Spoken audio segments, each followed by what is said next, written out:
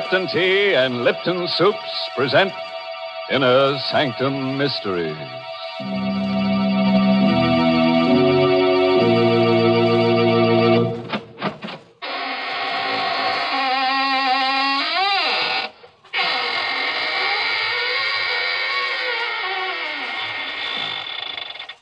Good evening, friends of the Inner Sanctum. This is your host opening the squeaking door for another session of the AGGMS, the Association of Ghouls, Ghosts, and Midnight Spirits. Oh, may I see your membership card as you enter, please? What's that? Oh, no, it's not a printed card. All you have to do is show me your wrist. If there's any blood pulsing in your arteries, then you don't belong here tonight. Better come back and try some other time. After you've passed your mortuary tests. Well, Mr. Host, I'm afraid I don't qualify as a member of your AGGMS, Association of Ghouls, or whatever it is. But I am a charter member of the ILLB Society. The ILLB? What's that, Mary? It's a new one on me. Why, those initials stand for I Like Lipton's Best. To join this club, all you have to do is see that the tea in your teapot is always Lipton's. The club password isn't a word at all. It's that familiar sound of appreciation, mm-hmm. For really, Lipton tea is delicious, as zestful and spirited as can be. And the reason? Very simple.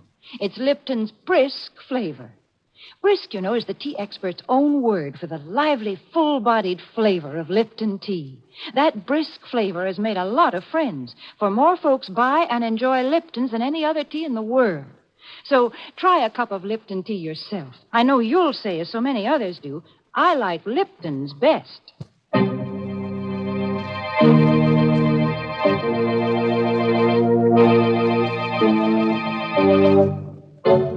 And now for tonight's Inner Sanctum Mystery. It's an original radio play by Emil Tepperman called Make Ready My Grave, and stars two radio favorites, John Banks and Richard Widmark. It's about a boy and a girl who've just been married. A piece of colored string, an open grave, and a hangman's noose.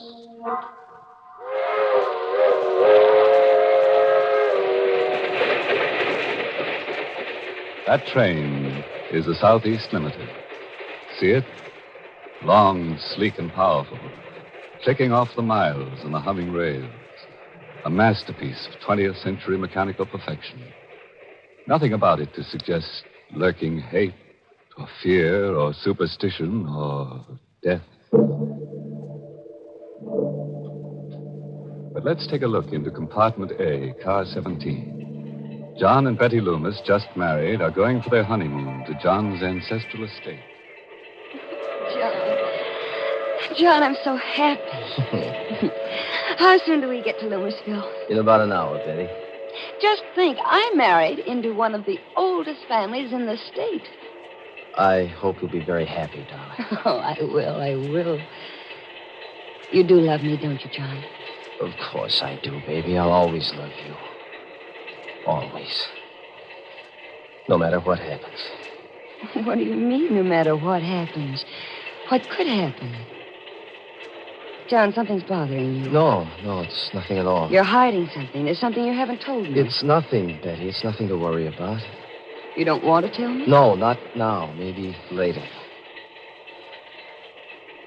Why are you playing with that piece of yellow string? What? You've been playing with it ever since we came onto the train. Gosh, I never noticed. I watched you. You've been tying a knot in it. A knot? Good Lord. I must have tied it without knowing what I was doing. You've tied it into a noose. A hangman's noose. I don't know how I came to make it or where I picked it up. Well, it's only a piece of string. Yes, it's only a piece of string. Betty. What is it, John? Here, take this. A gun? Take it. But why? If I should ever try to... If I should ever try to strangle you, please listen to me.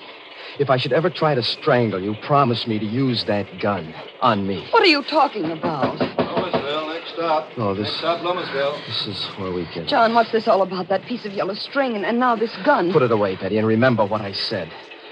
Don't ever forget it.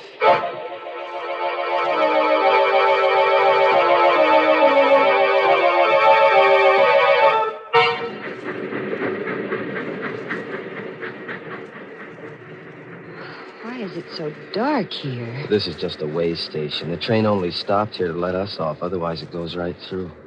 Oh? I thought Loomisville was a big town. Well, it used to be 100 years ago, but now there's only the Loomis estate. Are we far from the estate? About 2 miles. Old Herman Galt should be here to pick us up in the station wagon. Herman Galt? Mm-hmm. He's the handyman. There's been a Galt working for the Loomis family for the last 150 years. John, I don't like it here. Dark, and that wind. The devil can Galt be? I wrote them what train we were taking. I'm right here, What? Mr. John. Oh, Galt, you frightened my wife. I'm sorry, ma'am, if I scared you. Oh, that's all right. It was just the way you spoke so suddenly out of the darkness. If you'll follow me, I've got the station wagon back here. John, he doesn't like me. Galt? No, that's just his way. He's very devoted to the family. Wait till you get to know him. I don't think I care to.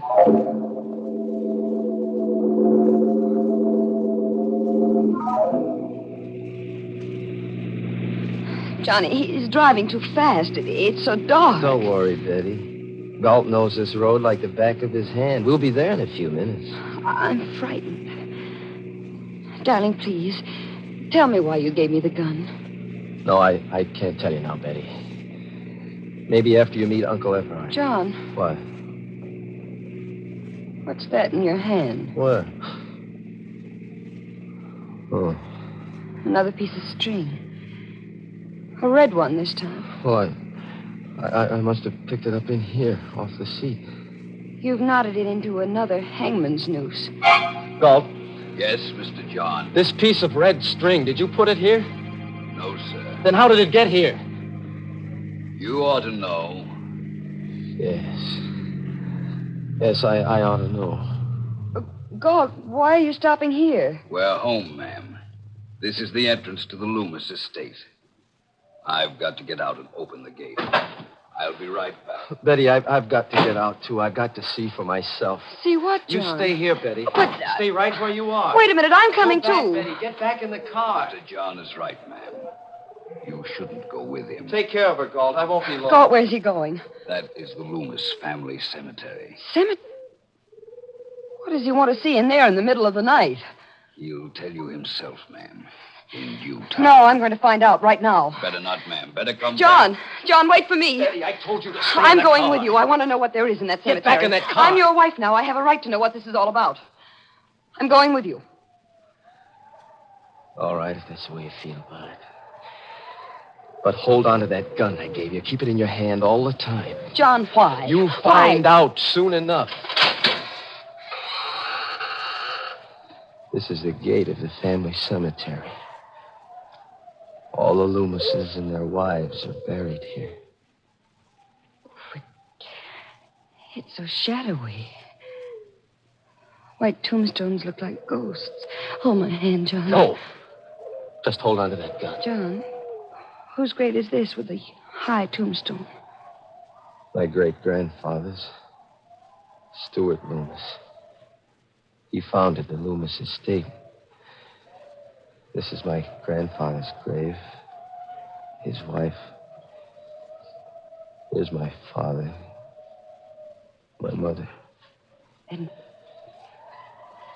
that's all. That should be all. What do you mean? Come over here. This is what I came to see. This is what I've been afraid of. John.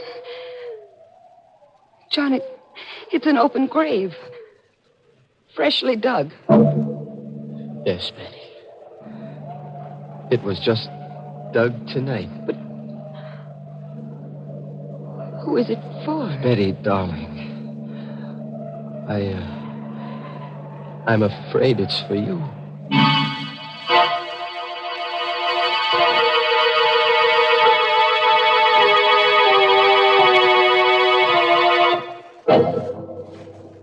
Well, what's poor Betty letting herself in for? With a fresh grave waiting for her on a honeymoon. And a husband who ties little strings into hangman's nooses. But come to think of it, Betty's a lucky girl at that. How many girls who get married nowadays can count on finding a nice, snug place all ready for them to lie down in and rest? In peace. Gracious, Mr. Host, Betty doesn't seem like a lucky bride to me. Why, most brides have things much easier because there's so many things today to help them make their marriage a success. For example? For example, Lipton tea. With Lipton tea on the pantry shelf, a young bride today has a much better chance of making her home a happy one. Just the other day, I was talking to a friend who just got married. As we sat there in her kitchen sipping our Lipton tea, me occupying the only chair and she perched on the kitchen stool, she said, Mary, it was silly of me to worry about being able to cook the things Jack liked. It's not nearly as difficult as I imagined. Take this Lipton tea here. It answers the whole beverage problem as far as Jack is concerned. He's happy as long as he has Liptons morning, noon, and night. Well, I told her I could understand that, because most husbands I know about are partial to Lipton tea. And it's because of the extra satisfaction that's in Lipton's wonderful brisk flavor. Satisfaction, did I say? You just try Lipton tea and see if that isn't an understatement. Try Lipton's tomorrow.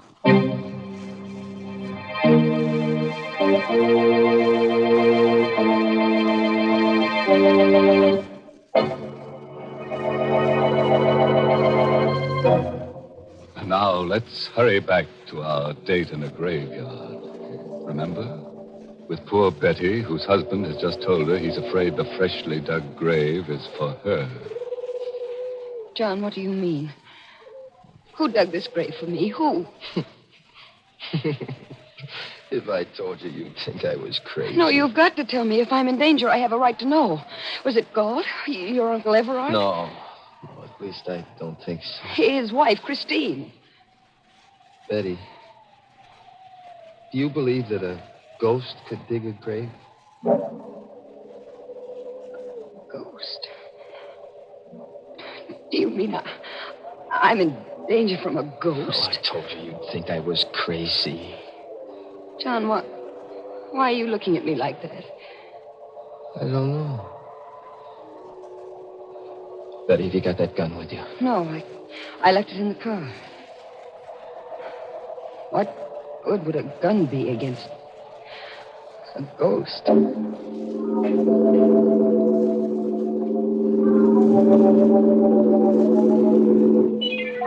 There's the station wagon still waiting at the gate, but I don't see Galt. Maybe he went up to the house. Galt, where are you? Hello there, John. What's up? Uncle Everard. What happened to Galt? He came up to the house. Said you'd gone into the cemetery. So I thought I'd better come down. Oh. Is it there? Yes, it's there. A freshly dug grave. Uncle Everard, this is my wife, Betty. Who are you, Betty? Hello. You saw the grave too, Betty? Yes, and John says he thinks it's for me. I'm afraid I don't understand all You this. haven't told her anything yet, John? Well, just a little. I couldn't bring myself to. I think it's time you did.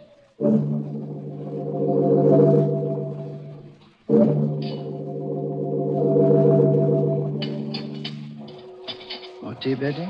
Thank you, Uncle Everard. I will have a little more. You, John? No, thanks. Too bad Christina's ill. She's upstairs in our room. But I hope she'll be better by tomorrow. You can see her then. Maybe. What do you mean? That grave out there.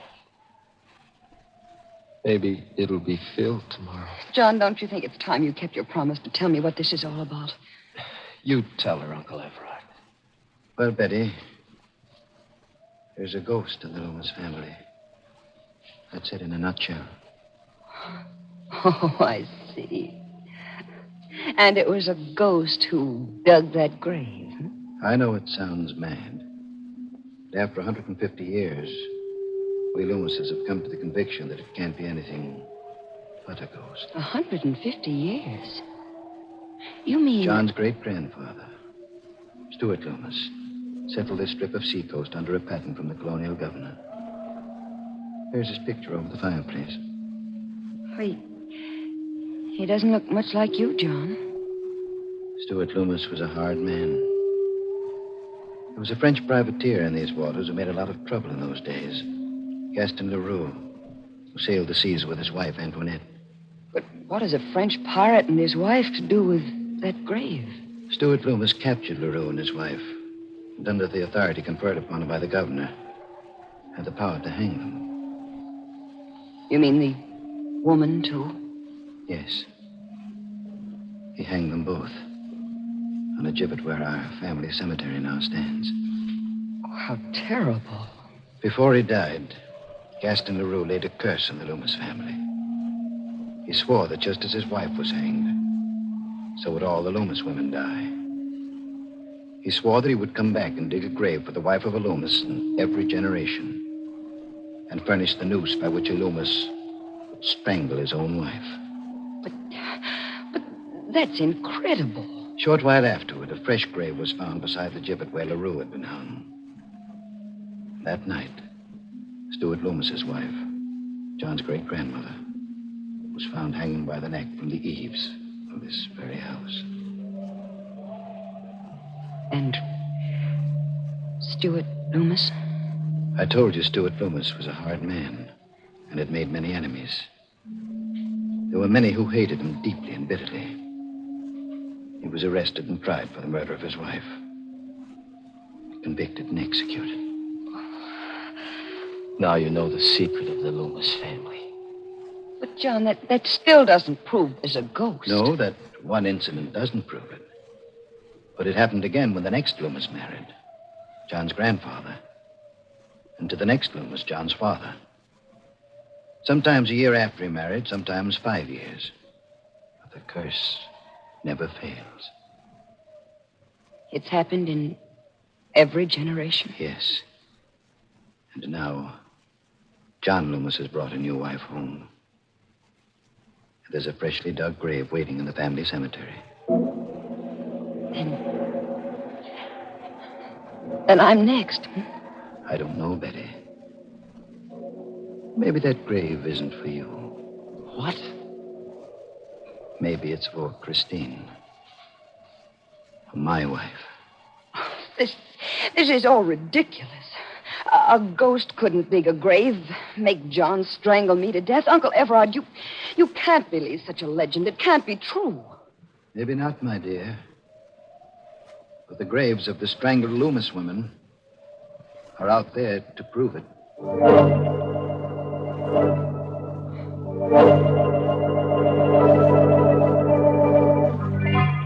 Well, this is your room, Betty.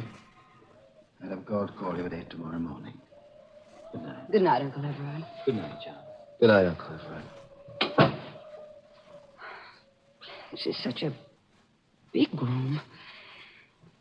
It's so gloomy. The whole house is like that. It lies gloomy and sullen under the Loomis curse. Oh, Betty, I love you so much. We'll beat the curse together. Let me go, darling. I want to change my clothes and wash. All right. There's the bathroom over there. I'll only be a minute. All right, darling. Oh, it's a lovely bath. Betty, what is John, it? quick. What? Look. Hanging from the shower bar. What? A hangman's noose. It's a real one this time. Of rope. Ready to hang someone. Who put it there? It's the Loomis curse. We can't get away from it. No ghost could have hung that rope there. Let's call Uncle Everard. All right. Have you got the gun with you? No, it's in my handbag. Well, get it. But, John... Get it, I say. All right, John. Here. Here, I've got it. All right, now keep it with you all the time. And don't be afraid to use it. On me, if necessary. All right, let's get your uncle. This is his room. I wonder if I ought to wake him. It might upset Aunt Christine. She's sick. We've got to wake him. Better knock harder. Well, it wasn't locked. Call him. Uncle Everard. Uncle Everard? He doesn't answer. But there's a light in the room. Push the door further open. All right. Well, there's nobody in the room. The bed's empty. Uncle Everard? Aunt Christine? Maybe in the bathroom. The door is open. Betty! John, What? Aunt Christine. She's hanging by the neck. She's dead. It's the same kind of a noose as in our bathroom. Uncle Everard hanged her. It's the Loomis curse catching up with us.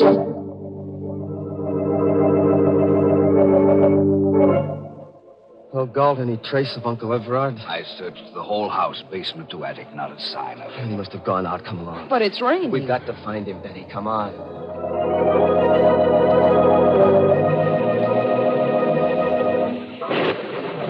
So dark out here, how will we ever find him? I have a flashlight, ma'am. You look. What? Fresh footprints in the slush. Oh, they must be Uncle Everard's. They lead down toward the cemetery. Come along, Galt. Here, Mr. John, you can see for yourself. The footprints lead right to this new grave. But why did he come here? There's the answer, Betty. A cross at the head of your empty grave. Throw your flashlight on it, Galt. There's something written on it. It says, Christine Loomis. Betty, what is it? Look. Over there. Another grave. He's dug another one. There's a cross on this one, too. Does it say anything? Yes. Yes, it does. It says, Betty Loomis.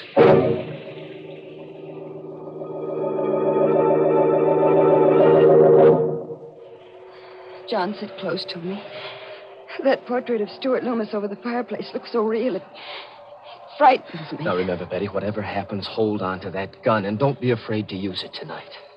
Where is Gold? He ought to be here soon. He went to look for some weapons. Here I am, Mr. John.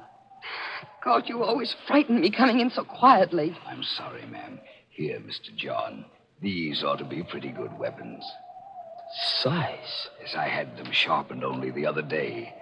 They could slice a man's head off in one stroke. Take one, Mr. John. Thanks. But I'd hate to use it on Uncle Everard. If he shows up tonight, you'd better use it. Maybe he's come back into the house through the back way. I'll go through the house again if you'd like. This time I'll start with the attic. Be careful, Galt. I will, Mr. John. John, I don't like him. Galt?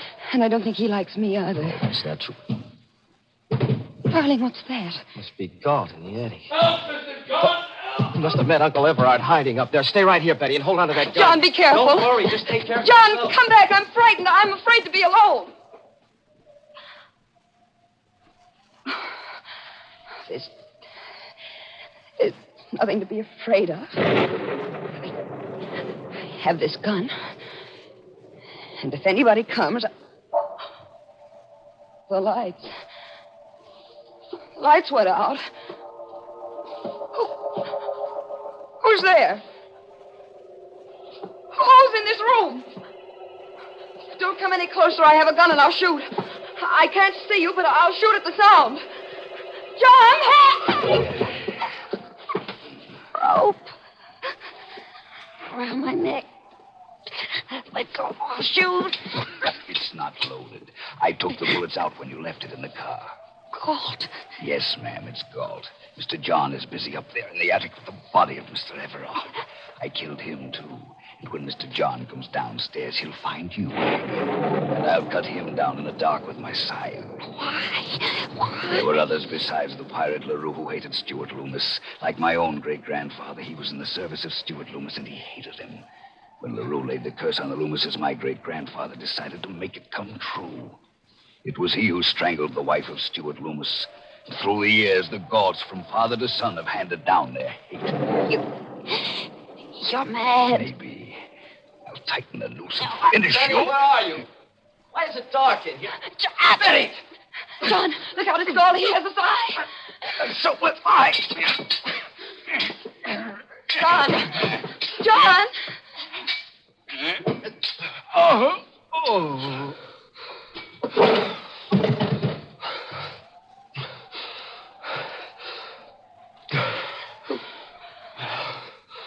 Who is it? Oh, darling. Darling, where are you? Here, John, here. Oh, darling. Betty, we finished forever with the Loomis curse.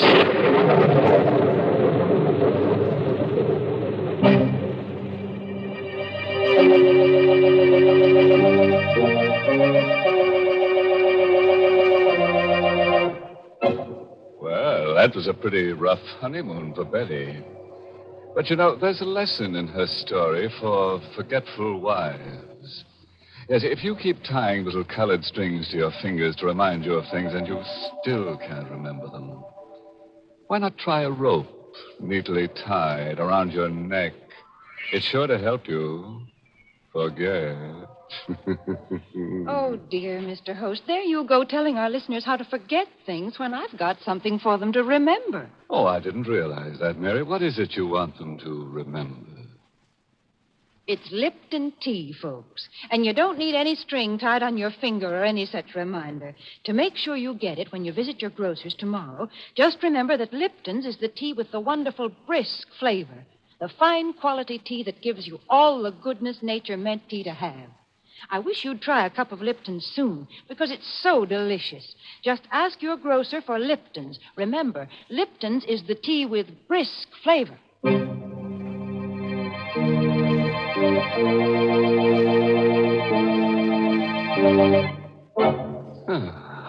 And so our evening's over, with the usual quota of corpses to qualify for the ghoul school. We're working on a special matriculation for bachelor ghouls. In case you didn't know, a bachelor ghoul is one who believes that two can die as cheaply as one. Oh, by the way, this month's Inner Sanctum mystery novel is I Hate Blondes by Wolf Kaufman.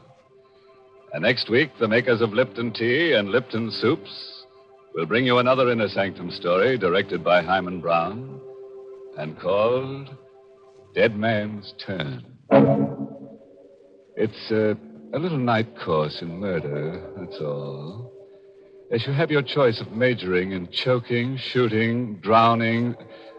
But why don't you just listen in to Inner Sanctum next week and you'll get all the inside dough. Oh, yes, next week part of the country goes on daylight saving time. If your area remains on standard time, tune in to Inner Sanctum 1 hour earlier. Until then, good night. Pleasant dreams.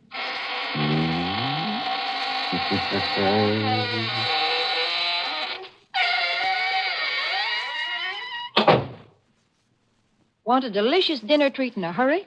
Then Lipton's noodle soup mix is the thing for you. In just a few quick minutes, you have a grand-tasting chickeny soup ready to serve. Lipton's noodle soup is full of tender, golden noodles and seasoned to perfection. And it's economical, too. Costs less and makes lots more than ordinary canned soups. Just ask your grocer for Lipton's noodle soup mix. Your family will love it. And don't forget to tune in next week for another Inner Sanctum mystery. This is CBS, the Columbia Broadcasting System.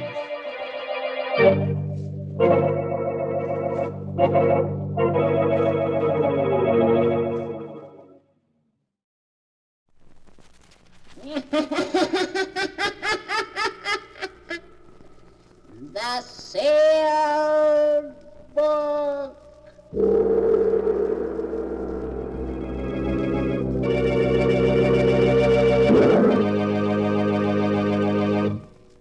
Once again, the keeper of the book is ready to unlock the ponderous volume in which is recorded all the secrets and mysteries of mankind through the ages, all the lore and learning of the ancients, all the strange and mystifying stories of the past, the present, and the future.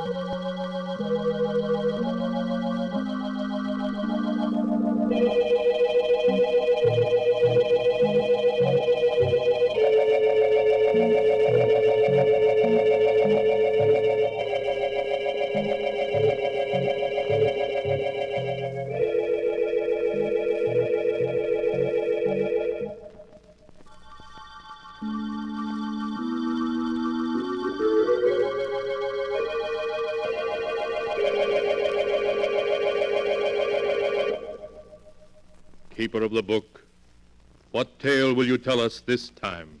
First, I must unlock the great padlock which keeps the sealed book safe from prying eyes.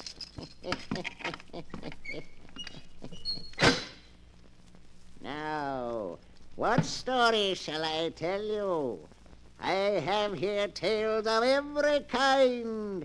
Tales of murder, of madness, of dark deeds, and of events strange beyond all belief.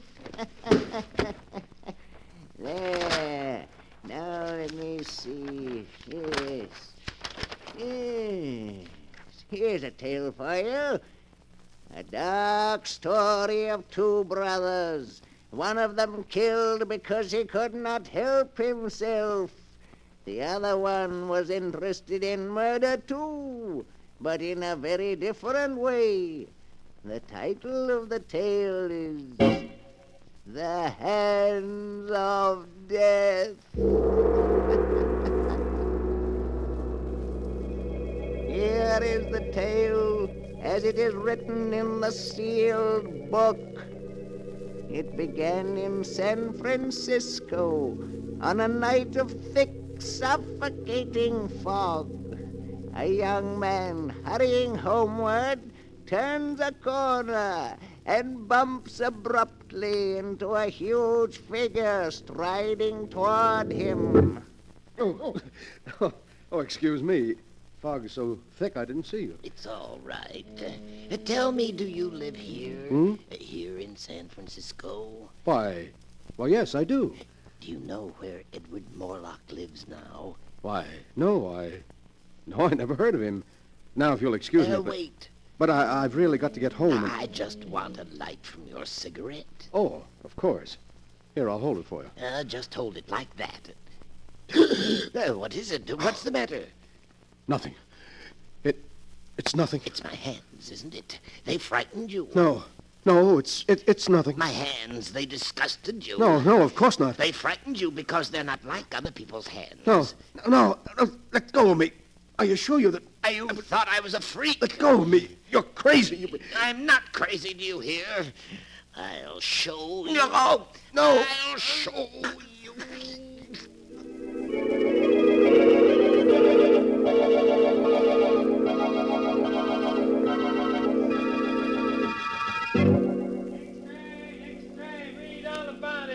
Sanctum strangler in San Francisco, victim killed in fire,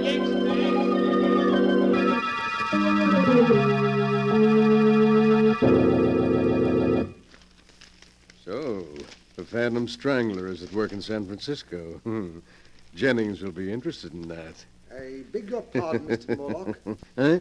Oh, yes, Jennings? The postman just brought this package, sir. Oh, package, eh? Give it to me. Yes, sir.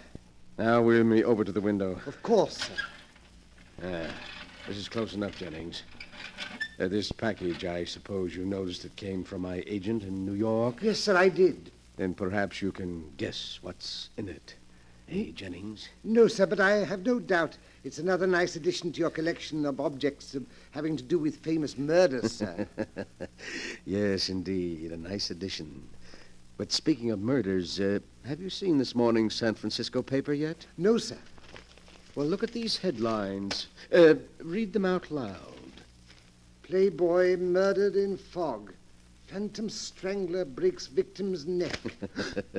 Then he's back. Your brother Kane is back. Yes, back in San Francisco, looking for me. And he'll keep looking for you. And if he finds you, he'll kill you. Yes, he's dedicated his life to that purpose. And all because he feels I cheated him out of his share of the money our father left us. Oh, it's a great pity. Yes, sir. Of course, we know the truth. Quite so. As you say, we know the truth. However, I hardly think Kane will find me here. No, sir. So we'll forget about him. Jennings, tomorrow afternoon, a neighbor's dropping in for tea. A neighbor, sir? Yes, Inspector Tennant, the head of the local police force. He's coming to view my little collection. Of course, sir. He may bring a friend with him, so have plenty of everything. Yes, sir. Well, that's all. What are you waiting for? Excuse me, sir. I wanted to speak to you about this check you gave me yesterday for my month's salary. Well, what about it? It's for the usual 500, isn't it? Yes, sir, but you see, Mr. Morlock, I've been thinking in these times I ought to have more. More? Just how much do you consider your services worth, Jennings? Shall we say 1,000 a month? 1,000 a month? It's quite reasonable, I think. After all, if I were to tell the authorities all I know about your father's will, and how it happened that the entire fortune came to you and none to Kane... Never mind, Jennings. I'll make out another check. Thank you, sir. But be careful you don't drive me too far, or you may regret it. Oh, I think I'll be safe enough, Mr. Morlock. After all, confined to that wheelchair as you are, you need me. That's enough.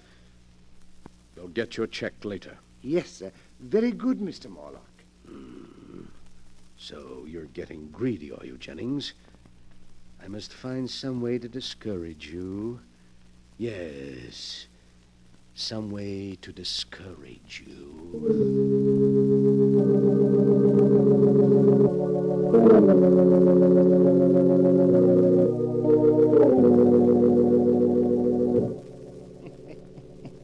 The next afternoon, Edward Morlock, the strange, crippled collector of murder relics, enjoyed himself thoroughly playing host to Police Inspector Tennant and Mr. Norman Smith, a criminologist friend of his. He began by showing them his latest acquisition, the one that had come by mail just the day before. And now, gentlemen, look. A cashmere shawl? Yes, but no ordinary cashmere shawl. Until last month, it was owned by two very old sisters who lived in a dingy house in Baltimore. In Baltimore? Yes. You mean that's the shawl? Exactly, gentlemen. That's the shawl with which the two old ladies were strangled by a sneak thief. Well, I'll be darned. It's a prize worthy even of my collection, which is, I flatter myself, the most complete of its kind ever assembled. Funny hobby, I'd call it. Every man to his taste, Inspector. Murder is your business, but it's my hobby. Now, if you'll just pull back those curtains there, the rest of my collection is on the shelves behind them. These curtains? That's right. Well, I'll be jiggered. This is most interesting, Mr. Morlock. Yes, I knew you'd think so. Look there on the wall. An authentic headsman's axe. It was used in the brutal murder of the Baron de Morlaix, an ancestor of mine in the 15th century. And right there below it is the blood-stained dress worn by one of the victims of Jack the Ripper. And on the next shelf, you see...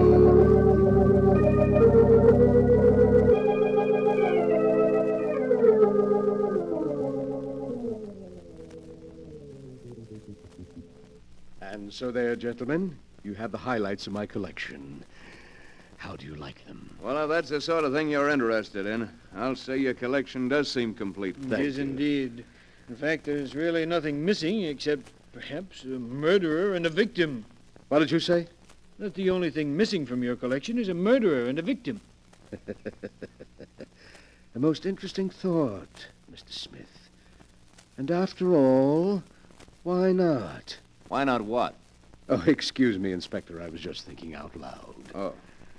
Well, I'm afraid we got to go now, Morlock. Hey, Smith? Yes, you're right, Inspector. It's been a great pleasure having you, gentlemen. And I do hope you'll call again.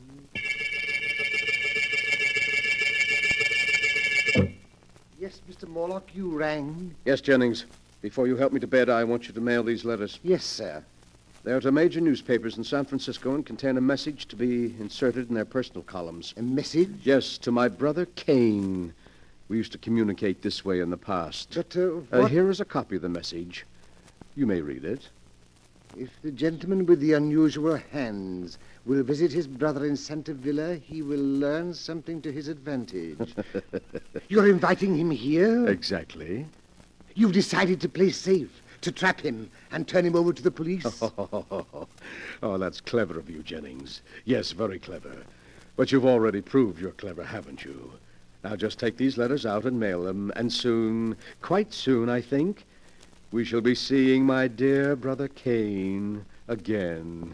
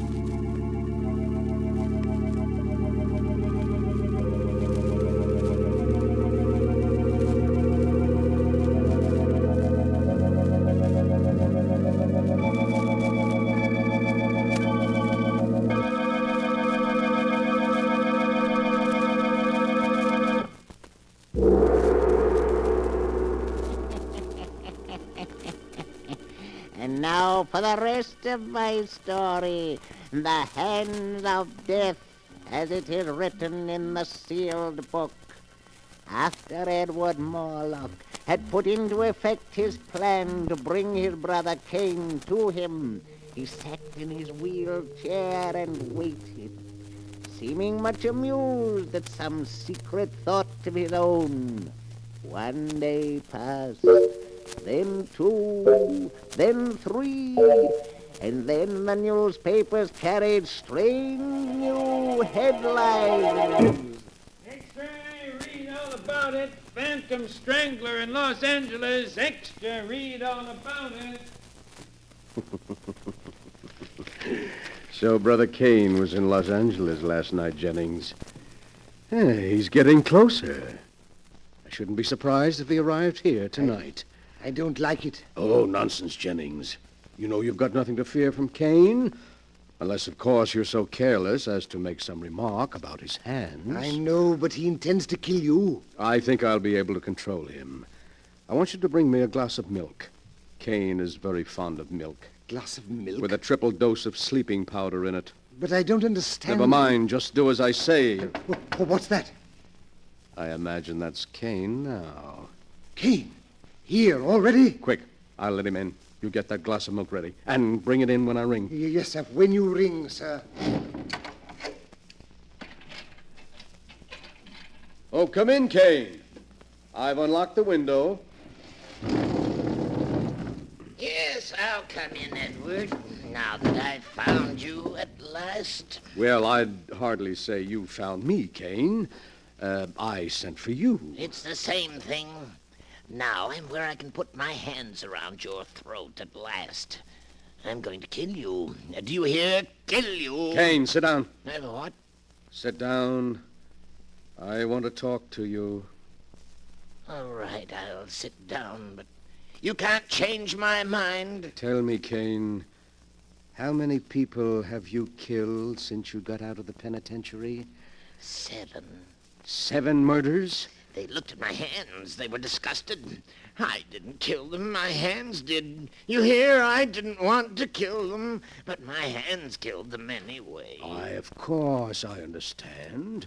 Your hands. Your great-grandfather had hands like yours, you know, Kane. Don't talk about it anymore. Of course not, Kane.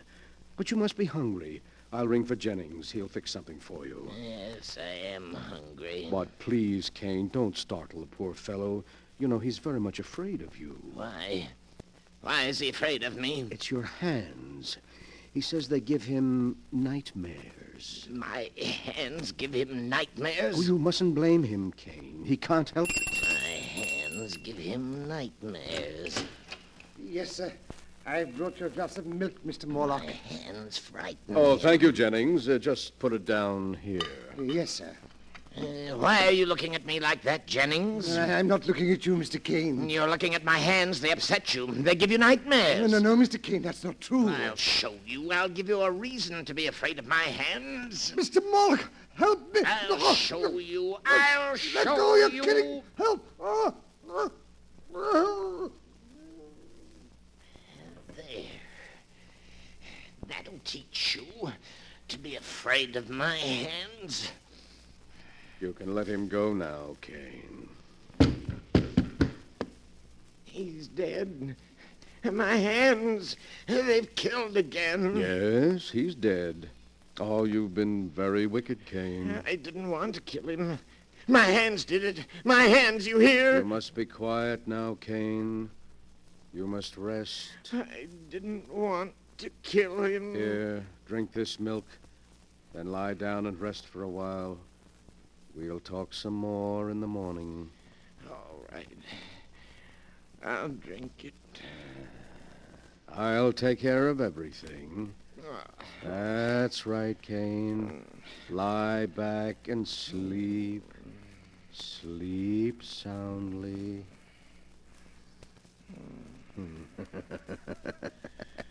So, you would blackmail me, would you, Jennings? And you would kill me, would you, Kane? But I've been too clever for both of you.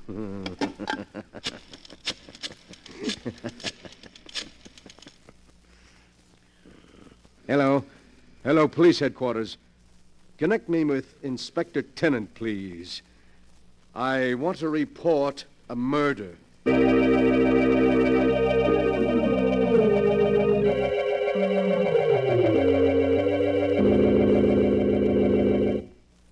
And so, there you are, Inspector. Kane was in the penitentiary for assault with intent to kill. Apparently, he escaped since then. He's been seeking for me, meaning to kill me. Good heavens, Morlock. Then he's the strangler who's been doing all these killings. Yes, I'm afraid so. Oh, and I never guessed until he showed up tonight to kill me, because he thought, you see, quite wrongly, that I had cheated him of his inheritance. Jennings bravely came to my rescue, and Kane throttled him. Then I tricked Kane into drinking some drugged milk, and, well, there you are. But Why, man? Why? Why did he kill all these people? Because of his hands. His hands? Well, you saw his hands. Tremendously strong. Not hands at all, really, but more like demon's claws. Cain is morbidly sensitive about his deformity. When he feels someone is frightened by his hands, he kills them. Just like that. It's a good thing we got him at last. You can take him along now quite safely, but be sure to keep him well locked up, Inspector, and don't let anyone get within reach of his hands.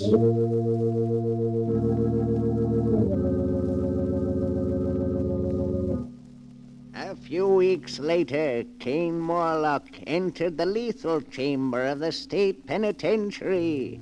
Edward Morlock, the condemned man's invalid brother, was one of the few spectators.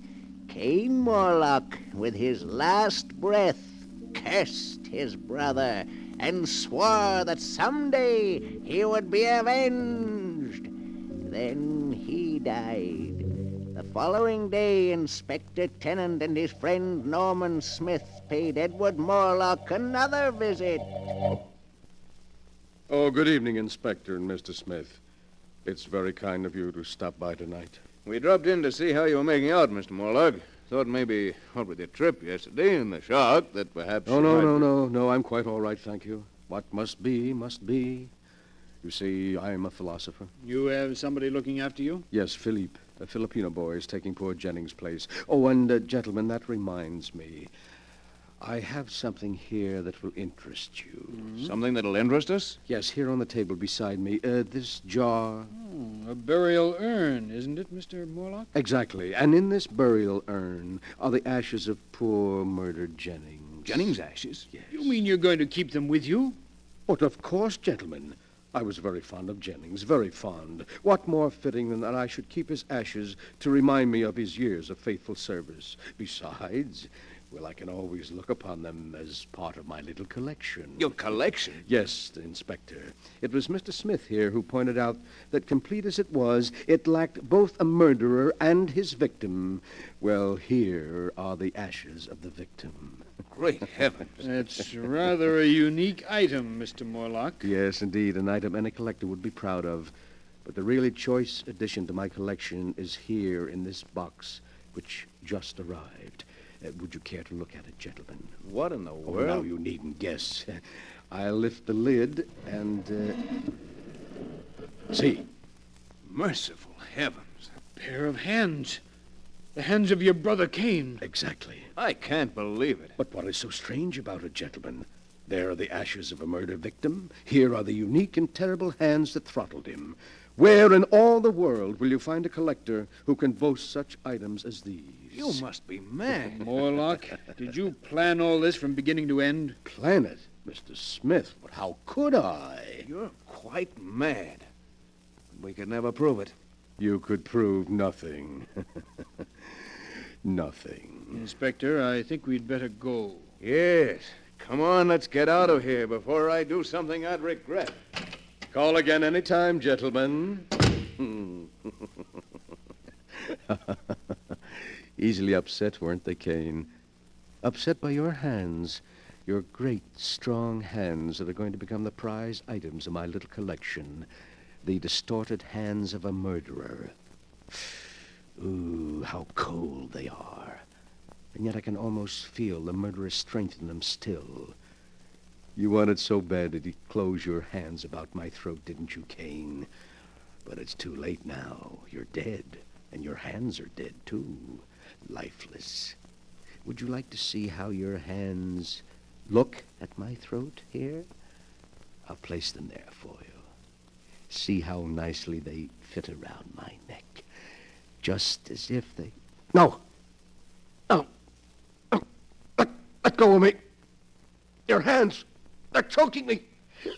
I can't breathe! Morlock, what is it? Where are you? Inspector, look. They're on the floor. Good Lord. It's Morlock. And... No, it can't be. His brother's hands are clutched around his throat. They've strangled him.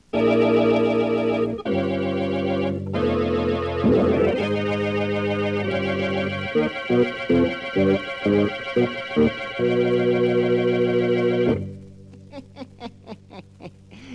that is the story of the Hands of Death, as it is written in the sealed book. Edward Morlock was quite dead when they found him, with his brother's severed hands about his throat. But they called his death heart failure. For who would believe that two dead hands by themselves could wreak the vengeance that Cain Morlock swore to have before he died? And perhaps it was heart failure. Perhaps Edward Morlock, thinking he felt the hands move, died of sheer terror. You'll have to decide for yourself which is true. The answer is not written here.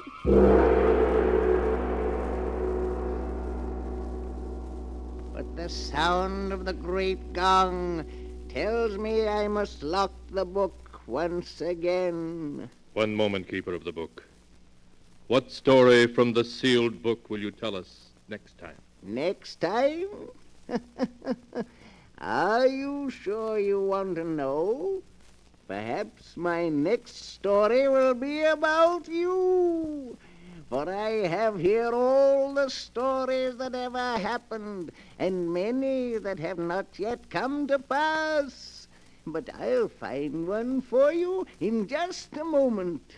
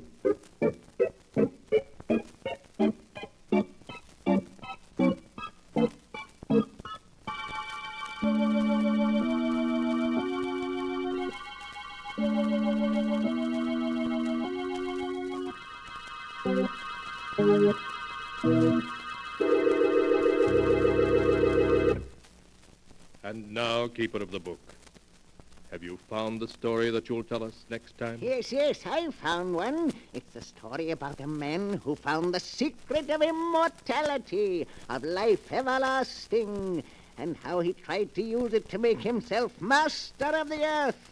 The title of the tale is The King of the World. Be sure to be with us again next time, when the great gong heralds another strange and exciting story from The Sealed Book. The Sealed Book, written by Bob Arthur and David Cogan, is produced and directed by Jock McGregor. Good evening, creeps. Tonight, your Mystery Playhouse presents Miss Leslie Woods in An Inner Sanctum Mystery. The title, A Ghost in the Garden. Now we're at your door, Mr. Host, so open it, won't you?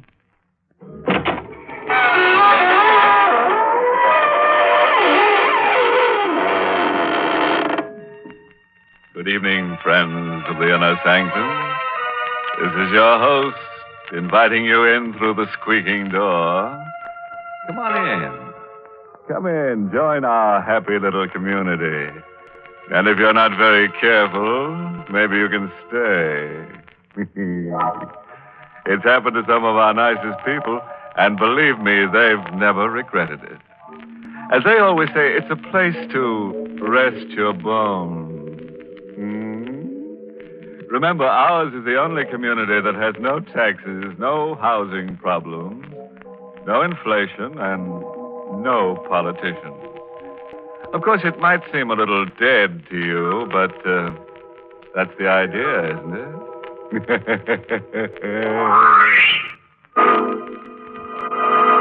Suppose we get down to brass tacks. And I do mean the ones that go around the edge of a coffin. Huh? Well, don't sneer. I've heard better jokes myself, but remember, he who laughs last laughs best. And, brother, when we in the inner sanctum laugh, we're laughing last. Meet Laura, a nice girl in her 30s who had an uncle and worried about it. It was a pleasant life at Green Tower. It was pleasant being mistress of the huge, time-worn house and the fertile acres that surrounded it, and the money that came in regularly. Always. It was pleasant being married to Tony, who was very handsome and very gay, and who, they said, had married me for my money. Well, perhaps he had, but he was fond of me anyway. I'm sure he was, even though he was younger than I. But only a very little younger. It was a pleasant life. Until Uncle Edward came home. Tony had gone out to the village, I think, to pick up something or other. I was alone. Tony, the door's open, darling. You know I never lock it. Did you have a nice time buying things, Tony? And who, my dear Laura, is Tony? Oh, Uncle Edward. Yes, but I haven't returned from the grave, my sweet. I didn't think you had. Hello, Uncle. That welcome could very easily be warmer and still not be overwhelming. I've been away a long time, and for a change, Green Tower seems attractive. Does it? Which is rather a pity. What do you mean? Selling it. You're not going to sell Green Tower. Oh, yes. Yes, I need the money. Uncle, you can't sell Green Tower. Well, it's mine. Of course I can sell it. But... And who is this Tony? Tony is my husband. Oh, really? Well, my congratulations. And I take it he thinks you own Green Towers? Yes. And thinks you have money as well? Yes. Uncle, I thought I saw someone in the garden. Uncle, please. Be still. It's so infernally dark out there, I can't see. Might be some burglar fellow. He was standing with his back to the room, peering out into the garden. Uncle Edward, who had been away a long time and who had come back at last to shadow my life. He was not a very big man, my uncle. And when I came close to him, I realized that he was barely as tall as I. Uncle. I can't make out a thing. Those blasted shadows. He was looking out into the garden for an imaginary burglar, while I stood behind him with the old French paper knife my mother had left me. I tried again. Uncle, please. Now, it's no use, my dear. No use. Go away and stop bothering me. He didn't even turn around when he said that to me, which made it quite easy when I... The knife went in smoothly. It kept on going into his back until I thought it would never stop. But the handle broke. Uncle Edward's body stiffened for a moment and leaned back intolerably against the knife. He groaned, and he fell. After a moment, I bent over him. He was very silent. As silent as the dark garden. As silent as death. My uncle had come home more than he knew. He wasn't very heavy. And he didn't bleed at all, which was nice. As I dragged him through the French doors into the softness and darkness of the garden. I hurried, because Tony would be coming home. The ground would be softest, I knew, under the rosebuds that I loved so. It was there that I dug a grave for Uncle. And it was there that I buried him. Under the lovely roses that would bloom again and again, not knowing or caring who lay beneath them. There was the sound of our car pulling up at the front door, but I was finished. Uncle was under the roses, with a paper knife still in his bag. And I was in the drawing room, at the piano, when my darling came in.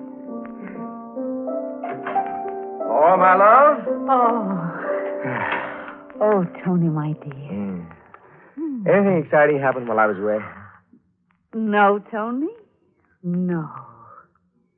Nothing ever happens here. Nothing.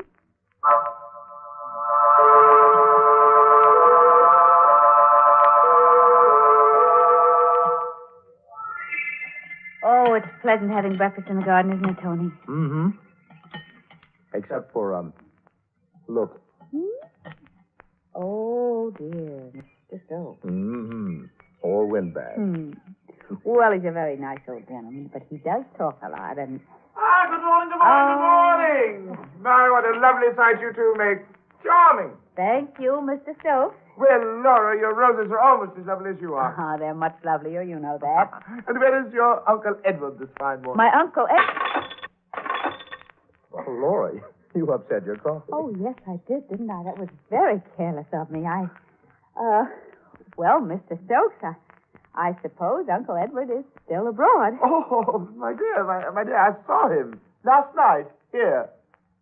Here? Well, on his way here, at any rate. I was driving. It was quite late. I saw him coming down the road. Oh, it wasn't Uncle Edward. No? No, well, isn't that funny? Well, I thought I could have recognized him anywhere. It wasn't Uncle Edward. Well, yes, of course. You know better than I, of course. Well, I must be getting old, eh? Well, that reminds me. Mrs. Stokes will have my head if I don't hurry back home. Goodbye, goodbye. Goodbye. Who's, Uncle Edward, Laura? My uncle. Oh, I could have guessed that. Oh, yes, of course. I mean, my mother's brother. A poor relative? Why do you ask that? Well, you seemed so upset when Stokes mentioned his name. Oh, well, he is a bit. He sponges. I wouldn't have liked him. No, I don't think you would. So, isn't it lucky it wasn't Uncle Edward?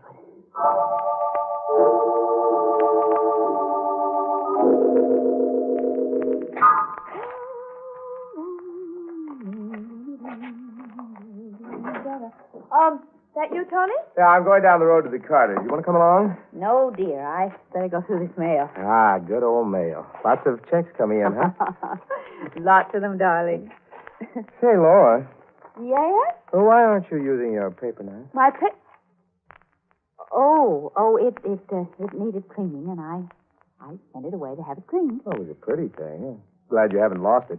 But I thought I noticed it around last night. No, I sent it away a few days ago, when I went into town. Uh-huh. Well, I'll see you later. Bye. Bye, until later. And please, Tony, please forget about my paper knife. Please, Tony, forget about it.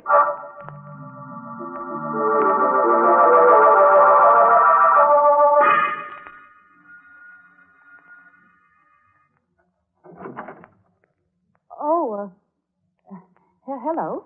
Hello. You'd be the niece, huh? The niece? Mind if I come in? Well, no, not at all. Very nice. Very nice. We like it. Bet you do. Now, where's Ed Cheney? Ed Cheney? You can tell him his old pal Thrail is here and waiting. Oh, well, I'm afraid you've made a mistake. What kind of mistake? There's no Mr. Cheney here. Look here, my girl. This is Green Towers, isn't it? Yes? You're Laura? Yes? And tell your Uncle Ed I'm here and waiting. Well, he isn't here. He got here sometime yesterday. Asked me to come here today. But I'm here. I'm terribly sorry, but he's away. He's abroad. He is not here. Oh. Owes me some money. Oh, he does. Yes, 5,000. I see. I don't care what I say. Why not? All I care about is the money. But I wait for him. Well, you You can't. told me he was coming here yesterday. Today hasn't come. All right, I'll wait. Oh, well, it might be very awkward. Suppose Yeah?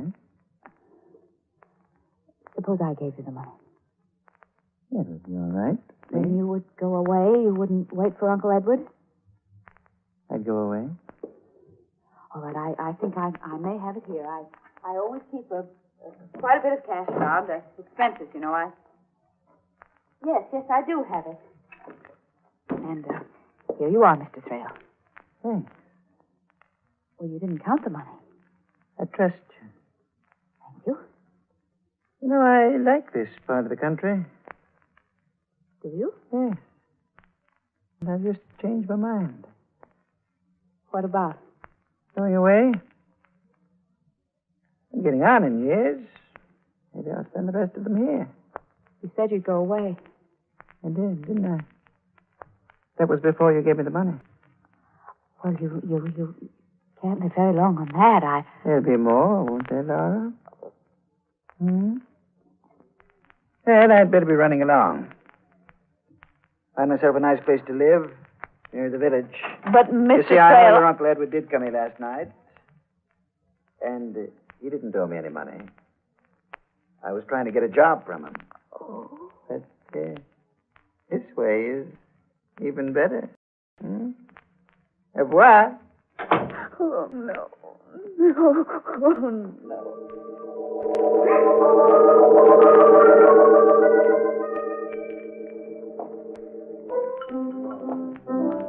Well, gents, it's getting late. I'll be going to my new little gray home in the west, eh? That'd be nice. Good night. Old man Thrale will be back, though. Buy all the drinks he can stand.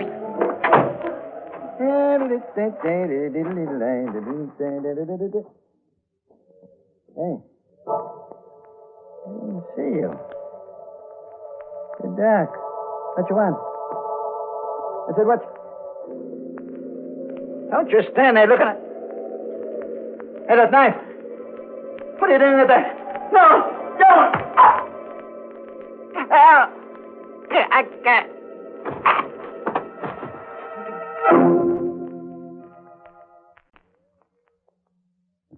Well, you're all here waiting, eh? What's the matter? You brave or something? Oh, you are.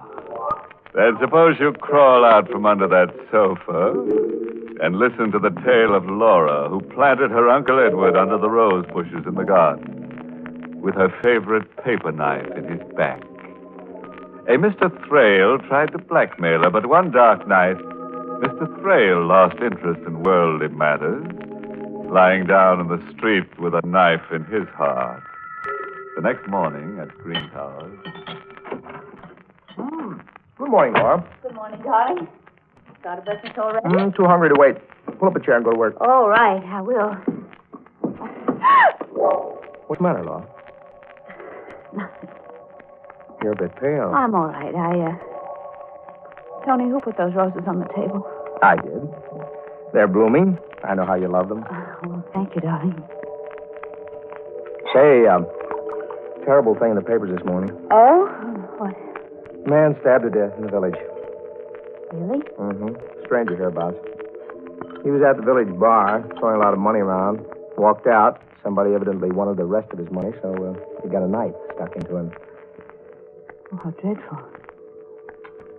What was his name, Tony? It was a funny name. Hard to remember. Oh, yeah. Thrale. Yeah, that's what it was.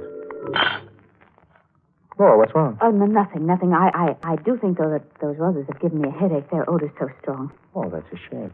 Well, I'll get rid of them. Will you? Thank you. I'll go and lie down for a while. Maybe my head will feel better. Yeah, you do that. Yes, I may even be able to sleep again.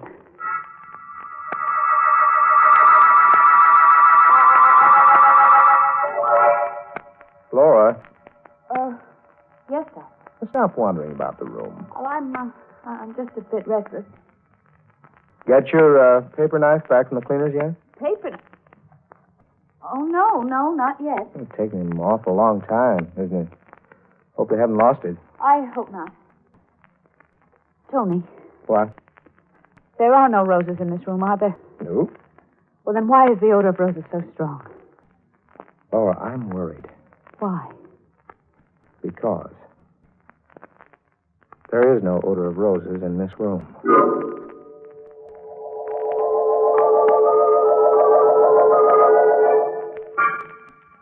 Good night, Tony, darling. Laura, are you sure you don't want me to stay with you at night? No. Run along to your own bedroom. You're not looking well. I'll be all right. Well, yell if you want me. Good night. Good night, Tony. Good night.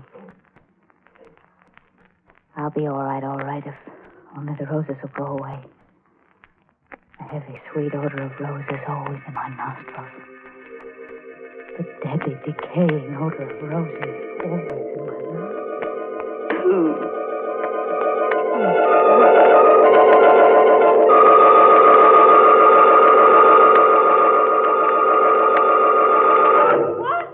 What?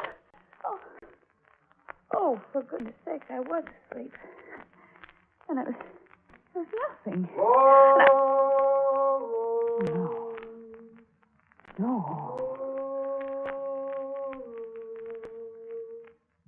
Oh, no, I don't hear anything.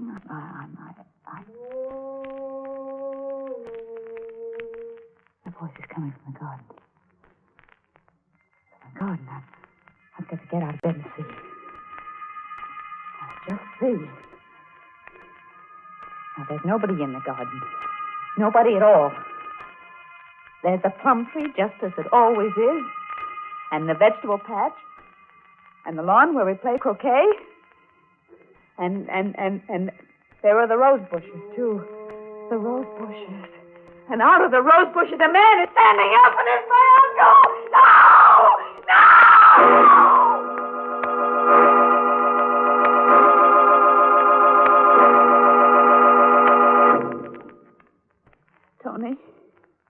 Tony, what did that doctor say? The consultant, I mean. I don't know. He's stopping by in a little while. He seemed a very strange man. Well, psychiatrist often... I knew he was a psychiatrist, darling. Tony, do you think Of course not. Because it's only that I smell roses when they're on. You're not crazy, Laura, and for heaven's sake. That must be the doctor now. Now, you'll be a good girl. I'll see him, and I'll be back very soon. You try to sleep? Yes, darling. But I couldn't sleep. The odor of roses was so terribly strong. I thought, well, perhaps if I got out of bed and lay down on the floor where the fresh air in the air conditioning machine was strong, perhaps there I'd be more comfortable. But... And for a moment I thought it was funny as I crawled about a bit on the floor on my hands and knees until I found the place where the fresh air was supposed to come from.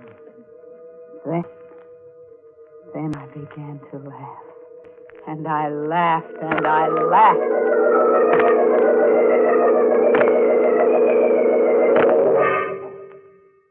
That night I waited till he slept. And I went downstairs into the cellar. And straight to the air conditioning machine which kept the house so fresh.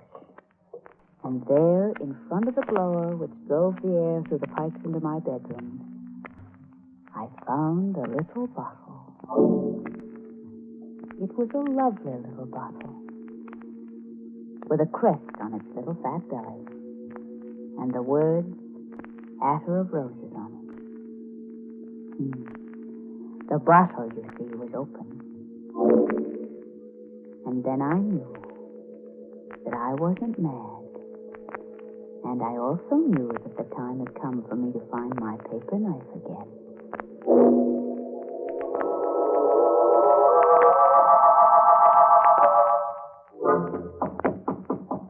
I'm awake, Tony. Brought you your breakfast. Thank you, darling. Put it down. I won't eat it just yet. All right. Hey, you had a good night? I had a wonderful night. Tony, I think I'm going to be well again. Good. Help me out of bed, darling, will you? Sure, all right. Just put your arms around me. All right. There, I'm up. Oh, don't be in such a hurry to take your arms away, darling. Hold me close. Oh, Laura, you... Ooh. Darling, I forgot to tell you. What? My paper knife came back. If what? Yes, I have it now in my hand. The hand that's behind your back, Tony. Laura. Yes, Tony, here is my paper knife. You can take your arms away from me now, Tony. It was quicker with Uncle Edward, but I think you'll die anyway, Tony. Yeah. Good doctor. Maybe there's a chance. Maybe. Oh, no, doctor. Why? I found the bottle of perfume you placed in the air conditioner that you were using to drive me mad. Bad. Bad luck. Very bad luck, darling. You saw me kill Uncle Edward, didn't you? You were the one in the garden, weren't you? Yeah, saw you. And then when Thrale came, you knew about him and you killed him, didn't you? Of course. Couldn't afford to have you give him money. Money. Who's going to be mine? Oh, Tony. Oh, Tony, didn't you know it was yours anyway?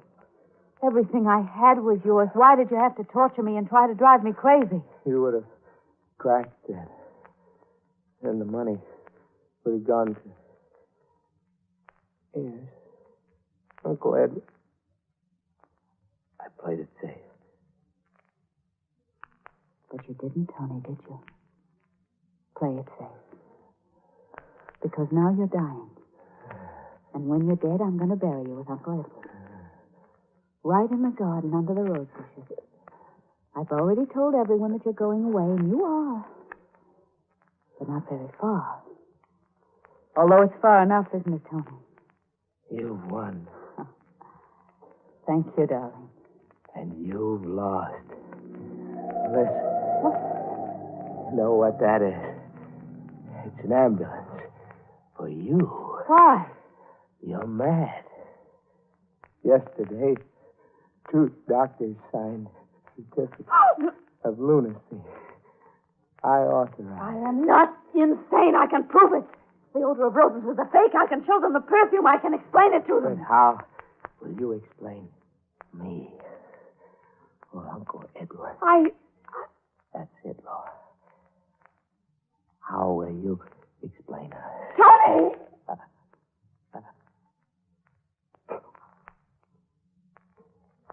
Tony. Tony! Wait! Wait! What am I going to do? If I prove I'm sane, they'll hang me. And I don't want to be hanged.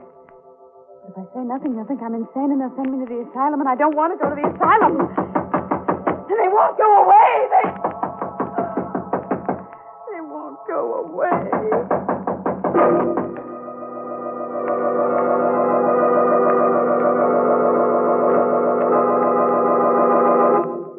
Well, that's the end of poor Laura, who was a handy girl with a paper knife, but who didn't do so well with her spring planting.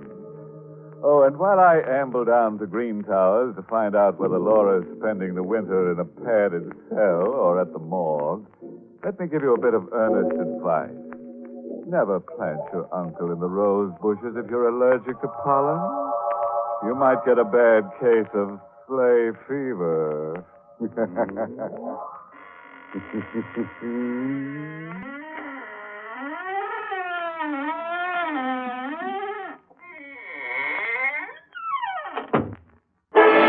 Sanctum has been a presentation of the United States Armed Forces Radio Service, voice of information and education.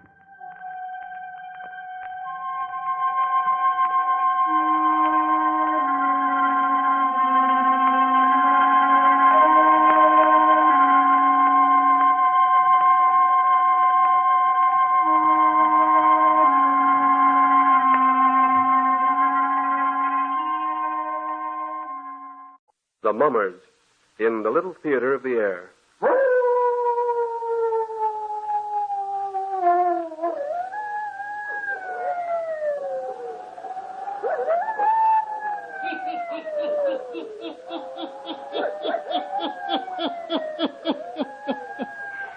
Ghost. And murders, too. The hermit knows of them all. Turn out your lights. Turn them out. Have you heard the story?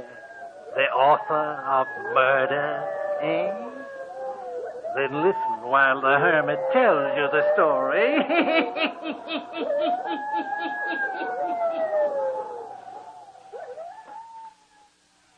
Hazel Clinton. Well, I'm glad to see you. Come here and sit down. Let me look at you. It's good to see you again. It's good to see you again, too. Only seen you once since your marriage. Where do you and Lyman hide out? And how is that author husband of yours, anyway? Well, it's your fault you haven't seen us. Been invited 3 times, you know. And couldn't get away. Besides, why do you live way out in the wilderness?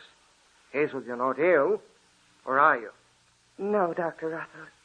It isn't I. Bob. Not Dr. Russell to you, my dear. It's easier to call you Dr. Russell on a call like this. What can I do for you, Hazel? Here. Want to smoke? Have a cigarette. Thanks. There now. I came to talk to you about Lyman. Yes? Is he ill, Hazel? It's worse than that.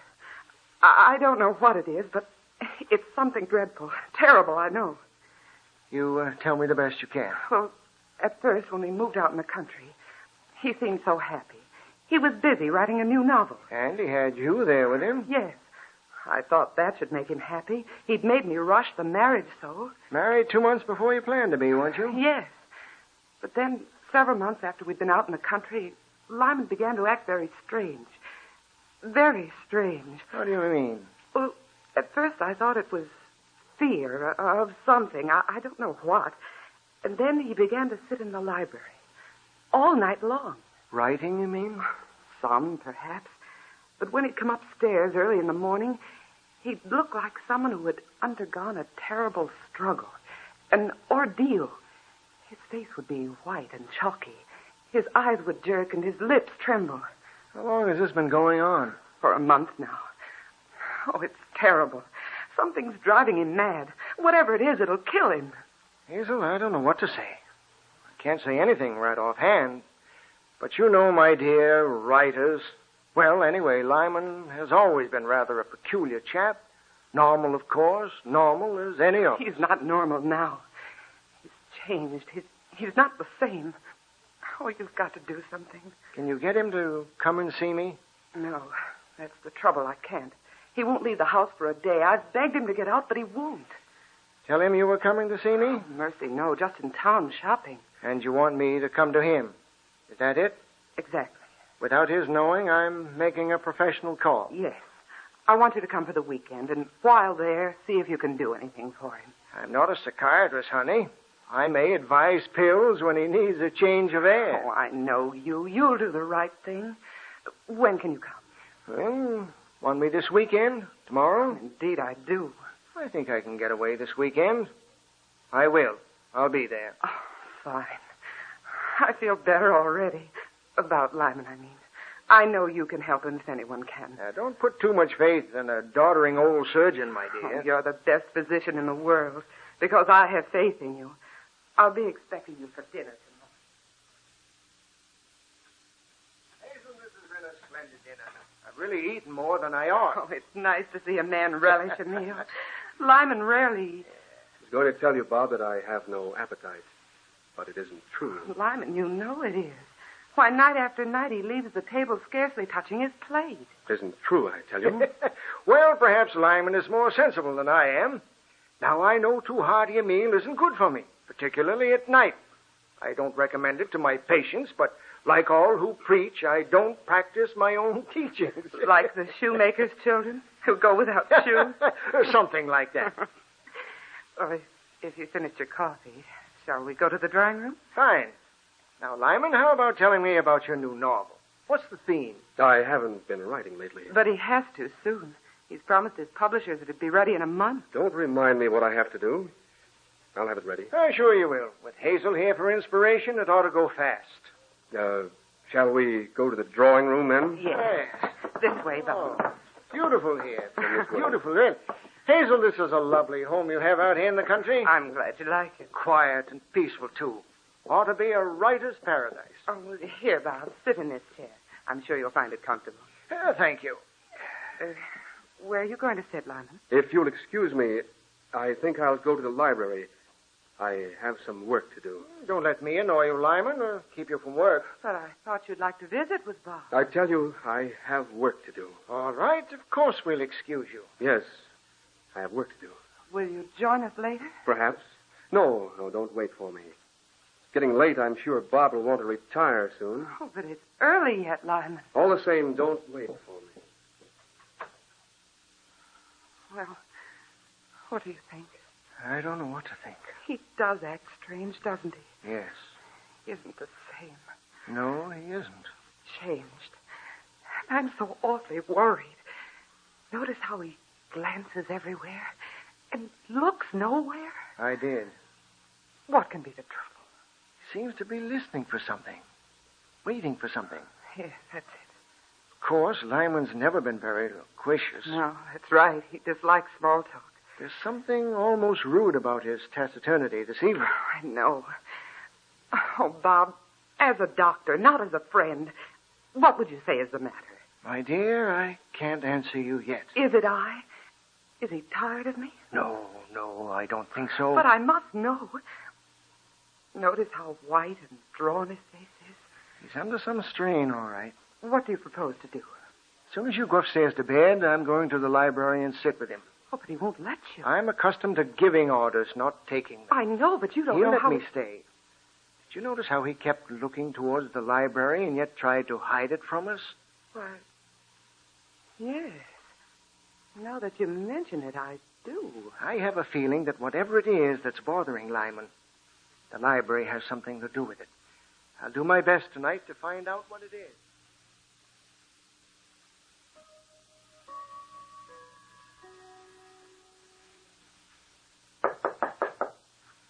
Who is it?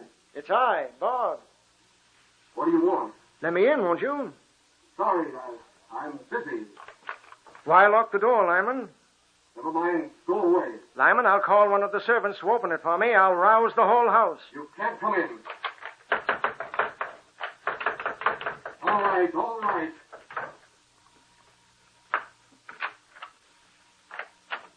Well? Come on, let a fellow in. Came here to snoop, I know it. Hazel brought you here to watch me. And you admit that there is something wrong, Lyman. I admit nothing. What time is it? Chimes just struck as I came down the hall. Let's see. 11:45. Then you must go. Get out of here. I don't understand. The door. I must lock the door. Come on, Lyman. Tell me what it is that's bothering you. Go. Leave me alone. No, I'm here to stay. I have a gun here, Dr. Russell. But you won't use it. Not on me. She'll be coming in a moment. She'll try to get out of this room, rattle the doorknob. Try to get out of this library to kill my wife. I confess I don't know what you're talking about. Who will come, Lyman? You'll hear her in a minute. Moving out of those bookshelves. Moving towards me. Towards the door. Who do you mean? At first, you'll smell the perfume she always wore. Lyman, who are you talking about? Shirley Gray. The ghost of Shirley Gray. Shirley Gray? Ghost of Shirley Gray. She lives in this room. At night, midnight, she tries to get out and kill Hazel. Oh, now come, Lyman. You've been working too hard. Your mind is weary. Your imagination is working overtime. Better go up and get some sleep. I knew this would be the way. I knew what you'd say. You think I'm out of my mind. You think I'm crazy. Well, I'm not. You doctors are fools. Can't see. Only measles, smallpox. You only can see something that bats you in the face. It's only because I can see that I'm asking you to go upstairs and get some rest. No one can go on sleepless for weeks and remain sane. I'm sane, all right. More than you are. Listen. The clock. It's midnight. She'll be here in a moment. Listen. Listen, do you hear? Listen if you dare. Do you hear her? I hear nothing, Lyman. She's coming nearer. I can almost see her tonight. She's dressed in a soft, flowing gown. She's coming closer towards me. Nearer. Nearer. She's coming nearer. Shirley, I didn't kill you. I didn't mean to kill you. Lyman, what on earth is the matter? Dr. Russell, don't grab my arm. Let me go. Let me go, I tell you. Let me go. Can't you see? She's moving towards the door. She wants to get out. No! No, you can't get out of here. I'll stop you. No, you can't get out that door. Get back. Back into the shelves. I didn't mean to kill you, Shirley. Get back into the shelves. Back. I'm pushing her back. I'm winning. Back into the shelves. Back. There. Lyman, what is it? It's all over now. I won. She didn't get out. She's gone back. Now I can go upstairs and sleep. Sleep. I've won the battle for another night. Now I can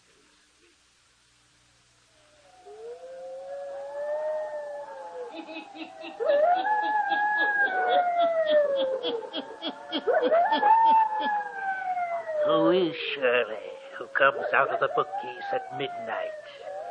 Is it someone Lyman killed? The hermit will tell you before the night is done. There are people in most countries who would like to live in the Republic of the United States or the Dominion of Canada where that good Olga coal is sold. The citizens of our free countries are the envy of many people elsewhere because of the personal freedom which we have enjoyed. Why, then, doesn't every country adopt a form of free government? One answer is that, unfortunately, there are people and parties in many nations who are so greedy for power that they will sacrifice the freedom of their fellow countrymen to obtain power for themselves. History, even recent history, is replete with such instances. That is why the citizens of the Republic of the United States and the Dominion of Canada must be careful to recognize at its very beginning any movement to steal or limit their freedom. That is not always easy. The man who would enslave a free people doesn't begin by saying, "Now I'm going to be your dictator." Instead, he probably will claim that he is a devoted supporter of personal freedom, but all the while he will support policies that weaken and undermine personal freedom. Such a man will deny any totalitarian aims, but free citizens must not be deceived by such denials. Apparently, it is a cardinal principle of every sincere totalitarian that he is justified in lying if such lies will advance his plans. In these times, no public figure and no party or organization supporting such a person can be accepted without careful consideration. Every public figure and organization must be carefully scrutinized, and if their real aims are to limit or to destroy our freedom as individuals, they must be opposed and defeated. Now the hermit again.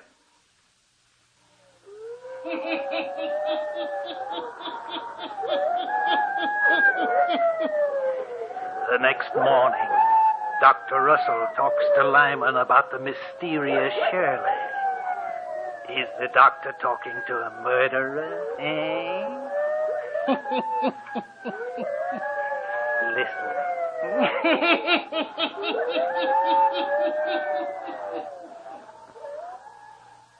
Lyman, I want to hear the story. In this clear, clean daylight, I want you to tell me your story. It's nothing I can tell you. I'm your friend, Hazel's friend. I can't see your lives ruined, see your whole future shattered by some strange thing that holds you that, if it were brought out into daylight, would vanish. You think it would? I'm sure it would. It's with me as much in the day as it is at night. I found out since last night that Shirley Gray was a character in your last novel. Now, certainly, Lyman, you aren't going to sit there and tell me that you believe a character out of a storybook can return to haunt you. Yes, she does. It's absurd. Besides, from what I know of ghosts, doors wouldn't bother them. They'd walk right through them. Not Shirley. She isn't strong enough yet. She hasn't been dead long enough. Then how should she kill Hazel? How do you know she wants to kill her? For revenge. I killed Shirley when she was still young, lovely. She didn't want to die. But how do you know she wants to kill Hazel? Because night after night, she's come to me, guided my hand while I write. Is written, "I'll take your wife from you, just as you snatched my lover." Lyman, listen to me. Characters from storybooks, I don't care how real they are to you, were never flesh and blood. They can't inhabit a spirit world. But Shirley Gray was flesh and blood. I took her out of life and put her in a book. You mean you used some real girl as a type for your story? Yes, I did. Tell me about it, Lyman. Perhaps I'll be able to aid you. It was several months before I was married. You remember I went up to that lake in the north to write? I remember. It was while I was there that I met Shirley Gray. She was the most strikingly beautiful girl that I'd ever seen. Max, this is Mr. Clinton. Mr. Lyman Clinton. How do you do, Mr. Clinton? Shirley tells me you're an author. She's frightfully keen on your stories. But I'm ashamed to say I don't believe I've ever read any of your work. Oh, don't apologize. Please, I'm the one who should do that. Afraid I write for money, not fame. Oh, it isn't true. We've had a grand time talking books. From early French beginnings of the novel to modern. From Zola to John Le Peffer. Oh, it's nice of you to entertain Shirley, Mr. Clinton. I can only come out weekends. Gets pretty lonely here at the lake with only her folks for company. The pleasure's been mine, I assure you. Come on. We're wasting a glorious day meant for swimming. I'll race you to the second sandbar, Shirley. Right. Want to bet? What do they say? Whatever you say. And so I spent days at the lake with her, walking through the woods, talking, and falling in love with her. But this Max, who was he? The boy she loved, was engaged to. Yes? Go on, Lyman. In Shirley's company, I could feel myself groping for new thoughts, beginning to live more than I ever had before. She had a free and full imagination. Yes? She wasn't muddled by life as most people are.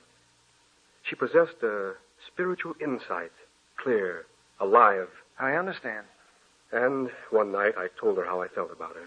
But Hazel, you were engaged to Hazel at the time. I'd forgotten about Hazel. She belonged in another world. She had no existence in this one. And so you told this Shirley? Yes. We'd climbed one of the high sand dunes that afternoon, had returned. It was dusk. Shadows had begun to settle on the water. Stars were beginning to fill the sky. And we'd paused to watch their reflection in the lake. You will be returning home soon, Lyman. And so will I. I shall never leave this spot, nor you. Not in mind, perhaps, but in actuality.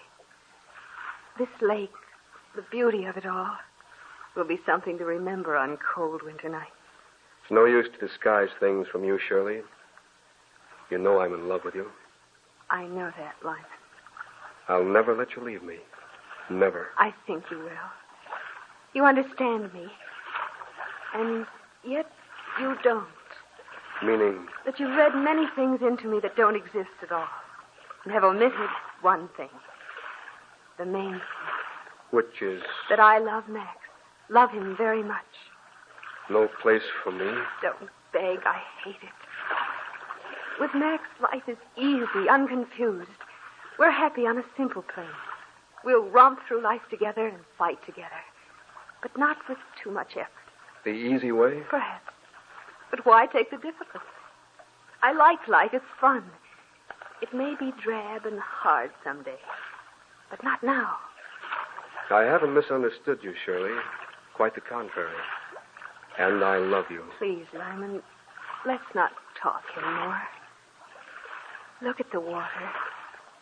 See the boat way off in the distance? Covered with 1,000 lights. Going somewhere. Let's just sit here and watch. That night was the last time I saw Shirley Gray alive. Yes? What happened to her? She left the lake the next day. 2 days after, I returned home. And asked Hazel to hasten your marriage? Yes, because I wanted to forget this girl as soon as I could. I understand. But I couldn't forget her. I couldn't. She was with me constantly. So I began to write a story about her. It drove me wild. Yet you finished the book? Published it, in fact. Yes, I finished it. But do you know what I did? I think I know. I couldn't bear to think of Shirley living without me. So I killed her in the story.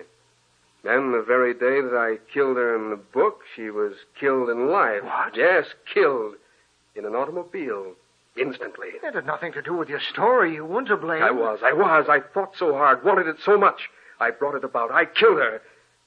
She wasn't ready to die. She won't accept death. Now she comes back to haunt me for retribution. Tell me, Doctor, what am I going to do? Help me if you can. Help me, please. I will, Lyman. Tonight we shall go to the library together, and I will help you. I have a plan. I killed her. I killed her. How do you do, young man? You're Max Pierce, aren't you? Yes, sir, I am. I'm Dr. Russell. Oh, yes, Dr. Russell. I'm glad to meet you. But there's nothing you can do for me. I was in an automobile accident. Smashed up.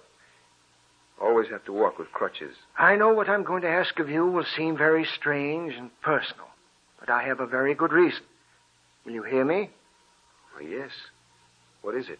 You were engaged to Shirley Gray, weren't you? Yes, I was. And loved her? We were to have been married. I don't understand you. You will in a moment. And Shirley Gray died? Yes. And I had to live on. I don't want to. If you're able, your doctor told me I might take you with me tonight to help save another man's sanity. We have to drive in the country. I'll tell you the story on the way. This is all strange to me. Now, don't be afraid. It's all right. Will you come? Yes, I'll come. To my car, then. I'll tell you the story as we drive to our destination.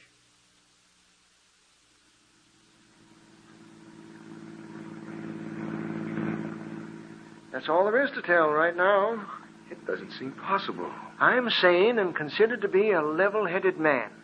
I've never believed in ghosts. Never. Nor I. But I'm compelled to believe this time. But why doesn't she come to me? Perhaps she will. Tonight. Here we are. It's 11:30. You'll find him in the library waiting.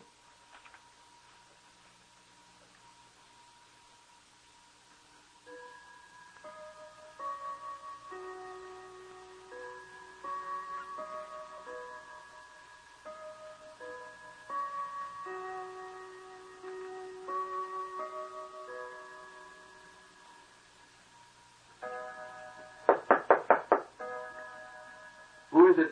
It's I. Yes? Come in. Who's this? Who have you brought with you? Max Pierce. Do you remember him? Why have you brought him here? Please, Mr. Clinton, I want to help you. And I want to see Shirley. Perhaps he can talk to her. You've made a mess of things. Seeing Max will craze her. She'll kill all of us. No, I think it will give her peace. She wants revenge, not peace. But you need help. You can't go on this way. Sit down, both of you. Be quiet and listen. Listen. Do you hear that rustling sound? It's the wind in the water. She brings the sound with her. Listen. She's coming. Nearer. Nearer. I can see her tonight. Do you see her? Why, yes. Yes, I do see her. Shirley, my darling. Shirley, speak to me. Max. Max, you've come to me. Oh, yes, Shirley, I'm here. My darling, I love you. Do you want to come with me now? Forever? I do, yes. Surely I do. But your revenge upon me. I shall have my revenge.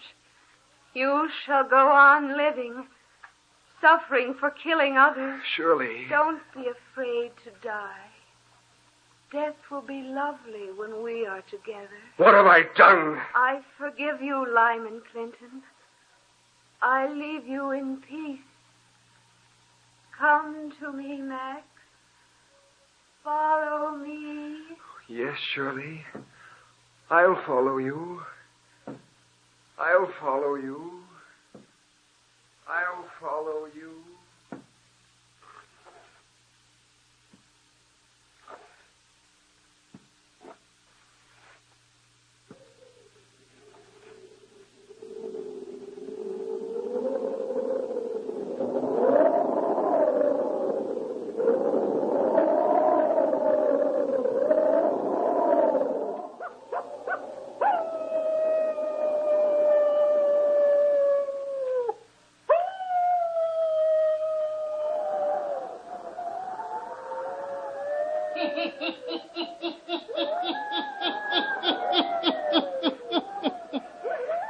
Could Lyman's story actually have caused the death of Shirley Gray?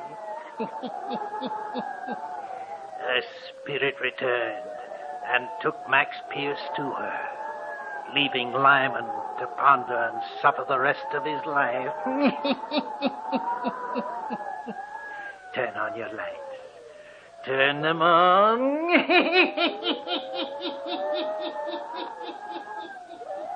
I'll be back. Pleasant dreams.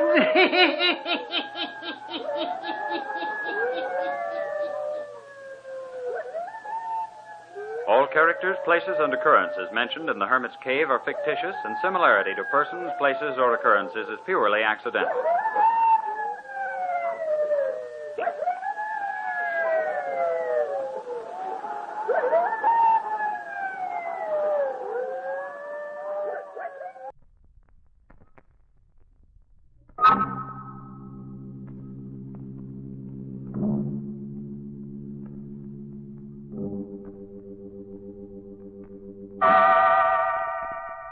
Inner Sanctum Mysteries.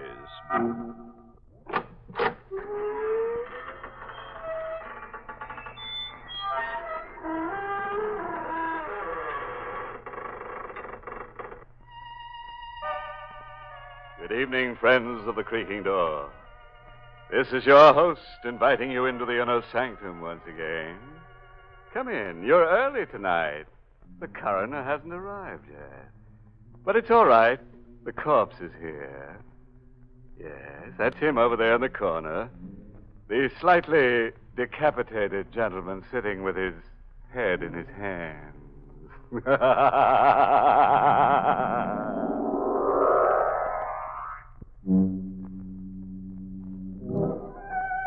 All right, friends. Let's gather round and meet that grim reaper, Mr. Macabre. No. Don't try to run away. Lie perfectly still. If you race with Mr. Macabre, you're liable to end up in a dead heat. From the living room of a small house that has seen better days, a single light shines in the early evening. Inside, Grace Denning waits alone for her father to come home. Anxiously lighting one cigarette from the other, she paces the floor until at last she hears his footsteps on the porch stairs. Father? Is that you, Father? Yes, dear. Were you worried about me? Well, you're never this late for dinner. I thought something might have happened to you. You weren't down at the river again, were you, Father? No. Well, where were you? Just downtown. I stopped off for a minute. Grace, why are you staring at me? Well, you look so strange, so frightened. Well, I should be frightened. You know what it's like to live without money week after week, waiting, hoping for a break that never comes. Well, don't worry, darling. Your luck will change. I'm not worried anymore. You got the loan? Yes. From the bank? No. From Dr. Tarleton. Dr. Tarleton? He wouldn't lend you any money. He wouldn't lift a finger to help you. Why not? He's an old friend of mine, isn't he? Well, I wouldn't call him a friend. Not after the way he's treated you all these years. He still hasn't forgiven you for taking Mother away from him. Don't be a fool. Well, he hasn't. He's still in love with her. He told me so. At the funeral. Well, what difference does it make? I've got the money, haven't I? But how did you get it? I told you he lent it to me. Why did he lend you that money? Because I gave him something in return. What? I sold him my brain. What do you mean, Father? I willed it to him in return for the loan. Your brain? Yes. He said it would be of value to him in his experiments. He said the medical school was making a study of men with artistic talents. But you haven't painted for years. Well, Dr. Tarleton didn't really want my brain, Grace. Can't you see? It was just an excuse to torment me. Well, you're not going through with it. I won't let you. You'll have to, Grace. I've gotten the money. Then you'll give it back. I won't let you take it. Here. What are you doing? Holding him up to return that money. Put that phone down. Father, let go. Drive you out of your mind if you accept this loan. Now, let me speak to him. Dr. Tarleton's office. Miss Henry speaking. Hello. Oh, Miss Henry. Is Dr. Tarleton there? Why, who's calling, please? This is Miss Denning, George Denning's daughter. Would you ask the doctor to come to the phone, please? I'm afraid I can't, Miss Denning. Dr. Tarleton is dead.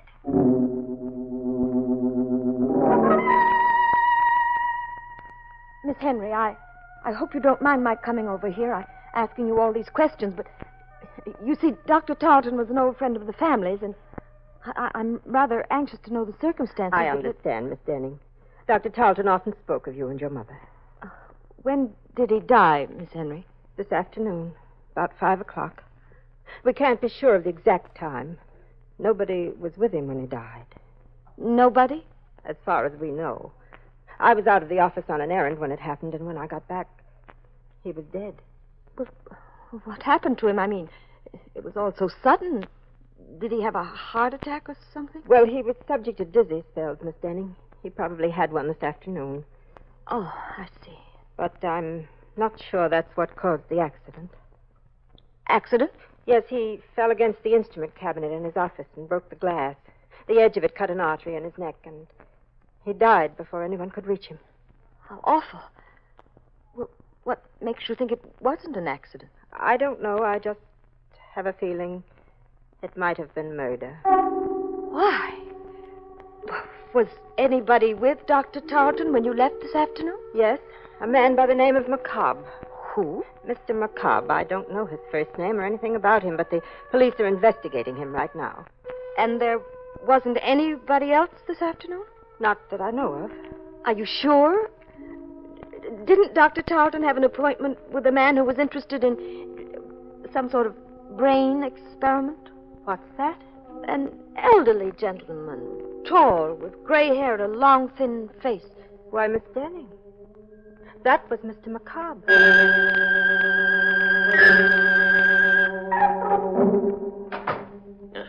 Where have you been, Grace? Oh, just out for a walk. Now, don't lie to me. Where have you been? Over to Dr. Tarleton's office.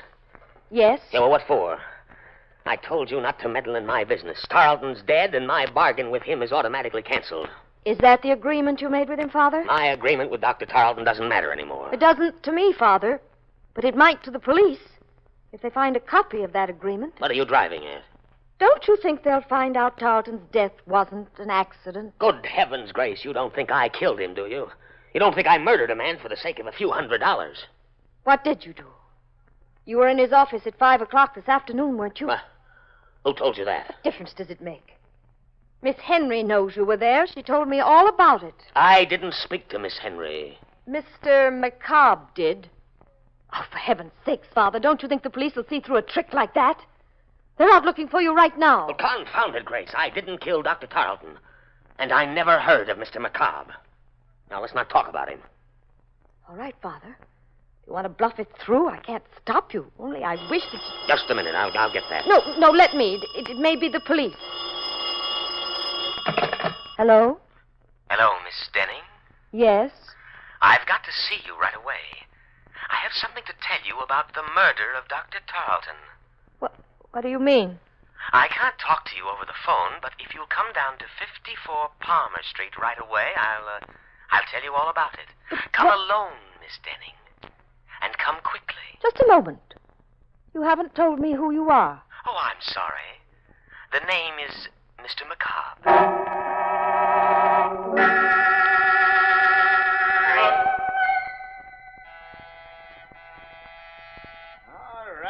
All right, I'm coming.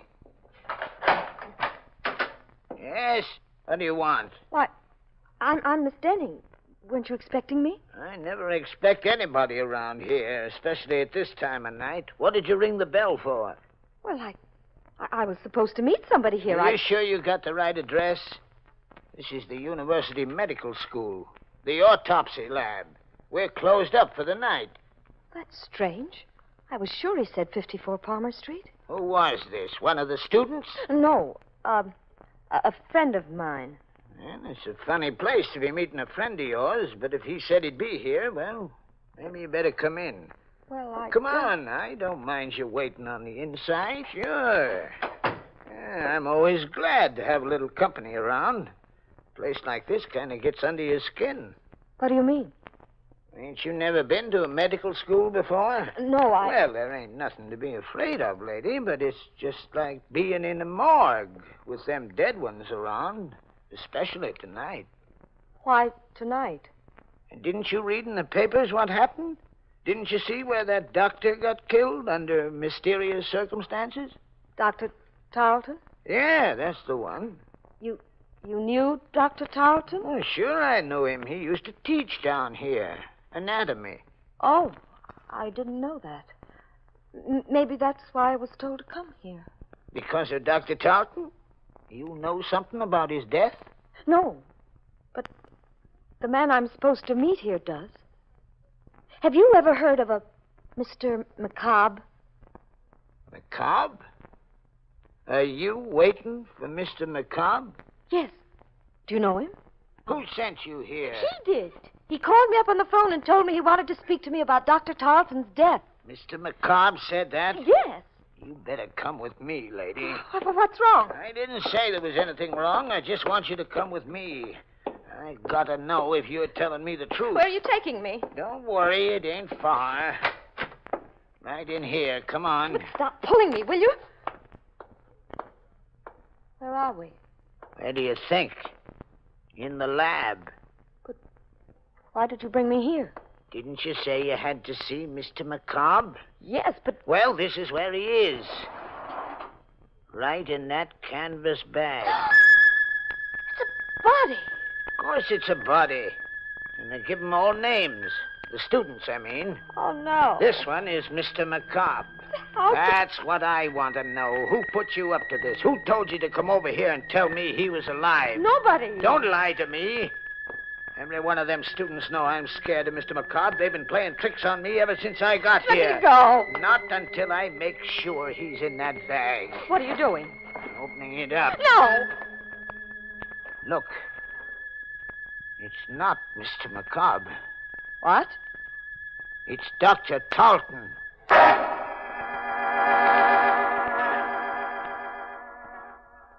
Are you sure it's Dr. Tarleton? Can't you see it is? I'm going to call the police. Now, wait a minute. You're not going to call anybody till you tell me why you came here. I told you. You told me a lie. You knew Dr. Tarleton was in this bag. You brought him here. Don't be a fool. Well, then who did? Who put you up to this? One of them students? No. They must have, or you wouldn't have told me that story about Mr. McCobb. Where is he? What have they done with him? Nothing. Please, I didn't have anything to do with it. Mean you're not playing a trick on me? Of course not. And it's true. It was Mr. McCobb. What? He's the one who killed Dr. Tarleton. He's the one who put him in that bag. What are you talking about? You're insane. Insane, am I? You don't know about Mr. McCobb. You don't know where he came from. What do you mean? His body, Miss Denning. They brought it from the state penitentiary. He was a murderer. Stop it! Stop it! No, I can't stop it. Don't you understand? We've got to find him and bring him back before it happens again. Wait, there's the phone. Hello? Hello? Is Miss Denning there, please? Just a minute. It's for you, Miss Denning. That call? Yes, here, answer it. Oh. Hello? Hello, Miss Denning? Yes? Tell your father not to worry about the murder. Dr. Tarleton was killed by a woman. A woman who lives at 9 River Road. How do you know? Who is this? Don't you recognize my voice? I'm Mr. McCobb.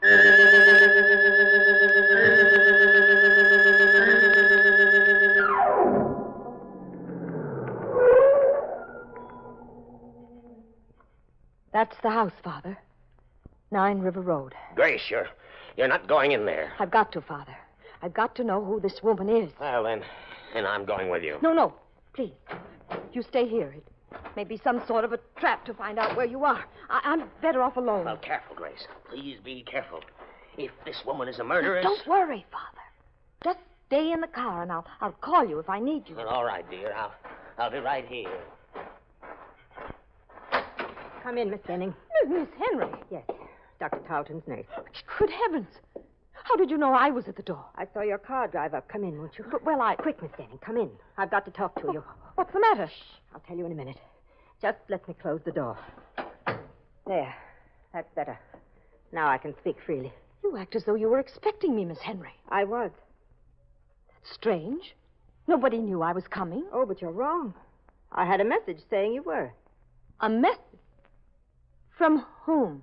Well, he wouldn't give me his name over the phone, but I had a feeling it was Mr. McCobb. Remember? He's the man I told you about at the office, the one the police are looking for. He called you on the phone? About 10 minutes ago. What did he say? Well, he didn't want to talk very much, but he said you were coming over to see me about Dr. Tarleton's death. He said you suspected me of committing the murder. What do you mean? Do you, Miss Denning? Why, no. I have no reason to suspect you. What made you think I did? Just the fact that he said so. And the way you're looking at me right now. How did you find out about the letter opener, Miss Denning? What letter opener? The one that's missing from Dr. Tarleton's desk. Who told you about it? Why, nobody. I didn't know it was missing until you just mentioned it. Then why did you come here? Because Mr. McCobb... Don't blame it on him. He never saw that letter opener.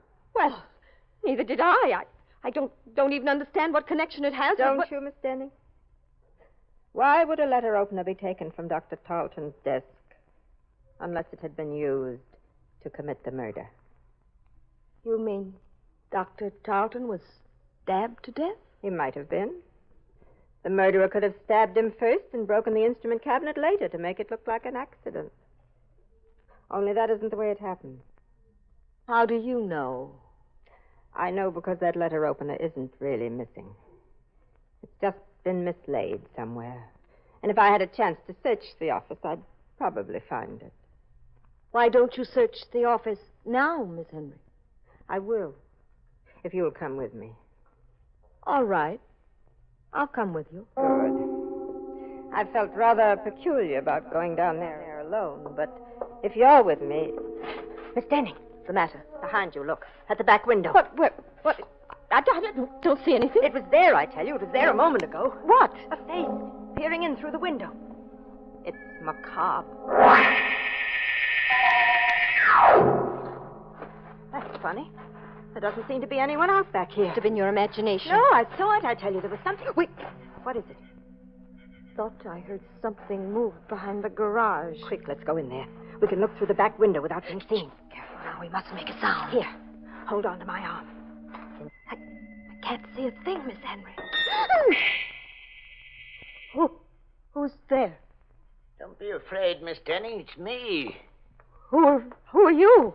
Mr. Crane, don't you remember? The night watchman from the medical school. What are you doing here?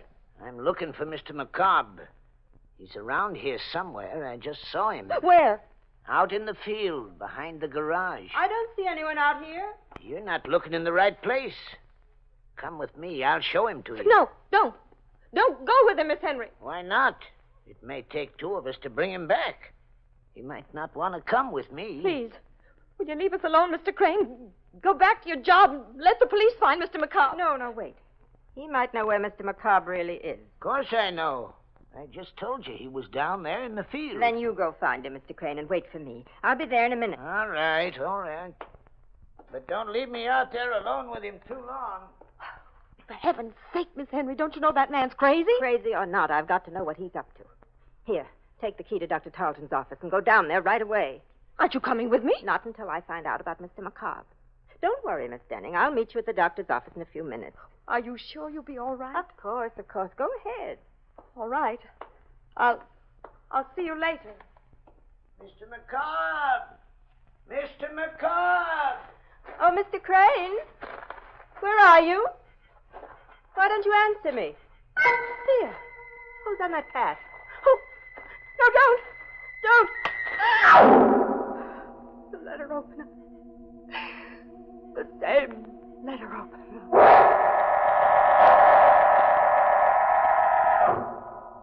Father? Aren't you in the car, Father? Where are you? It's all right, Grace. I'm here. Where? Right here in the doorway. Why, did you think I'd left you? Didn't know where you were. Why didn't you wait for me in the car? Oh, I don't know. I just got tired sitting there. Besides, I thought I heard some voices back in the house. Is anything wrong? No. At least I don't think so. I'll know better after we get to Dr. Tarleton's office. What are you going down there for? A letter opener, Father. I've got to find out if it's really missing. Oh, Grace, will you stop butting into other people's business? But this is our business. Don't you understand? Are you coming with me? Or shall I go alone? No, dear. I'll go with you.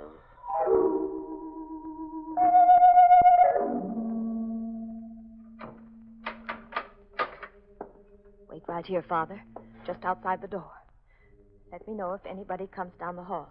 Even Miss Henry. All right, but hurry. I'll be as quick as I can. Oh. I should have turned on the light before I closed that door. Now, where on earth is that light switch? Oh. What's the matter with this thing? Yeah, it doesn't work. No, it doesn't, Grace. Who said that? I did. Don't you recognize my voice? No. Where are you? Over here.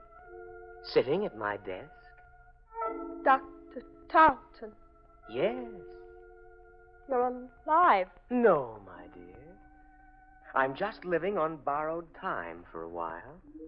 Just long enough to tell the police who murdered me. It's a trick. You're not really dead. No. You shouldn't have come back here to return that letter opener. That was the trap we set for you. Only we never dreamed you'd kill Miss Henry. You fool! Who are you? Dr. Carlton, dear. The man who was foolish enough to leave you half his estate because of your mother. You're a murderess, Miss Denning. Be quiet. Be quiet or I'll kill you. You can't kill me, Grace. You've done it already. I'll do it again. I'll do it right this time, the way I killed Miss Henry. Here, put that letter opener down. Let me go, let me go. Grab her, Gus. I've got her hand. No, don't touch her. It's all right, Miss Denning. We won't frighten you anymore. We've got all the evidence we need now. You're a detective. You guessed it. The dead man.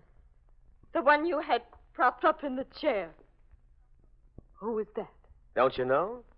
That was Mr. Macabre.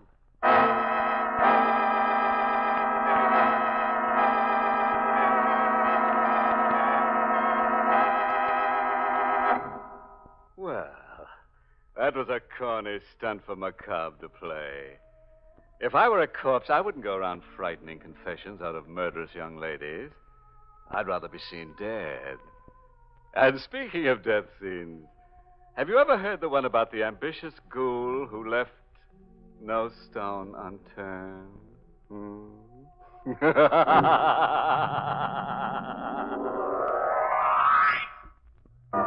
Well, friends, it's time once again to close that creaking door. Until next week at the same time, when we'll be back with a little hunk of horror. You'll be sure to listen, won't you? Until next week, then. Good night. Pleasant dreams.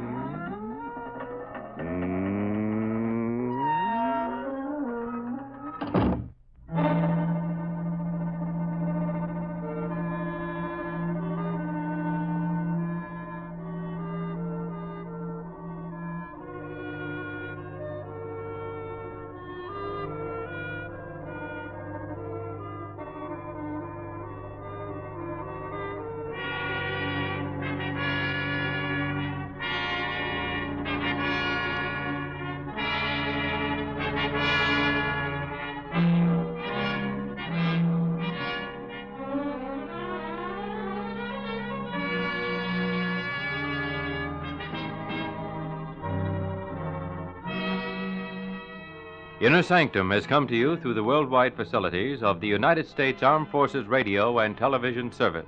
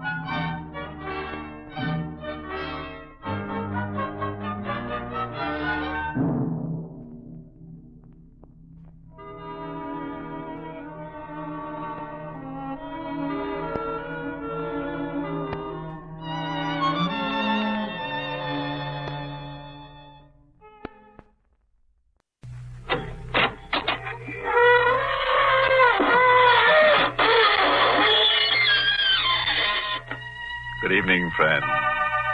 This is your host to welcome you through the creaking door into the inner sanctum.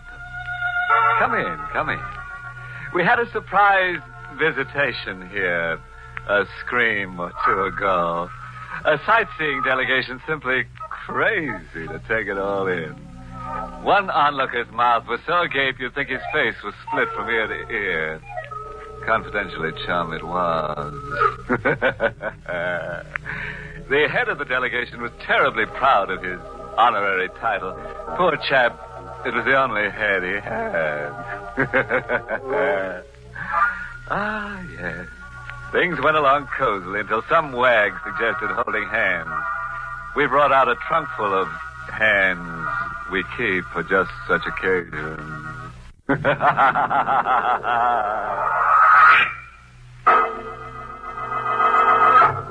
Tonight's Inner Sanctum Mystery, Between Two Worlds, was written by John Robert and stars Mason Adams in the role of Sam, with Ann Shepard as Connie. It's Yuletide week in South Chicago as a flash electric storm whips the streets. Inside the 10th District Police Station, Chief Matthews and his clerk Daly are passing the time over a game of chess. Suddenly, like a bolt from the heavens, a window pane crashes, and a parcel fastened to a fist-sized rock drops to the station house floor. It's a package tied to a rock, Chief. And what's in it? A notebook, Chief. A 5-and-dime notebook. And all written up like a confession. It's signed Sam Tyler. Sam Tyler, never heard of him. Read me what Sam Tyler's got to say. Ever come face to face with death and just stand around helplessly waiting for it to tap you? Waiting for the final count. While you're waiting, your heart is a big clock ticking off your doom. And inside your head, a moving picture's going on. You're looking at the story of your life. And it's not a pretty story. It's all black. It's all bad. You hate to die without a single good mark in the big book. If you only had just enough time to chalk up one good deed. It happened like that with me. I came face to face with death. Death was Nick Fazenda. I'd lost face with Nick. The big guy liked his racket boys tough and nerveless, and I had a streak of chicken, Nick said. I had a streak of chicken. And I knew too much to be trusted alive. What do you want it, chicken? Nick, don't do it. Give me another chance. Dying like this scares me. What's waiting for me after you pull that trigger, Nick? I haven't done one decent thing since I was born. Kid, you picked the wrong setup. You should have joined the Boy Scouts. So long, chicken. The shot made a noise like a TNT charge, but I hadn't felt the impact. I hadn't felt anything.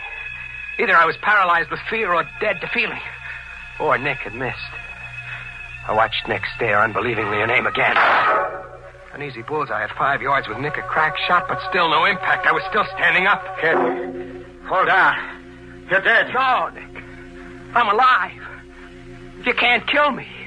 Nick, you're seeing a miracle happen. You're crazy. Nick, I'm going to get that chance. I'm going to live.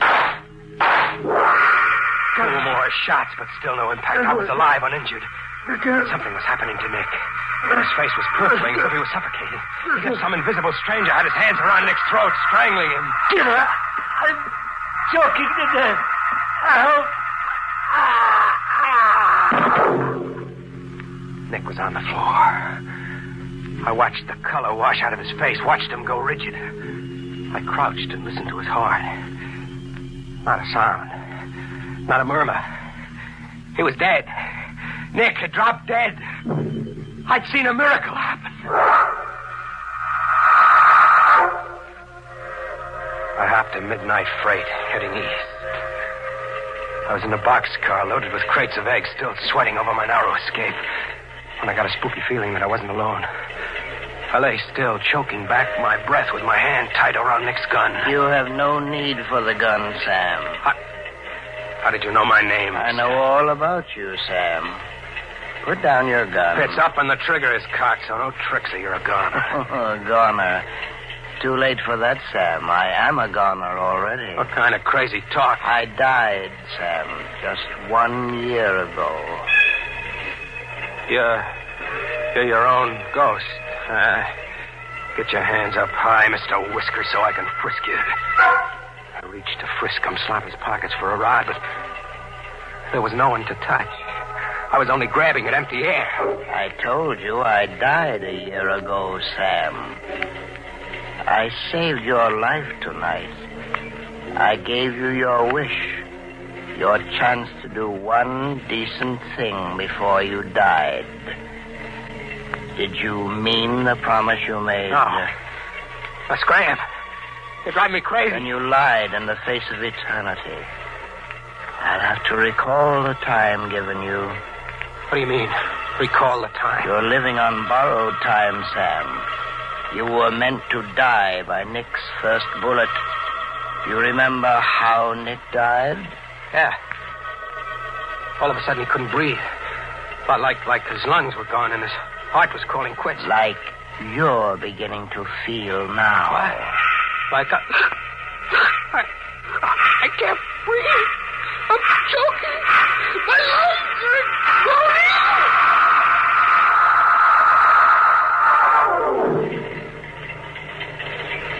When I came to, Mr. Whiskers was smiling over me. You did mean your promise to tomorrow, didn't you, Sam?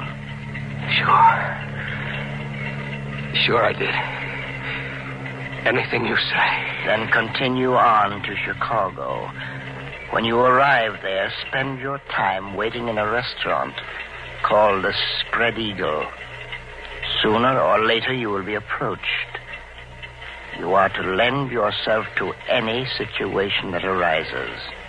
Any situation, understand?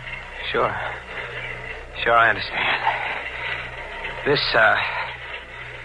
This good deed I'm to do on borrowed time. What's your interest in it? Deeply personal, Sam. I am no longer among the living, but I have no place among the dead. I walk between two worlds. You see, Sam, in life I didn't have one decent thing to point to either. Through you, I hope to find rest.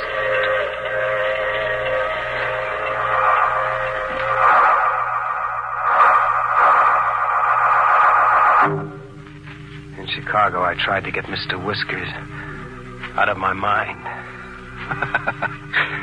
I'd had a bad dream. It had to be a bad dream. I went to the Spread Eagle, afraid not to. I just sat like a frozen mummy ordering ham sandwiches I couldn't eat and coffee I couldn't swallow and listening to downbeat piano music. Mind if I join you? Pull up a chair. I'm Tresca, Sam. You know my name, huh? I know your name and all about you. Where you come from, your record, and why you're on the lam. You know all about me, too, huh? I've watched you. I had a confidential operative check into your pedigree. What for? Well, frankly, because I need just such a person as you. For a certain venture I'm involved in. What do you mean, just such a person as me? I wanted a man who's at home in, shall we say, unconventional activities. A man I can trust because he doesn't dare go to the police or even to the underworld. And I'm your man, I guess. You definitely are. Okay, let's go. Did you agree just like that? Without even discussing price or the nature of the work? You said I was your man. Fact is, Tresca, I'm your man, and there's nothing I can do about it.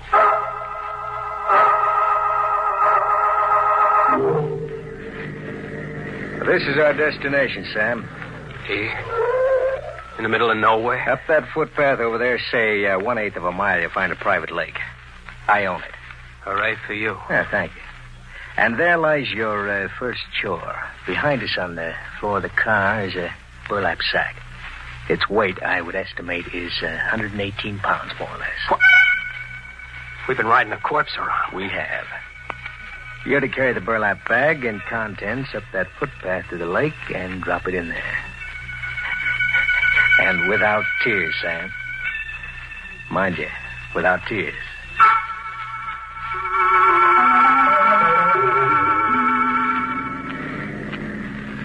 From this point on, as the saying goes, we're in business, Sam. What's the next event? Wedded bliss. For you. I'm to get married? You are. Tomorrow evening, you'll call on your radiant bride-to-be at this address. 15 Cantilever Walk. Yeah. And try to look more cheerful, Sam. Love comes but once into every man's life.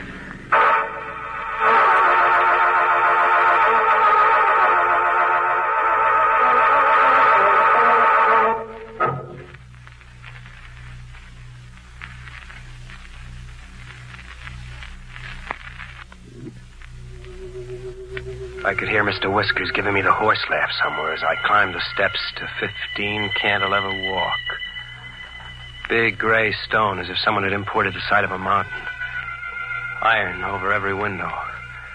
And gloomy enough to give even a crepe hanger to St. Vitus dance. I rang the door buzzer.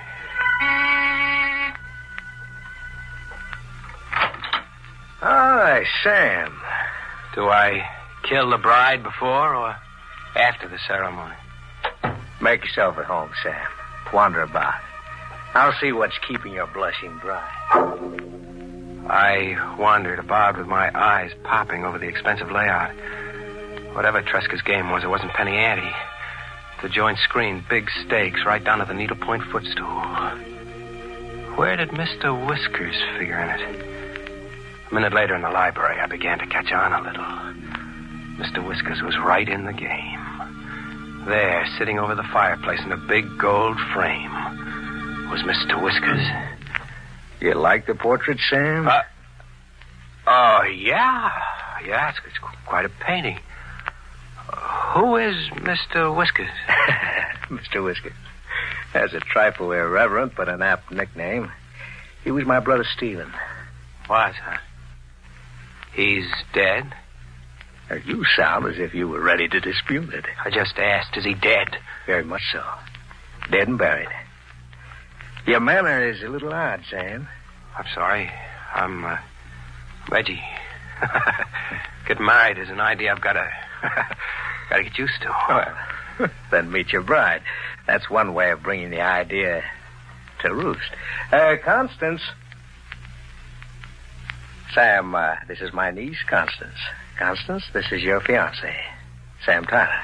Hello, Sam. Hello. Well, I'll leave you to get acquainted. You want to exchange premarital views on love and homemaking. There wasn't a blush in my blushing bride. Her cheeks were chalk white. Her face had the look of death, like some creeping sickness had already called 2 strikes on her. She sat down at the piano. I stood watching her. Looks like you're stuck with me, kid. If Tresca has his way. Tresca will have his way. What's your angle, kid? Why is the niece of $1 million layout ready, willing, and able to marry a deadbeat ex-con and mug? I'm obliged to marry. What do you mean, obliged to marry? The terms of my father's will. I inherit his estate at midnight tomorrow. Only if I married. It's beginning to make some sense. Mr. Whiskers up there was your father? Yes? Well, why pick me? A mug your uncle brought home. Why not scout your own dearly intended?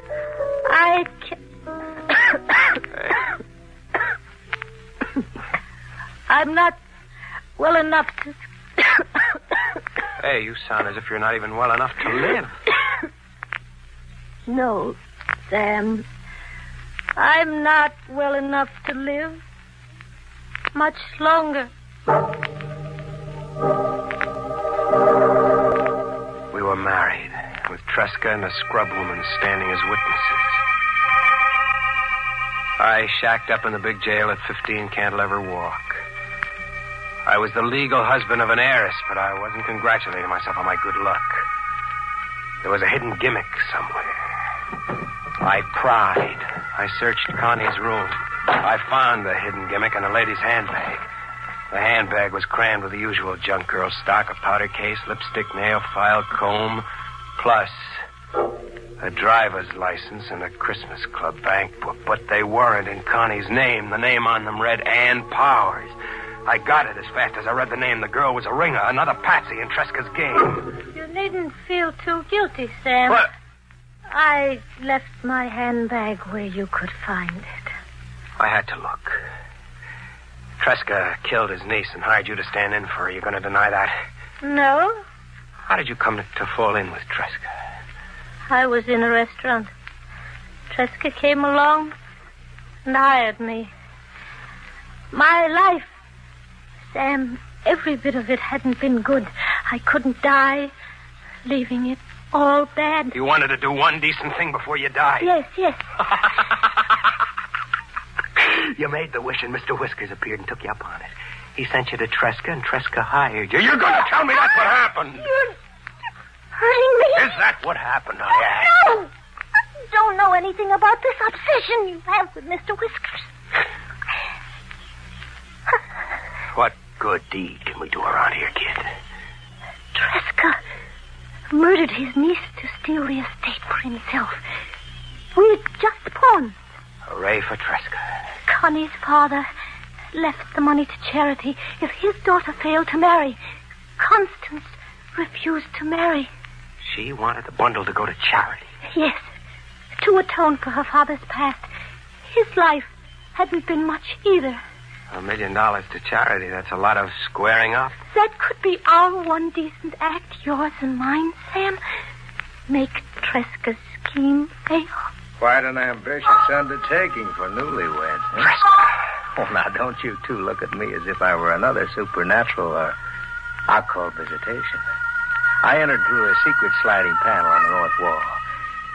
I overheard your odd tete-a-tete simply by donning earphones. The room is wide. You don't miss a trick, huh? What's the gun for? What are guns for? There was a charge like stale air exploding. I spun around but didn't drop. This was where I had come in. Tresca, like Nick, could empty his gun point blank, but he couldn't rub me out. It was exactly where I had come in. There in front of me, Tresca was getting the same dose Nick got. His face was purpling as if he was suffocating. As if some invisible someone had his hands around Tresca's throat. Having trouble with your breathing, Tresca?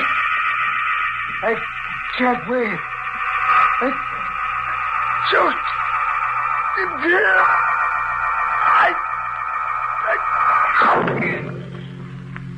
He was on the floor, rigid, out for keeps like I'd seen Nick once.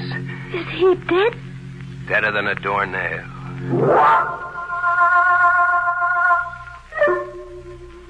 We sat around, the three of us. Tresca, the girl, and me, waiting for Mr. Whiskers. We sat all day and all night and through half the next day, but Mr. Whiskers didn't show. Mr. Whiskers didn't show, as if he never was. Sam. What? He exists only in your mind. You're waiting for a man who died a year ago. How do you explain that to yourself? I don't explain it. Maybe Mr. Whiskers doesn't have to come anymore. His job is done. One last thing, and our job is done. What? One last thing, Sam? The cops. We tell them what gives and hand $1 million over to charity. That's the one decent act, the purpose that brought us here. It's the purpose that brought you here. I just hired out to Tresca for pay. What about that wish you made on the docks, kid? It was different on the docks. I was sick and broken, hopeless. I'm not broke or hopeless anymore. I can buy a cure. I can take a trip, spend money, all kinds of money, have a good time I never knew. I can laugh. You're saying we shut up and keep the estate between us? Why not? In a way, we earned it. No good, kid. I've got a promise I've got to keep. A promise you made to a ghost. My promise to tomorrow. But if you can't keep that promise because I won't let you. What if I won't let you cheat me out of my one chance to live? How? Like this? She backed away from the piano with Tresca's gun in her hand. The gun is no good. I don't kill, kid. You saw how I don't kill. That was before, Sam. You do kill now. Don't kill now!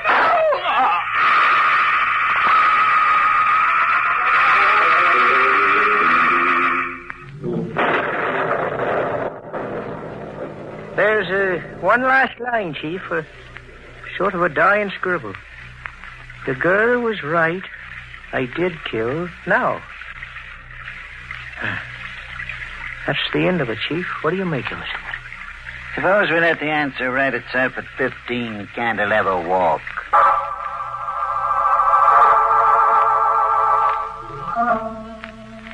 Well, the confession's the McCoy, all right. That's Sam Tyler on the sofa, Tresca on the floor, and there's the girl out cold, still holding the gun. Got any pulse? No, she's dead. No visible cause, Davy. Just dead. I'm getting a faint pulse on Tyler. Sam. Sam Tyler. What? You the police? Yes. The girl shot you and you just about bled to death. You know the whole story, Sam. So the girl got to do that last decent thing after all. The girl didn't do anything. Her heart blew out after shooting you. We read your confession down at headquarters. My confession? Yes. This 5 and dime notebook. Yeah, see it? It was tied to a rock and tossed through the window at headquarters. You wrote it, but what we want to know is who delivered it.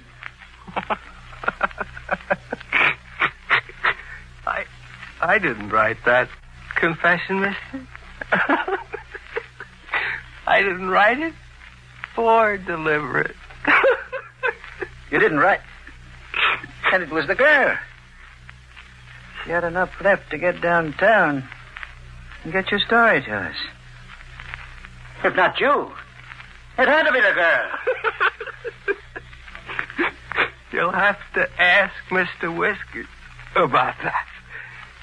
If you hurry, you might catch him somewhere between two worlds. Merry Christmas, Chief.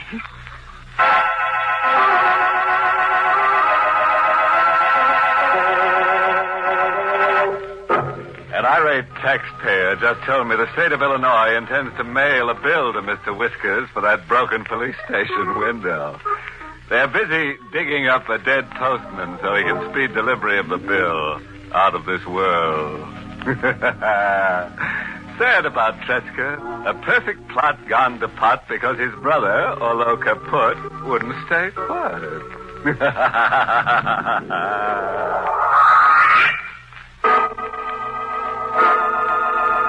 We invite you to join us again next week at this time for Inner Sanctum.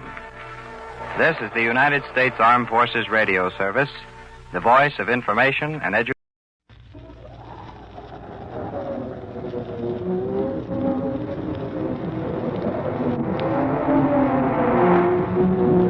Dark fantasy.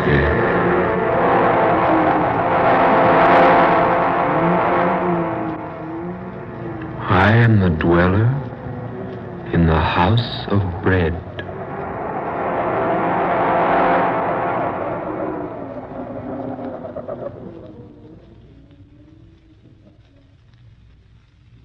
I'm Scott Bishop.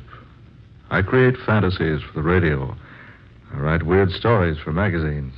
I write books on strange subjects. Authors who do these things sometimes attract odd happenings. I don't ask listeners to believe my stories.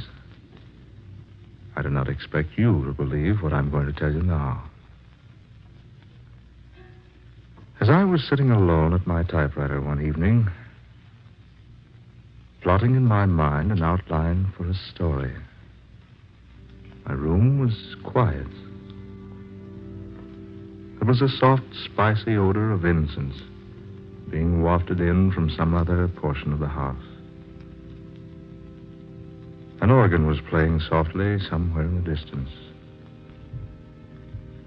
That was when I fell asleep. And in my dream, I found myself alone, high on a precipice, the highest in all creation, where I could observe with a naked eye all the far-flung wonders of the universe, where I could overlook that common clay that mankind calls the earth. And as I watched high on that vantage point,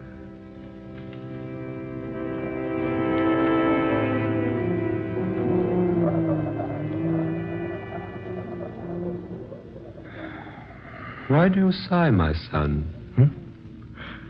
Oh, I thought I was alone. Are any of us ever alone? No, I suppose we're not. But it's so desolate up here, so far from anything else. And I seem to be searching for something. Could it be, my son, that the reason is you are searching for the truth? The truth? What is the truth? You ask that? Then asking, you surely must not know. The truth? Is it some vague, inconsequential thing?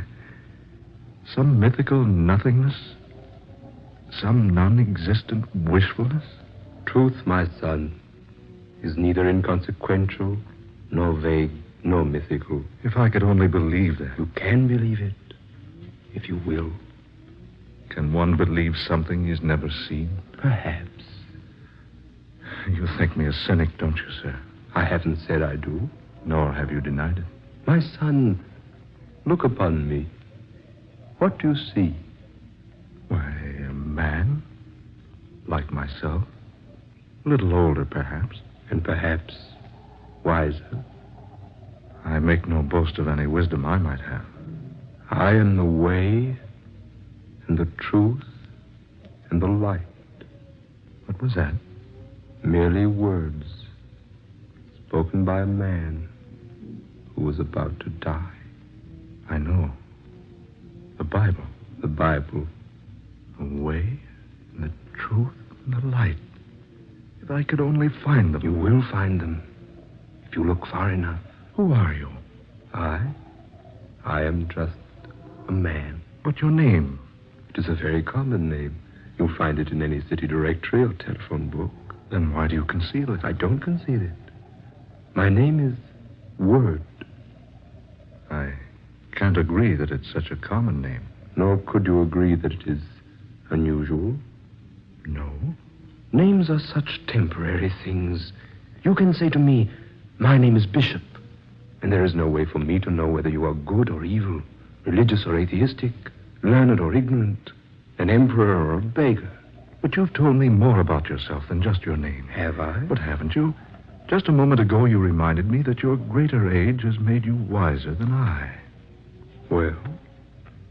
If you're so much wiser, perhaps you can tell me where to find what I seek. Where to find the truth? The truth. The light, peace, happiness, contentment. All those things man wants so eagerly, yet seldom finds in sufficiency. He only fails to find them, my son, because he is blind to them. Then they are real? They do exist? I have said that they do. Then I beg of you to help me find them. I beg of you. That, my son, I cannot do. For it is given no one to help another find those things which you seek. You must search them out in your own way. You must exert your own efforts in discovering them. But can't you tell me anything? Anything at all? I would like nothing better than to disclose everything to you. But this much I can say. Yes? If you are sincere in wishing to find the truth, if you really desire to know the way of light and happiness and peace, if you would know the road to all these majestic things, then seek you the house of bread. Remember the house of bread. Seek you the house of bread. But wait. Wait, I say. Come back. Don't leave me now. Where is that house?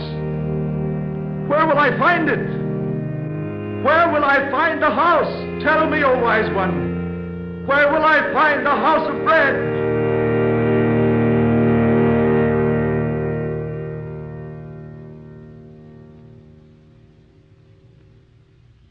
I've already told you I was dreaming. I make no secret of that. At first, I didn't tell my dream to anyone. Instead, I cherished it. Gave it many hours of deep thought and serious contemplation. I didn't even tell Sonia. Not at first. I gave much thought to the things the man on the mountaintop had said to me. Those lines he quoted from a book almost as old as Christianity itself. And the house of bread. Where was it? Could I find it? I resolved to try, so I went to my boss.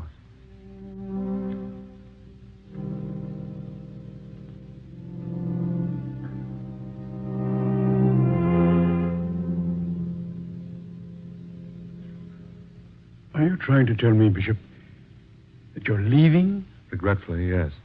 But your work, your future. I wonder, sir, if there is a future. Well, Bishop, what in tarnation's come over you? You've got a great future. Your books are selling like peanuts at a circus. Here's a wire from fantastic periodicals. They want a contract for a series of 12 short stories about the supernatural. That's $3,000. $250 apiece. That's not hay. Oh, good Lord, man. Are you out of your mind? Think of the years you've spent building up the reputation you've got. Think of those years you studied Greek and Latin and philosophy during the day and wrote cheap, sensational nonsense for the pulps at night to earn your education. And think of the trunk full of rejection slips you got from the slicks before you made the grade. Think of the money you've spent on travel and research. That's just it, boss. I am thinking of all those things. So what? So I've worked hard and maybe I'm a success. Who can say? Maybe you're a success. Maybe you're a success. Well, if you do leave, where are you going? I'd be glad to answer that if I possibly could. You mean you won't tell me? I mean, I don't know. Bishop, I'll tell you what I'll do. You take a vacation. Yeah, that's it. A rest. A week, 10 days, 2 weeks. Take as much time as you like. Then, when you come back, boy, you'll feel better. I don't think it's going to be that easy. Oh, Bishop, what in the name of heaven's come over you? Don't you think you at least owe me an explanation? Yes, I guess I do. I owe anyone an explanation as you. Well, some satisfaction in that, at least. Well, it's like this. It all happened about 3 weeks ago, out at my study. I had a story to write for the radio, the Egyptian mummy thing. While I was trying to come up with a reasonable plot, I drifted off to sleep.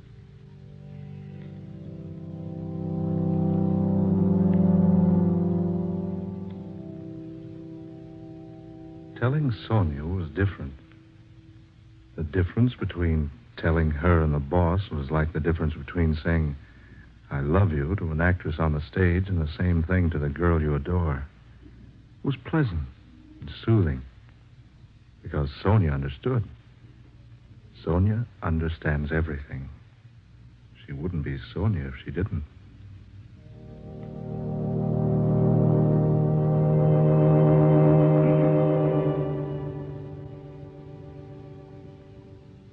So that's the way it is, Sonia. Well, my darling, when are we leaving California? It's Scott, you look so strange. Didn't you think I'd want to go along? But, Sonia, you want to seek it, too? What better thing could I do? Yes, I might have known you'd wish to go along. Do you mind so much? Mind? Well, no, of course not. But the journey may be a long one. I love long journeys. And a difficult one. I've always been used to difficulties. It may take us to far-off places. But I adore far-off places. And it may end only in disappointment. Haven't we shared many a disappointment, Scott? Yes, indeed we have. I can think of no one I'd rather make the journey with. Thank you, darling. When do we leave? Well, whenever the house trailer's been remodeled and the car cylinders have been ground. Where do we go first? I don't know for certain. It reminds me of Sir Galahad looking for the Holy Grail. Did he know where he was to begin his search? More or less, I suppose. Well, do you know where to start looking for the House of Bread? Darling, I haven't the slightest idea where to begin. Dearest, what do you suppose the man named Word meant by the House of Bread? Yeah, I've asked myself that time and time again. Surely not a real house. No, I think not. Sonia, that phrase symbolizes something. But what? Well, perhaps we shall find out someday.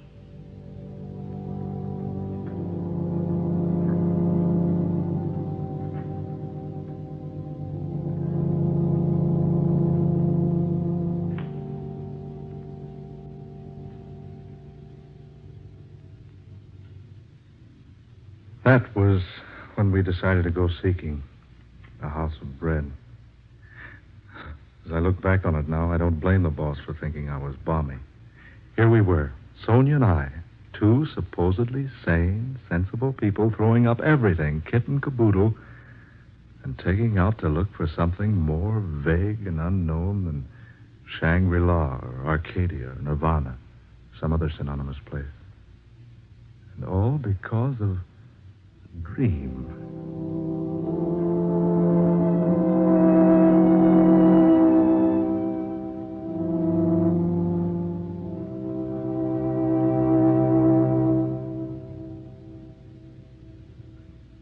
So we had the house trailer remodeled and the automobile repaired, and we drew our money from the banks and started out. It was the 21st day of May, my birthday, about 6 o'clock in the morning. I gathered up the morning newspapers on the way out of the house, breathed in some of the fragrant California atmosphere. Sonia wanted to stop at the used bookshop on Pacific Avenue, so we drove through the spacious Long Beach streets until we came to the place opposite the post office. Sonia bought 7 travel books and a back issue of a magazine that contained one of my better stories. She said she wanted to drive around Rainbow Pier once, so we did. Then we scooted over to L.A., picked up Highway 66, and drove to Las Vegas. We stayed in a tourist cabin at Boulder that night. Bright and early the next day, we drove over to the dam. As we began driving through the mountains out of the place, I noticed Sonia laboriously writing in a small but bulky book.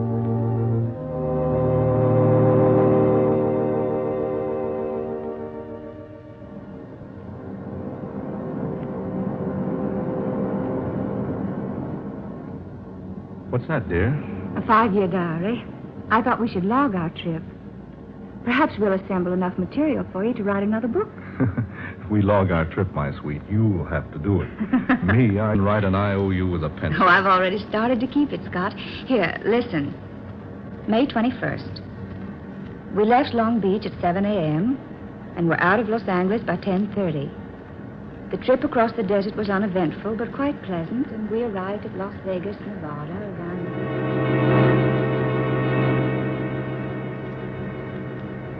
May 22nd, Flagstaff, Gallup, Albuquerque. May 23rd, Amarillo, Oklahoma City, Tulsa.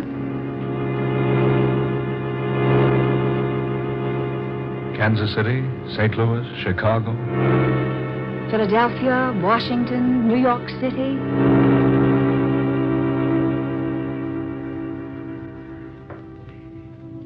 May 30th. We sailed today from Pier 17 for London aboard the SS America. As we stood at the ship's rail together, Sonia and I, we wondered just why we decided to leave the good old United States behind. Did something tell us our goal was far beyond the sea?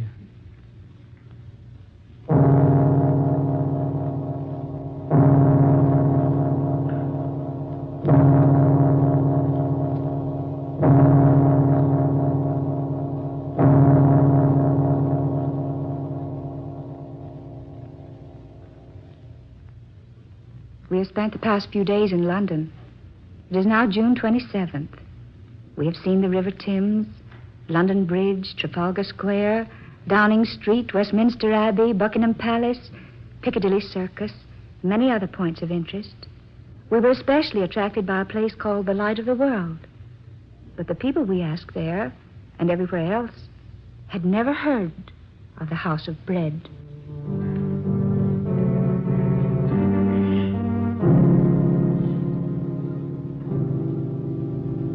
July 16th. We're about to leave Paris for Madrid. Sonia and I sought diligently in this city of pleasure for the place the man called Word named to me. We searched everywhere. The magnificent Bois de Boulogne, boulevards, everywhere we could go. We did Eiffel Tower and the Louvre and Cardinal Richelieu's Palais Royal, the Cathedral of Notre Dame, Grand Opera House, the Arc of Triumph. Then we were attracted to the Place de la Concorde, which is called the Place of Peace. And we thrilled for a moment because we thought our search was ended. But when we asked about the House of Bread, folks only laughed at us.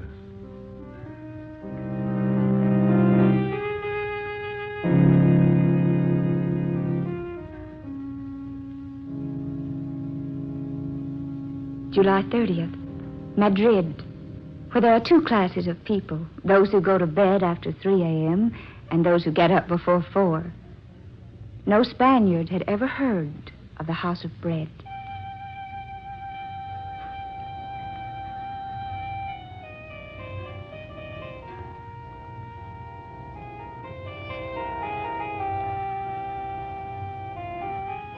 Morocco, August 20th. Mingling with the Moors and Arabs, wandering up narrow, crooked, dirty streets, through shabby buildings and unkept markets, all with a general aspect of dilapidation and extreme neglect.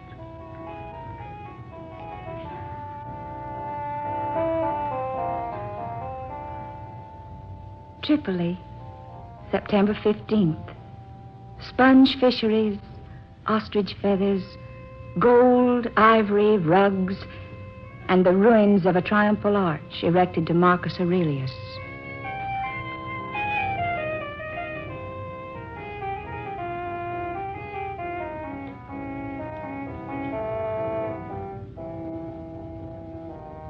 Cairo, Egyptians, Arabs, Nubians, and Turks in a city of mosques. High stone houses, barred windows, stately turrets and domes, rising above the surrounding dirt and squalor. And the temple where tradition has it that God talked with Moses. No encouragement here either. The house the man Word spoke of is unknown. It is late October.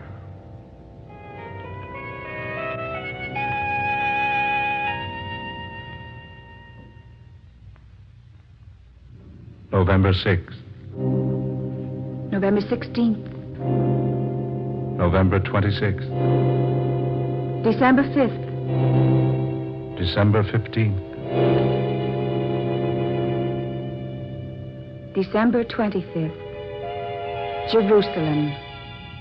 The hill of Calvary, not far from the city gates, where once a humble man bearing a cross of misunderstanding and hate, far heavier than mere beams of wood, drank the last drop in the cup of human bitterness. The city of God. City of David, Solomon, Cyrus, the Persian king. Nebuchadnezzar, the Babylonian, Alexander the Great, Constantine the Great, Pontius Pilate.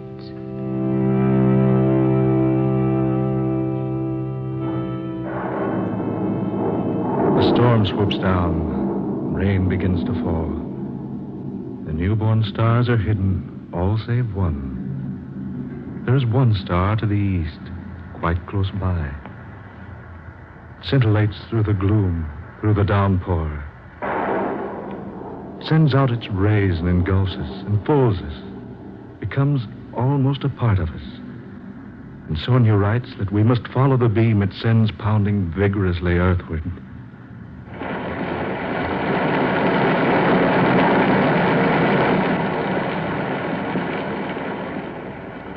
Sonia, let's go back, or at least find shelter. Scott, you're tired. We've tried to find shelter. It's strange. The lodgings are completely filled. Then we'd best go back to Jerusalem instead of wandering about here in the darkness. Here. There's some sort of a shelter here, Scott. Let's step inside a moment, shall we? It's all right, dear. There seems to be a light in here. Yes. And there's someone here beside us. Scott, look. I bid you welcome, good people. We beg your pardon. We thought this place was unoccupied. No, do not go. You are welcome here. I say, haven't we met before? I believe we have. Yes, we have. Now I remember. You're the one in my dream. Your name is Word. In the beginning was the Word, and the Word was with God, and the Word was God. The way and the truth and the light. I am come, a light into the world, that whosoever believeth in me shall not abide in darkness. The way and the truth and the light.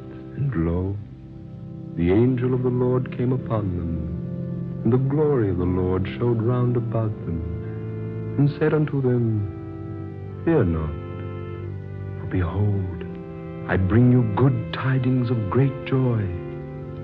For to you is born this day a Savior, which is Christ the Lord. Be not afraid. Have you not been told, Seek ye the Lord, and he will not be scornful unto thee? Here in this humble manger, you were born. 2,000 years ago. Verily I say unto you, I am with you at all times, in all places, even unto the consummation of the world. Then this is our answer. This is what we have been seeking so earnestly. Because you have seen me, you believe. Blessed is he who has not seen me and still believes.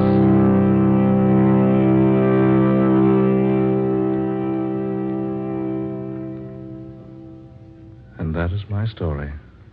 We awoke the next morning feeling more refreshed than we'd felt in all time. The sun was bright, the rain had gone. What was the significance of the house of bread? We didn't learn that until later when I consulted the Britannica. I quote as it is written word for word. Bethlehem, a small town in Palestine situated on a limestone ridge 5 miles south of Jerusalem, a city called by the Hebrews the House of Bread. This is the National Broadcasting Company.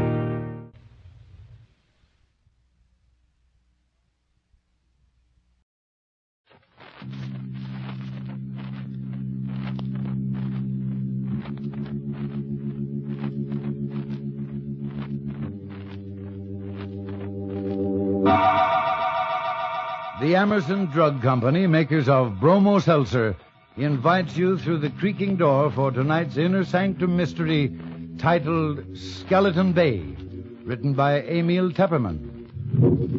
Bromo Seltzer reminds you to... Fight, heavy, 3 ways. Bromo Seltzer, Bromo Seltzer, Bromo Seltzer, Bromo Seltzer.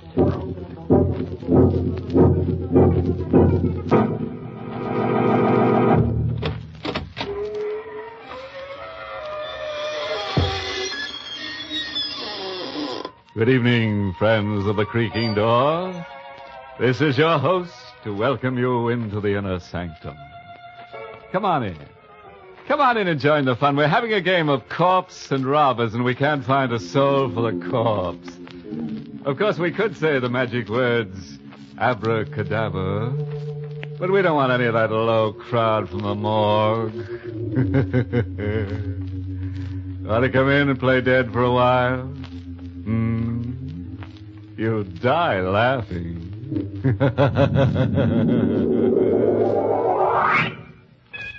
And now for our excursion into the eerie. Our little trip to Skeleton Bay. Our story opens at a swanky hotel with private cabins, situated on a storm-swept, rock-bound coast. The story itself is all about, you guessed it, murder. And here is Carola Winters to give us a blow-by-blow description. I'll tell you first about the night I met Michael Barrett. It was in August at Skeleton Bay. I'd come to the hotel supposedly for a rest. That was what I kept telling myself, but in reality, I didn't know why I had come here. Skeleton Bay. I'd seen the name in an ad months ago. And since then, it kept hammering at the inside of my brain. It was like the voice of implacable fate, commanding.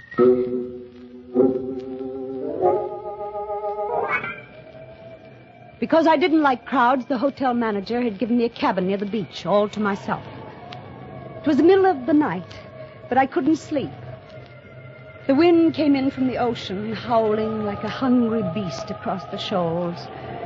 And the pounding of the surf mingled with the angry, baffled growl of the sea. I sat at the window in the dark, staring out at the beach. I was restless, excited. It was then that I saw the signal. It was just a winking little light a few yards away on the beach. Someone was blinking a flashlight, on and off, on and off. I was able to make out the figure of a man in boots and a leather jacket. He was signaling toward the hotel. But to whom? I had the answer in a moment. A man moved past my window, going down toward the light. He had his collar turned up against the wind and his hat brim pulled low. But I knew who it was. Mr. Field, a small, furtive man who had come up on the train with me. The two men met. Barely a stone's throw away from my window, I could hardly see them huddled closely together. This was excitement, mystery, intrigue, the stimulation I wanted and needed. I had to know what was going on. I threw on a raincoat and opened the cabin door. The wind swept my hair in a streamer, and a salt spray stung my face as I hurried down to the beach. My blood began to race and my heart to pound, for those two men were not engaged in any conference. They were locked in struggle. It was a deadly, silent struggle with only a grunt now and then. And I saw the flashing gleam of a knife, but I couldn't tell who had the weapon, the tall man in the leather jacket or the furtive Mr. Field. And then I saw the blade plunge home into the throat of the furtive Mr. Field. I felt a sudden surge of wild elation. This was murder. I had witnessed a murder. The tall man let the body of Mr. Field slide down to the sand. Then he looked up and saw me. He stood there with the bloody knife in his hand, and we looked at each other. Who are you? I'm Carola Winter. I have this cabin here, number 5. You saw me kill him? Yes, I saw you. What are you going to do about it? I'm going to help you dispose of the body. He told me his name was Michael Barrett. He lived on the opposite side of the bay, in a house high up on the cliff. It won't be so easy to get rid of the body. If I had the boat, I could take him out and drop him over, but it's too rough tonight. If there was some place to hide him for a day, I could come across in the boat tomorrow night. You can hide him in the closet in my cabin. Nobody will look there.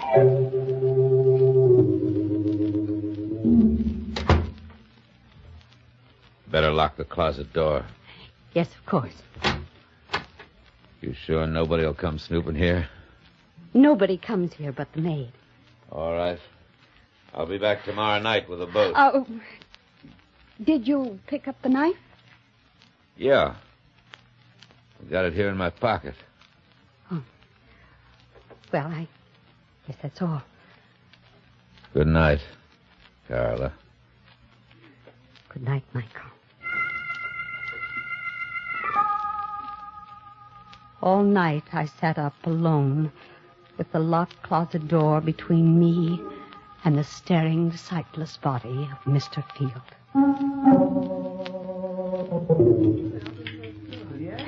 At breakfast the next morning, they had already discovered the disappearance of Mr. Field. Yes, and the maid says his bed wasn't slept in at all. I think he could have committed suicide in the ocean. Well, he was such a sneaky little man.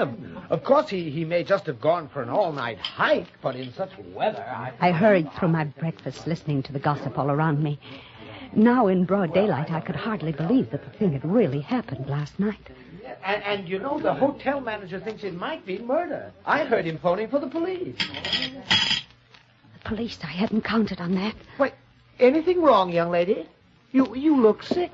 I do feel a bit dizzy. I think I'll get some fresh air. Oh, dear, poor girl. It must be quite a shock to her. She came up on the train with Mr. Field. Out in the open air, I let the wind cool my fevered face as I hurried down toward the beach. It was only 9:30 in the morning, a whole day and a whole evening before Michael could come for the body. And the police would be around all day, investigating, snooping. And all the time, Mr. Field would be sitting in my closet, staring blankly out of his sightless eyes. When I reached my cabin, I put my hand on the doorknob, and suddenly I went cold all over. The door was unlocked. I stood as still as a statue, listening. Yes, there was someone inside, someone moving around. If only I had my handbag. I had a pistol in it that I always carried for protection, but it was inside on the dresser. So slowly, I pressed the door open, a half inch, an inch, and the door creaked. That you, Miss Winter? The maid. It was only the maid, of course. She'd be making up the bed. Why hadn't I thought of that? Miss Winter? That you? Yes. It's I. What are you doing at that closet with those keys? They're just my pass keys, Miss Winter. I was just going to tidy up the closet. I didn't ask you to do anything to that closet. But that's part of the job, Miss Winter. I'm supposed to do it in all the rooms. Well, you leave this one alone. Keep away from that closet, do you hear? Well, yes, Miss Winter. I was only trying to help. When I want your help, I'll ask for it. Now, please leave at once. Just as you say, Miss Winter. I'm sorry if I did anything wrong. Did she suspect anything? I hadn't liked her tone. Why had I been so sharp with her? Now she'd surely think there was something in the closet. Something she shouldn't see. At lunchtime, I didn't want to leave the cabin. I sat at the window, and I could almost feel the sightless eyes of Mr. Field staring at me through the closet door. Someone at the door. Oh. Just a minute. Miss Winter? Miss Carla Winter? Yes, I'm Miss Winter. Oh, I'm sorry to trouble you, Miss Winter. I am Detective Sergeant Smith from headquarters. May I come in for a moment? Yes, please do. What can I do for you, Sergeant Smith? We're out here investigating this Mr. Field business. He hasn't turned up yet. Oh, well, I'm sure he will in time. Well, I wish I could be so sure, Miss Winter. What do you mean? We've gone through his room. Found some mighty queer things. Queer things? Seems this Mr. Field was in some sort of racket. There's a good chance he may have been murdered. You don't say. Yeah. I understand you came up on the train with him. Yes, that's true. Did you have any conversation with him on the train? No, none at all. You're the Carla Winter who writes the mystery novels, aren't you? The same. Well, I've read every one of them. They're darn good, Miss Winter. Thank you. You think you'll get a plot out of this? I mean, Mr. Field? Oh, well, I can't tell yet.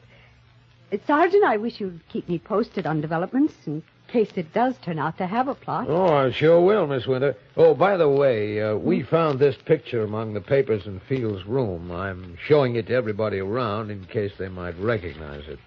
It's an old newspaper item, 10 years old. Can't figure out why he was carrying it around. It's about a guy named Wycliffe that's wanted for murder. Yeah, take a look at him. I felt the blood racing in my veins, pounding at my wrists. The picture of the man named Wycliffe who was wanted for murder was a picture of Michael Barrett.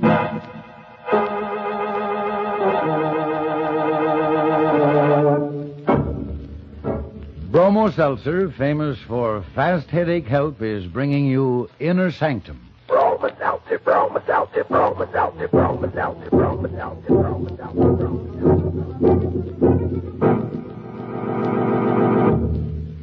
How do you do, ladies and gentlemen? How do you do? This is your old friend Norman Brokenshire. You know, it's really silly to let an ordinary headache make you miserable when you can get such fast three-way headache help with Bromo Seltzer. Now, by three-way help, I mean Bromo Seltzer quickly helps the pain of a headache itself, and it soothes upset stomach and jittery nerves that may team up with your headache. And what a pleasant help it is, for Bromo Seltzer fizzes instantly. So sparkling, so refreshing to take. You can't ask any more of a headache product than that, can you? Fast, pleasant, three-way help for your headache. That's Bromo Seltzer. Try Bromo Seltzer on this guarantee. You must be satisfied or your money back. Need I say more? Just go to any drugstore, fountain, or counter and ask for Bromo Seltzer, Bromo Seltzer, Bromo Seltzer, Bromo Seltzer, Bromo Seltzer, Bromo Seltzer. Well, it looks as if Michael Barrett is a lucky guy, with a beautiful woman ready to commit murder for him. But what'll he do when she runs out of victims and begins looking at him with a calculating eye? Oh, by the way, you don't have to worry about our eerie spirits bothering you anymore. Now, I've made a resolution that ghosts will not be allowed out of their graves after dark. Unless, of course, they have a pass to leave the ground. Now, let's get back to the rock-bound coast of Skeleton Bay and see how Carola entertains the grisly guest in her closet. I don't remember now how I got rid of that Detective Smith. I told him I had never seen the man in the picture and sent him away. The day was interminable. From my window, I could see the guests moving about the beach, but none of them went in swimming. The weather was too rough. And I wondered if Michael would be able to bring the boat over tonight. If not, how much longer could I sit guard over Mr. Field in the closet? Now and then I'd see Detective Smith poking around on the beach. And then, without warning, he was standing over the very spot where Michael had stabbed Mr. Field. I watched him bend down and examine something. Was there blood there? Did Smith know that that was the murder spot? I saw him frown. Then he stood up and walked quickly away. I had to know what it was he had seen there. Swiftly, I slipped on a coat and went out. I started toward the spot on the beach. Going somewhere, Miss Winter? Oh, it's you, Detective. Going anywhere in particular? Why, no. I was just going up to the hotel for dinner.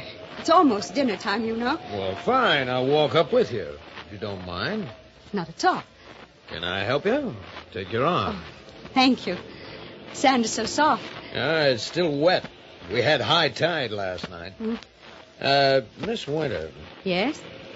Are you a sound sleeper? Why do you ask?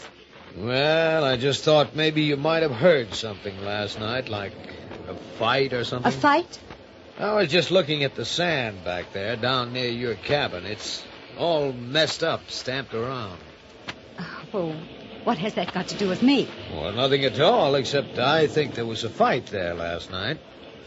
Maybe that's where Mr. Field was killed. You think Mr. Field was murdered? It's beginning to look more and more like it, Miss Winter. Somehow, I don't know how, I managed to get through with dinner. I hurried back to the cabin, and I stopped at the door, shocked and unbelieving. There was a light inside. Someone was in there. This time I had my handbag with me. I took the pistol out, and once more I inched the door open. It had happened, the thing I feared. The closet door was open, and there was the maid stooping over the body of Mr. Field. Oh, what are you doing there? The body. It's Mr. Field. You killed him. Suppose I did. Oh, well, what are you doing with that gun? What do you think? Oh, no! The wind was high and the weather was rough. Fortunately, no one heard the shot. I pushed her body into the closet next to the body of Mr. Field and closed the door. Now I was a murderer, too.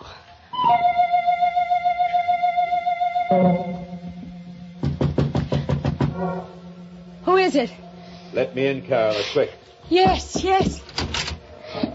Michael, I thought you weren't coming. It's been a dreadful day. What happened? Come here and I'll show you. Is he still in there? See for yourself. A woman? Who is she? The maid. She opened the closet while I was out. You killed her? Yes, Michael, I had to. There are detectives at the hotel looking for Mr. Field. I suppose if I was smart, I'd kill you, too. And there'd be no one to talk. Yes, Michael, that would be smart. Go ahead, kill me. If you can.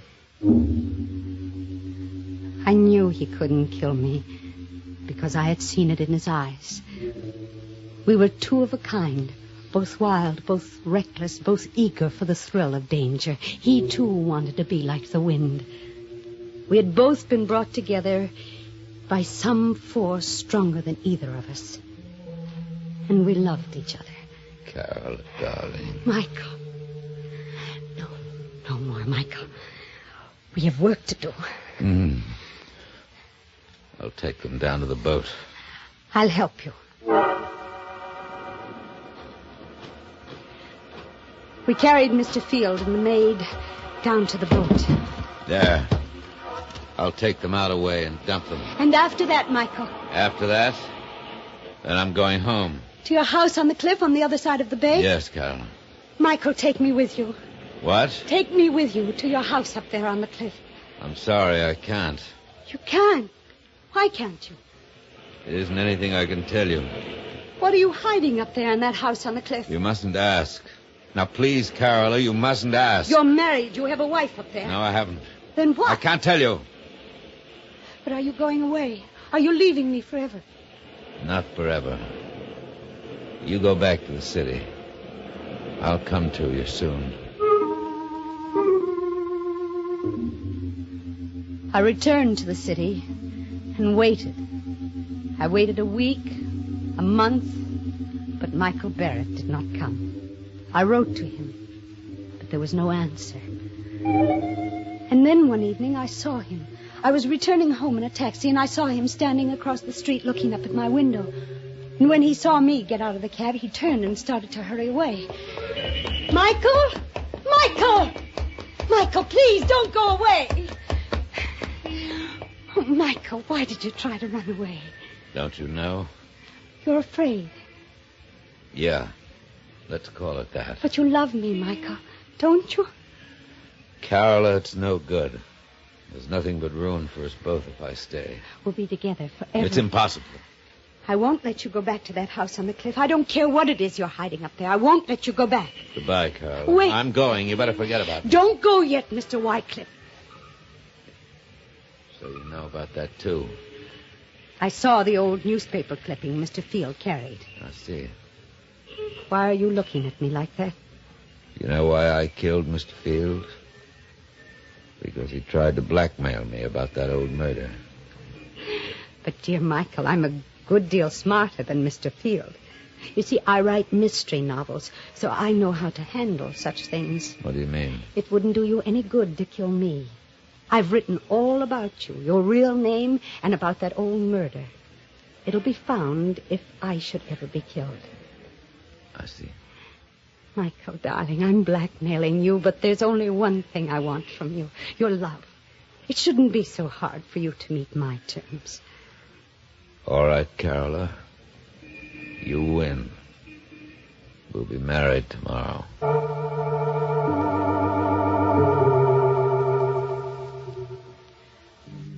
Soon after we were married, Michael began going out evenings, once, sometimes twice a week, and staying out all night. He'd return late the next day. When I asked where he had been, his temper would flare up into something terrible. I stopped asking, but I couldn't rest. I had to know where he went. One evening, I followed him. He boarded a train for Skeleton Bay.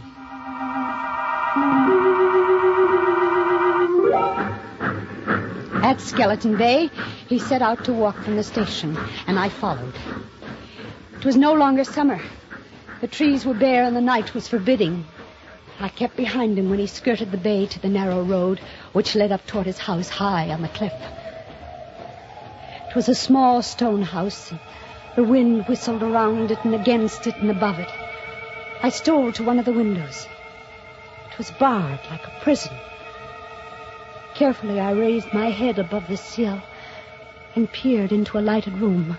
Michael was there with a woman. For the first time in my life, I knew the meaning of frustration and jealousy.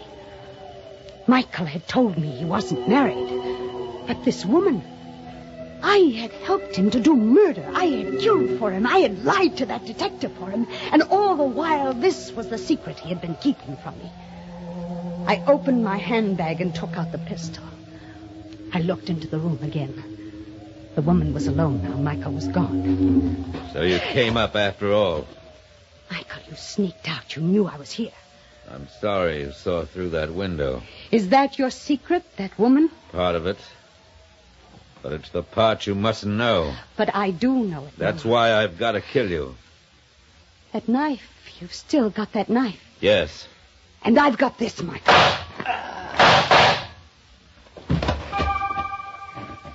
He fell at my feet, and I looked down and watched him die. And now I knew why I had really come to Skeleton Bay that first day. It was for this. To kill Michael Barrett. So he's dead at last. You've killed him. You, the woman in that house, you saw me kill him. Yes, I saw you. What are you going to do about it? Help you dispose of the body. Of course. Help me dispose of the body? Those were the very words I had said to Michael Barrett down there on the beach. And now this woman was saying them to me. Who are you? I'm Lisbeth Wycliffe. I'm Michael's sister. His sister? And you want to help me dispose of the body? You see the bars on those windows? Yes. I have been a prisoner in this house for 10 years. What? Michael killed the man I was going to marry 10 years ago. He murdered him. But this house, this prison... Michael brought me here. He kept me prisoner because he knew if I got free, I'd tell the world he was a murderer. Then that's the secret. The secret he wouldn't even tell me.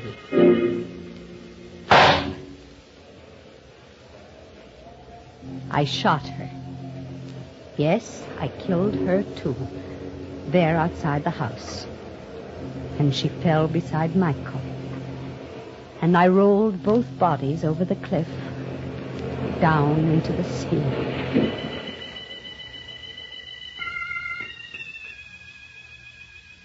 This is the end of my book, the best mystery novel I have ever written. I know that in writing it, I deliver myself into the hands of the law. But I can't stop. I can't help myself. So now I am finished. I will mail it to my publisher and wait for Detective Sergeant Smith come and get me.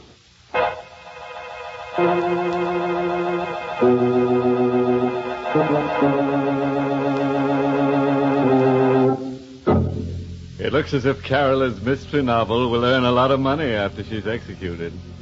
But I'd say it's tainted money. Why tainted? Because she'll be dead and a ghost can't own money, so taint her. You know, Carola would have been better off if she'd remembered that the pen is mightier than the sword.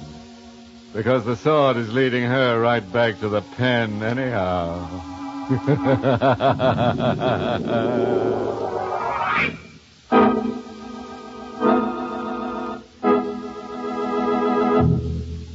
You know, today just about everything depends on speed.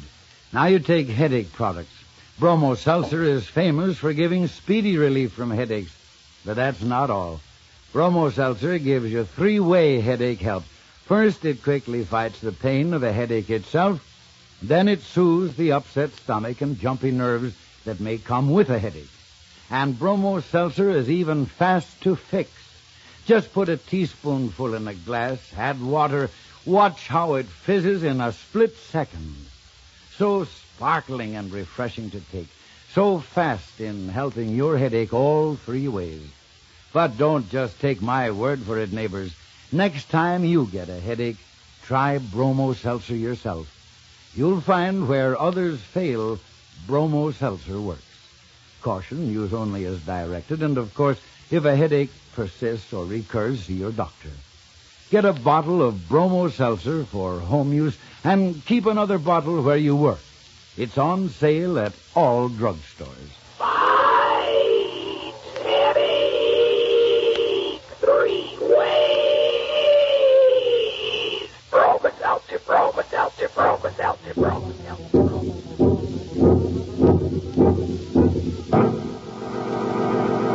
Well, it's time to close that creaking door for another 7-day rest.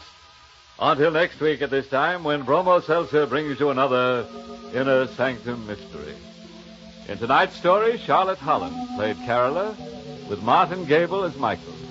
The music was by Lou White, and the entire production was directed by Hyman Brown. By the way, this month's Inner Sanctum mystery novel is The End Is Known by Jeffrey Hall. Next week, we're pinning up a fearful portrait called The Deadly Face. It's all about a curious character who has the picture of death painted all over his puss. So if you're around this time next week when we hang him up in our gallery, you'll hear how he tries to frame a couple of folks in pine. Until next Monday, then. Good night. Pleasant dreams.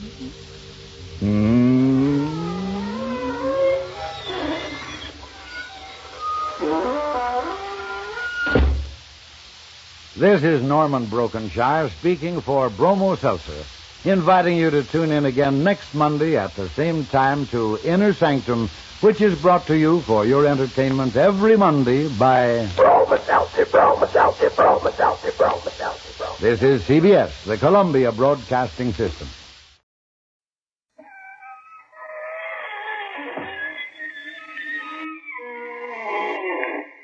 Good evening, friends. This is your host to welcome you through the creaking door into the Inner Sanctum. Well, went sailing over the weekend. Trim little sloop known as the Vampire. Named after its owner, Nash. Everything went along with a charming frenzy. The owner yelled, "Man the deck!" And the captain promptly did. Just one man. Spread so thin over the deck you'd think he was brave. That afternoon storm gave us a time for a while. One guest was washed right over the side. We didn't rescue him because we just know he'll turn up. He did once before.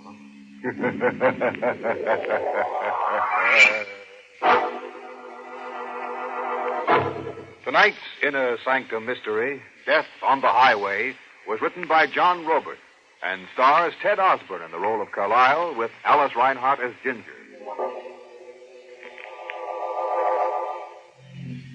And now for tonight's sweet symphony of screams. We're on Chicago's famous Skid Row, a brassy carnival street of flea circuses, sideshows, dives, and honky-tonks. Let's follow a newsboy as he darts into Enrico's, a basement tavern serving ragtime music and chili con carne. Police drag Rivers for Lester Samuels. Read all about it, paper, mister. Here, I'll take a paper. Hey, didn't I sell you a paper right here last night? Same place, same table? You did. Same place, same table, same me. You've got a good memory, mister. Some story, huh? Samuels jumping off that bridge. What a way to die. Yes. Oh, what a way to die. Hey, you sound funny. Did you know Samuels? No, I didn't know Samuels.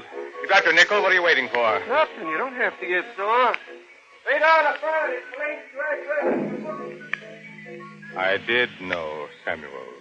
Lester Samuels, embezzled $100,000 from Eric Carlisle, investment broker. And I'm Eric Carlisle. I did know Samuels. I was an eyewitness to his last scene on Earth. I played it. Oh, well, I can't face it. You have no choice, Samuels. You had a position of trust, and you embezzled $100,000. $10,000.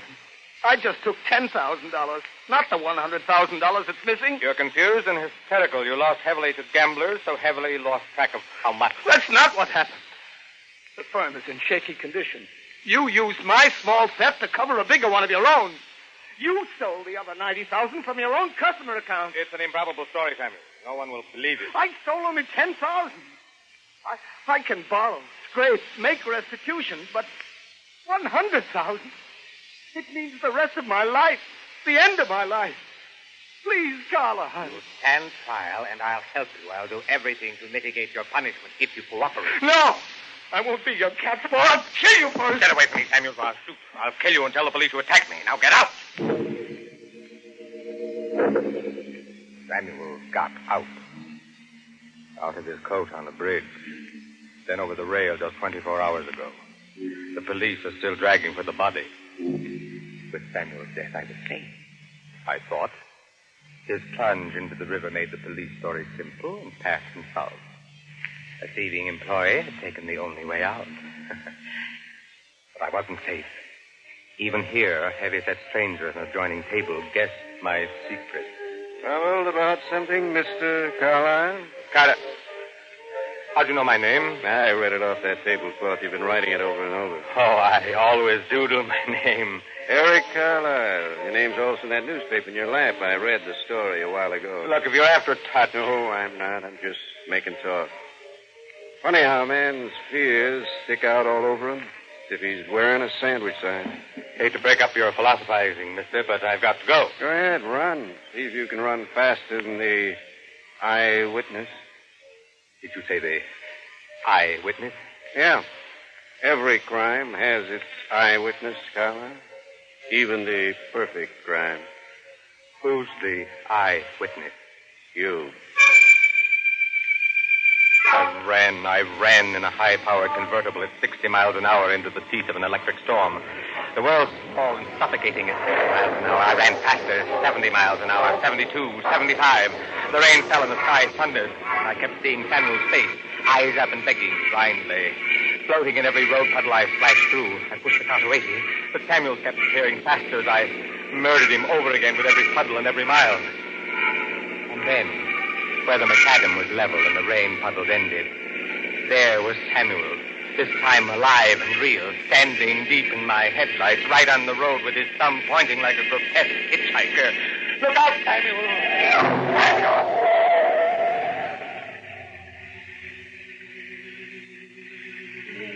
It was minutes before I dared get out of the car. The hallucination of having struck someone was so strong. When the mood passed, I went to look. I had struck somebody. And there was a witness to it. You bore down on the poor guy like you wanted to run him down. It's impossible. It was Samuel standing in my headlights, a man who died yesterday, a ghost. Yeah. How did a nut like you ever get a license to drive? This is a kid named Slim. He was trying to hitch a ride for us. I was waiting on the side, and he was thumbing you. How is he? I don't feel no pulse. He's dead. You're sure? Sure, I'm sure. Have a look for yourself. I can't. Well, help me get him into your car. There's a trooper's headquarters 2 miles up. Wait a moment. What for? Pneumonia? I'm soaked through to the skin. The victim. Who was he? A kid named Slim, I told you. Friend of yours? Well, not exactly. I only met him a couple of hours ago in a road diner. He'd had an argument with a red-headed dame he was with. They were eloping to get hitched before they got to fighting. The dame faded in a huff, and the kid, Slim, latched onto me. You're a hobo. Sure. I'm a hobo, and you're a killer. What about it? I didn't mean to insult you. I'm desperate. Yeah, well, mister, you will be when I testify as how you tore along at 80 and smacked into the kid like he was a paper bag. Why should you testify? The kid, Slim, meant nothing to you. You mean even less. If I meant more? Is that an offer shaping up? If it was. How much? $1,000. Hey, you got all that sugar on you? Yes. It was a horrible accident. I'm sick, in desperate trouble. What would you... Okay. What do you want for your grand? Dispose of Slim somewhere and forget everything. Let me continue on as if nothing happened. Is it a deal? 1,000 talks. Get it up. Here. There are 20 $50 bills here. I'll go on. Sure. Hey, wait. Take the kid's overnight bag with you and dump it yourself somewhere. I don't want to be stuck with it. I drove as far as I could get, then pulled into the yard of a roadside diner. The storm was over, and there was a wild gnawing in my stomach. I had to appease somehow. What'll it be, mister? Something hot, anything. Clam chowder, okay? Sure, yes. Clam chowder was in front of me. A sickening slop. It would do nothing for the agony in my stomach. And then I saw her come into the diner and into my life. My first sight of her was a face in the mirror in front of me. She stood behind me. Mine company, mister. The public place? Sit where you like? I like right beside you. How's the chowder? Don't know. Haven't tasted it. Looks awful. Does it? How much do I owe you, mister? 2 bits. You going? Yes. Without tasting your chowder? Wait for me. I'm not hungry either. A gentleman holds the door open for a lady. Look, miss, you're beautiful and desirous, and two's company, I'm sure, but I'm in no mood for flirtation. Neither am I, mister, and I'm in no mood for fish stories either. Fish stories? I haven't said anything. No, you haven't. But you're going to try. What are you driving at? I looked over your car before going into that diner. I wanted to figure how many were riding and see if there was a chance for me to catch a hit. You got an overnight bag initialed SW on your front seat. SW. Slim Williams. That's my boyfriend's bag. What are you doing with Slim's bag? I saw it lying on the highway and picked it up. I was going to turn it over to the state trooper first chance. Come again. And don't try to lie that Slim caught a ride with you and then got out forgetting his bag. Slim never forgets anything. I know Slim. We were eloping to get married. You think I robbed your boyfriend? No. Not a guy with your fancy clothes and car. All Slim had on him was $30. The bag's just got a shirt, a toothbrush, and a Keystone camera. I think you ran Slim down. Why, what? You think that? By the way you're stalling and lying? Right. Your Slim did suffer a minor injury. I tried to stop for him, and a friend of his, some miles back, and stopping abruptly, my fender hit him a glancing blow. Where's Slim now? In a first aid clinic in Kenmore Township, 10 miles behind us. Why did you lie about it? I didn't want to be held up any longer. I'm in a hurry. And why did you keep Slim's valise? An oversight. Just that, believe me. I'll believe you when I see Slim. You're turning around and taking me to him. Come on, get going. Now, what are you staring at? You. Don't pull that old wheeze. You've never seen me someplace before. But I have. There's a quality in your voice, a likeness in your face. Sure. I'm Zazu, the hula dancer you met in Borneo. No, Samuel. You're the face of a man I knew. You're another ghost. I remind you of a man. Mister, you sure pay pretty compliments. But I still want to be taken to Slim.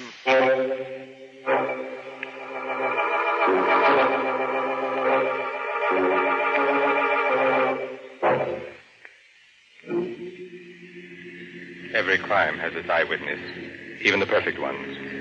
I was my own eyewitness. I had run from Samuel, the bookkeeper I'd framed and destroyed, into a new terror, an even greater danger.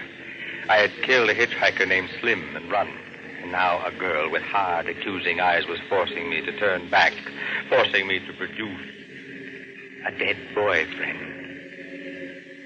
How much further to that hospital clinic Slim's supposed to be at, Mr. What did you say your name was? I didn't. It's Chambers. Richard Chambers. Now you're lying again. Your name's Carlisle, Eric Carlisle. You live on Mulberry Drive. How did you know that? By reading. You've got your car ownership slip around your steering wheel. I'm Ginger Thomas. Hello. How much further to Slim, did you say? Not much, Father. Well, step on it. You're loafing along like we're out joyriding. We were close to the place where I'd paid off that hobo. And again, the thing was coming alive before me. The dead were coming back in the black puddles the car overtook and splashed through mile after mile. Samuel and now Slim lying side by side. There had to be an escape for me. I had to rid myself of the girl at any cost. Why are you stopping? Rear tire feels flat. Take a look at it. Go ahead. Tire is low. Have to pump air into it. Got a hand pump in the trunk. Hurry it up. I found a tire wrench in my tool chest, the only weapon available. Miss Thomas. I'm used to being called Ginger. Ginger, I'll need your help. Tire pump keeps slipping. Someone has to hold it while I pump. All right, if I have to. Hey, it's pitch black and spooky out here. Where are you? Here, at the rear of the car. I can hardly make out. Please hurry if you're going to help. I'm staying where I am. Did you really think I was going to walk into a tire wrench whacking down on my... Stop! My hands! You've got a gun. It's Slim. I stole it from him when we quarreled. Can you still drive with that hand? Yes. Your bullet hit the tire wrench. The hand's just stunned from the concussion. Then let's go. This time I'll sit in the back and do the directing. In case you get any more funny ideas.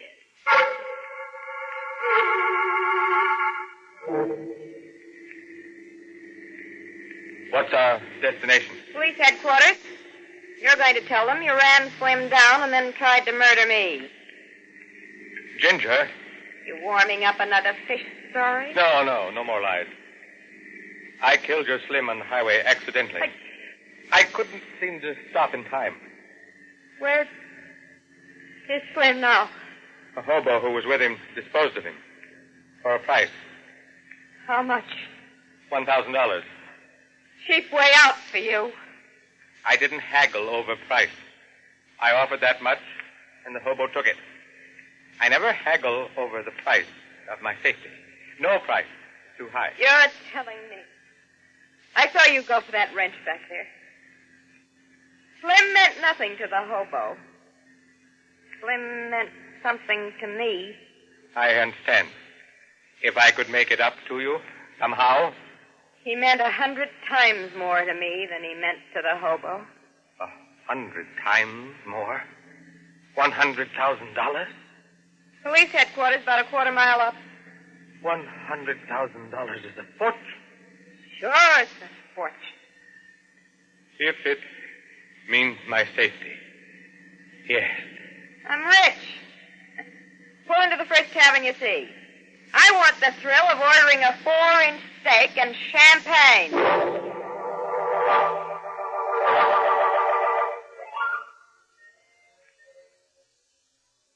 You're not eating, Mr. Carlisle. Eric. formalities are a little pointless now. Okay, Eric. Go ahead. Order something extra good. On me. Thanks, no. Say, how are you going to turn over all that money to me? I have that much in my vault. In cash? In cash. Good. This car. Eric, Yes? don't look now. Across the room in the end booth, near the piano. Who is it? The hobo. The one that Slim took up with. The one I took up with. You mustn't see us, Ginger. Let's go quickly. But I haven't finished half my steak. You'll get another one some other place. We've got to get out of here. We got out of the tavern without being seen. Wait a minute. This dawns on me that your safety is my safety now. We're partners, sort of. And the hobo's your problem and my problem. I don't follow. If the hobo gets to worrying about what he's done for you and yells cops, I'm out that $100,000 you're going to give me tomorrow. You see it? In a way. And if the hobo sticks his hand up for a second helping of your money, you can't pay him because I've got your money. So the hobo turns to me. But how can he get to me? He hardly saw me in the storm of darkness. I didn't identify myself.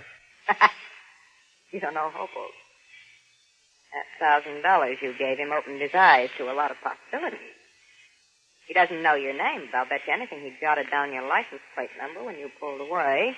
And then, what can we do? Just one thing. One thing.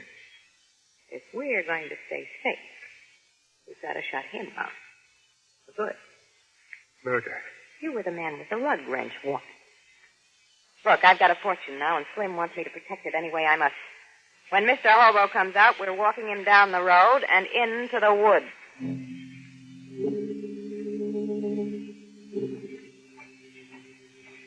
The hobo came out, and we walked him down the road, then toward the woods.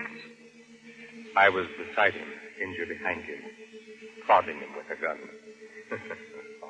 Ginger was protecting her fortune against the hobo as cold-bloodedly as I had once protected my fortune against Samuel's.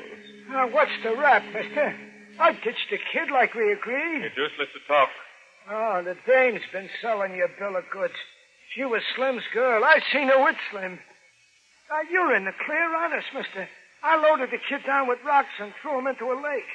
I really done my bit for that grand. Stop here, Eric. I'll take him into the woods. You will kill him? Yes, me.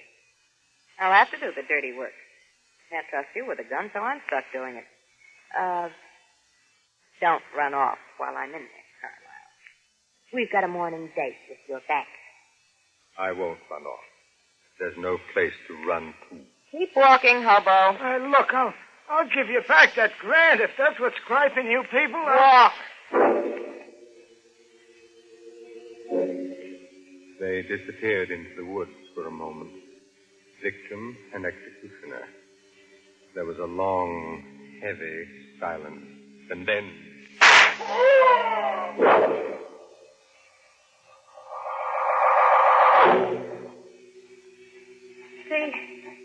See this? Came out of the hobo's wallet. Why, 67432. It's my car license number. It was his number to a juicy career of blackmail. But we're really safe now. Sucker.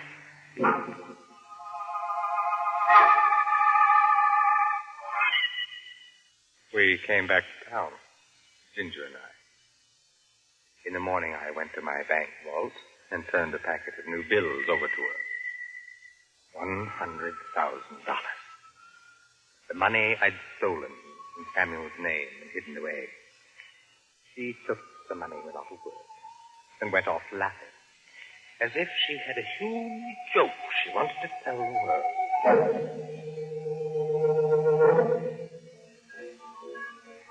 I'm here in Enrico's now. I've been an eyewitness to a lot of things since Samuel. I'm back here because there's no place to run to.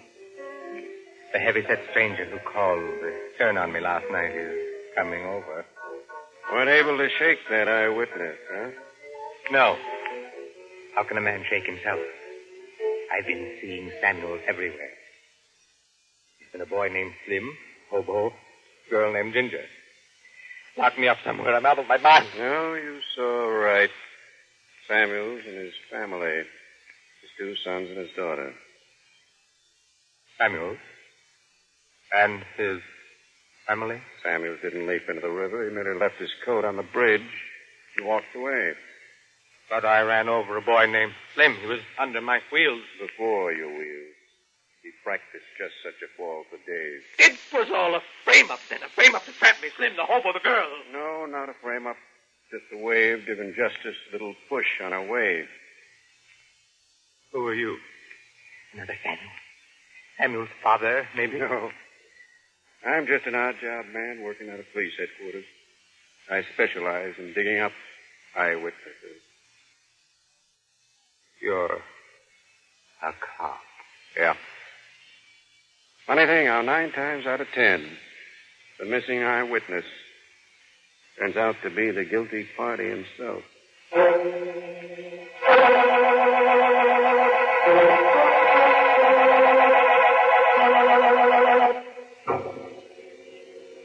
Did someone just say all Carlyle needed was a dash of ginger to cook his goose? Still, you know, Carlyle hung on to his sanity, but tenaciously, right down to the last crack. Morals? Oh, I got a couple. Short fees on the nearest penitentiary wall, somebody. When embezzling money, be sure to amputate both hands so you won't finger yourself. And this clincher. He who frames a bookkeeper only hangs himself. Good night. Pleasant dreams.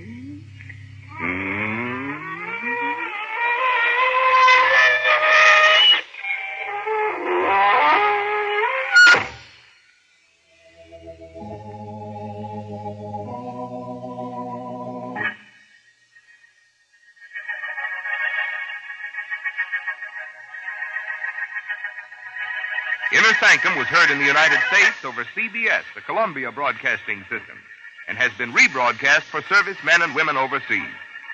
This is the United States Armed Forces Radio Service, the voice of information and education.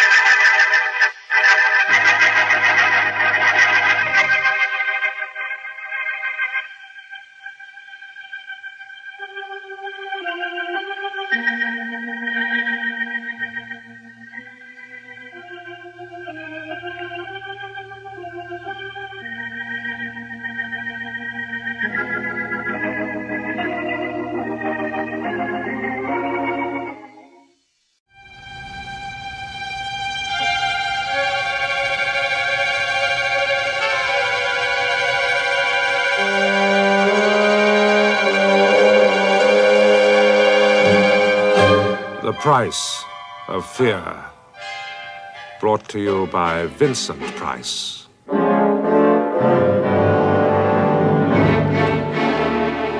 Browsing through a book of quotations the other day, I came across the old Scottish prayer to ward off evil spirits. You remember, from ghoulies and ghosties and long-leggedy beasties and things that go bump in the night. Well, isn't it strange how the coming of night can alter the whole shape, appearance, even the atmosphere of a house or a room?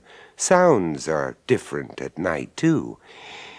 Anyway, reading that old incantation, I was reminded of the tragic case of Raymond Hewson. It's an odd story which I've called the Waxwork, so let me tell you about it. Some years ago, I was working on a film in London. One evening, after we'd finished, I decided to take advantage of a little free time before a dinner engagement and to walk back to my hotel, exploring London as I did so. I'd been walking for about an hour when I came across an inviting-looking pub in an alley just off Baker Street. I went in and ordered a glass of beer and a sandwich. No sooner had I got my drink, enjoying the early evening atmosphere of the place, than I was surprised to hear someone calling my name. Vincent! I say, Vincent! Oh, good Lord, Raymond Hewson. I haven't seen you for years. Yeah, that's right. Not since, not since I did those extra bits of dialogue for that film. Yeah. What was it called? Oh, dear. The Thing Without a Thing, or some such name. Well, I must say, it really is the most amazing coincidence running into you tonight of all nights. In fact, in a way, you might say it's providential. Raymond was a spare, pale man with lank brown hair, and although he spoke plausibly, even forcibly, he had the defensive and somewhat furtive air of a man used to being snubbed. He looked, in fact, exactly what he was, a man gifted somewhat above the ordinary, who was a failure through his own lack of self-assertion. He made a living as a freelance writer, and like most freelance writers, he was always hard up. Indeed, when he spoke of our meeting as being providential, I half expected that he was leading up to asking for a small loan. But that night, Raymond had other things on his mind. You see, I've arranged to spend tonight, all night, in the Chamber of Horrors at the Waxwork round the corner. I'm hoping to write a piece about it and, get it published. Now, if I could work one or two observations from you into the story, it'd be a great selling point. Do you mind? Oh, no, not at all. Look, Vincent, I know you're very busy, but I wonder if you'd mind doing me a favor. Oh, anything, my dear chap, within reason. Well, all I want you to do is come with me to the Waxworks and see me settled in. No, it won't take very long. It's only a few minutes' walk. Well, I do have a little time to spare, and I must confess that I find the idea rather interesting. Oh, good for you. Well, now, look here. Let me buy you a drink, and then we'll go round to the Waxworks. Now, I have an appointment with the director, Miss Frayne, at 7:30, so we've just got time. You must realize, Mr. Hewson, that there's nothing new in your request. In fact, we have to refuse it to different people at least 3 times a week. What kind of people, I wonder, would want to spend all night alone in a waxworks? Oh, mostly foolish young men who've made bets or who are trying to prove something to themselves. Do you always refuse? We do, I'm afraid. You see, if some young idiot were to lose his senses, we should find ourselves in a most embarrassing position. Of course, in this case, your being a writer, Mr. Hewson, somewhat alters the situation. I suppose you mean that writers have no senses to lose. Oh, no. But one imagines them to be responsible people. You can't know many writers, Miss Frayne.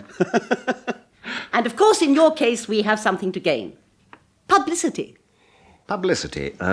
Yes, well, that brings me to another point. I think I know what's coming. Well, I have, in fact, already been in touch with our advertising manager, and he has agreed that in the event of your article being published in one of the national dailies, you will receive some payment from us. Raymond, how do you intend to treat the story? Well, I should make it gruesome, of course. Well, gruesome, but with just a saving touch of humour. But I don't have to tell you anything about presenting horror with humour, Vincent. Well, perhaps not. I think I get the general idea. Well, Mr. Hewson, I wish you good luck with the story. But first, I must warn you that it is no small ordeal that you're about to attempt. And I confess that it's not something I should like to do. May I ask why? It's so difficult to explain. But I'll tell you what. Come along now and see for yourselves. But I warn you, Mr. Hewson, that if you are at all susceptible to atmosphere, You are in for a most uncomfortable night. Oh, that's all right. Newspaper editors never stop telling me I've no imagination whatsoever. Although Raymond appeared to take the whole affair lightly, I knew him well enough to realize that he was not looking forward to the ordeal. He was obviously down on his luck, and I rather think he saw the whole thing as a last desperate gamble. These thoughts crossed my mind as we followed Miss Frayne through half a dozen rooms where attendants were busy shrouding the kings and queens of England and those others whose fame or notoriety had rendered them eligible for this kind of immortality. I've asked the porter to make you as comfortable as possible, but don't expect too much. I've also given instructions for the figures downstairs to remain uncovered. Through here, gentlemen, please. Oh, before I forget, I must ask you not to smoke. We had a fire scare here this afternoon. I don't know who raised the alarm, but whoever it was, it proved to be a false one. Mind your heads as we go downstairs. Miss Frayne led the way down an ill-lit stone stairway, which conveyed the sinister impression of giving access to a dungeon.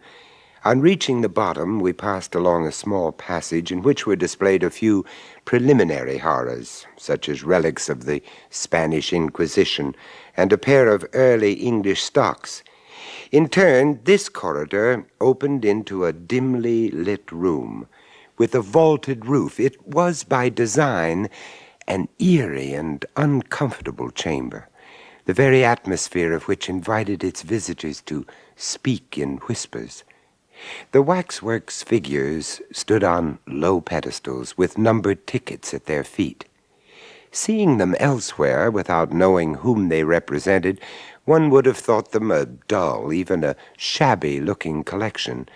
But gathered together in that sinister room, ooh. Well, here we are, gentlemen. Recent notoriety is rubbing shoulders with all the old favourites. Perhaps you recognize one or two of them. This, of course, is the famous Dr. Crippen. Insignificant little fellow, isn't he? Mm-hmm. Over there is Wilkinson, the Strangler.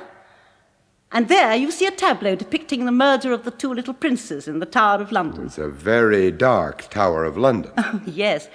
I'm sorry that I can't give you any more light, but that's all there is. For obvious reasons, we keep this place as murky as possible. Good Lord. Who's that over there? Ah, yes, I was coming to him. That's one of our star turns, a present-day murderer who has never paid the price for his crimes. The figure which Hewson had indicated was that of a small, slight man, not much more than 5 feet in height. It wore waxed mustaches, spectacles, and a voluminous cape. There was something so exaggeratedly French in its appearance that it reminded me of a stage caricature, something out of one of those delightful bedroom farces by Feydeau. I could not say precisely why that mild-looking face seemed so repellent, but I found myself instinctively taking a step backwards. Nasty-looking character, isn't he? Who is it? That is Dr. Baudet. Baudet. I've heard that name recently, Baudet. I can't remember in what connection. You'd remember better if you were a Frenchman. For a long time, he was the terror of Paris. He carried on his work of healing by day and of throat-cutting by night. Oh, yes, I remember now. Wasn't it said that he killed people for the sheer devilish pleasure it gave him, and always with a razor? That's right. After his last crime, he left behind a clue which set the police on his trail. In fact, they soon amassed enough evidence to send him to the madhouse, or the guillotine, on a dozen capital charges. But I thought you said... That he was never caught. Oh, he was caught, all right, and tried and convicted. But somehow he managed to escape and cheated the guillotine. 1 or 2 crimes of a similar nature have taken place in London quite recently. But then it's queer, isn't it, how every notorious murderer has imitators. Anyway, most of the experts believe that he is quite definitely dead. Well, I don't like him at all. Oh, those eyes. Whew. They seem to bite into you. Yes, don't they? This figure's a little masterpiece. It's excellent realism, really, for Baudet practiced hypnotism and was supposed to mesmerize his victims before dispatching them. Oh, I see. I was wondering how so small a man could have managed to overcome his victims. Well, it was mesmerism. At least there was never any sign of a struggle. Do you know, I thought I saw him move. Oh, come on now, Raymond. No, he moved, I tell you. You'll have more than one optical illusion before the night's out, I expect, Mr. Houston. But remember, you won't be locked in. You can come upstairs whenever you've had enough of it. There are watchmen on the premises, so don't be surprised if you hear them moving. I've told them you're here, by the way. Raymond, you quite sure you want to go through with this? Of course. And I think it very mean of you not to have offered to stay with me. Oh, that wouldn't be fair, Mr. Houston. You must be quite alone. Well, don't think I won't mention you in my story, Vincent. Though I may as well tell you that I shall feature heavily as the hero. Raymond, I assure you that even if I didn't already have a dinner engagement, I should still be only too happy to let you stay here all night by yourself. This place gives me the creeps. Well, Mr. Houston, I'll wish you a very good night. And so do I, Raymond. A very good night and a successful story to celebrate tomorrow. Why don't you give me a ring, I'm at Jameson's Hotel in the Strand. Thanks, I'll do that. Well, good night. Good night, Mr. Houston. And thanks for tucking me in. And so we left him, and after a quick and, I must confess, welcome drink in Miss Frayn's office, I went back to my hotel to get changed for dinner. It must have been at about 3 o'clock the next morning that I received an urgent telephone call from Miss Frayn asking me to return to the Waxworks immediately. And this is how our night watchman found him.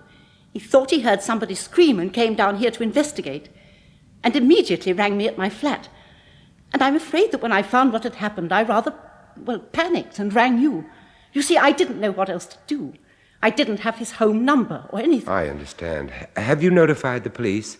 It's usual, you know, in cases of sudden death. I did think of it, sir, but I thought it better to ring Miss Frayn first. I could see at once it was too late to call a doctor. I'm afraid I didn't think too clearly. Oh, how awful. This is the sort of thing we've always tried to avoid.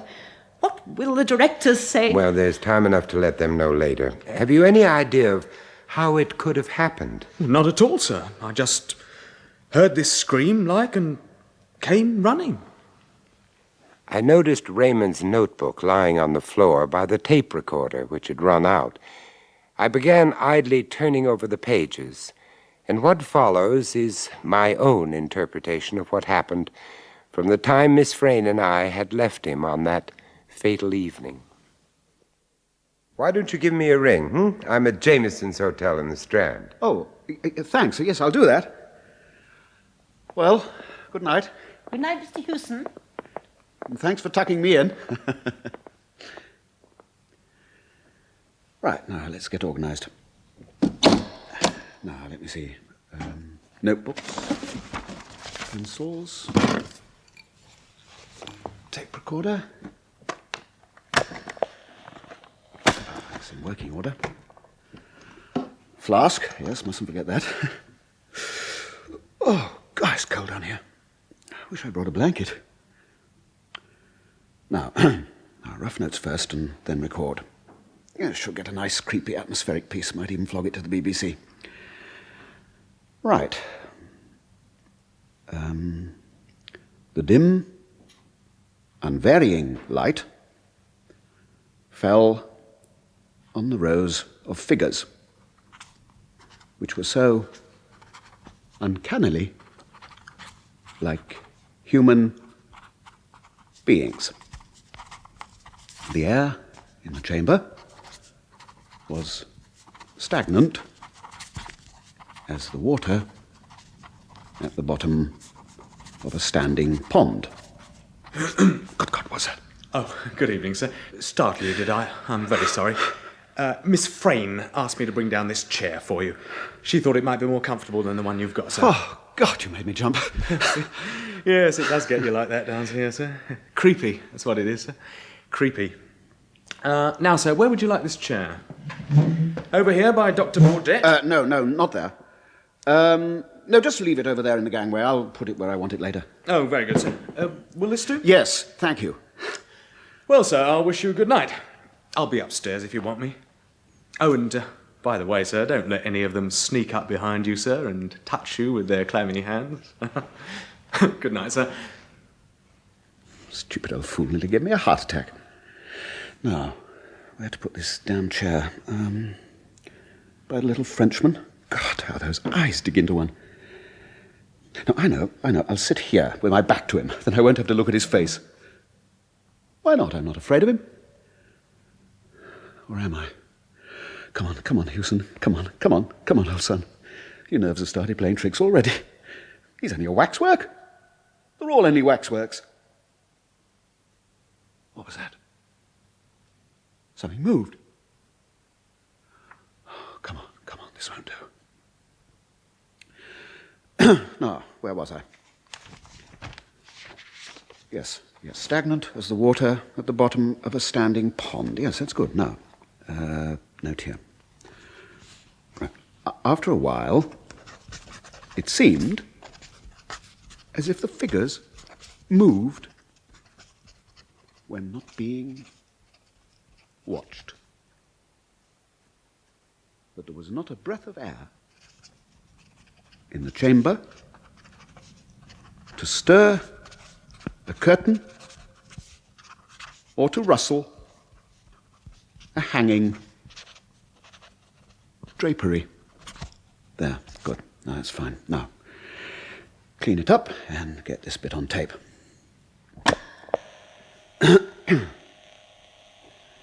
The dim, unvarying light fell on the rows of figures, which... Hello, something moved again. I could swear it. It's Crippen. Every time I take my eyes off him, he moves. Damn it, they all do.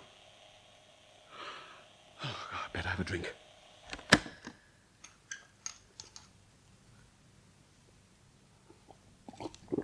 That's better. All saying it's not good enough. I'm going upstairs. I'm not going to spend the night with a lot of shifty, bloody dummies who move when you're not looking. Now, what's the time? 1:30. Oh, 6 more hours. I'll never do it. What's that? It's Crippen again. I nearly caught him that time. You better be careful, Crippen! And all the rest of you! Or I'll smash you all to pieces! You hear? Do you hear me? Why don't I go? Why should I sit here scribbling when I can write all this up tomorrow? Who would know? What's that? Oh, God. All right.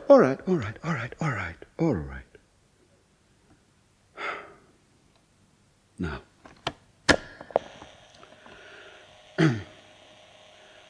I'm Raymond Hewson, freelance writer. I've been here in this chamber of horrors for, a few hours. My nerves are beginning to play tricks on me. And that's all they are, tricks. Oh, I'm a living, breathing man, and all around me are statues, dummies. They can't move, and they can't whisper. Neither can they breathe. But by God, one of them is. Somebody else in this room is breathing. You, Dr. Baudet, you moved. Yes, you did. Damn you, I saw you. Good evening, monsieur. I was right, you did move. Quite right, my dear friend. And now, let me get off this ridiculous platform. Don't come near me! Really, Mr. Hewson, let us not be melodramatic, huh? Oh, that's better. One gets so stiff standing in the same position all the time. I need hardly tell you that I never expected to have the pleasure of a companion here for the night. Oh, what the devil are you? My dear sir, have no illusions. I'm not one of these contemptible effigies miraculously come to life. I am Dr. Baudet himself. But I don't understand. How do I come to be here? Let me explain. You see, for some time now, I've been living quietly in England. Well, late this afternoon, as I was passing this building, I saw a policeman regarding me somewhat too closely. So I mingled with the crowd and came in here.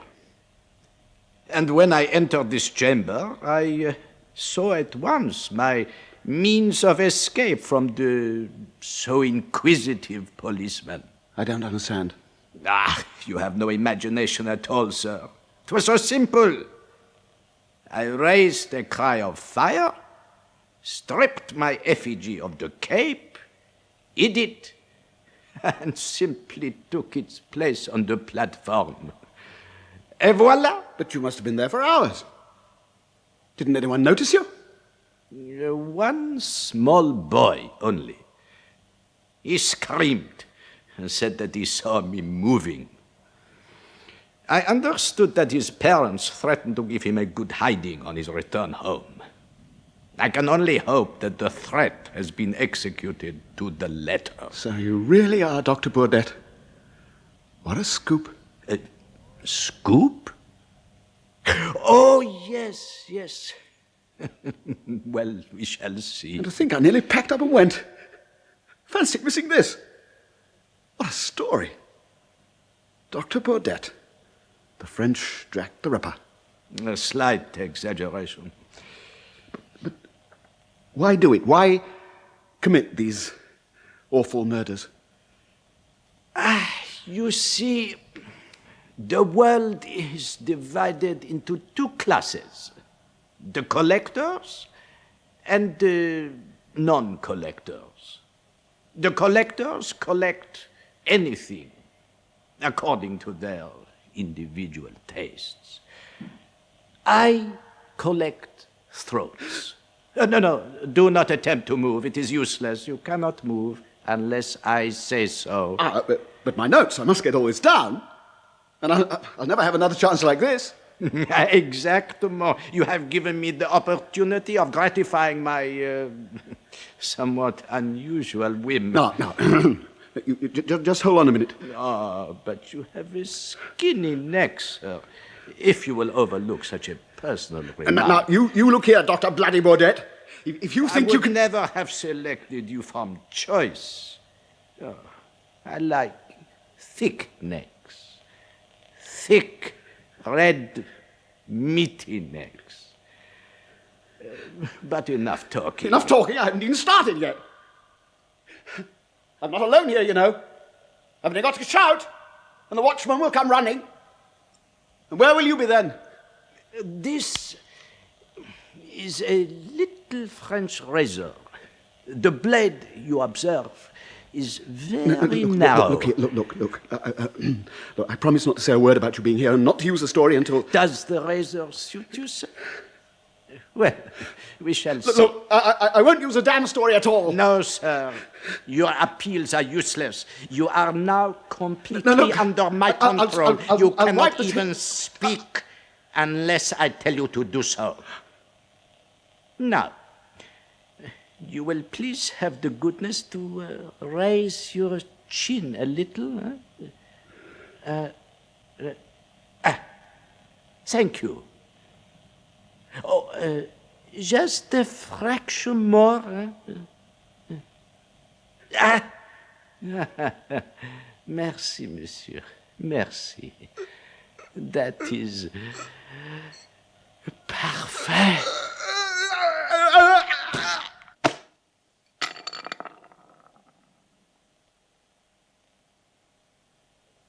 Poor Raymond. When I had finished reading his notes, I turned my attention to the tape recorder. Of course, the batteries had run flat hours ago, but the ever-obliging Raymond had brought along his own replacements, which were lying conveniently at his feet, unused. Carefully, I rewound the tape and switched the machine over to playback.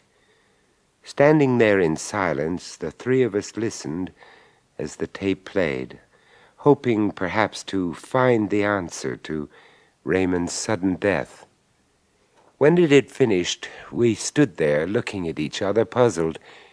Then I rewound the last few moments of the tape and played it again.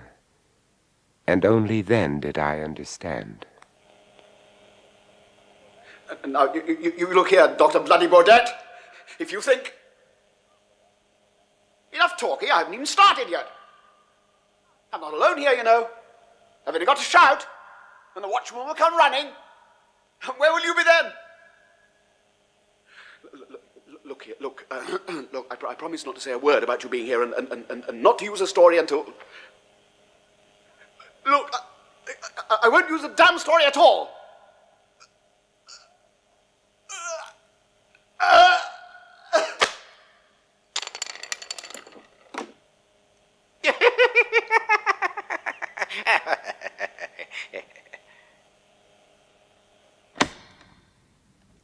The waxwork figures stood apathetically in their places, waiting to be admired by the crowds who would soon wander fearfully among them.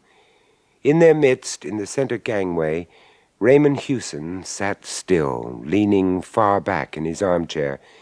His chin was tilted up, as if he were waiting to receive attention from a barber, and although there was not a scratch upon his throat, he was cold and dead. His previous employers had been wrong in crediting him with no imagination. If anything, he had an overabundance of that particular commodity. As I left that sinister chamber, I glanced back. Dr. Baudet, on his pedestal, watched the dead man unemotionally. He did not move, nor was he capable of motion, but then, after all, he was only a waxwork. One thing, however, still troubles me, that laughter on the tape.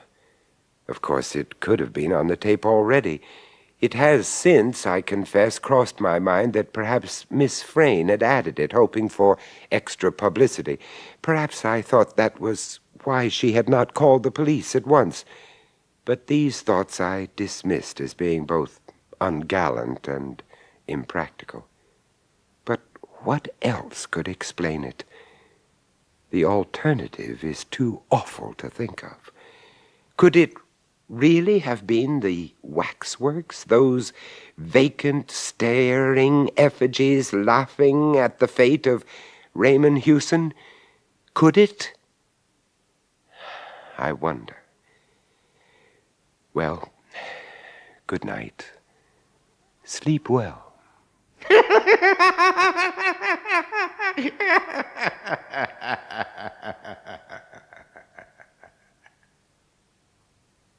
That was Vincent Price bringing you The Price of Fear. Also starring in The Waxwork was Peter Barkworth, with Cyril Shapps, Joan Cooper, and Christopher Bidmead. The Waxwork was first recounted by A.M. Burridge, dramatized by Barry Campbell, and produced by John Dias.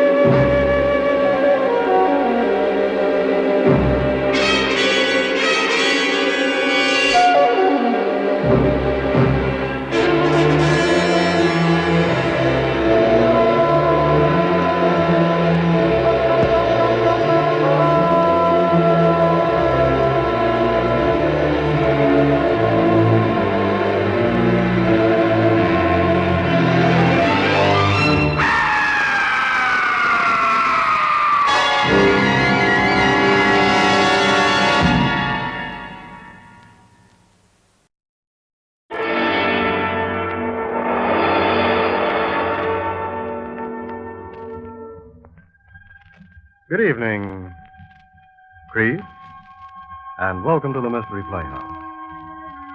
If you like to curl up with a good mystery, if suspense and mysterious adventure are your particular dish, then don't go away. Stay right where you are, because tonight we've been fortunate enough to again secure the services of that light-hearted raconteur of murder, horror, and the supernatural, the laughing boy of Inner Sanctum, your host, Raymond.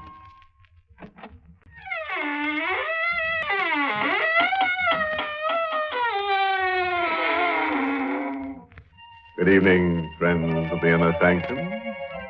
Welcome once again through the squeaking door. So brave of you to drop in. You know, I do like to have a body around. It keeps me in good spirits. What's that? Oh, you feel warm. Well, now, that may be the fault of the chairs. You see, we've been redecorating, and the chairs you're sitting in are hot seats. We bought them cheap from a firm that builds them for prisons. The convict didn't like them. Now, they complained that everyone who sits in those chairs gets absolutely burned alive. And now, friends, draw up those chairs we talked about earlier and listen to tonight's tale of terror, written especially for the Inner Sanctum by Michael Sklar.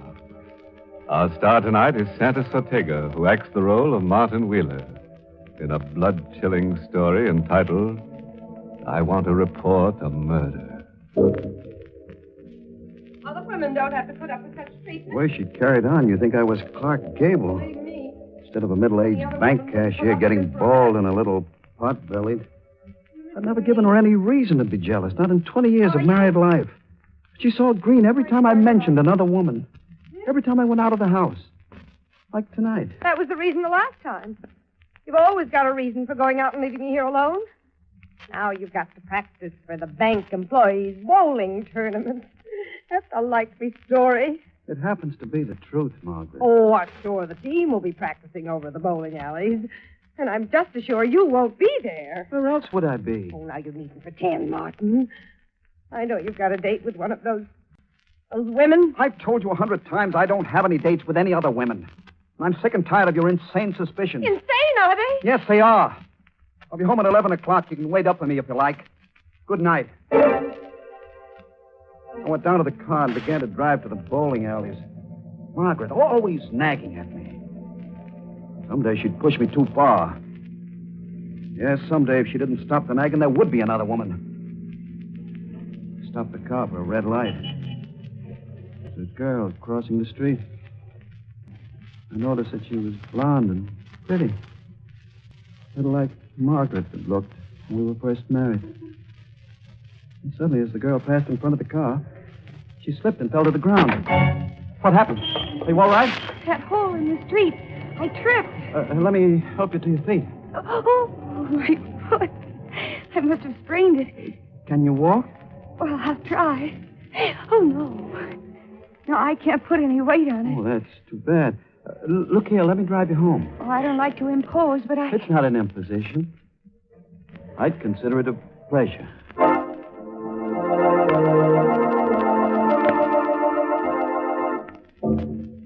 She was about 25 years old and married. She said her name was Mrs. Susan Holmes. I didn't tell her my name. And as things turned out, that was lucky. No one was home at her apartment. I helped her to a chair and started to leave. Don't go yet. Come here. Oh, don't be afraid of me. I'm not going to bite you. Mrs. Holmes, I've got an appointment at the bowling alley. Well, that's not very flattering. Don't you like me? Why, yeah, sure. I do, but... Mrs. Holmes, please, don't. You shouldn't. Don't be silly. You've been very kind. And I like you. Her arms were around my neck, pulling me down toward her. She used a faint perfume. Margaret hardly ever used perfume. Margaret. I thought of her as Susan kissed me. Then I stopped thinking until the door opened. Say, what is this? Robert! Susan, who is... I come home and find my wife kissing another guy. How long has this been going on? Well, this is all a mistake. Your wife tripped and hurt her ankle. I brought her home and... You won't weasel out of this by blaming it all on Susan. It won't work, mister. I saw both of you. Mr. Holmes, I've tried to explain. You won't listen to me, so I'm leaving. No, you don't. Get out of my way. This gun is loaded, mister. Put that gun back in your pocket. Don't be a fool. You're staying here until... No, hey, let go of my arm. Let go of that gun. I'll kill you for this. Let go of the gun. I'll break your arm. Now I've got the gun. Give it back to me. I won't. Stop it. Look at the gun. Oh! Stop it. I had to take the gun away from him. Oh. I didn't mean to pull the trigger. He's dead. You've killed him. I killed a man. I had to get away quick before the police came. Guess I could walk out of the door and forget the whole thing. Mrs. Holmes didn't know anything about me, nor even my name. I acted fast. I could get away. Go straight to the bowling alley and pretend it never happened. Where are you going? I'm leaving. Come back here. Come back here.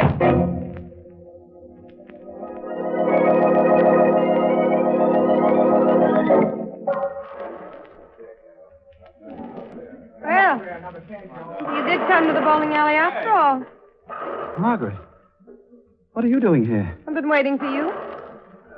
Checking up on me. Why shouldn't I? It certainly didn't take you this long to drive over from the house. Where have you been? Oh, for heaven's sakes, Margaret, leave me alone.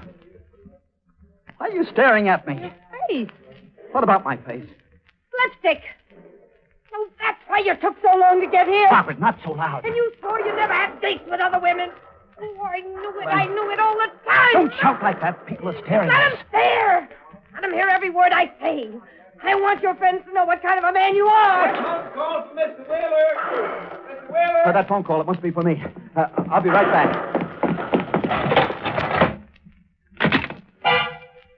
Hello? Mr. Wheeler?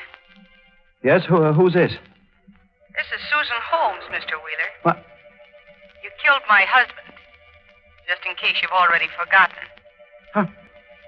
How did you know my name? Where to find me? It was all in your wallet. My wallet? It dropped out of your pocket during the fight. What? You want? I gotta see you right away. Well, that's impossible. My wife... Would you rather have me call the police? No. Don't do that, please. Where shall I meet you? Downstairs in front of my apartment house. I'll be there waiting for you. I'll be there in 10 minutes. Bye.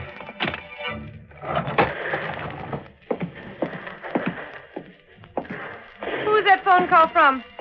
No one you know, Margaret. I can tell from the expression on your face. It was that woman again. I can't argue with you, Margaret. I've got to go. Go where? I can't tell you. You're going back to her? No. I won't stand for it. I won't be humiliated. If you go to her, I'll kill you. I swear I'll kill you.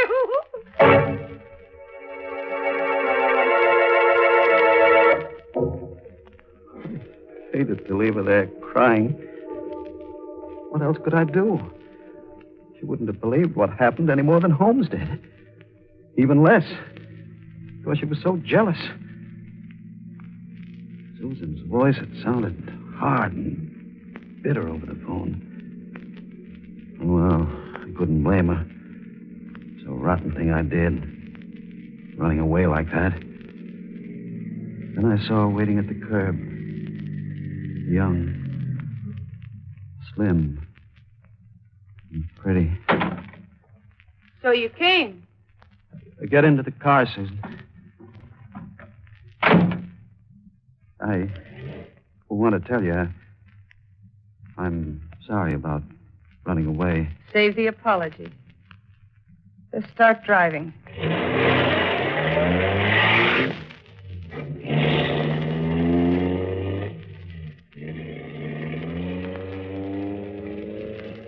We drove for a while in silence. Several times I tried to start a conversation, but you wouldn't answer. Finally, I parked at the end of a deserted street on the waterfront. Fog was rolling in from the water. A few minutes, the mist would close around us. I've been thinking. I decided what we're going to do. You don't want the police mixed up in this, do you? No, of course not. Oh, neither do I. And don't ask me why. I got my own good reason. You got a plan? Yeah. My husband subleased the apartment under an assumed name. We've only been there a few weeks. Nobody in the house knows us. I'll leave town for good. The police won't be able to trace either of us. But your husband's body. I'll leave it. That'll give me at least a couple of days' start before the police find it. You'll have to help me. I need money. How much? $5,000? 5,000. That's a lot of money. You got a nerve squawking about money. After what you did. It was self-defense. How would you like to tell that to a jury? But I simply haven't got $5,000. There was a card in your wallet that showed you work in a bank.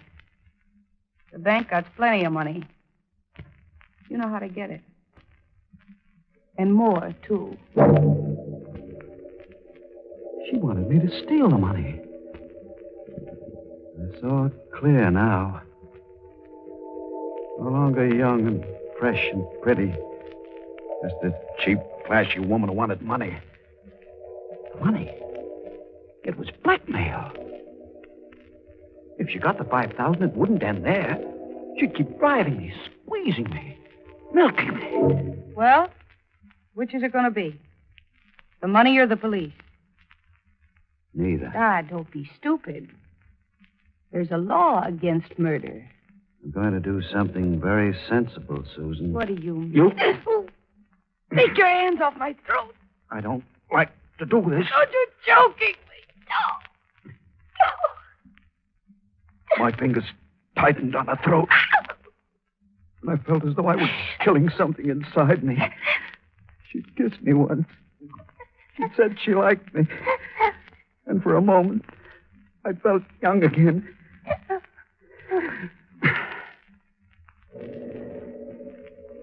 The body went limp suddenly between my hands.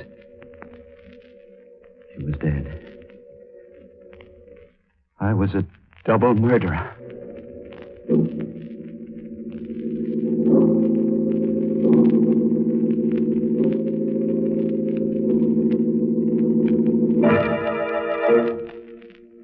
You know, I'm really annoyed at that Martin Wheeler, the ungrateful scoundrel, and that poor kid, Susan Holmes.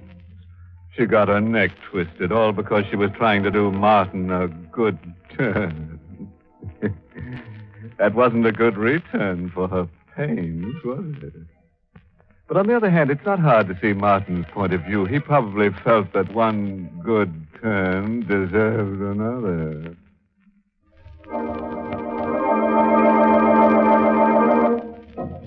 And now let's return to Martin Wheeler, the middle-aged bank cashier who's having a night full of trouble. A moment ago, he killed Susan Holmes because she threatened to tell the police about the death of her husband. Fog was all around me now, making the world unreal, sinister. Off in the water, the fog whistles were sobbing. I stood at the end of a pier, body of Susan in my arms. I held her a moment longer than was necessary, and then dropped her into the water.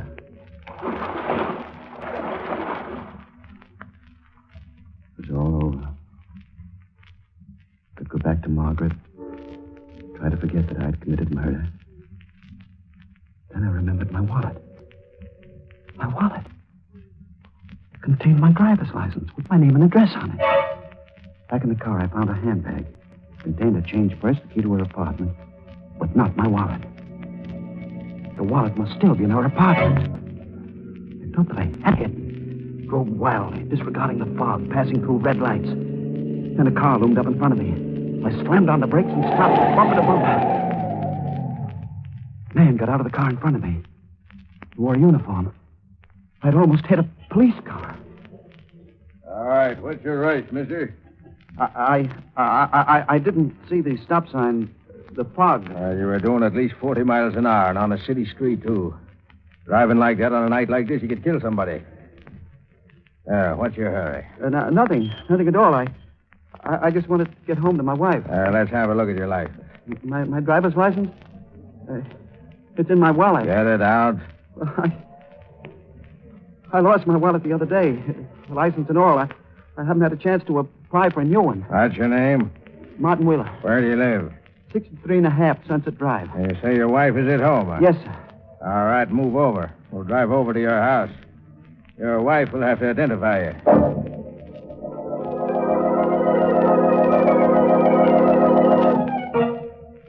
Is that all, officer? All except for this. Here's your ticket, Wheeler. Appear in traffic court tomorrow morning. And apply for a new license, you understand? Yes, sir, I'll do that. All right. And don't let me catch you driving like that again. Good night. Good night. Well, Martin? I'm sorry, Margaret. You're sorry. Who is she? What's her name? Believe me, this isn't like what it's. Are you in love with her? Are you? Answer me. No, I don't love her. Someday I'll be able to tell you what happened, but not now. I'm awfully tired. Let's go to bed. I pretended to sleep. The thought of my wallet still in Susan's apartment kept spinning through my mind. I had to get out of the house. I had to get to Susan's apartment and find the wallet. I couldn't leave until I was sure Margaret was asleep. She was asleep now. I slipped out of bed, got into my clothes, crept toward the door. I didn't see the chair in the dark until I stumbled over it. Who's there? Martin? Martin, where are you?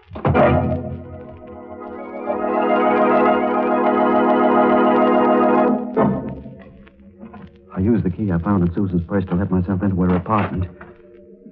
The body was no longer on the living room floor. She must have dragged it away. Perhaps she put it in the closet before she went to meet me. I didn't look for the body. My first concern was my wallet. And I found it where she must have left it on the telephone table.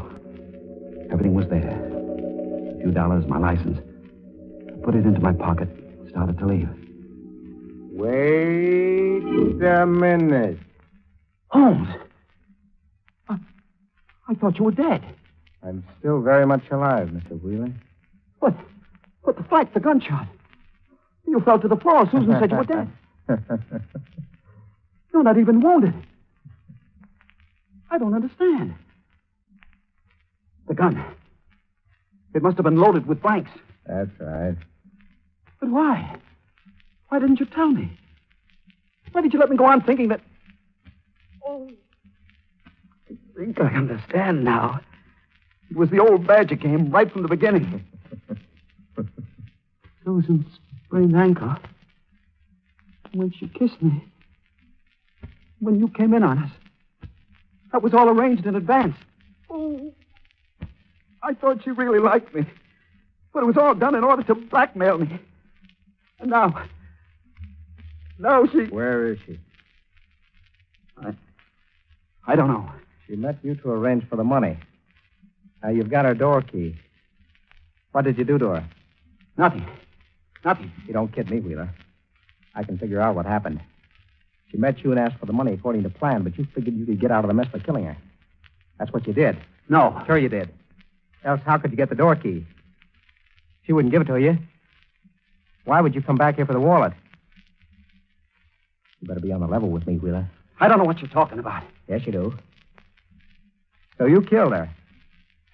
But I don't hold it against you. Level with me and we'll make a deal. What do you want? So you did kill her. Yes. So it's a real thing now, instead of a phony. But the price is still the same. I'll keep my mouth shut for $5,000. He was right. The situation was still the same. If I got the money for him, I'd be in his grip forever. It was his life or mine. I had no choice. But I needed a weapon. And I saw it on the desk. A sharp-pointed letter knife. All right. I'll give you the money. When? Right now. I'll sit down at the desk and write you a check. You're doing the smart thing, Wheeler. Yeah, you... Hey, that knife. Stay away from me. some money. No. No, don't.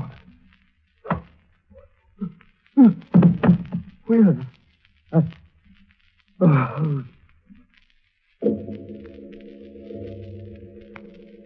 He was dead.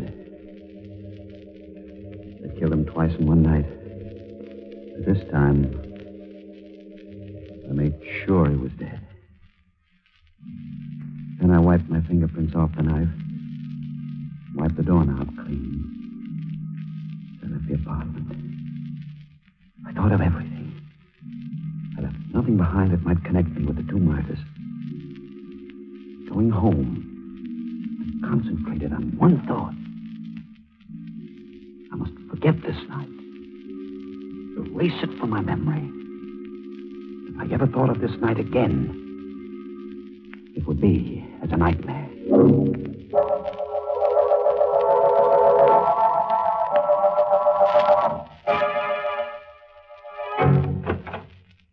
Our bedroom was still dark as I entered. Margaret must have gone to sleep. Felt good to be home again, safe. Back in a world where such things as I had done simply didn't happen. Someday, I'd tell Margaret the truth. Someday when we were old and such things no longer mattered. And then the room exploded in my face. Oh, Margaret. Don't.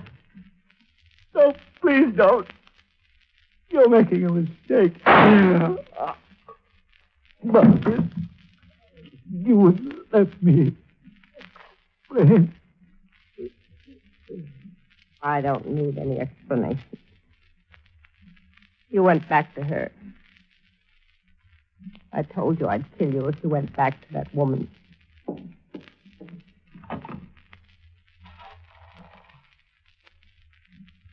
Number, please. Operator, get me the police. I want to report a murder.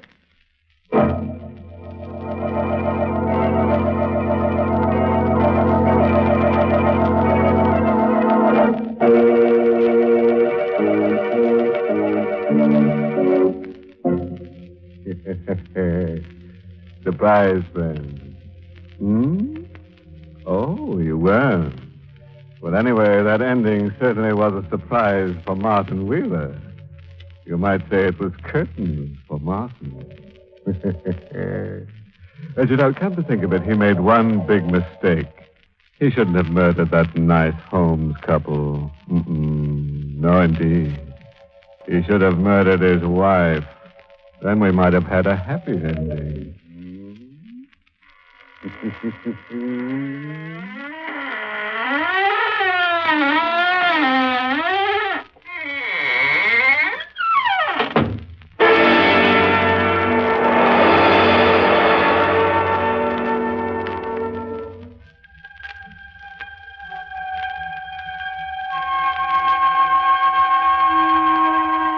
Well, good night to you, old poison puss.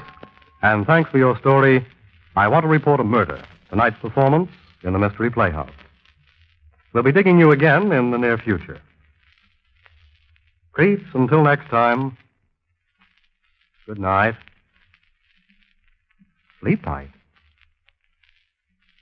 This is the Armed Forces Radio Service.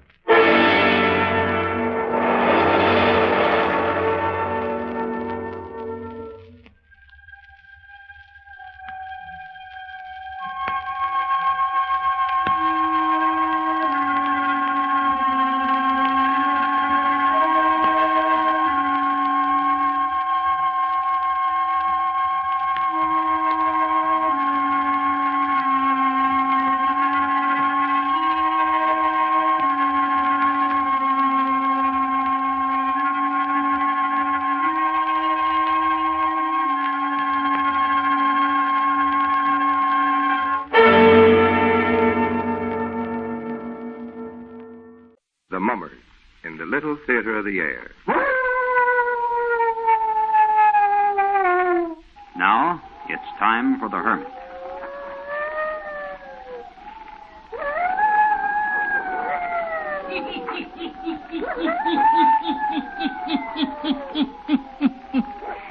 Ghost.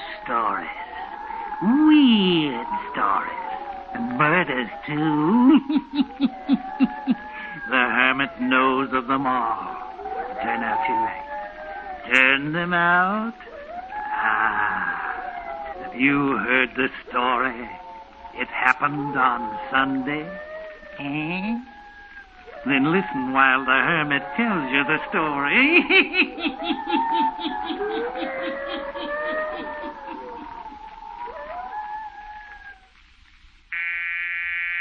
Yes? Your cousin, Viola Straight, is here to see you, Mr. Straight. Viola. Swell. Send her right in. Yes, Mr. Straight. That's a coincidence. Just about to call her. Hello, Vi. Hello, Dave. Here, take this chair. Most comfortable one in the office. You know, I was just saying to myself, this is a coincidence. I was just going to call you. Were you? Yes. Raymond just called me about 20 minutes ago. He did? Yeah. Well, this is more of a coincidence than you thought, because I came up to talk about Ray. Well, what do you know about that? I just had to talk with someone. And, of course, Dave, you were the logical person. He's your closest friend. You introduced us a year ago. Which should give me the right to be best man at your wedding, don't you think? If there is any wedding. Hmm? Oh, Dave, there's something terribly wrong with Raymond these last 3 weeks. He isn't the same person. Why, haven't I told you before? When he gets one of these painting streaks of his, he isn't like other people. He always goes out to his studio cottage and refuses to see any of his friends. I know those moods, but this is different. In what way? I don't know where to begin to tell you. I've been so upset. It's so baffling. It all started 3 weeks ago. Monday night, Ray and I were having dinner at Meadow Lane Inn. You know that place about 4 miles from his cottage? Oh, sure. Well, we'd driven out to the cottage in the afternoon. Ray was going to pick up some canvases he had out there. The housekeeper... Mrs. Orion, you mean? Yes. Well, she and her husband hadn't expected Ray to call that day, and they were house cleaning. Mm-hmm.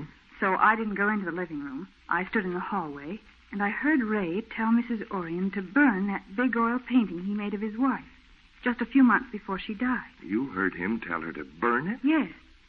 He said it upset him so every time he came out and looked at it. He didn't mention it when we got in the car and drove to the inn. Then, while we were eating, he scarcely spoke to me. So while we were having our coffee, I decided to break the silence. I overheard what you said to your housekeeper while we were at the cottage. I wasn't supposed to, I know. What are you referring to, Vi? About burning that lovely painting. Oh, I see. You weren't going to do it because of me, because you thought it might annoy me? No. Then why destroy it, Ray? I think it's best. Miriam belongs to a dead past. You can't kill memory. No, that's true. Ray, I don't know how to say this exactly, but perhaps you shouldn't marry me in August. Maybe you aren't ready to marry anyone yet. After all, it'll only be 3 years this month. I know how much you mourned, how much you loved her. Vi, let's not talk about it anymore. Our plans are all made. Believe me, it's best for you to forget all that you heard me say to Mrs. Orion. Please, let's not mention it again. Naturally, I said nothing more. But from that night, Raymond seemed to change. Evenings when we've gone out, he's silent, almost morose. He doesn't seem to be aware that I'm in his presence. Then, Monday of this week, he called to say he was going out to the cottage. But he didn't say when he would see me again. He didn't invite me to drive out there. It was almost as if he was saying goodbye for good. That's strange. You say he just called you? Yes. Did he have anything to say about him and me? No, he didn't, Vi. But he was very upset. He asked me how busy I was. And then he said, Dave, you've got to come out here no matter how busy you are. I want you to come out and stay the rest of the week. What can be the matter? I don't know. Isn't like Ray, I'll admit. Are you going out? Tomorrow. Told him I had some work that I couldn't leave until tomorrow afternoon. Oh. I'll tell you what.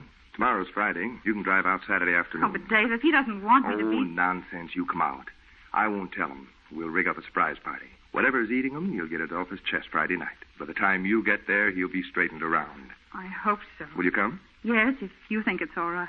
I don't have to tell you how much I think of Ray. I'll do anything to help him. And although it would break my heart if he decides it's best for him not to marry me, I'll respect his wishes. Forget that angle. He loved Miriam very much, didn't he? None of us saw anything of her or Ray while she lived, but I suppose he did. You know it. He never left her side. He allowed her to stay in the cottage while he painted. They were inseparable companions for 7 years. You can't forget anything like that in 3. No. Why did I have to meet him? Why did I have to fall in love with him? Vi, you're creating unnecessary mountains. Now, I don't know what's wrong, but I know it isn't anything to fret about. So stop worrying and come out Saturday afternoon ready to have a good time. You'll see. Everything will be straightened out. Well, Mrs. Orion, it's nice to see you again. I'm glad to see you, Mr. Straight. Now, where's this guy who dragged me away from a busy office on Friday afternoon? He's up in the studio. He said to tell you when you're paying to come right up there. Fine. I thought when he called me yesterday that he might be ill. Oh, no, Mr. Straight. It's not any physical illness he's got. It's something mental. So, just exactly what do you mean?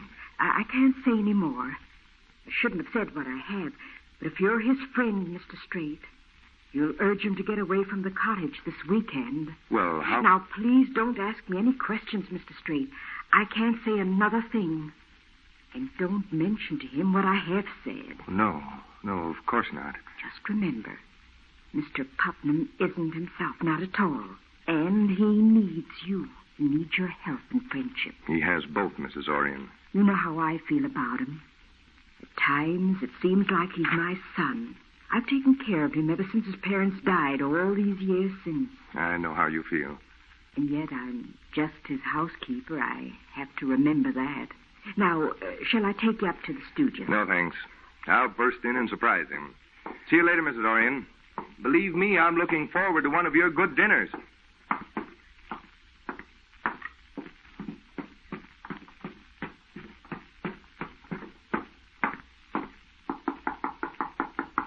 Come in. How are you, Ray? Hello, Dave.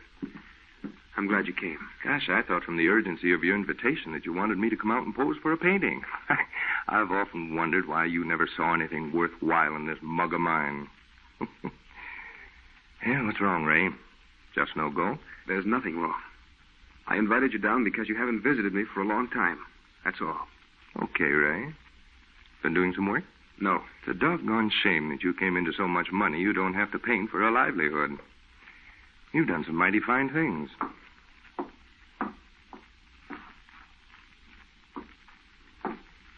Now, listen, you can't walk the floor this way and still insist there's nothing wrong. Well, why keep it all to yourself? Why not get it off your chest? You invited me down here for a purpose. Look, we've been friends for years. I'm the logical person for you to confide in. Now, come on, stop walking this room like a lion in a cage. Listen to me. Is it Vi? Have you found you don't care for her? No. Is it something about your health? No. Well, then it can't be anything very serious. If you're my friend, don't ask me any more questions. If you want to know why I invited you down here, it's because I don't want to be alone. I want you here. Your wish is granted. Now, what do you say we have a stroll around the grounds and then urge Mrs. Orion to serve dinner early, Come start. Dave, we can't leave the studio. You've got to eat here with me. We'll sleep here tonight. You see, I've had Mrs. Orion bring 2 cots in here. You've got to stay right here in this room with me. Now, wait, don't ask me why. Just give in to this whim of mine, or whatever you want to call it. You have me baffled, I'll admit. Maybe someday I can explain. If I ever do, then remember this episode is between you and me. Never to be mentioned to anyone else. Now, let's settle down.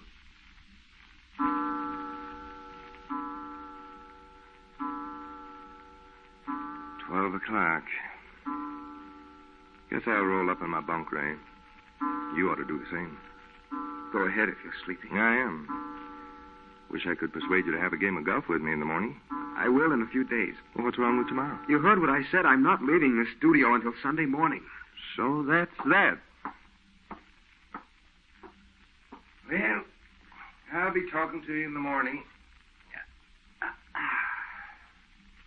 Seems a doggone shame to sleep on an old cot like this when this house is filled with good beds. You're turned out to be a heck of a host. Yeah. Good night. Good night.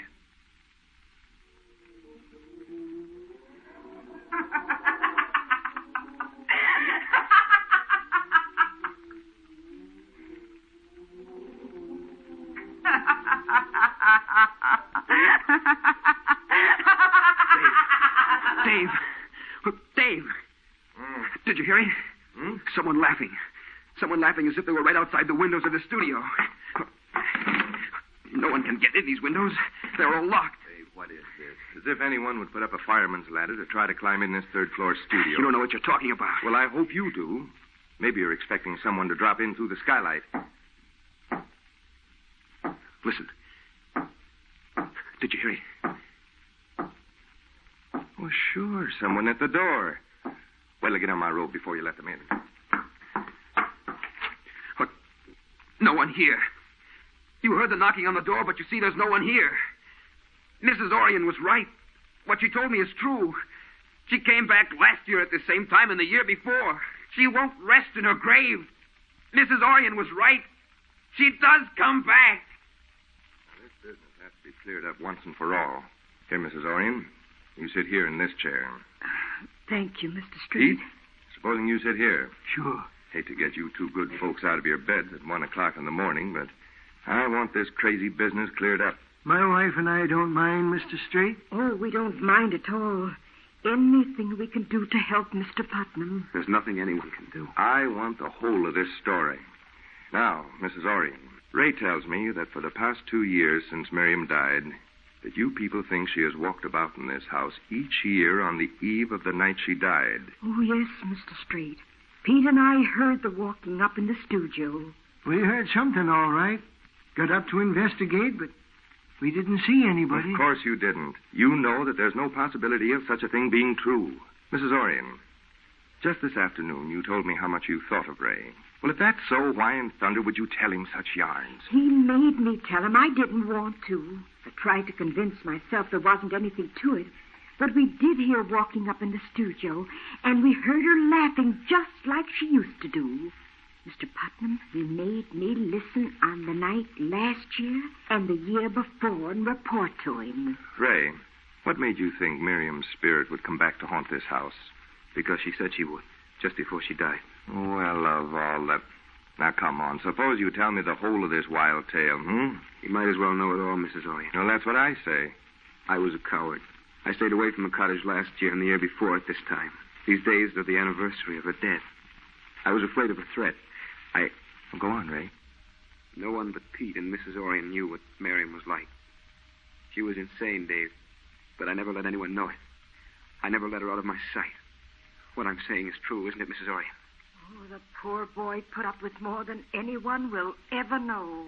She used to stand here in the studio when I'd be painting and laugh, just as she did tonight. Creep up behind me as I worked.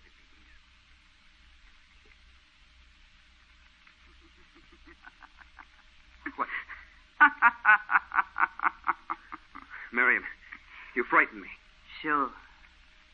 You're always afraid of me. Afraid that I will kill you. Miriam, where'd you get that knife? Out of the kitchen. Mrs. Orion never saw me take it. Give it to me, Miriam. I'm going to kill you with it. Just like I'm going to slash your picture to threads right now. Miriam, don't. Miriam, wait!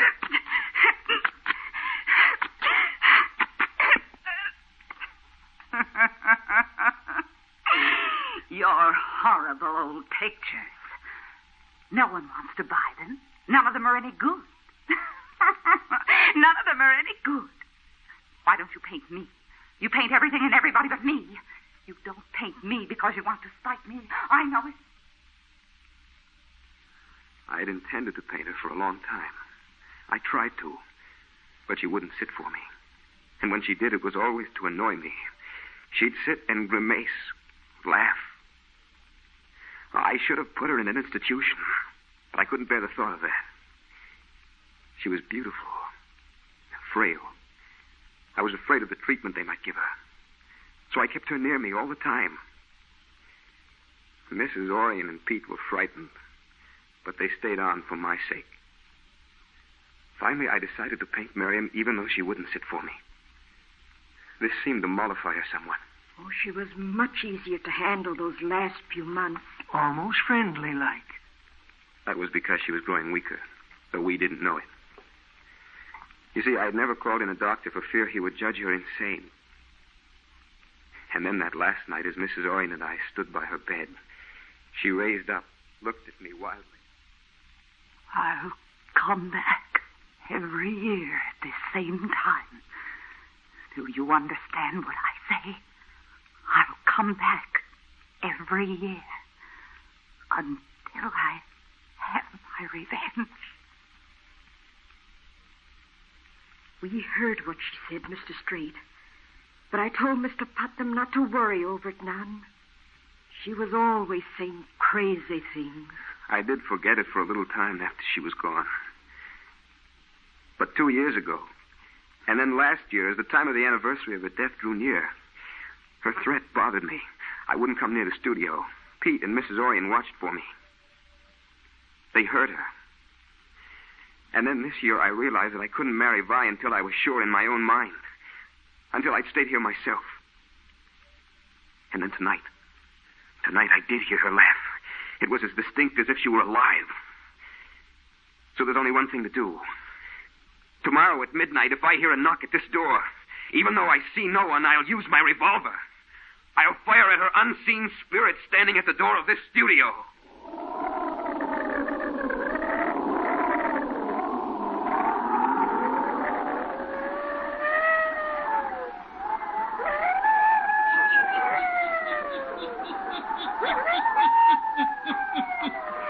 An unseen spirit, a visitor at midnight. Will she return again? Will she make a threat come true, The hermit will tell you before the night is done. Now the hermit again.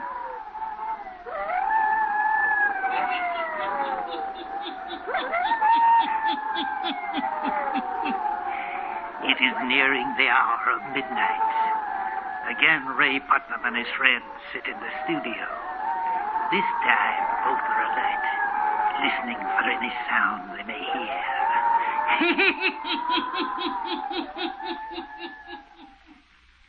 Miss Orion left us some sandwiches and coffee, Rain. Want to join me in a snack? No. Well, I'm going to have coffee, or I may fall asleep on you. Stays piping hot in this thermos jug. Good cup of coffee is just what you need. No, nothing. You know, it's a strange thing to me how you can be taken in by all this nonsense. You aren't going to hear anything tonight or any night. You forget that I did last night. Oh, you listened so hard last night you had to hear anything your mind created. Didn't you hear someone knock? You had me believing almost anything.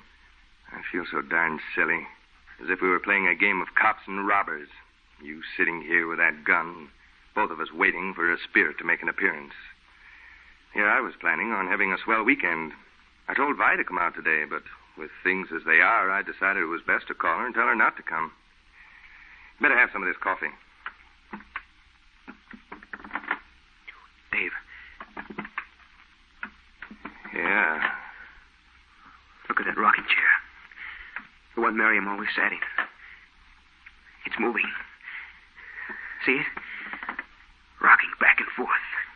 Oh, what's funny about that? I've seen chairs rock by themselves lots of times. Wind catches them. Miriam sitting in that chair. I see her.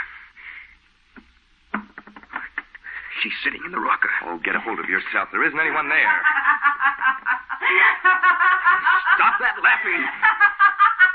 I'll end that insane laughter of yours forever. Ray! You're the one who's insane. There's no one sitting in that chair. Oh, you frightened the wits out of the Orient. They're coming up the stairs. Mr. Straight, it's us. It's us, Ricky, all right? Coming. I'll let you in. Get away from me. You can't touch me. Why, it's all his imagination. Fired at the rocker. Thought she was sitting in it. Mr. Putnam, what's the matter? What's wrong? She's got her hands around my throat. There ain't anyone in here but us, Mr. Putnam. Her hands around my throat. Stop. Stop. I'll confess. I poisoned you. I had to kill you. But you might have harmed innocent people. It was best to kill you. But stop. Straight. Let me breathe. Ray, there's no one in this room. Miriam didn't return. Ray. What's the matter with him? Call a doctor, Mrs. Orion. I'm afraid he's dying. Get a doctor here immediately. Vi, it's a terrible thing. There's really nothing any of us can say to comfort you. He poisoned Miriam. Yes, he told us just before he died. You don't think she really did come back to carry out her threat of revenge? I saw no one. I think Ray died of a guilty conscience. But of course, it's true that there were finger marks on his throat, as if someone had choked him.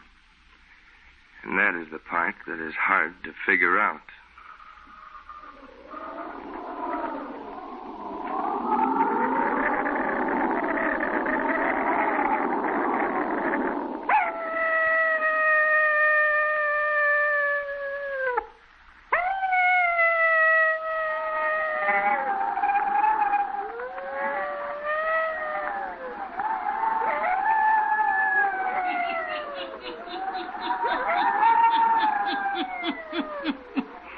It happened on Sunday night.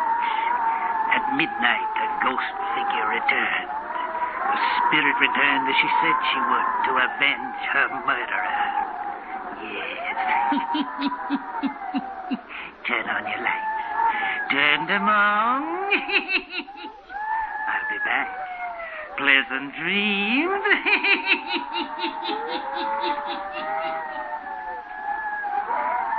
All characters, places, and occurrences mentioned in the Hermit's Cave are fictitious, and similarity to persons, places, or occurrences is purely accidental.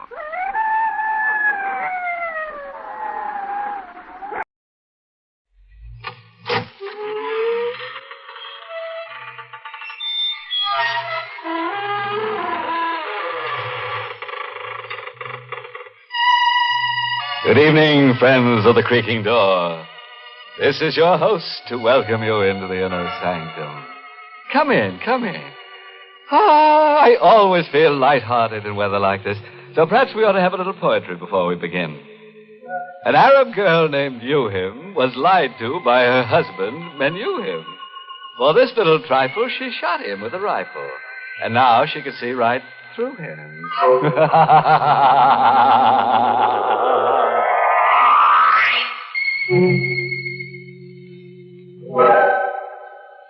And now, if your scalpels are sharpened and ready, we will proceed with the business of the evening.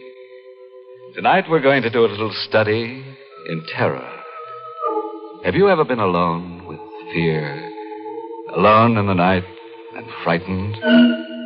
Well, here is our star, Agnes Moorehead, in the role of Linda Dixon, who will tell us a tale of terror by night.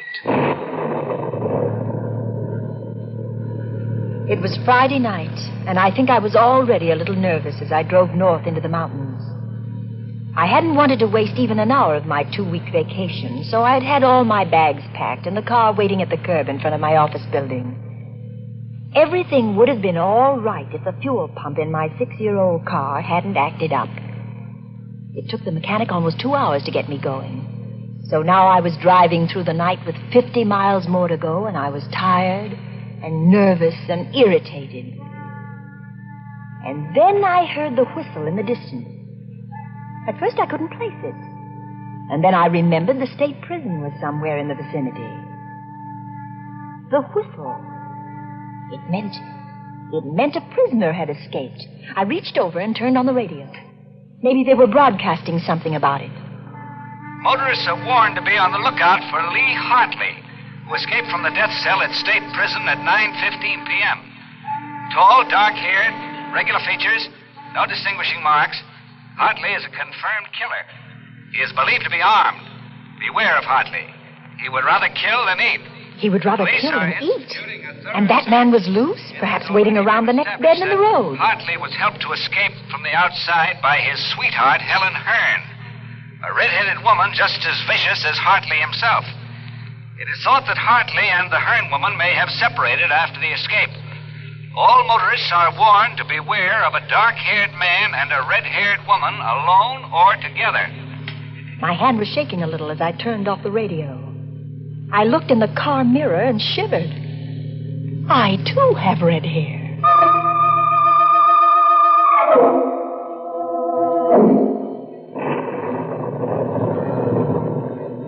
There was a storm coming on, and I was driving into it, and the night was black, and I felt small and lonely and frightened in the car.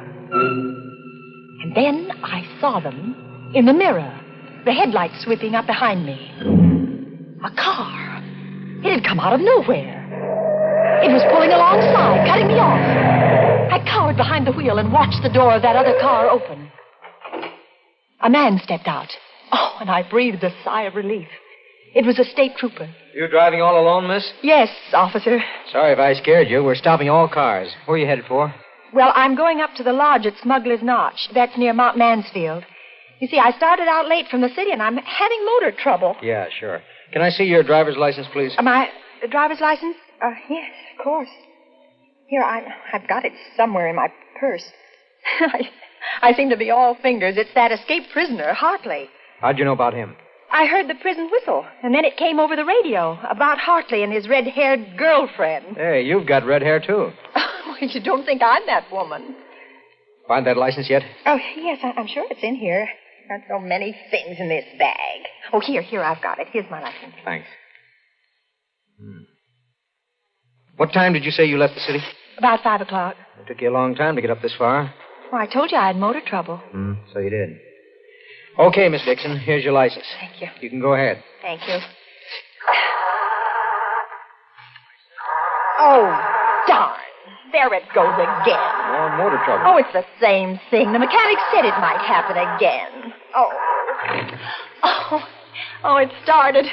You want to get that fixed the first chance you get. Oh, it's too late. All the service stations are closed. Well, there's one that's open all night, about 2 miles up the road. Better stop there. Bill Slater's place. He's a good mechanic. He'll fix you up. Tell him Joe Nesbitt sent you. Thanks, I will. And listen, Miss Dixon. Yes? You be careful. Don't stop to give anyone a lift, man or woman. Oh, don't worry. I won't.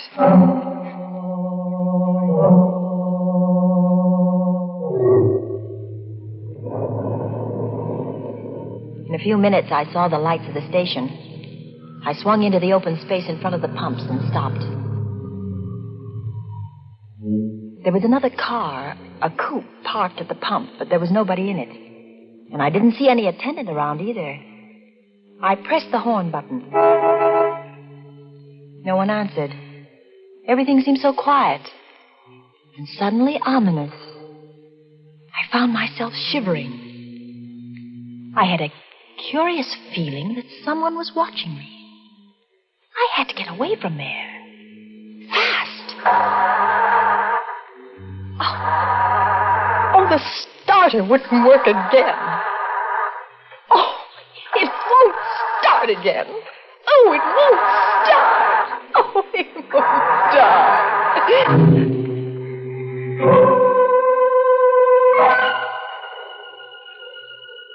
For a long time, I sat behind the wheel listening for the sound of footsteps stealing up behind the car. But there were none. Then I could bear it no longer. I had to get out of the car. I had to see what was in that office. I opened the door of the car and stepped down on the gravel.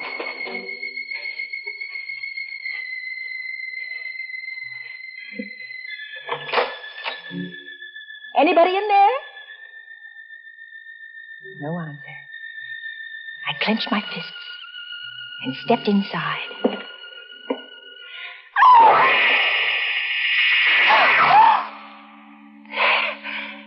There on the floor at my feet lay the body of a man. His mechanic's jumper was stained red. And his throat was cut.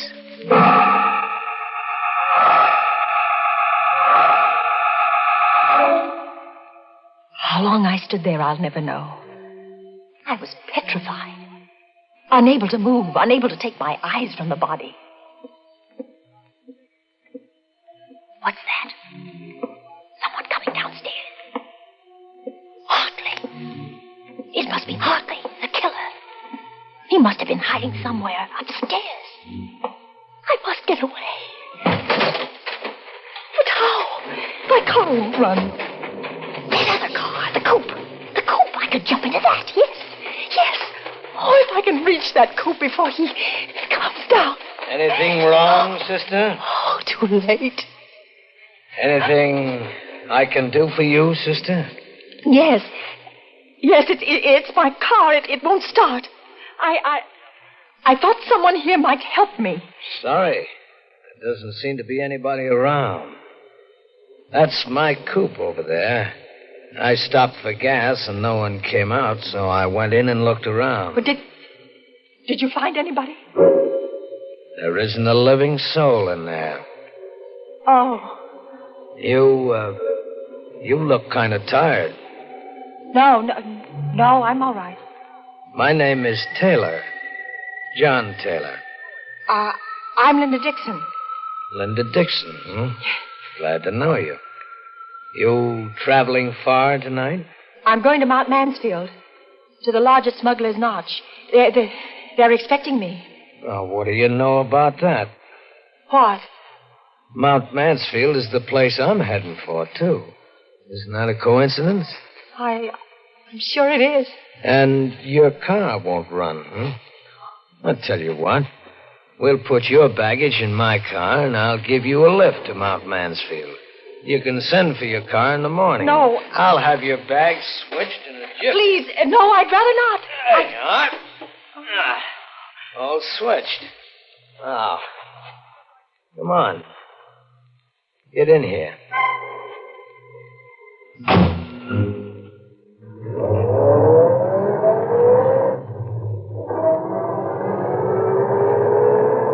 We drove away into the night, leaving behind us the dead man in the service station.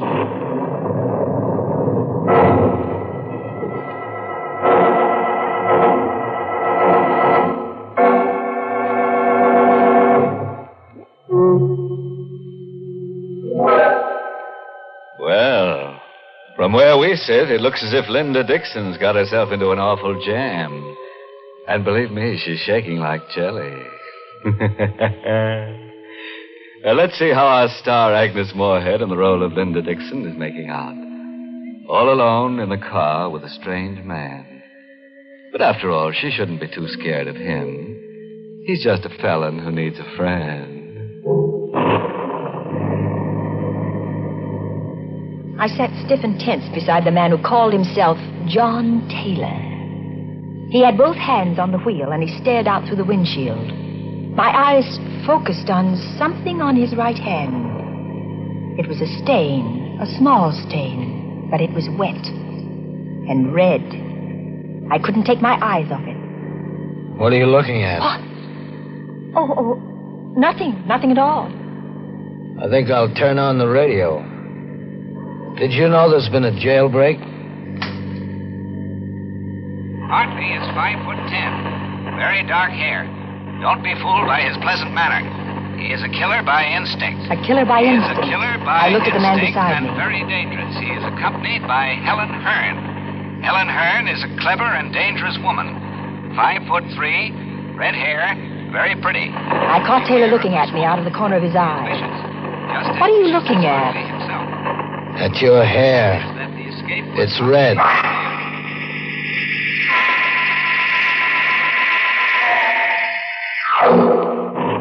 There was a streak of lightning, and looking out of the rain-swept window, I glimpsed a signpost.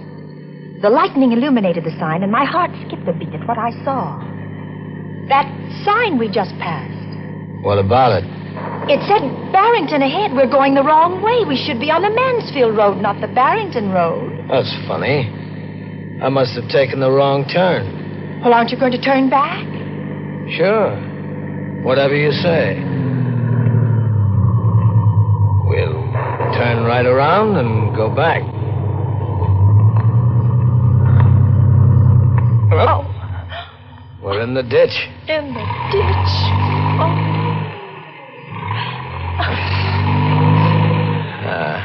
No good. She won't budge.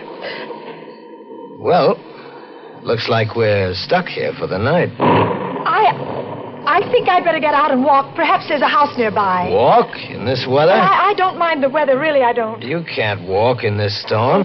You're staying right here until I get the car out of the ditch. I've got some tools in the trunk compartment. You stay put.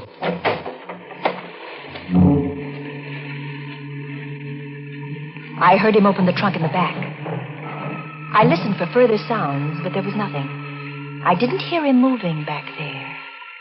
I didn't hear any tools. I had to find out what he was doing. Slowly, carefully, I got my door open. I stepped out into the rain and sneaked back toward the rear. I saw him there, not moving, in front of the open trunk compartment, bending over with a flashlight in his hand. The ray of light was focused on something curled up inside. It wasn't baggage or tools. It was a woman's body. Just then he saw me. He snapped the flashlight off, but not before I caught a glimpse of red hair. Then I must have fainted.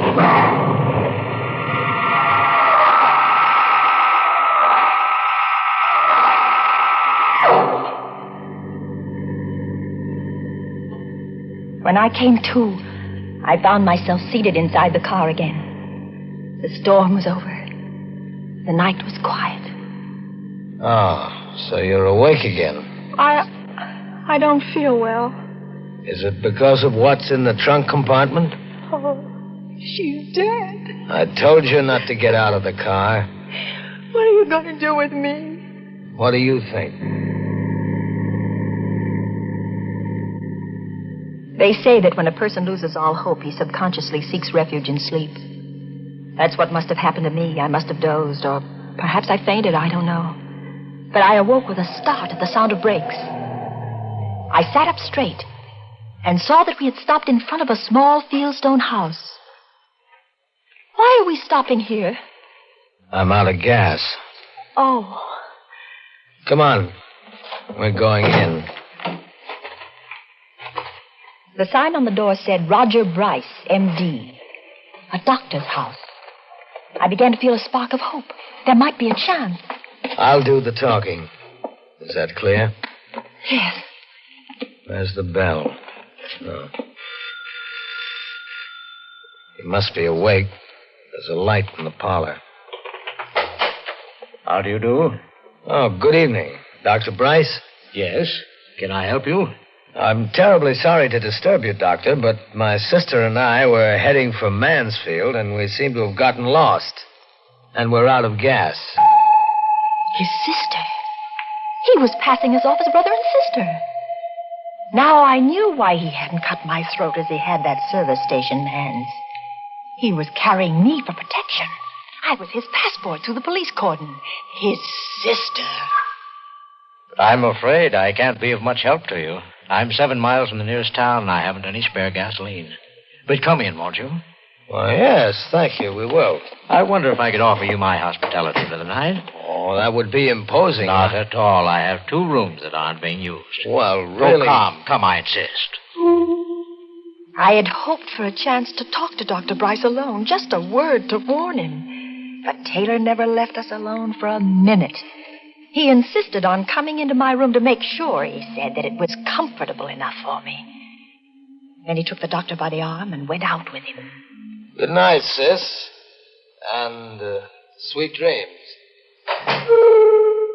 I was alone, free of the presence of John Taylor. I had another lease on life. I lay down on the bed, but I didn't dare close my eyes. I waited, my heart pounding to give them both a chance to retire. And I slipped off my shoes and got off the bed in my stocking feet. I stole across the room and inched my door open. Slowly, carefully, I stepped out into the corridor and turned right toward the doctor's room. What's the matter, sister? Sleepwalking?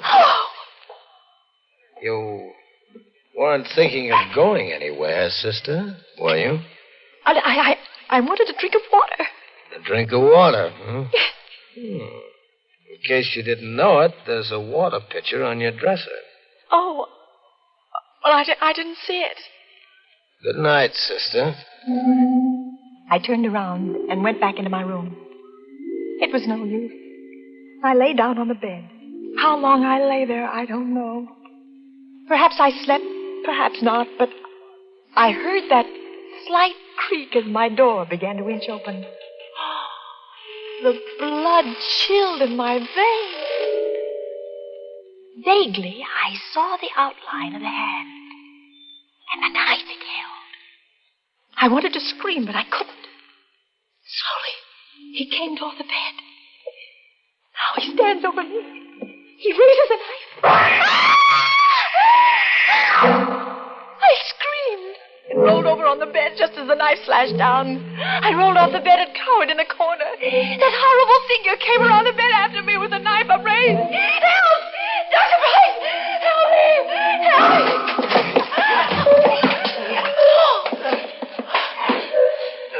While I cowered there in the corner, they fought all over the room in the dark. I had no strength to move, to think, not even to hope. All the life seemed to have gone dead in my veins.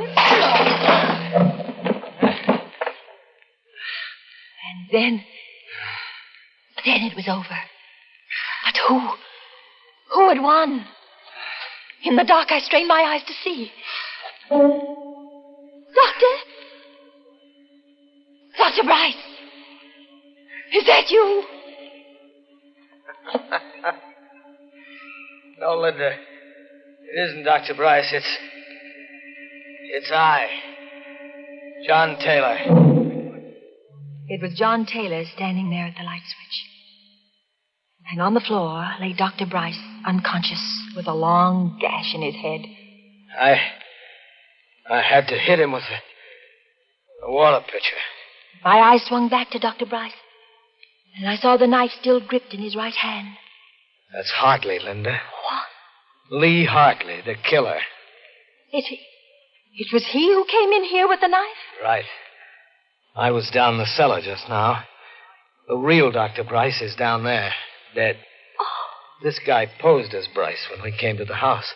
Oh, then you're not Hartley. Oh, what a situation. All the time you thought I was Lee Hartley, and I thought you were Helen Hearn on account of your red hair. Oh, but the body of that red-haired woman. That's Helen Hearn. Oh. This guy must have killed her back at the service station and stuffed her body in my trunk compartment while I was inside.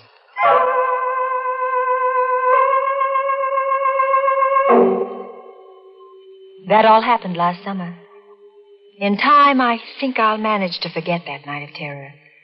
But it won't be soon. Sometimes in the night I dream that I see that awful figure with the knife poised above my throat. And I wake up screaming. But then John takes me in his arms and holds me tight and tells me that everything is all right. You see, I'm Mrs. John Taylor now.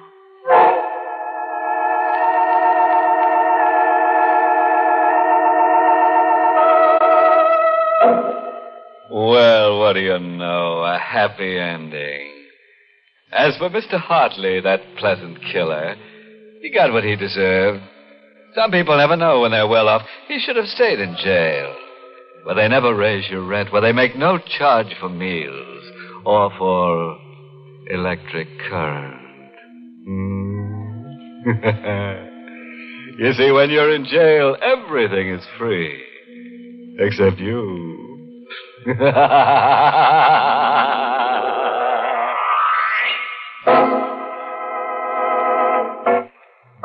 Well, friends, it's time once again to close that creaking door.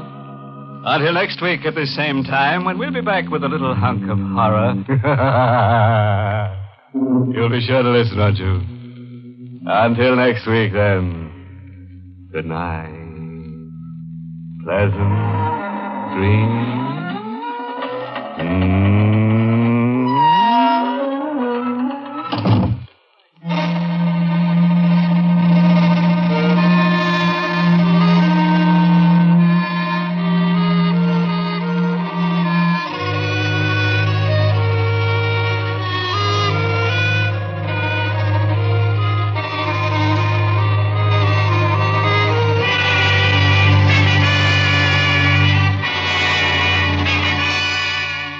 Inner Sanctum has come to you through the worldwide facilities of the United States Armed Forces Radio and Television Service.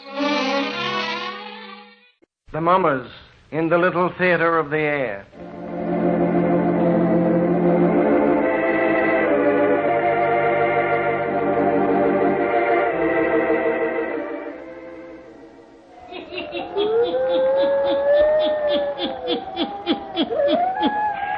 Oh, stories. Weird stories. And murders, too. The hermit knows of them all. Turn out your lights. Turn them out. Have you heard the story without end? Eh? Then listen while the hermit tells you the story.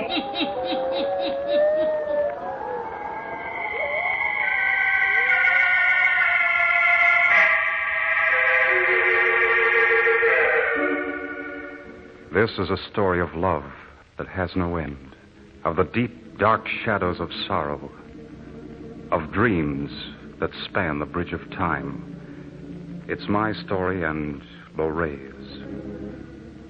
I am David Runzel, just an ordinary guy with hopes like yours and dreams like yours. I was one in a foxhole with thousands of boys. And in the nighttime when the enemy was pouring all they had on us, I did what a lot of fellows did. I put my mind on other things, but not so my pal Jim Green.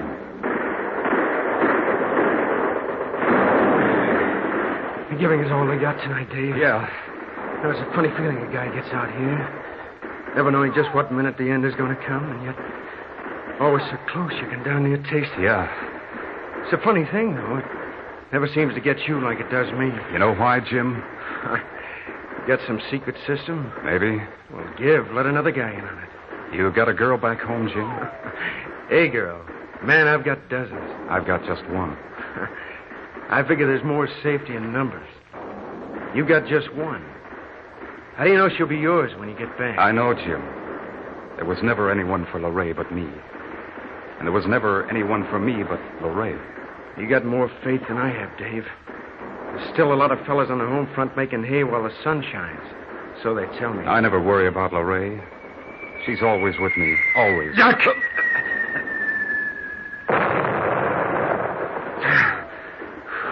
Christopher, that was a close one. Yeah. Oh, I hate all of this. Why do we have to be out here, our bodies targets for death? Quiet, Jim. Think about something else. You're a fool, Dave. You don't have any more chance than I have. But I have. I've got faith. You know what, Jim? It always seems that Lorraine is right beside me. Sometimes walking in front of me, shielding me from enemy fire. That's rot. You don't have to believe me, but I know it's true. I can feel her presence tonight more than ever. I know she's here beside me. You expect me to believe in such a thing? As if a person a million miles away could protect you in this foxhole. What's more, it's getting hotter around here. We're in for it tonight. Faith, Jim. Faith.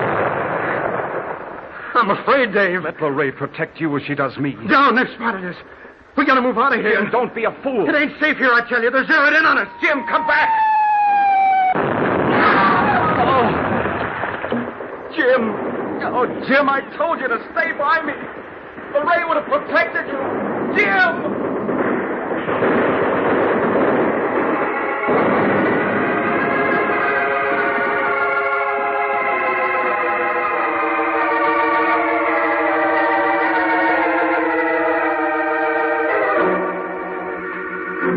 Oh, you may not believe my story any more than Jim, who lost his life that night. But I knew my darling Lorraine was constantly by my side. No matter how terrible the battle, she was protecting me. When I was in the front line, she was my shield and my protector. When we moved along the roadways and our planes above spotted us, I had no fear, for Lorraine was near me. Since childhood, we'd been pals living on nearby farms. Somehow, even as kids, we seemed to sense that there was a strong bond between us that no amount of kidding from the other kids could harm.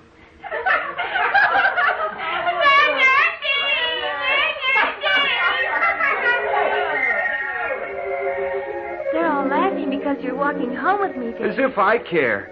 They'll bother you all day tomorrow in school. Let them just try. Dave, Yeah? are you planning to marry me when we grow up? Well, I guess I am. I'm planning to marry you, too. Can't nobody bother us. Only Pa. He says it's silly for a little girl to have a sweetheart. You are my sweetheart, aren't you, Dave? Well, I guess so. You're the only one I like in all the world. More than your uncle and aunt that you live with? Sure, they ain't like real folks to me. You are. I'll always belong to you, Dave.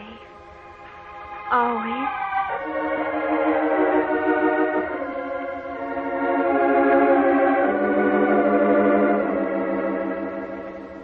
And that's the way it was, right up through the years. We always belonged together. Maybe it was because I didn't have any real folks. I was an orphan, and the folks that adopted me let me call them aunt and uncle. They were good to me. Uncle Henry planned to let me run the farm when I got through my course down at agricultural college.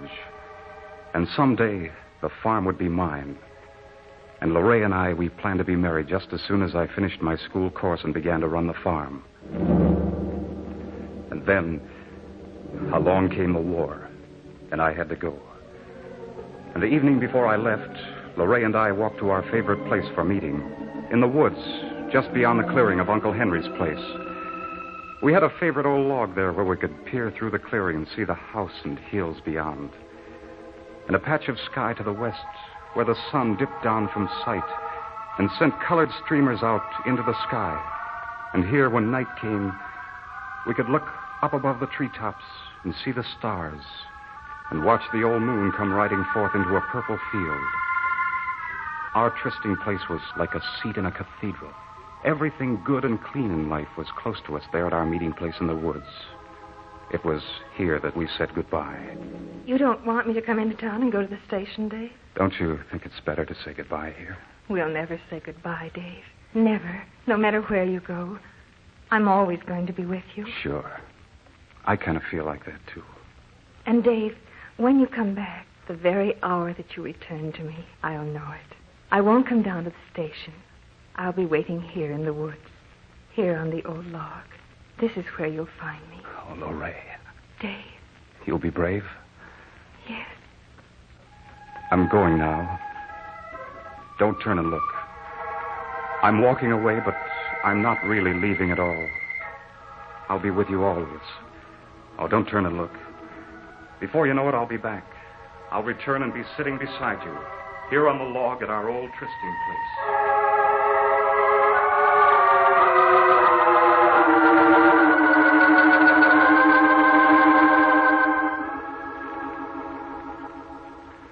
And so it was that all during the long days of war, I never felt that I was really away from Lorraine at all, or that she was absent from me. Why, there were times when it was as if I could reach out just a little and find her beside me. In fact, there were times that I could actually hear her voice. I recall the first time I heard it. It was a bad hour. The enemy was giving us everything they had from the sky.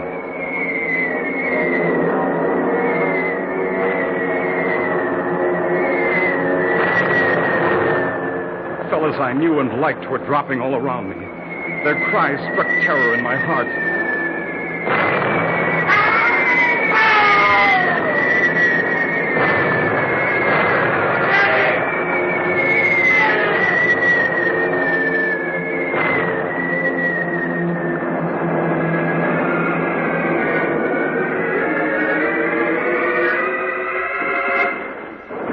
In the midst of all the hellfire and dying, the pain and the terror, just as clear as a bird call on a silent night, I heard Lorraine's voice for the first time. Do not fear, my darling. I'm here, Dave. Here beside you. It was so clear, that voice of hers, that I expected to look and see her standing near me. You can scoff if you like. You can shrug your shoulders and pass my whole story over lightly if you wish. But I know Lorraine was there beside me as the battle raged all around.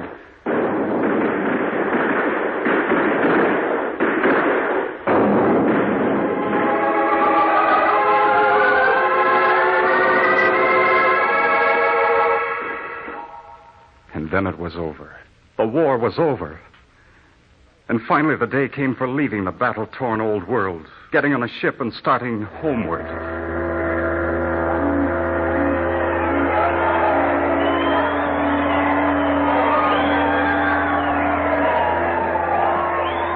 There was shouting and rejoicing.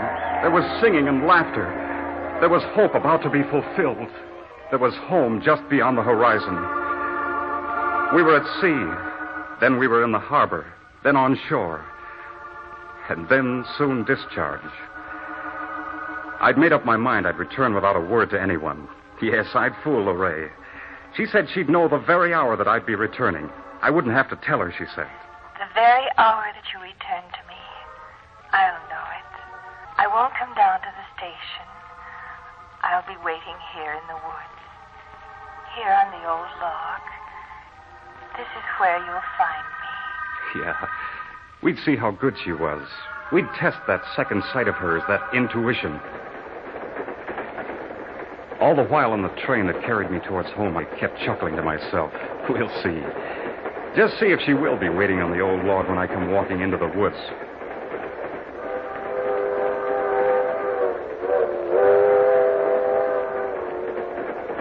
My heart was pounding with the excitement of my returning, of the surprise in store for Lorraine. Oh, it seemed as though the long train trip would never end.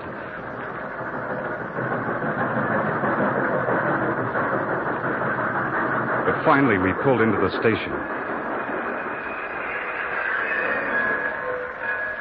There was a little bunch of town folks around the old depot. I didn't want to see anybody. I waited until the train was almost ready to leave, and then I jumped off on the opposite side. I took to the fields that led out to the road to where our farm stood.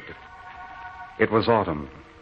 Already there'd been a frost, and the old maples in the woods were dressed in scarlet, brilliant red. Under my feet, the dry leaves made soft music.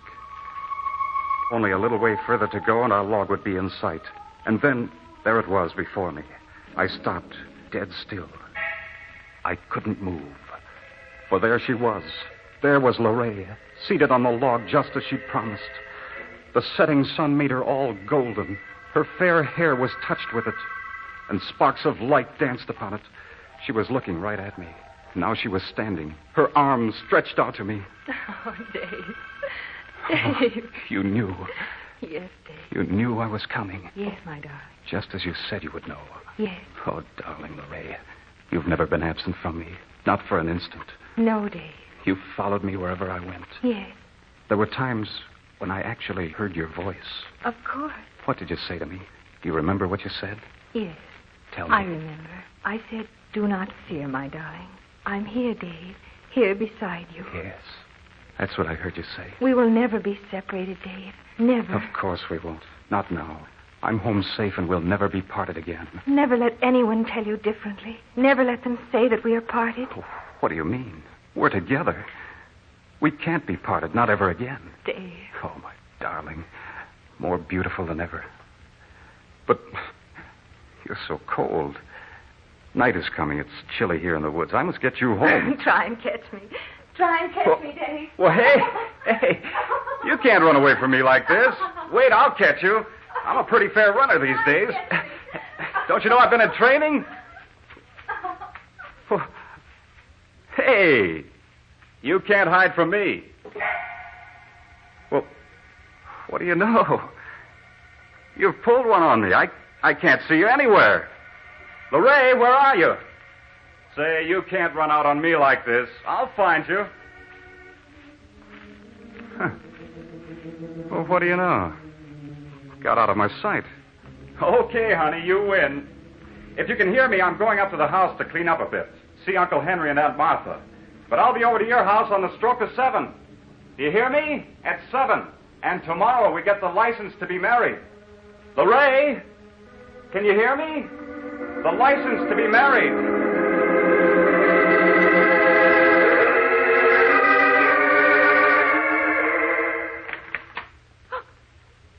Dave. Oh, Dave. Oh, Henry. Henry, it's Dave. He's home. Here, my boy. You're home safe. Oh, what a grand feeling to see you two. Don't he look wonderful, Henry? Taller than ever and filled out, too. Oh, we're glad to have you back, David. Glad you made it safe and sound. Oh, I tell you, there wasn't a chance of me not making it.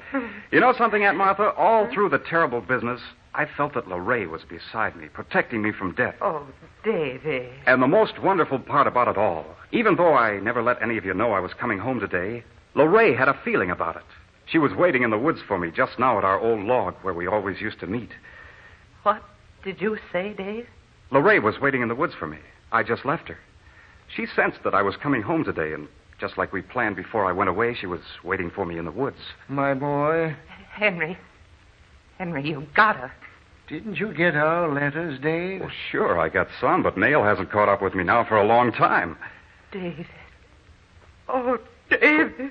What's wrong? What is it? Well, David, it's like this. She couldn't have met you in the woods, David.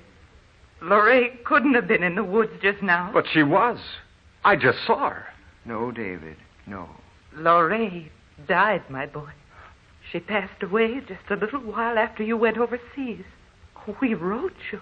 We finally wrote you about her death.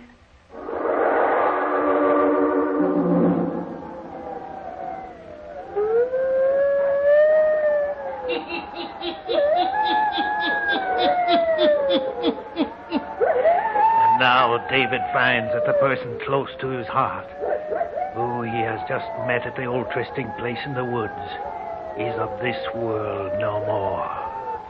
She's a dream and a vision that is ended in death. What will happen to David's life now? The hermit will tell you before the night is done. Now the hermit again.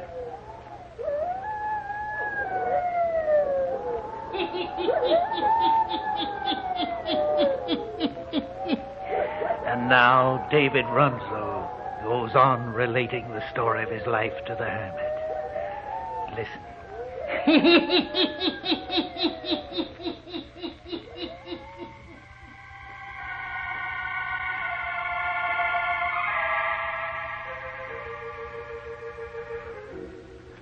You ask, what happens to my life now? Do you think that I believe that death has separated Lorraine and me? Never. As we reckon time on this earth, my Lorraine was asleep in death at the time she appeared to me on the battlefield. She was not of this world when, in returning home, I met her in the woods at our old and destined meeting place. Uncle Henry and Aunt Martha have taken a place in town. They've left me the farm as they promised, and I'm working it. I've been here 3 months now. Last evening, Aunt Martha came out to see me. I brought you a pie and some cookies, David. Thanks, Aunt Martha. Oh, your Uncle Henry and I worry about you, my boy. Oh, you must not do that. But we can't have you here all alone. I'm not alone. Davy, you need somebody to keep house for you. You should find a nice girl, court her, and marry her. Aunt Martha, never. Oh, it ain't right. It's a sinful, terrible thing, you thinking that a dead girl is beside you all the time. Oh, stop, Aunt Martha. You can't talk this way to me. I gotta, David. The living can't bow down to the dead. Lorraine is not dead. I saw her lowered into her grave. You must say no more. It's the way I want it. There's no one in all the world, here on this earth or after, that I want but Lorraine. Oh, David. It's the war. It's touched your mind. No, Aunt Martha. There's no use trying to explain. There's a bond between Lorraine and me that is stronger than life, deeper than earth, and beyond all time and reckoning.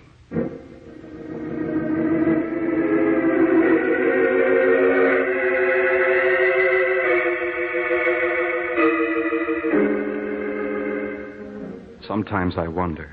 I puzzle over the why of it all. Why am I left on Earth alone? Why, if Lorraine had to pass beyond, I could not have met her there. But such was not the way it was planned. And I'm not alone. Often as night gathers, when the stars light the sky, when the wind is soft and blows a fragrance in the windows, I hear the door open softly.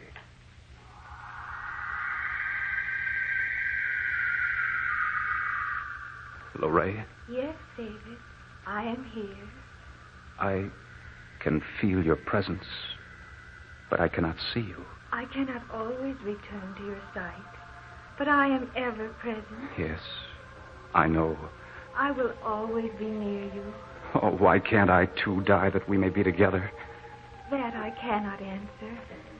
There will be an hour, a time for meeting. You will never appear to me again like you did in the woods when I came home? No, my darling. Not until the final hour. Until my death, you mean? We do not call it death. We who love, for love is stronger than death, my darling.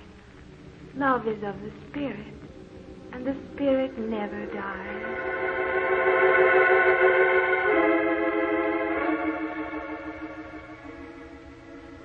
And so it is I know. The love I bear for Lorraine and the love she bears for me knows no boundary, nor no ending. Do you scoff? Do you shake your head in disbelief? Do you believe, as does Aunt Martha, that my mind is addled by the horrors of war? Do you believe it untrue that my Lorraine, because of death, hath left me? What matter what you say or what you think? I tell you she is with me always, during the soft early hours of dawn, when the sun rides the summit, when dusk falls and the shadows lengthen to bring the night, when the wind sings, when the pines mourn, she is near me. This is my story of love that never ends.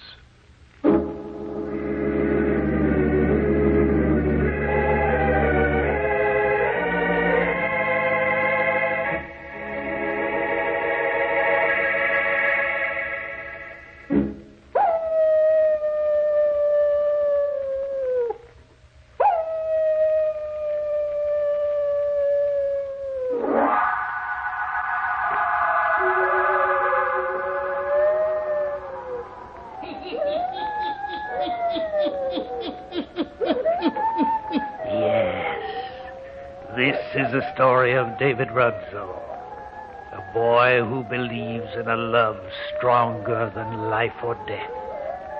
This is the story he told me, a story without end. Turn on your lights. Turn them on. I'll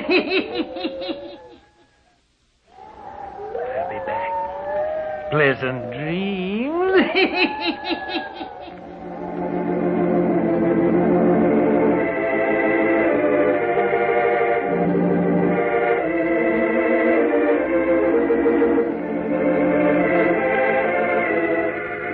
All characters, places, and occurrences mentioned in the Hermit's Cave are fictitious, and similarity to persons, places, and occurrences is purely accidental.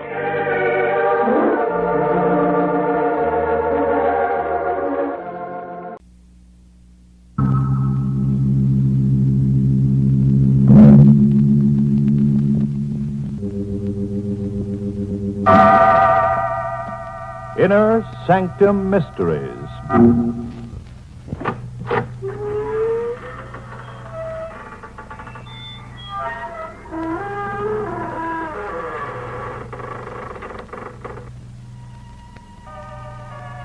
Good evening, friends of the creaking door. This is your host to welcome you once again into the inner sanctum. Come in. Meet Edgar, our electrical wizard. At school, he was voted the most likely to shock 'em dead. Edgar's wife was a dull dame, so he plugged her into a wall socket. Now you should see the way she sparkles. Yes, sir. Now she's the light of the party.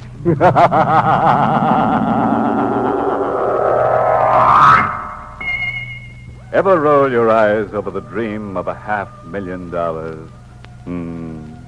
You did. Careful, friend, or that dream will become a nightmare. We're in White Oaks, a gloomy estate somewhere along the jagged coastline between Frisco and Seattle. On the floor in a corner of the library, staring blindly at the ceiling, is an old man. Across the room is a young man, mortally wounded, but fighting to keep the thread of life from snapping. 10 feet away from him is an old-style floor safe. The door of the safe is blown off, and the contents scatter and lying nearby. He tries to get up, but he can't. His hand creeps to a bundle of cash and drops helplessly over it.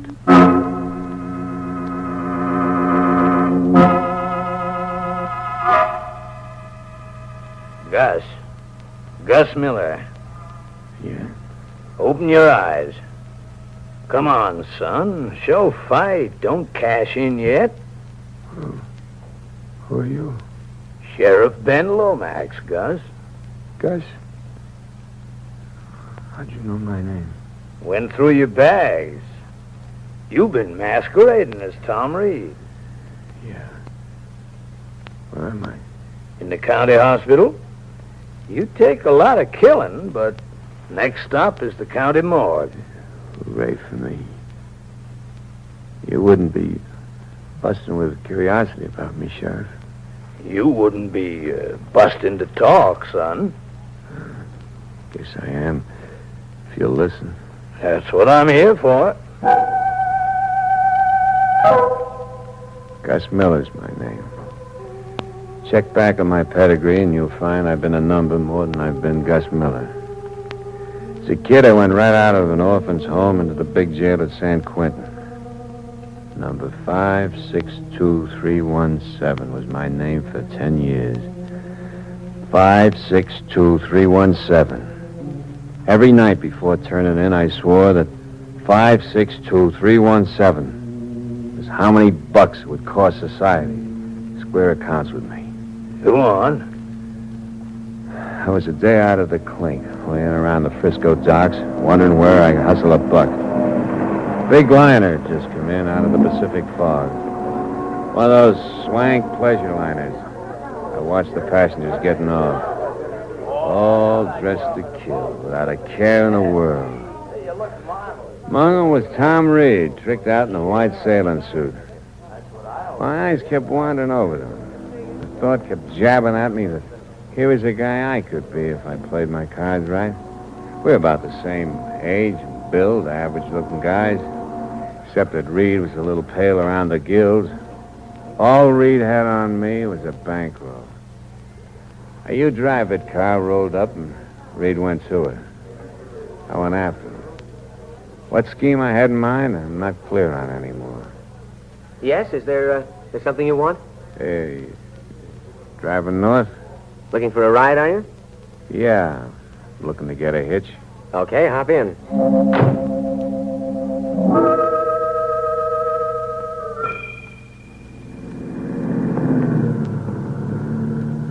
I'm Tom Reed. My name's Gus Miller. How far are you going? As far as I can get, I guess. No destination? No destination.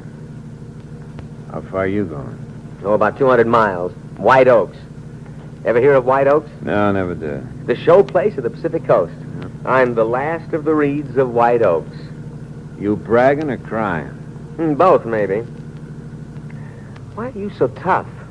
You're too rich for my blood, maybe.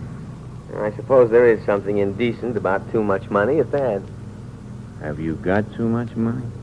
$500,000 in 3 days. Why in 3 days? My inheritance comes due then. That's why I'm back in the States. How do you collect that $500,000?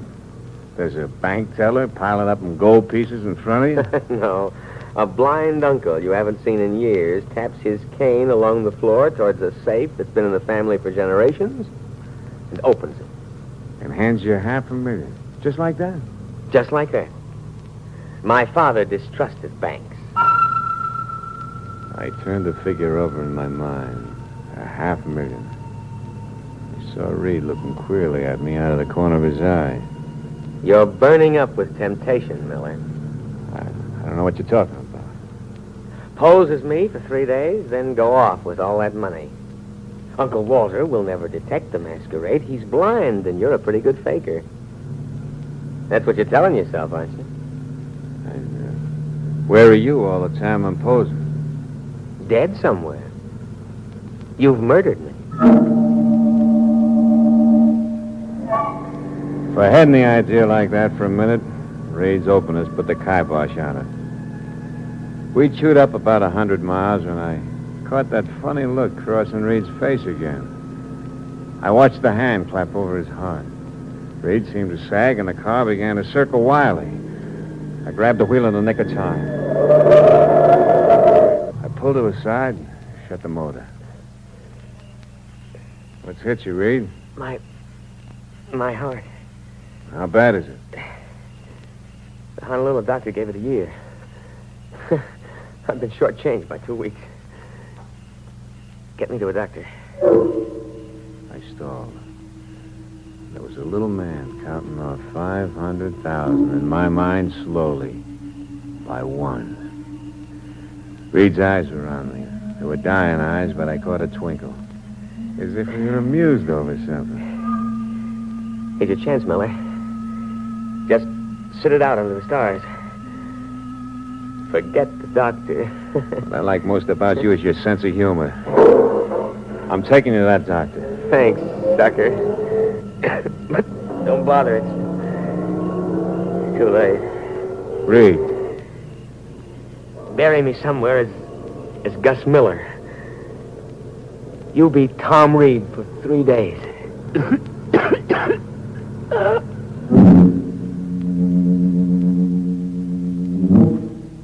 It was too late to play Boy Scout and race for the doctor. Reed was the deadest man in the world. I told myself that Reed's dying crack practically made me his heir. I didn't have to tell myself anything. The little man was counting 500,000 in my head fast, by 50s.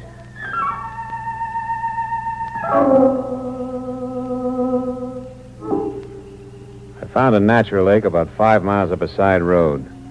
The region was a dead end. Not a house or a human anywhere in miles.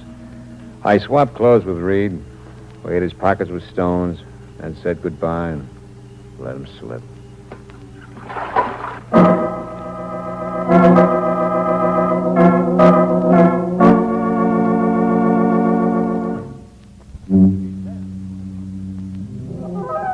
Well, our downtrodden hero is on the upgrade now. 500,000 spun tulips. Nice pay just for giving a corpse a bath at a roadside lake. Guests might run into something unexpected at White Oak. Still, he's determined to try or fry. Let's see which it is, shall we? I got to White Oaks in an electric storm, with the skies giving me a 21-gun salute. The house was up on an elevation. Everything about it seemed to say, keep out. And not a soul in sight. Where was the blind uncle? Anybody home? I could hear the echo hanging in the air. Then I heard a tapping coming at me out of the shadows. His hand reached for me. I could feel my flesh crawling. Tom? Oh, Uncle Walter? Give me a hand, nephew. Sure. Oh, it's been so long since I felt the warmth of a reed hand. Your hand is perspiring. It's close in here. I've been in a rush since Frisco. Something wrong? Your voice, it's changed. For the better? It's, deeper. But blame it on the Honolulu climate. It's been a long time, Uncle. Yes, it's been a long time. Margaret, your fiancée, will be here tomorrow to greet you. Margaret? She's coming tomorrow? Yes. Oh. How is Margaret? She's grown into a fine woman. She'll make you a good wife, Tom. When do the wedding bells ring out? The day you take your inheritance, as your father wished it. You and Margaret were playmates as children, and your father wanted someone close to have his money after you. This letter from Margaret came the other day. If you'd like to read it. Sure. Yeah, I'll read it in bed. Good night, nephew.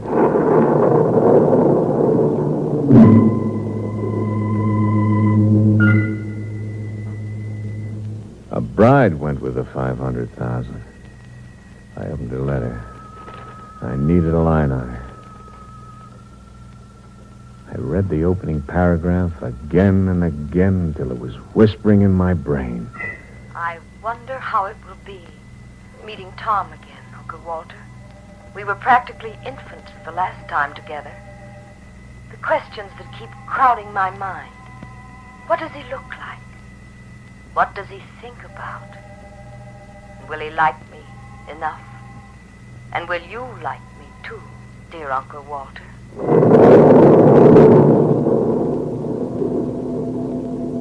I had all the line on her I needed. Margaret didn't know Tom Reed from Adam.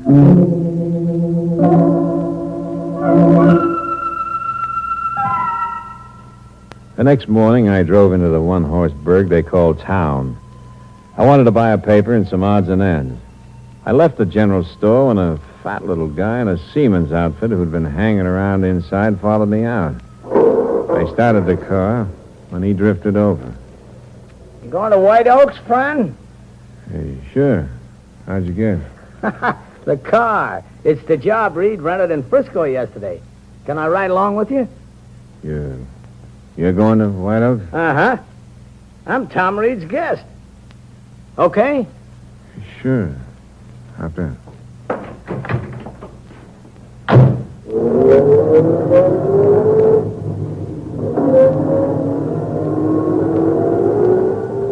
You a friend of Tom? Well, kind of. I was purser on the ship he came over on. We hit it off, and I got invited to his wedding. What'd you do with Tom Reed, mister? I don't get you. I get you. You're playing at being Reed. You're wearing his clothes. You're driving his car. When you paid for some junk at the store, you flashed a wallet I remember seeing on Reed. But you needn't sweat. Maybe we can do business. For how much? Half, if you're just masquerading. All, if you killed him. I didn't kill him. A heart attack did it. I just ditched the body. Is it half? I'll let you know. What are you stopping for? To get hold of myself for a minute. Find my smokes here. This compartment. I thought you said smokes. This smokes. With all 6 bullets. Get out of the car. Start for the woods. Is that how you want it? That's the way it's got to be. All or nothing. No deals with a blackmailer.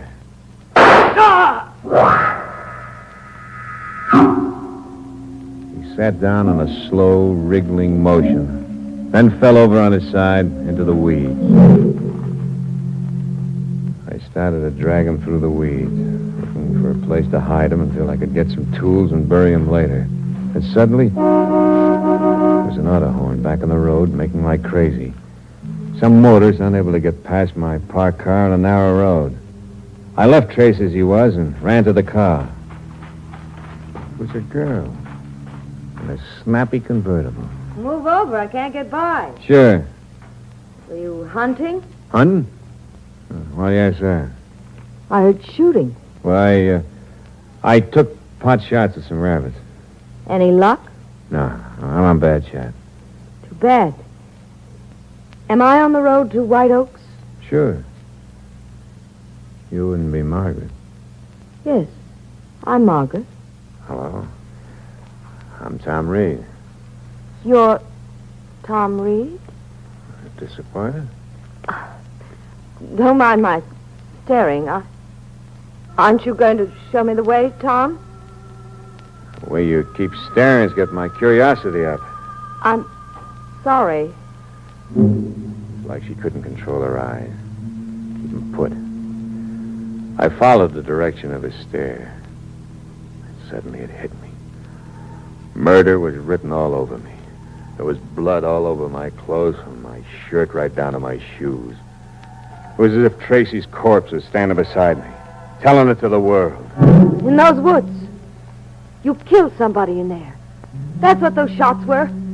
You killed Uncle Walter. Now you're talking crazy. A hobo stuck me up. I grabbed his gun and finished him. You don't believe me, huh? No. And you're not Tom Reed. You got a picture of him grown up, huh? Yes. Nice and frank and open, huh?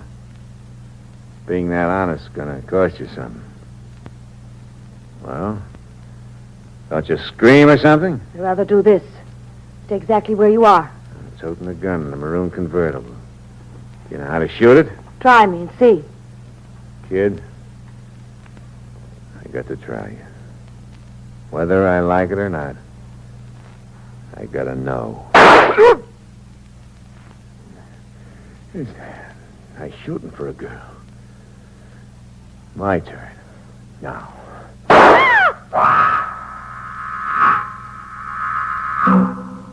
Her shooting first made it easier for me. In a way, it was like self-defense. Still kidding myself. Funny, it was hello, goodbye.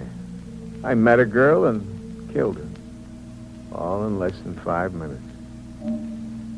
500,000 was coming a lot harder than I figured, all right.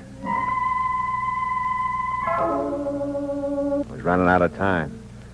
Play now is to grab what was in the safe one way or another and lam as far from the two stiffs and the blind uncle as I could get.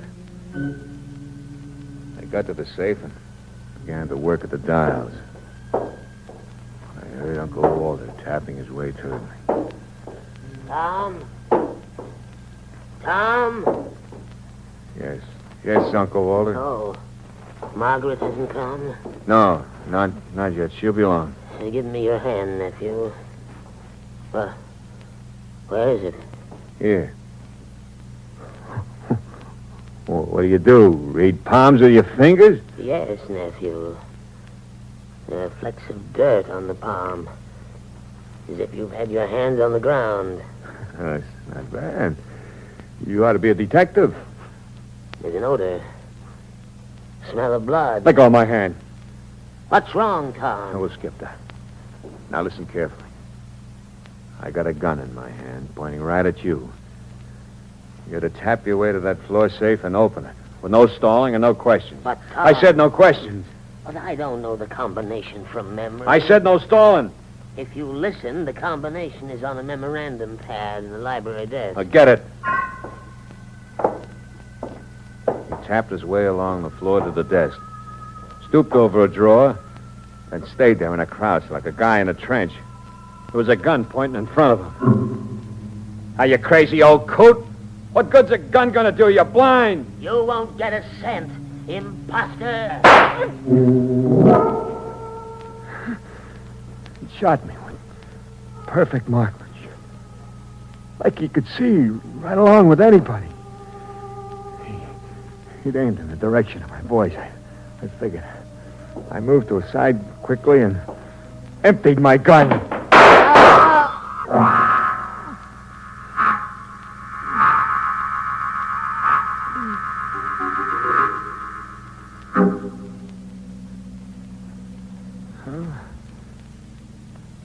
That's all of it, Sheriff.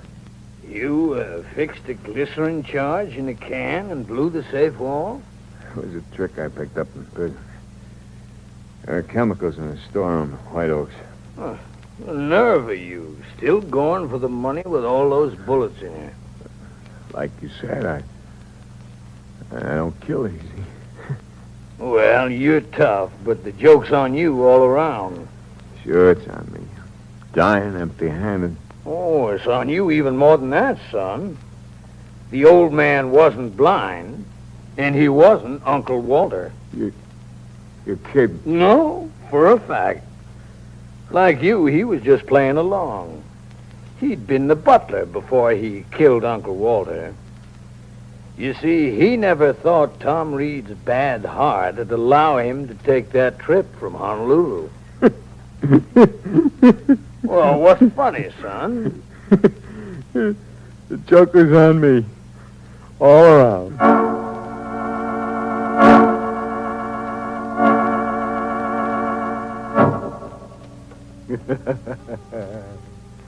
Funny twist, A young man plots his rise to fortune and then finds he can't even get up off his back. One barren blessing, though. He's got all the time now in the next world to count off that 500,000 infractions. May he rust in peace.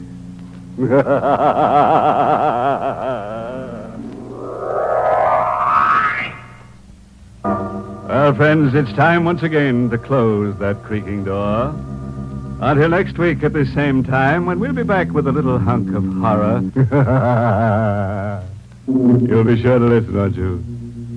Until next week, then. Good night. Pleasant dreams.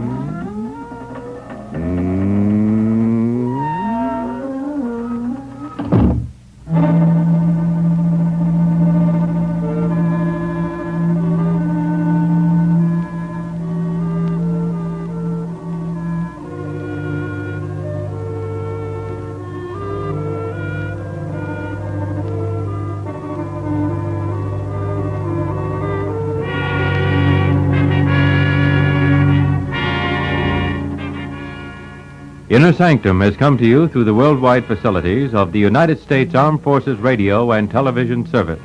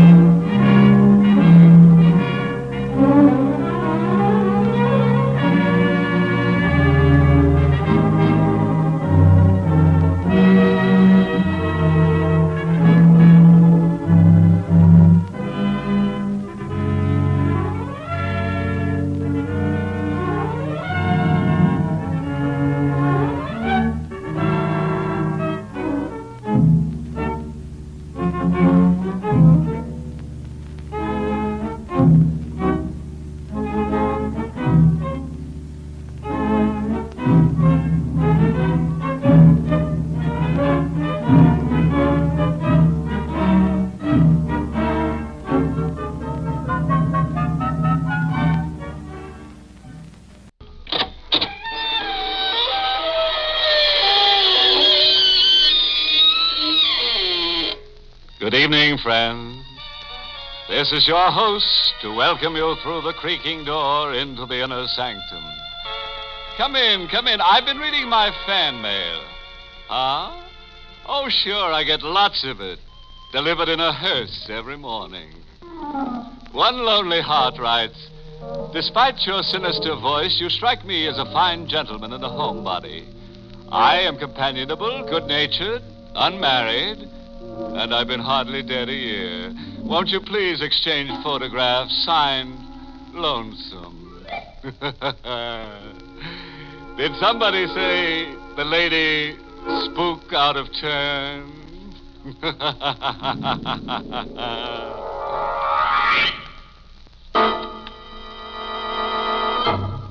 Tonight's Inner Sanctum mystery, The Devil's Fortune, was written by John Robert and stars Carl Swenson in the role of Tracy with Charles Irving as McNamara.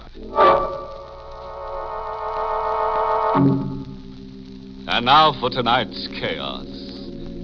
In the deep hinterland of Mexico, on the ground level over a mine shaft, a ceremony is being performed by a frightened group of men. A ceremony of fear. Drums beat, and a roaring fire licks at the night sky. Underground in the mine called El Fortuna Diablo, the Devil's Fortune, floodwaters rise slowly to choke off all life in the shaft. Clinging to the elevation of a ledge, trapped and at bay, with the waters lapping at his ankles, is a young man, His expression is desperate as he fires a gun into the subterranean shadows at an unseen target.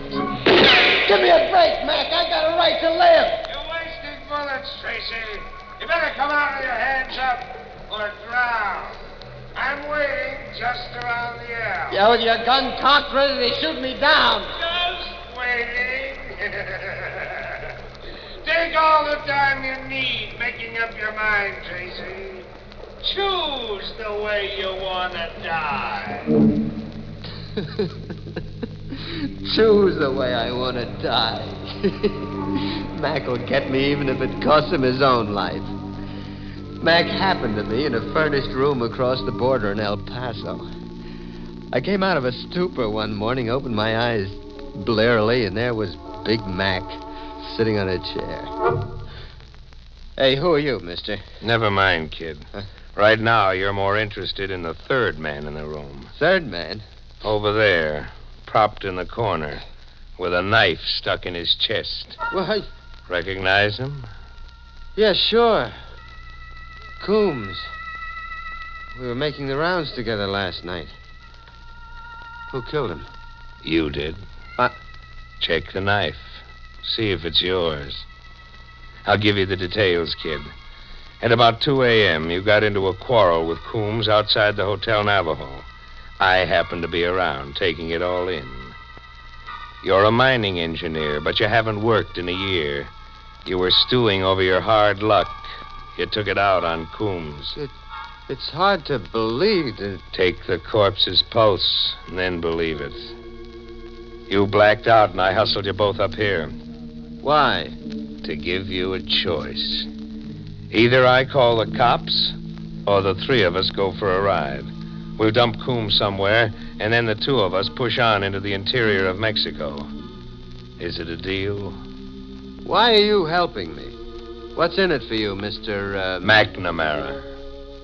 You're a crack mine engineer. I need a crack mine engineer that I can trust. Your knife in Coombs means I can trust you anytime, anywhere. We dumped Coombs, and 2 days later we were 500 miles inside Mexico. Mac? Huh? I've been thinking. That story that you palmed off on me about Coombs. You stuck that knife in him. Maybe. But you'll never be able to prove it now. Mac, you're crazy. And you're soft. Soft and sentimental. The world's an anthill. Knifing Coombs was like stepping on an ant. Get tough, Tracy. Think big. How big? This big. I've got a map here. Yeah. Read off the name. El Fortuno Diablo. An abandoned gold mine just outside a native village called Alicante. All boxed in and boarded up. Hasn't been worked in 20 years. A fortune's been laying around begging for takers. Well, why hasn't anybody worked the mine? Fright. They're all petrified with fright. From the owner, a chump named Parento, right on down the line to everybody in town. There's a legend about the mine that scares them. The devil is supposed to make his headquarters there. Hey, the map is spotted with blood. Whose blood is that, Mac? The chump who had the map previous to me. Called himself Klondike. He lay there drooling over the map, whispering to himself about El Fortuno Diablo. Week in and week out, month after month, I listened to Klondike whispering to himself. Lay there? Lay where, Mac? I had to break his hand open to get the map out of his fingers. Where were you, Mac? I'll tell you sometime, Tracy. Sometime when you get out of line, maybe, you'll wish I hadn't told you. We reached Alicante, a bleak, backward village, where civilization came trickling in slowly by donkey cart over narrow mountain passes. From here on, kid, watch me operate. How are you going to get El Fortuno Diablo? Steal it. We steal the mine from a Senor Parento, that owner I told you about. It's all fixed. Tonight, Parento's being told the hoodoo is off the mine, and that he's a dope not to cut me in as a partner and start operating El Fortuno Diablo full blast. Who's telling all this to Parento? The one guy he'll listen to and believe. What passes for the village wise man in these parts? A joker named Montesano. Montesano has this town organized, like Al Capone used to operate in Cicero. Everybody's scared not to listen to Montesano. Well, why will Montesano play ball with you? A gun in his ribs and $500 in his palm. Just you watch how Montesano plays ball. I watched Montesano bat a home run for McNamara. We were in a room with Montesano, Parento, and a sharp-nosed fella named Salvador. Salvador acted as a sort of bodyguard, advisor, and local technical expert to Parento. You will work the mine, Parento. You and the Senor McNamara. But El Legende del Diablo. The curse is no more. When your father was killed, he put the 20-year curse on El Fortuno Diablo. And now the time is over. But the man, they will not work the mine. In all Alicante, I can find nobody to work the mine. You will tell everybody in Alicante and in the mountains that Montesano say it is good to work the mine. Machinery trickled in by cart over the mountain passes. Fearful workers grumblingly responded to Montesano's call. The shafts were rebuilt, and the mine began operating. At the end of the first week, McNamara played his trump card. He stole the mine. It was Sunday, the day off. Parento and his man Salvador had just left a conference with Mac. Mac was laughing. The kind of laugh that meant he was grinding his heels into an anthill again. Happy days, Tracy. You've pushed your master plan another foot forward, huh? Oh, my old Tracy. Take a gander at this. It's a contract for purchase. For $1 and other valuable considerations, Parento signs the whole mine over to Mr. McNamara. Parento signed this? He did. But he thought he was signing a requisition for supplies from Tampico. I pulled the old document switch on him. Mac, that's an outright steal. Parento will call you a liar and a thief. He'll never get that chance, Tracy. Mac, what are you up to with Parento? Parento and his stooge, Salvador, have just gone into the mine for an administrative look-around. At my suggestion. And, Tracy, I've got a hunch they're going to meet up with that El Diablo. Mac, what have you done? Those other valuable considerations I gave Parento. They were a couple of lunch boxes, packed nice and appetizing with chicken sandwiches and hot drinks. In just 1 minute, I'm going to pull the steam whistle cord so that Parento and Salvador get the idea that it's noontime and they're hungry. Mm-hmm. Minute's up. Mac, what's the connection? What have lunchboxes got... Mac! Now you're smartening up, kid. The box is open on a wire like a booby trap. Reach for a sandwich and smoke gets in your eye. Mac, I'm not going to let you blow up. Freeze, chump. This is a gun in your ribs. Hey. If you're itching to throw in with Parento and Salvador... Mac!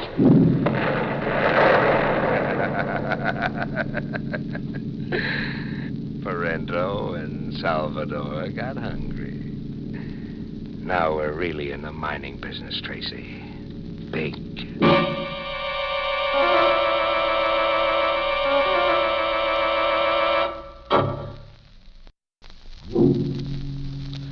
When the bodies came out of El Fortuno Diablo, Mac and I were out walking. The idea was the Sunday explosions happened mysteriously while we were away. That night at the hospital, I talked to the local doc. Poor Parento. We didn't even find enough of him to make a decent burial. Oh. Blown to bits. And Salvador? Well, with Salvador, it was a miracle, Senor Tracy. Salvador lives, but not his face. Now, when the bandages come off one day, it will not be the face of the Salvador we knew. Just like his mine, poor Salvador left his face behind him. in El Fortuno Diablo. Parento blown to bits and Salvador with his head swathed in bandages. McNamara's master plan was going great. Now the mine worked full blast, round the clock, day and night. Montesano was on hand when needed, telling everybody the hex was off, keeping the men in line for Mac. The men were working overtime, but so was the accident emergency bell connecting the shaft to the shack we supervised from. The bell meant an injury, or worse. Tracy, if it's another casualty, I'll fry somebody in oil. We're running a mining operation, not a hospital. It wasn't a hospital case this time. It was a case for the coroner. In the mine shaft, face upward, with his eyes fixed and unwinking, lay a miner, Miguelito. All of a sudden, Senores Miguelito, he let out a cry and dropped to the ground. I live 1,000 años and I never forget Miguelito's cry. What killed him, Tracy? Well, nothing apparent, Mac. No wound, nothing. Shock, I'd say, from the look on his face. It was El Diablo. El Diablo come before Miguelito. His face is black and standing from the side of his head, I see horns. Stop that line of talk, Manuelo. You're scaring the men. Scared men don't mind gold. Senor McNamara, is it true? It was the devil who come before Miguelito. See? Look there to the ground. El Diablo left his footprints. We looked, and there, clearly defined in the soft dirt, was a print. A hoof print. Mac, it's a hoof. It's a cloven hoof. Tracy, so help me if you blow your top in front of the men. Miguelito had a heart attack, men. He was just a kid, not up to being a miner. Now everybody back to work. The men went back to mining for gold. And the emergency bell kept ringing. Tracy. Yes? Go fetch that Alicante wise man. Tell Montesano the men need another spiel about how the devil has called it quits and the hoodoo's off the mine. As the devil called quits, Mac? Tracy, you blow your top and I'll blow your head off. I'm here to mine gold. If I have to kill every mother's son of you and work the mine myself. How do you explain the 4 murdered men, then? Bad hearts, the 24-hour shift. Maybe the men got to brawling among themselves down there. It's easier to blame a killing on the devil than face a murder rap. Now what? That's the fire bell. Fire, Mac. Another omen of disaster. Your gold mine is going up in smoke.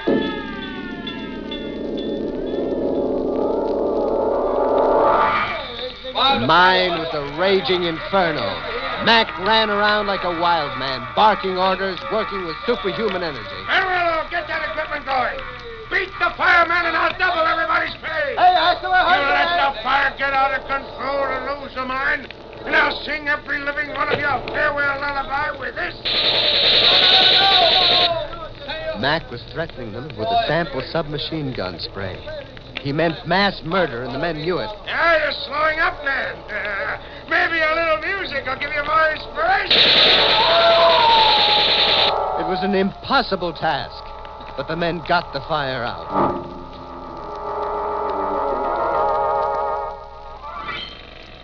Tracy. Yes? About those hoof prints around the mine. The cloven hoof.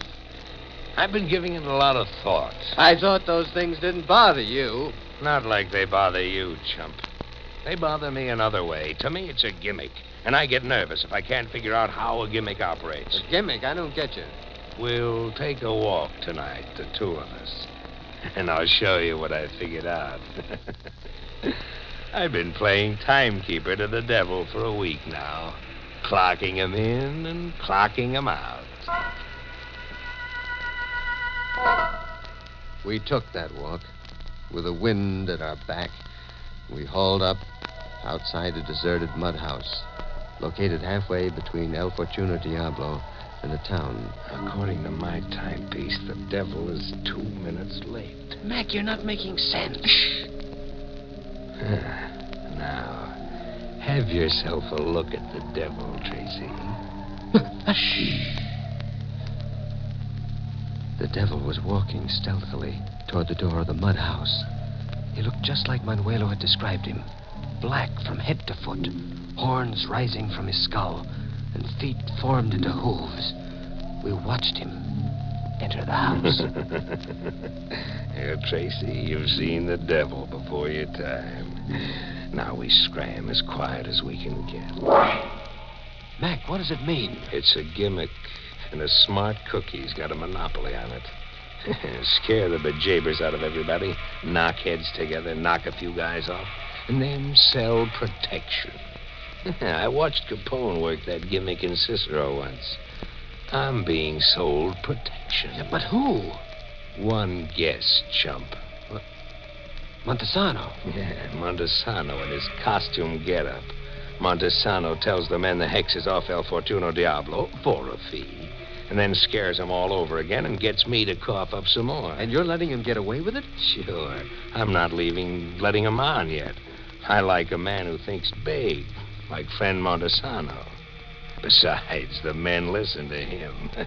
And I'm still here to mine gold.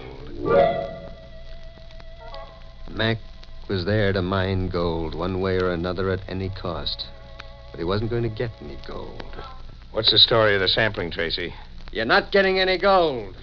All El Fortuno Diablo has for you is this. Salt. You haven't got a gold mine, Mac. You've got a salt mine. You keep the report under your hat, Tracy. Mine operations will go on exactly as they are. It's crazy the salt isn't worth the transportation. We're not mining salt. We're mining for gold. Mac, there isn't a grain of gold, I tell you. We're mining for gold, Tracy. For a year, I lay on my back watching Klondike drool over that map, listening to him whisper about El Fortuno Diablo. For a year, strapped down tight so I couldn't move a muscle or wiggle a finger. But I could use my ears, Tracy, and my brain. We're mining gold. Gold, Tracy. You lay on your back, Mac, strapped down. Where were you laying on your back? You really want to know? Yeah. I told you once that maybe sometime you'd wish I hadn't told you. It was in the Meadowbrook Hospital for the criminally insane. We were to continue mining for gold. A madman was intent on mining gold even if there wasn't any gold.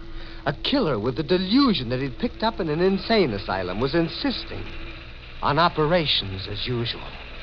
And the emergency bell rang as usual. Senor Tracy, just now El Diablo was in the mine with my own eyes. I see him. Who got it this time? Montesano. El Diablo came up to the great Montesano and strangled him. Montesano? It's impossible. Montesano was your Diablo. Senor, what are you saying? I don't know. I don't know anything. Manuelo. Si, senor.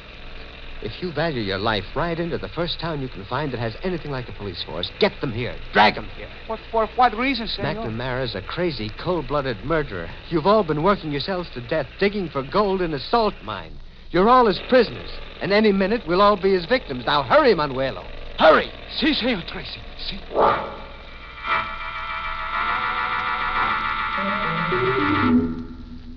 Manuelo didn't get far. Mac stopped him outside. Then he came after me. I ran in panic into the mine. Here, in a trap. The waters are rising. Mac's around an L somewhere in the tunnel, waiting in ambush. And I have got a choice. Drown or meet Mac's bullets head on. Tracy, your time's running out. Mac, I got a right to live. You blabbed to Manuelo, and he spread the word. I told you I came here to mine gold. You blabbed to Manuelo. There isn't any gold. I worked my straps free at Meadowbrook and strangled Klondike to get that map. I shot up a Kansas bank to get the money to buy mining equipment. All that so I could mine gold.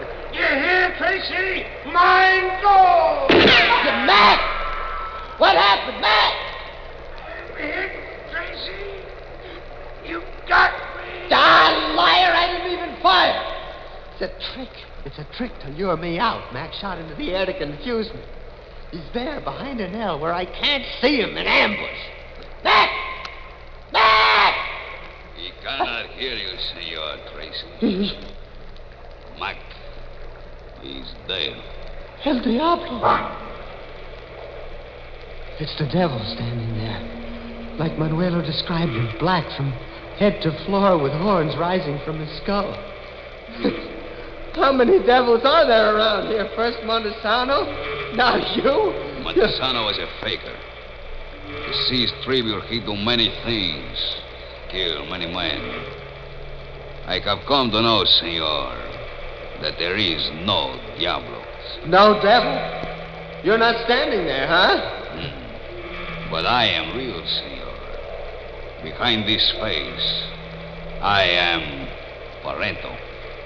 Parento? They couldn't even find enough of you for a decent burial. Because Salvador they could not find. In the hospital, the doctor agreed that Parento will drive the devil from El Fortuno Diablo. And the police agree Parento will be their deputy. You killed Montesano and McNamara? Si, senor. What is so funny, senor? McNamara. I was thinking of Mac's master plan. He never figured that booby trap he planted in your lunchbox would blow up in his face.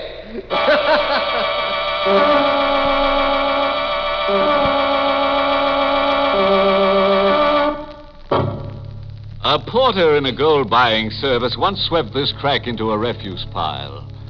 Many a body loses his mind. Good thing Tracy came out of it all okay. What do you bet when he comes out of shock, he puts his diploma into hock? The way Mac framed him, I'd say Tracy was more engineered than engineered. So Montesano, the Al Capone of Alicante, got his unexpectedly. The only thing he'll collect from now on is dust. The greedy old devil.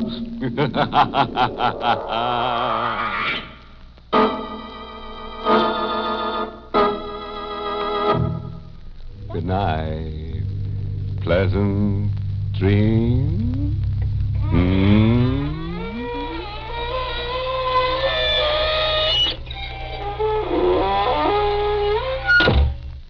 Inner Sanctum has been brought to you through the facilities of the United States Armed Forces Radio Service, the voice of information and education.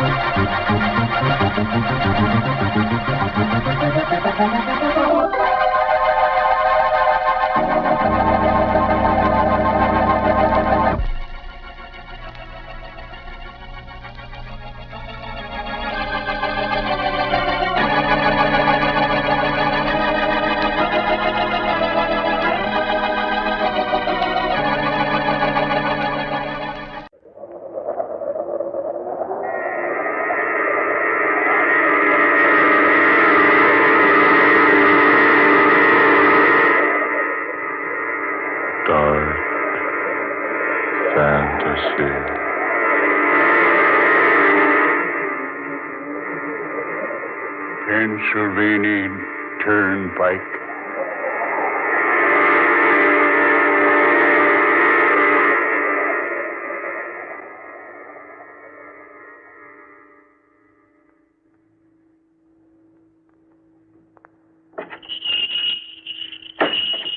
Howdy, stranger. Howdy, mister. Mind if I come in and sit a while? Nope, reckon I don't. Gets sort of dad-blame lonesome along this highway.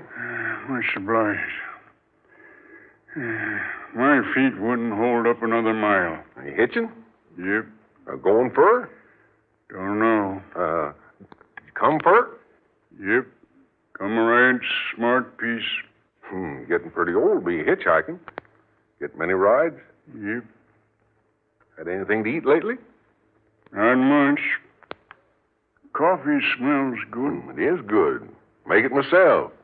How about a cup? Warm you up. All right. Matter of fact, I'll have one with you. Got any manse bread? Any what? Manse bread. Never heard of it. No. I forgot. Reckon you never have. Here you are, mister. Nice and hot. How much? Oh, just a nickel. I don't know what a nickel is, but take it out of that. Much obliged. Hey, hold on. This ain't no nickel. What's that, mister? I say this ain't no nickel. It's a gold coin. Hey, don't you know it's against the law to have gold in your possession these days? Against what law? Why, well, we went off the gold standard years ago. Everybody turned in their gold. Well, they turned into the government. And, well, they got silver in exchange. I see. You best return my coin. Well, this coin is old, ain't it, stranger? Somewhat. Yeah, old. Got the head of the King of England on it. Can't see the date very well. See, 1700 and something. Take this coin instead. I gave you the gold one by mistake. Well, brother, I ain't making no mistake when I give it back to you.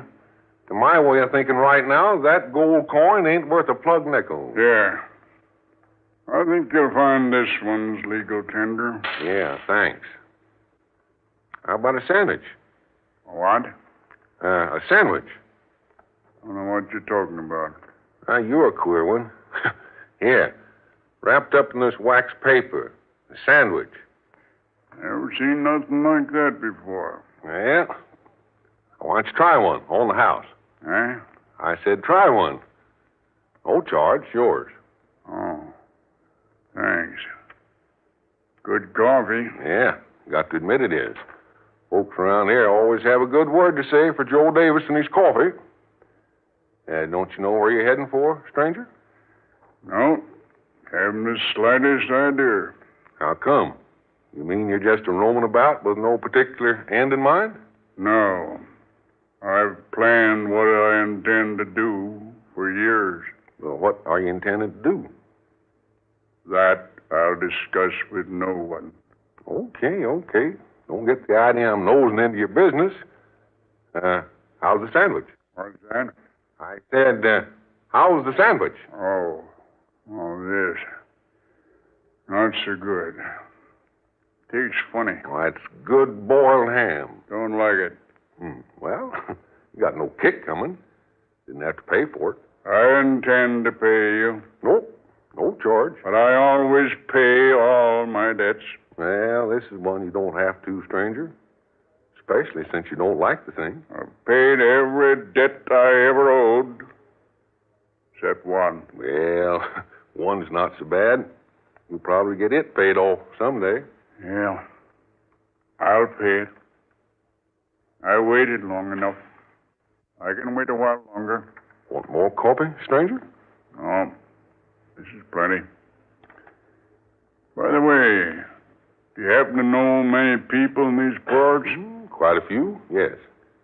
Ever run on to any folks with red hair? Red hair? Yeah. Well, let me think. No, can't say as I have. Why?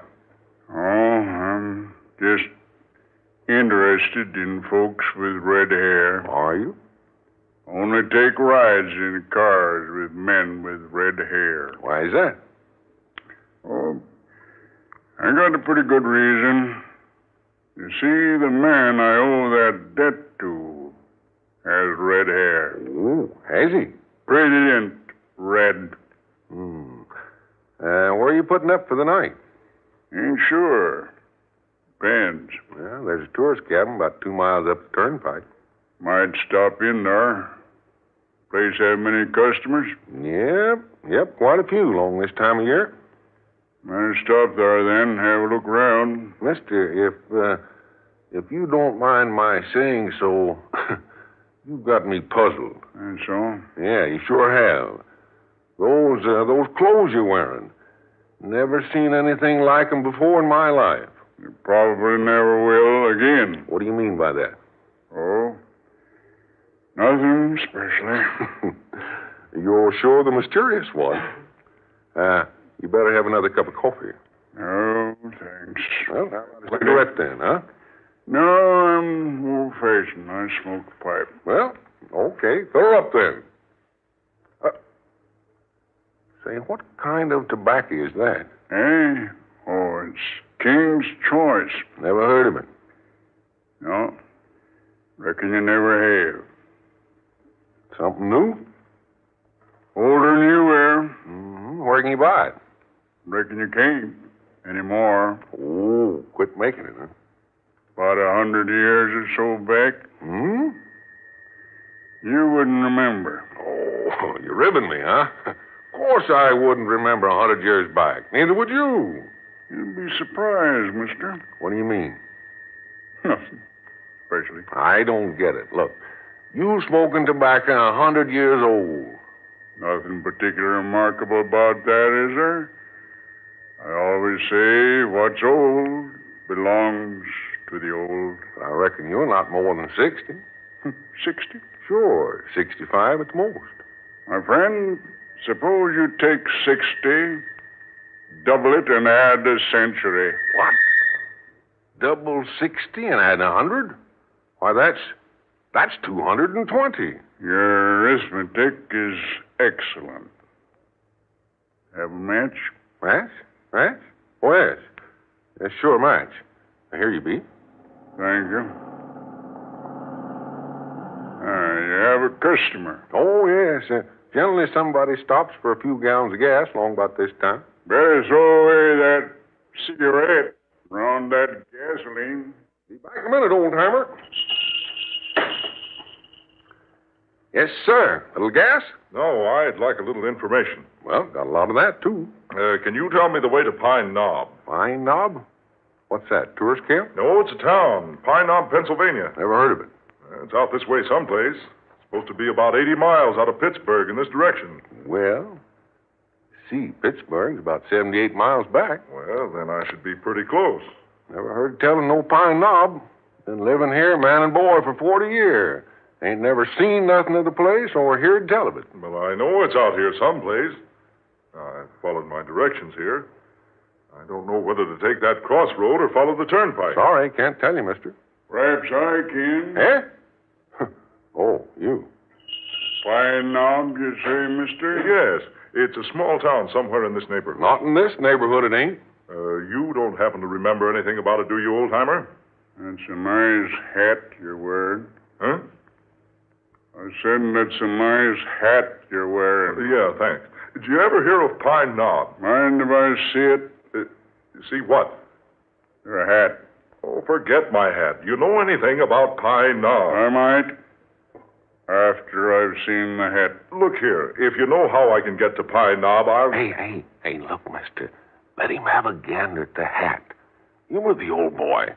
He hasn't got all his marbles. Oh, very well. Here.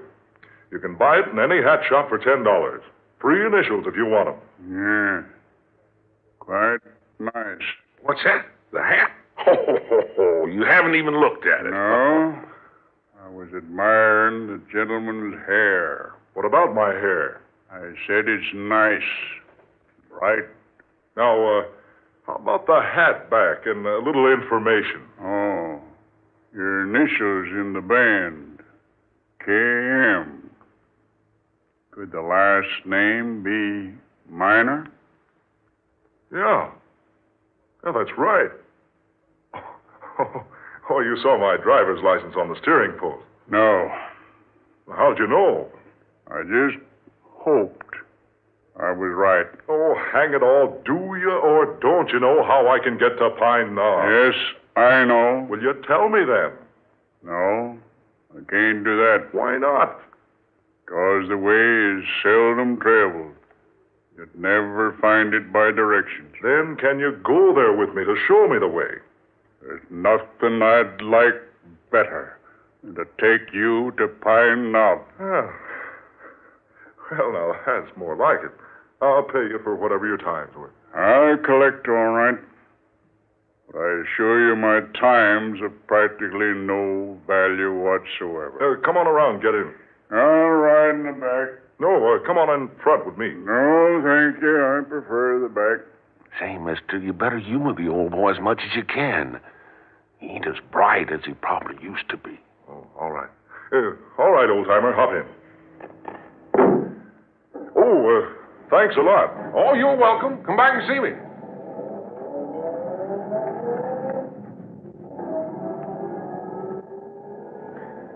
Well, I see him come and I see him go. But that old gent beats anything I've ever set eyes on.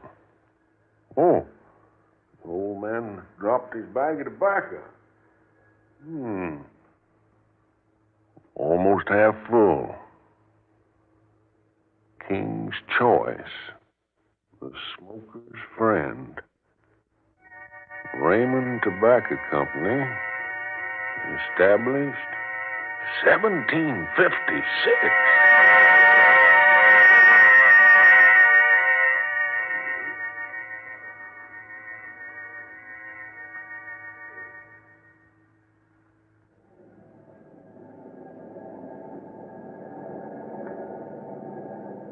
We leave the Turnpike in a minute or two. Then how far? Not far. The road good? Not so good. I say, does my chatter bore you, old-timer? No, not especially. You give me the impression you don't want to talk. People talk too much nowadays. Me, I like to talk. Especially when I'm driving. Helps make the miles go faster. The turn up ahead. Yeah, where? Off to the right. There's no place to turn off. Yes, there is. You'll see it. There. See? Well, yes. Well, that road, it wasn't there a moment ago. It's been there for years. It's the road to take. This isn't any ordinary road. Right. It isn't. And no automobile tracks. Never been an automobile on this road. I don't understand. You will, presently. And a stagecoach. Stagecoach? Yes. You can see the hoof marks in the soft earth. Oh, I was noticing. 6 coal-black horses, the pride of Pennsylvania. What's that? Nothing important. I see. Look behind. Behind? Yes. Look, where's the turnpike? We have left it. Far behind. Oh, not far. Less than a half a mile. We should be able to see it from here. No. It's nowhere in view. The buildings along the turnpike, where are they? All of that is past. Past? Yes. There is no turnpike. There are no buildings. Nothing but open prairie land. Trees. Hills. Tall grass. No fences. No other roads except this one. It's the only road for miles around. But where does it take us? To Pine Knob. That's where you wanted to go? Well, yes, but I... You asked me to show you the way to Pine Knob. This is it. Well, everything's changed so. Suddenly. Everything's different. Yes, naturally. But why? Did you ever ask yourself what time really is? Time? Yes, Mr. Miner. Time. I don't follow you. Suppose a long time ago something had happened to you. Suppose that incident was so important, so outstanding in your life, it was necessary for you to do something about it. I still don't understand. Let me put it into the present instead of the past. Suppose today something should happen to you. Suppose it is so out of the ordinary that you'd never forget it. Probably something you think needs revenge. Revenge? And suppose you decided your spirit would never rest until you'd found that revenge even though many scores of years had passed away. I don't understand. So what would you do, Mr. Miner? What could you do but roam from place to place seeking that revenge? You're talking over my head. Am I? You certainly are. What I'm getting at is this. If you'd find yourself in just such a situation, time would suddenly have no meaning to you.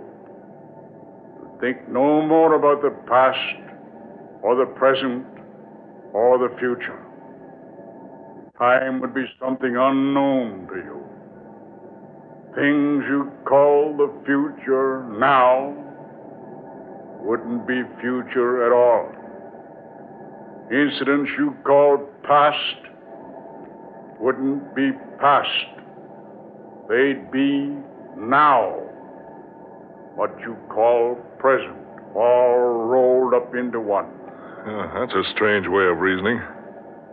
Not so strange once you've experienced it. Have you ever experienced it? I assure you, yes.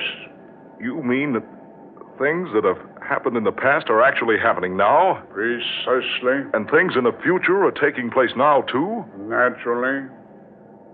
One case being possible, the other naturally follows. Oh, just some philosopher's theory. It's much more than a mere theory. Oh, you know better than that, and so do I. What's happened in the past has happened. What's going to happen certainly isn't taking place now. Possibly I'll change your mind about that before this day ends. Oh, no. Not me, mister. By the way, you haven't told me your name.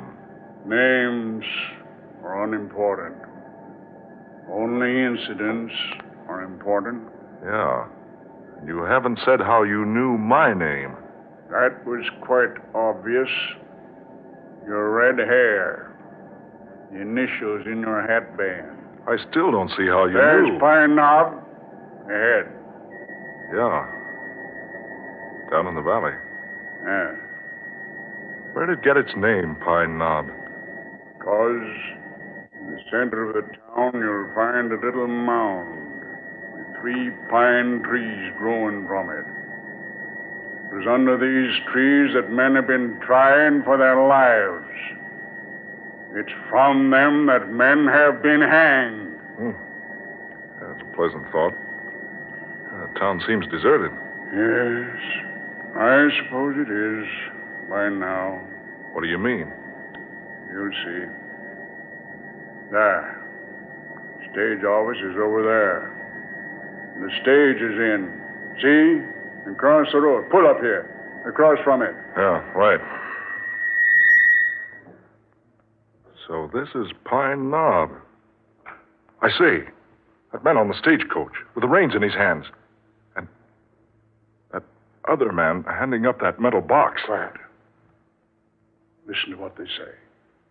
All right, Hank. That's a gold. You better take good care of it. You know where they're going to get this gold? It's going right on through to Kelby. If anybody tries to stop the stage this trip, I'll be ready for them. Well, so long, partner. See you in a week. Come on, boy. Get up there. Gee, get up.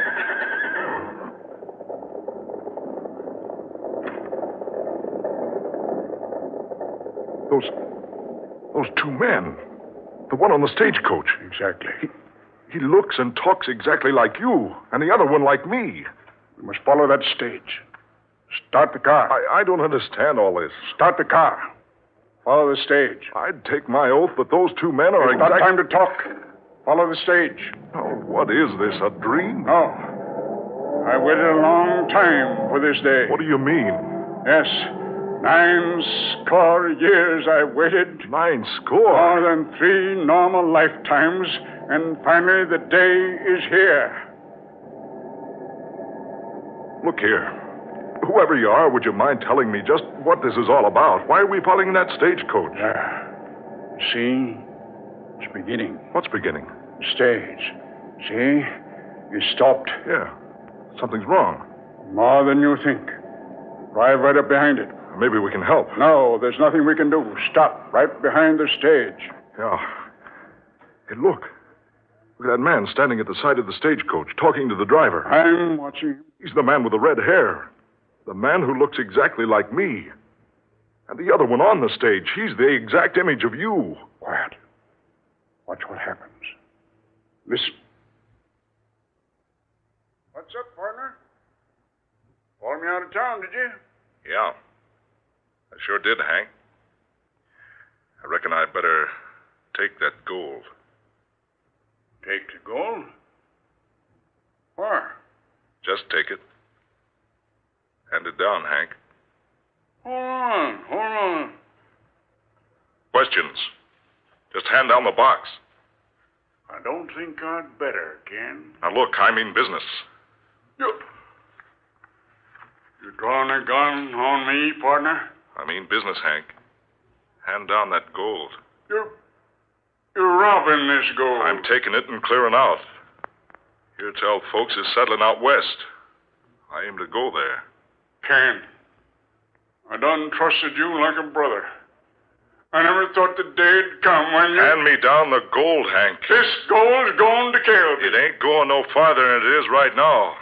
I'm taking it with me. Put away your gun, Ken. Don't argue with me, Hank. I'll shoot you if I have to. And by Ginger, you'll have to. I ain't handing down this gold. Keep those hands on the reins. Not on your life, partner. Don't go for that gun.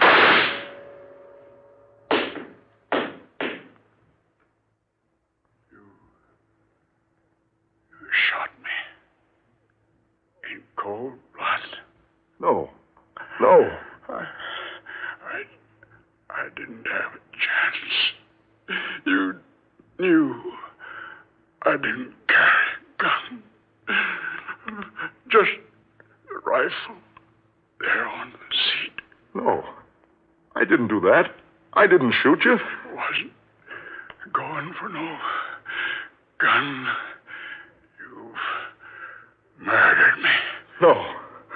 For heaven's sakes, this isn't real. I've never fired a gun in my life. You think it isn't real? No. Oh, it can't be. Now, you understand what I meant by no past, no future? That man on the stage, you. 180 years ago on this spot. But it can't be you. That man on the stage was shot. He fell. He's lying there on the ground now. Yes, hey, turn around. See for yourself. Gone. Everything's gone. Everything but you and me. I didn't kill you. That man with the red hair, the one who spoke like you, looked like you, was the first member of your family to settle in this country. He was my partner. I trusted him. He murdered me. But I didn't. Now, the debt is about to be paid. No, you can't blame me for something that happened almost 200 years ago. I've waited this long for my revenge. I won't let it pass by now. Get into the car. No, keep away. Don't come near me. Don't touch that wheel. Time has come. I'm driving now. No, I say. There's no way to escape. You can't murder me. I had nothing to do with that shooting. You can't escape. I will escape. I will. You're doomed. I knew you were some devil. You brought me here to kill me. But you can't. The road ends around the turn up there. Nothing but a 1,000-foot drop down the mountainside.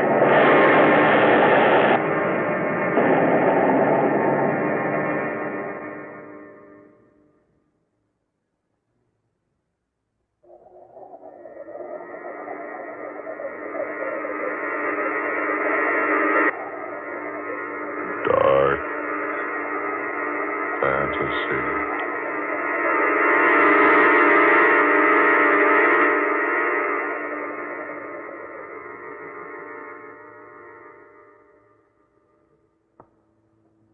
Pennsylvania Turnpike.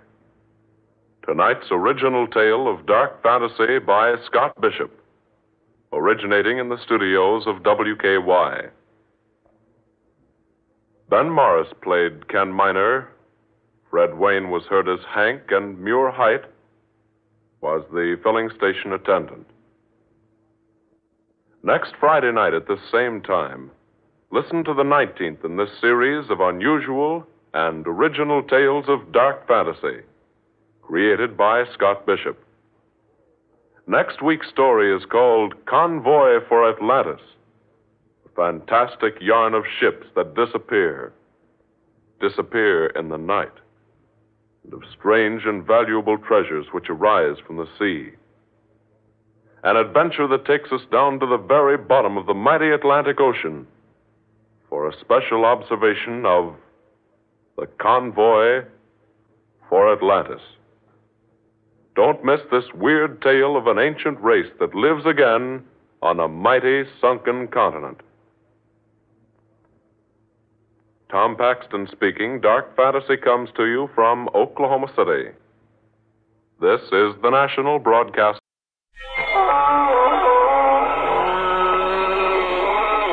Good evening, friends and fellow ghouls. This is your host inviting you through the squeaking door of the inner sanctum for another delightful visit with creatures you'd hate to meet on land or sea, or in dark alleys. Well, friends, now that summer romance is flourishing, this young man's fancy lightly turns to thoughts of lovely murder. The reason for that is because I have a one-track mind. I can think of the nastiest things in the balmiest weather. When I see the first tender flower buds open their delicate petals, I immediately think how nice they look on some murderer's grave.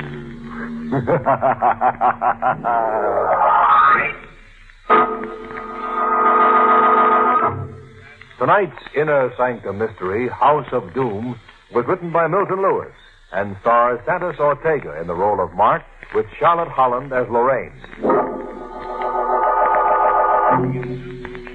All right, friends. Turn out the lights, lie down on your slab, your sofa, and get ready to scream for joy as we hear a terrifying story that could happen to anyone who's a murderer. Ready now. Hold tight and listen. People in that section of New England call the little peninsula Davy Jones's Hand, because the sharp and jagged rock formed a murderous angry fist, thrust out into an everlastingly angry sea. There was only one house on Davy Jones's Hand. Mark Douglas lived there with his second wife, Lorraine. And folks whispered that something had happened to Mark, and that despite his wealth, he couldn't cure a mind that was gradually losing its reason. Lorraine, look at that storm. The rain is beating down like bullets. The wind is roaring like a monster. Did you hear someone scream? No, Mark. Are you quite certain? Yes, Mark. Well, you still want to go out? I promised Mrs. Daly I'd come. It's just down the road. Really? And what's so important about you going? Oh, Mark, I just want to see her. We were going to play a little bridge. Now, Mark, why don't you come with me? No. Why not? You've locked yourself in this house like a prisoner for months. You can't go on like this. I don't want to go with you, and that's the end of it. Then why do you object to my going? I don't want to be here alone. I can't bear it when I'm alone. There. I'm positive I heard someone screaming. No. Yes, I did. It was a woman. Woman screaming for help. Didn't you hear it? No, Mark. No? Please, I want to go now. Lorraine, I'm afraid to let you go. Afraid? Why? I'm afraid something might happen to you. Well, what could possibly happen? The same thing that happened to Betty. Betty, your first wife. She went out on a night like this, alone, down that rocky road. And the next morning I found her body on the beach, covered with seaweed, like some horrible thing that had been chewed and mauled and spit up by a murderous sea. I can't stay here another minute. I've got to get out. You'll do what I tell you. No. You will. Lorraine, forgive me. I'm sorry. I'm terribly sorry. Forgive you? Shall I forgive you for the months you kept me locked up here, waiting on you and listening to you. Lorraine, get me this. Lorraine, get me that. Lorraine, I hear screams. Lorraine, I'm afraid. And now you've been frightening me. Well, I can't bear it. I'm leaving. Lorraine, come back, Lorraine.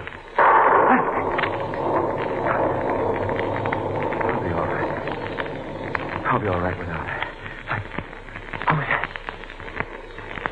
Oh, just the wind. Of course. Mark! Where are you? I did hear it. It's Betty. Help me, Mark! Betty, where are you? Betty, where are you? Tell me!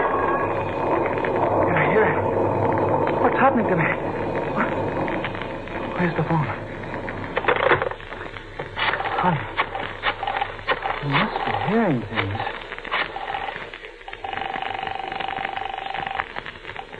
Hello? Is that you, Richard? Yes? This is Mark. Mark Douglas. Oh, how are you, Mark? A bit under the weather. Well, I don't blame you on a night like this. I'm here all alone, Richard. Where's Lorraine? She went to Mrs. Daly's place. This may seem kind of silly to you, but would you please come over? Now? Yes, now, right away. As soon as you can get here. What's wrong? Well, nothing really, but... Richard, I can't stay here alone.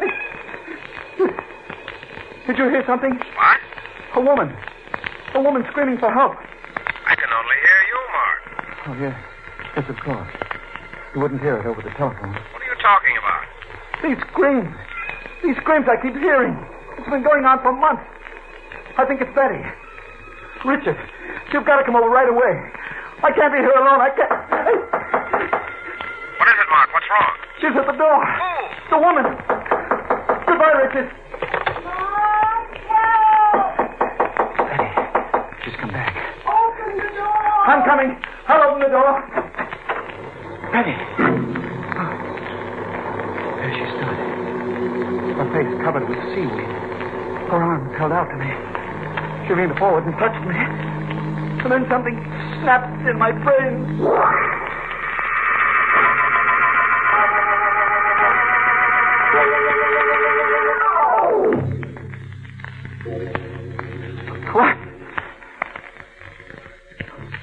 What happened to me, Lorraine? You fainted, Mark, that's all. Fainted? Yes, you must have received a bad shock of some sort. But those screams. He's standing at the door. You must have imagined it, Mark. You're not well. Imagined it? She was standing right there. What's the matter, Mark? Look there on the floor. It's sealed. She's come back to torment me. To talk to me, to kill me, possibly. Mark, what are you saying? Now, look, you've got to leave this house. That's what's doing it, this horrid, hideous old house. Lorraine, do you love me? Really? You think I could have stayed here these last few months if I didn't love you? Maybe. Maybe if I tell you, it'll be easier to bear. Maybe if I tell you, you might find some way out. What will be easier to bear? In my desk drawer, there's a flashlight. Get it. All right, but what are you trying to tell me? You'll know in a moment. I have the flashlight. Now, go to the stairs. No, there. Next to the picture. But why? There's something I must show you. You know, everyone believed my first wife died by accident or suicide. She was a very excitable, neurotic girl. No one, except you, Lorraine, knows that she was murdered. Murdered? Yes, by me. It was carefully planned. I wanted her money, and I... Lorraine, you can't betray me. Do you think I ever would? No. Put your hand on the post. Underneath the banister. The fourth one.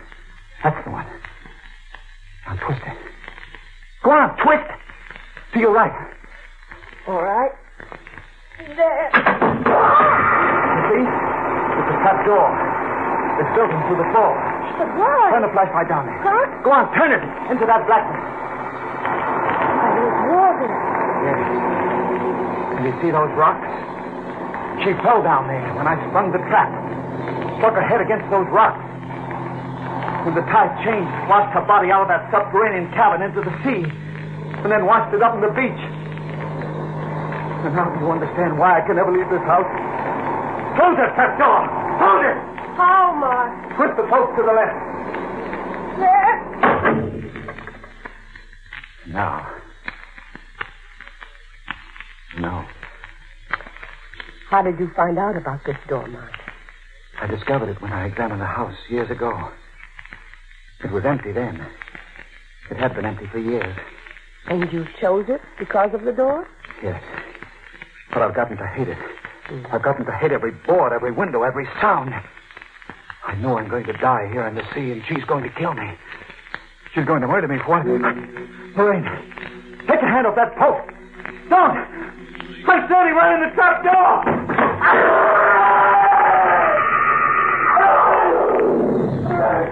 Come here, Rope! Help me! The sea! Help!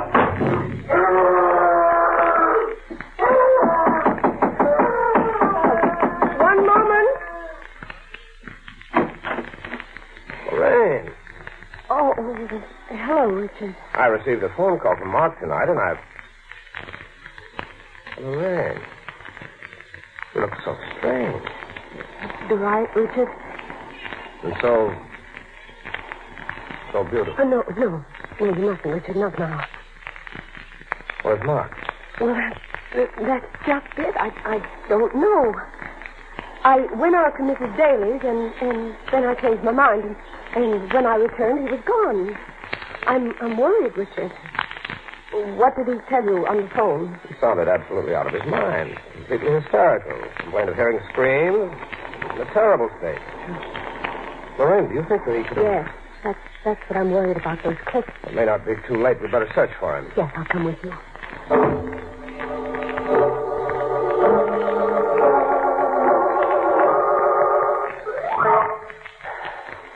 Lorraine, I think you'd better go home. No, Richard. You've been up all night. Police and the Coast Guard are searching for him. I don't see how it could do any good for us to search these beaches. Mark may be here somewhere. Well, they'll find him. Hello! Hello there! Who's that? Why, fisherman down the beach there. I think he's found something. Hello! Hello there! We're coming. Richard, look on the rocks near him. Yes, perhaps. Can't see it very well in this mist. Hurry here. I found a body. Where is it? Here. Right there. Just over there, stumbled across him. Oh. Who's with him? A woman? Yes. Is it my husband? Oh, I didn't know it was you, Mrs. Douglas. Here in the mist. You'd better not look. I will. Richard, take away the seaweed so I can see his face. Richard. If you won't, I will.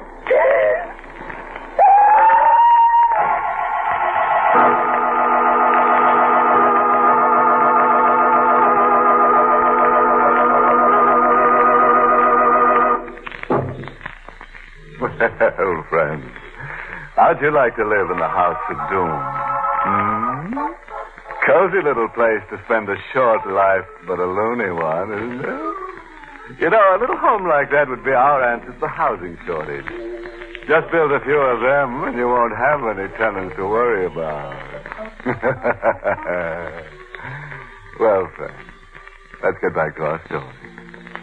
2 years after the death of her husband, we find the lovely Lorraine in the house on Davy Jones's hand, staring out the window, just as her husband had done on the night he was murdered. She's married again to her husband's friend, Richard Belmont. Are you ready, Lorraine? Yes, Richard. Could you help me with my raincoat, please? Of course. Thank you.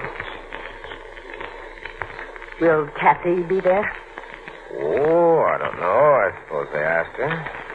At any rate, they'll all be glad to see you. Why, this will be the first time you've stepped out of the house in months. I can't help it if I've been ill. Lorraine, there's no reason to get angry. I'm sorry.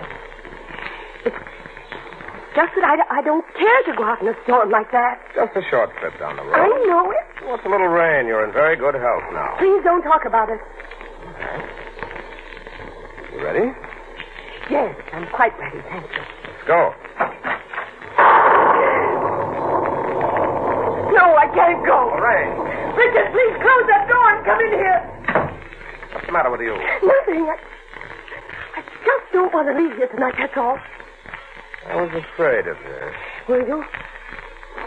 Something weird. Something queer about the way you cling to this house. Though it held you trapped. Mark was that way before he died, too. Please don't talk about Mark. Why not? What are you afraid of? Nothing. Nothing except to leave this house. Nothing except that you jump at every sound. Do you think I don't notice things? Do you think I'm a fool? Where are you going? Out. If you won't come with me, I'll go alone. I can't stand this place another moment. No. I've been locked up in here for days. I feel like a trapped animal. Oh, wait a minute, Richard. Don't go. Why not? Because I'm asking you not to. Richard, please stay with me. I don't want to be in this house alone. Please stay. I hear things when I'm in this house alone. Richard, don't leave me. Your life may depend on it. Please, Richard, don't go. Goodbye. Richard!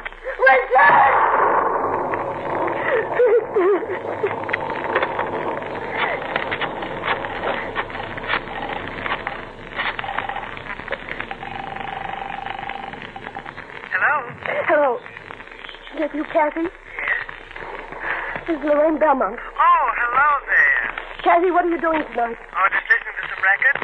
Why? Well, I'm here all alone. Well, where's Richard? He went out. Kathy, I want you to come right over. On a night like this? Take the car. Come right away. What's wrong? There's something I want to talk to you about. Oh, but really, Lorraine, can't it wait? No. But, Lorraine... Are you refusing to come here because you expect a visit from Richard? Really? What are you talking about? I think you know quite well. Lorraine! What is it? What's wrong? Kathy, did you hear that? What? That voice calling my name, it sounded like Mark. What? But Mark's dead. I'm well aware of that. That's why it couldn't be Mark, could it? What are you saying? Lorraine! Help! Did you hear it? No. I didn't hear it. There's someone at the door. Will you hold on a minute, please?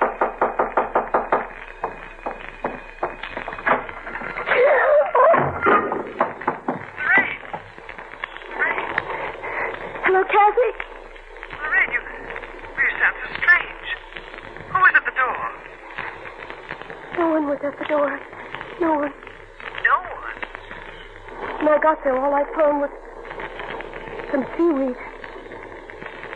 Goodbye, Kathy.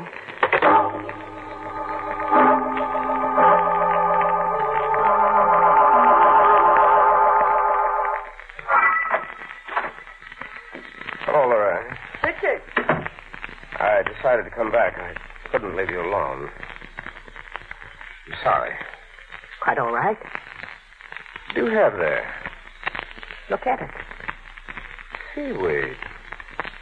Where did it come from? I found it outside the door. That's odd. Yes. And what's odder is that someone knocked at the door and left the seaweed. Now, Lorraine, you haven't been having those hallucinations again. But they're not hallucinations, Richard. I heard someone call my name. Now, Lorraine. Please, Richard. Don't come near me. Stand over there, just where you are. Very well. But, why are you standing there, holding the post? You shall know presently. Do you think you deceived me, Richard? What are you talking about? About Kathy. You're in love with her. That's nonsense. You would like to have my money and Kathy, wouldn't you, Richard? That's why you've been playing these tricks on me. What tricks? Calling my name, leaving the seaweed out there. Why should I want to do that? To make me confess. Confess what? That I murdered Mark. You murdered Mark? Yes. How did you first find out, Richard? Did you hear me call out in my sleep as I heard Mark do? Yes. Mm-hmm. That's how I learned that Mark murdered his first wife. It's very difficult to keep a murder a secret. The strange satisfaction in being able to confess it. Why are you telling me this now? Because you wanted to know. That's why you played these horrid little tricks on me. What makes you think I played tricks, Lorraine? Because I played, yes. Even to using the seaweed. How could you have murdered Mark? I was waiting for you to ask me. He was a powerful man. You couldn't have pushed him off those cliffs. No, I couldn't have. And you were never out there with him. No. And everyone knew he was mentally ill. Everyone suspected suicide. Yes, and how very convenient. How could you have killed him? I'll show you, Richard. Since you're so anxious to know. Don't move. Richard, why did you leap away? I see it now. The rocks and the sea down there. You would have killed me if I hadn't leaped away in time. Come here, Lorraine. No. Oh, Richard, let go of me. There must be a subterranean passage down there, and the body gets washed out to sea. That's why you never left this house. You were afraid someone would discover your secret. Richard, what are you going to do? What do you expect? No. And why shouldn't I? You did it to Mark for his money. If it'll be any satisfaction to you, Lorraine, that's exactly why I'm holding you here now, for precisely the same reason, your money. And since you take so much pride in being right, Lorraine, I'll tell you one more thing. You were quite right about Kathy and myself. Don't do it. Let me go.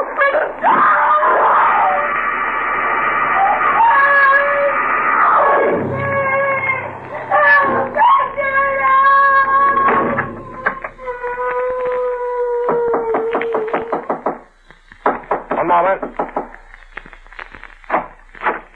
Kathy. Well, Lorraine said you weren't home. Did she? Well, she called up frantically on the phone. I swear she sounded half insane. Where is she? Why, she isn't here, Kathy. I came back from the dailies. In fact, I never got there. When I returned a moment ago, she was gone. Richard, do you think... I don't know. A woman in her mental condition is very apt to destroy herself. Destroy herself? Then you'll be free, and you and We I... mustn't think of that now, Kathy. She may still be out there somewhere. We've got to try to save her. If we can. Come on, let's look for her.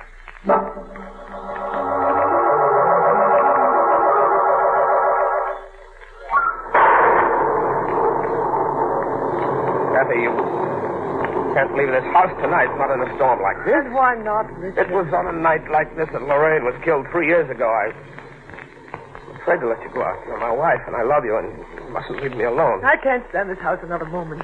Locked up with you here night and day for months. I can't leave, Kathy. You must stay. I can't bear it here alone. I'm going. Where?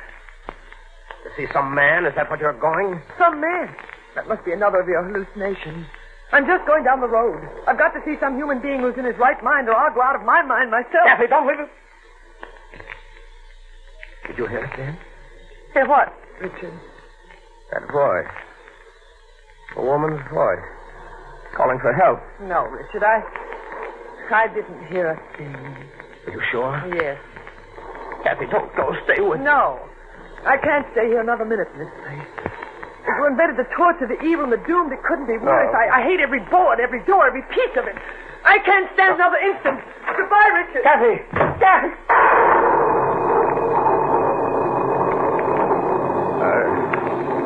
I wonder, does she know? Have I been talking in my sleep? Maybe I should tell her. I'm sure I could trust her. Lorraine! It's Lorraine! Come back!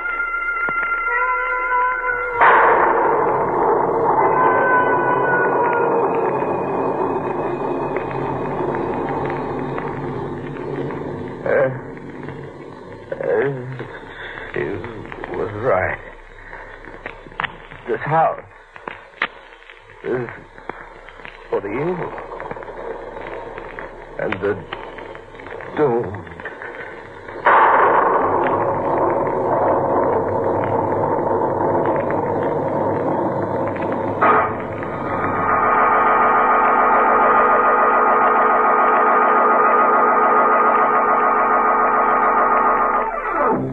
Well, Frank, if you think Richard and Kathy aren't going to go down that trap door, then you just don't have any imagination. Or you just haven't heard enough Inner Sanctum mysteries. Of course, we have a very uplifting moral for these gruesome shenanigans. It's taken from the haunted words of Poltergeist, who said, "Always live in a house that's haunted by ghosts, vampires, werewolves, zombies, and spooks. You'll never have a dull night." Inner Sanctum was heard in the United States over CBS, the Columbia Broadcasting System, and has been rebroadcast for servicemen and women overseas through the facilities of the United States Armed Forces Radio Service, the voice of information and education.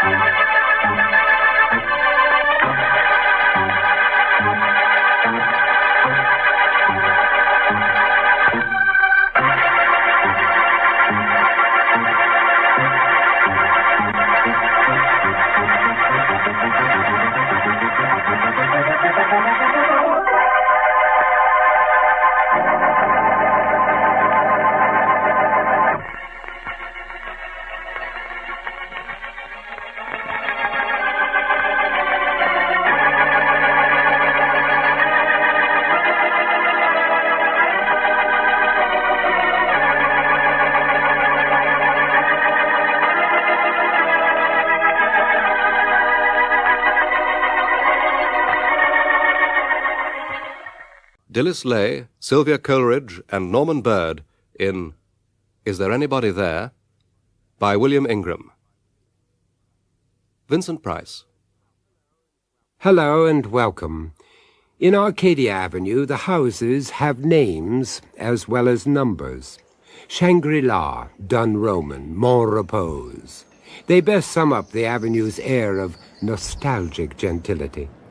Built in the early 30s, all is very discreetly orthodox, from the privacy of privet hedge and lace curtains at the front to the squares of handkerchief-sized lawn at the back.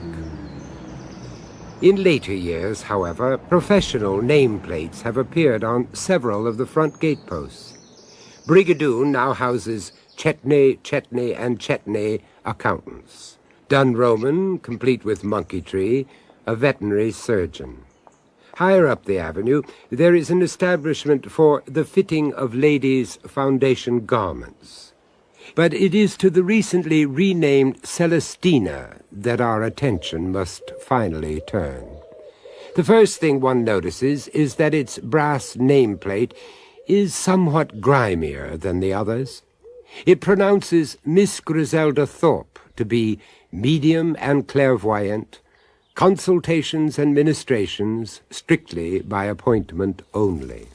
Every Wednesday afternoon, promptly at 3 o'clock, Mr. Henry Jollett climbs the gravel path, presses the front door bell button, and anticipates, at the going rate of 1 guinea per session, yet another preview of eternity.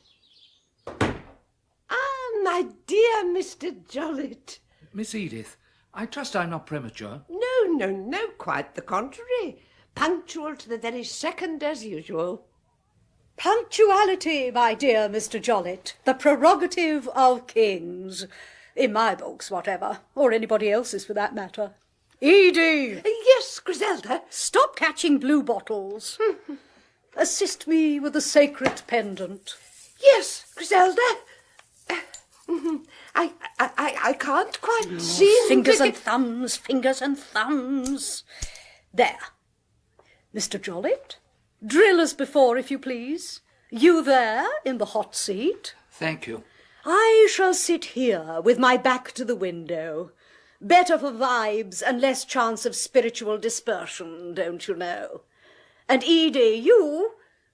Edie, where have you got to? Here, Griselda. I've been here all along. Really, I have. But I don't want you here, dear. I want you there, in the third chair. Of course. How silly. There.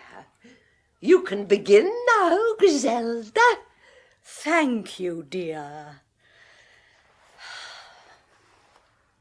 We will join hands in a circle of eternal light and harmony.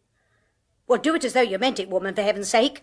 Hands, harmony. The man's not a flat fish. Oh, yes, Griselda.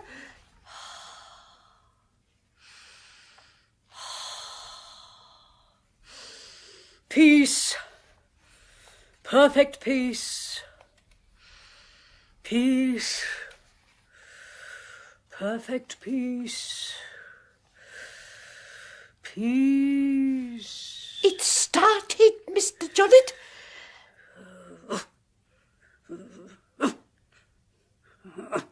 You can always tell when it started. Are you there? Are you there, O mighty Manco Capac, Emperor of the Inca, beloved of the sun? Her spirit guide, you know. I have had the pleasure. Speak, O mighty one. Is there anybody there? He's there. Speak. Speak.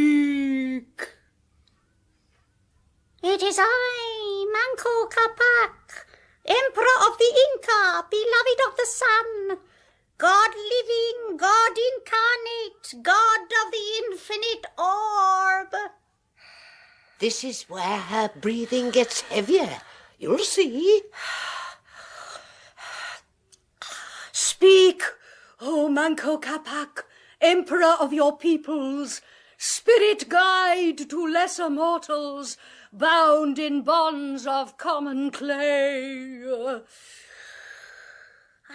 the land of Cuzco, the condor flies high in search of the lamb that has strayed. Oh, dear. Our fields lie fallow, our storehouses empty. The living seed of promise has burnt itself to hash. I don't like the sound of that at all. Prepare then, my people, prepare ye. Climb, oh, climb thy temple mountain. Anoint with sacred unctions this our human sacrifice.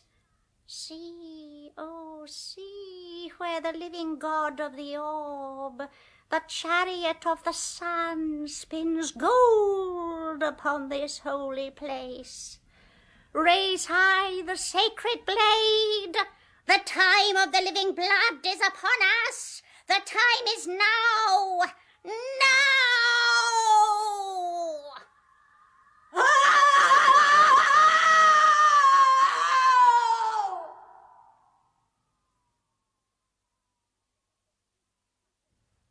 Edie, stop daydreaming and pass Mr. Jollett the last of those chocolate digestives. Oh, yes. Mr. Jollett? No, thank you, Miss Edie.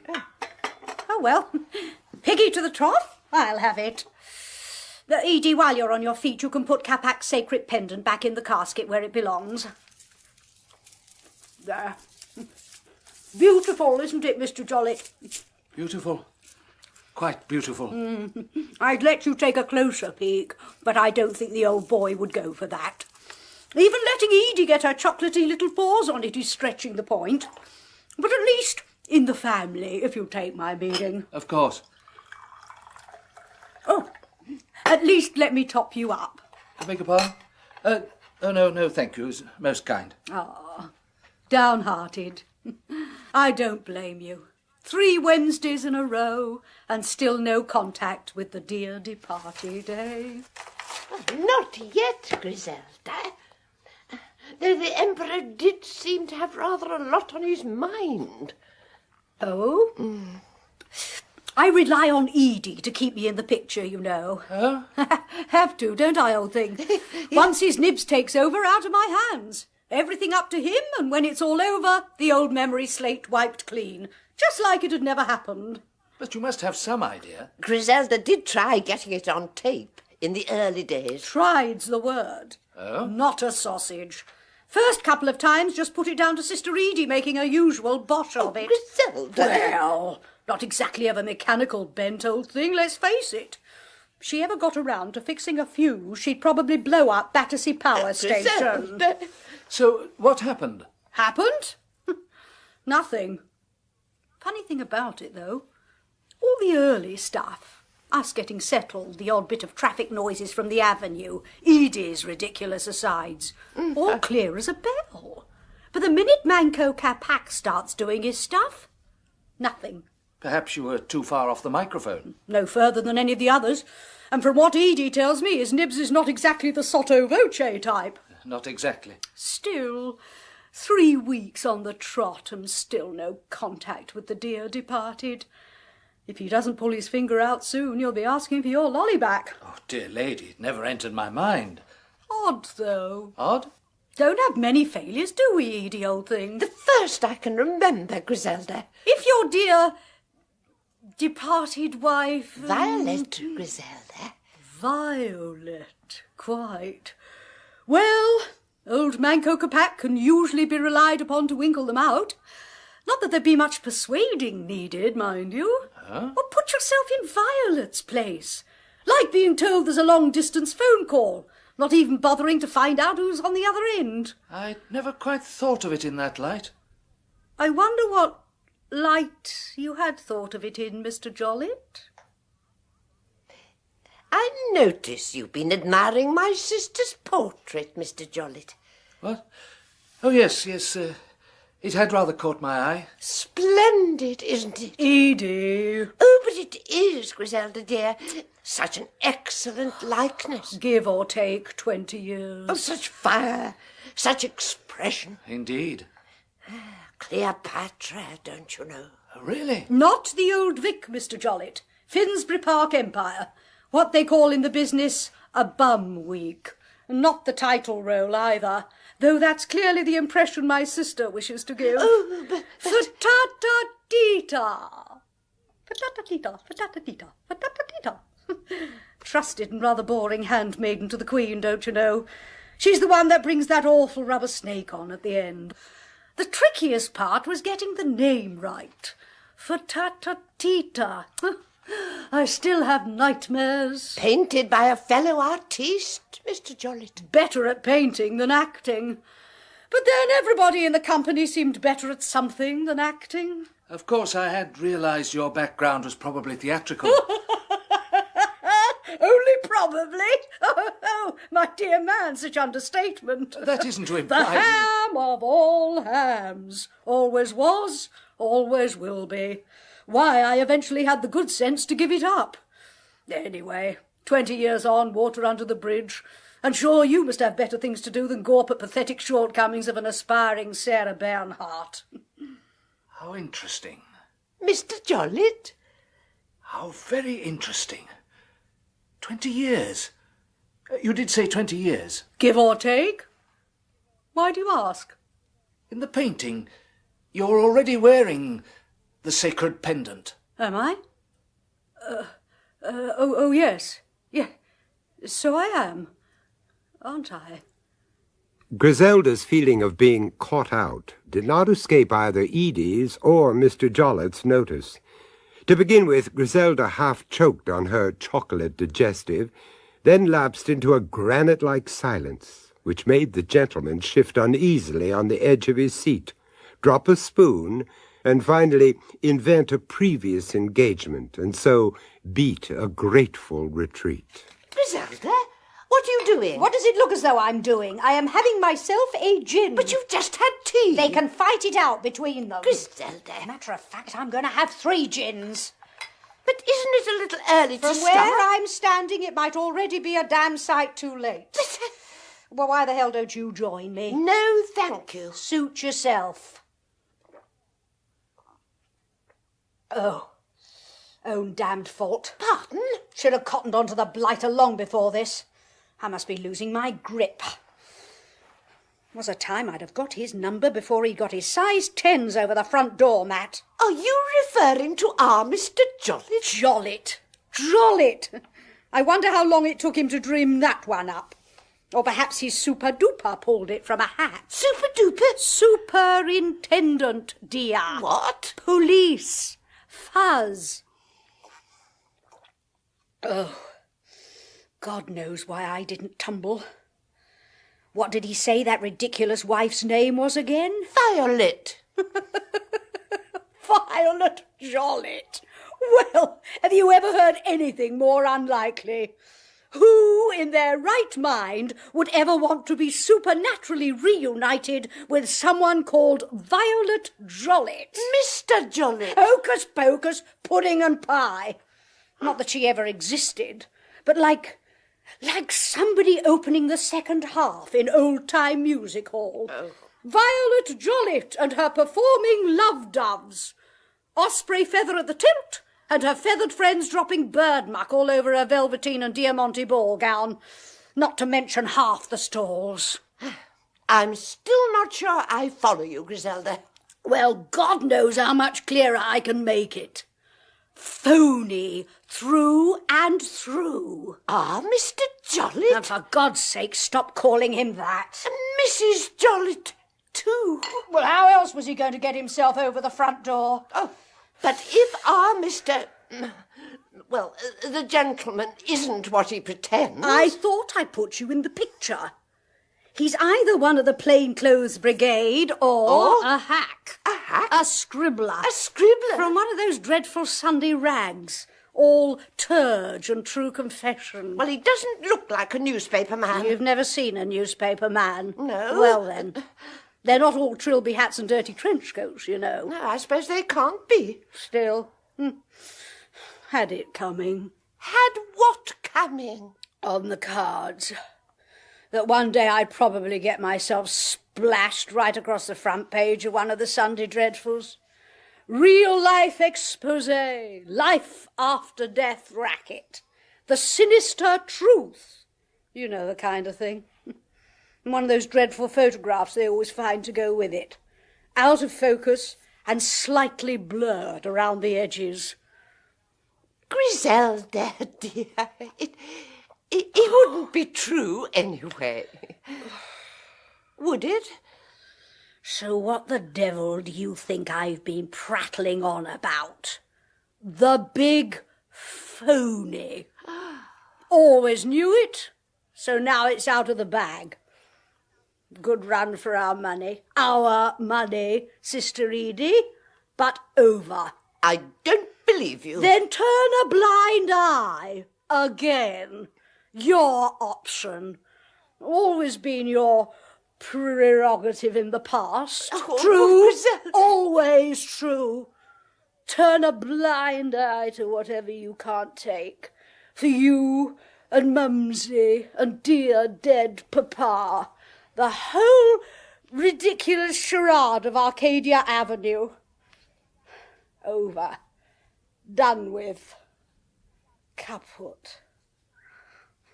Thank God. Your spiritual gift. Phony as hell. You made it all up? All of it. Not Manco Capac. It had a ring about it. Not the kind of thing they'd be likely to find in the telephone directory. But I heard him, Griselda. Your spirit voice. A fair stab at one, even if I do say so myself.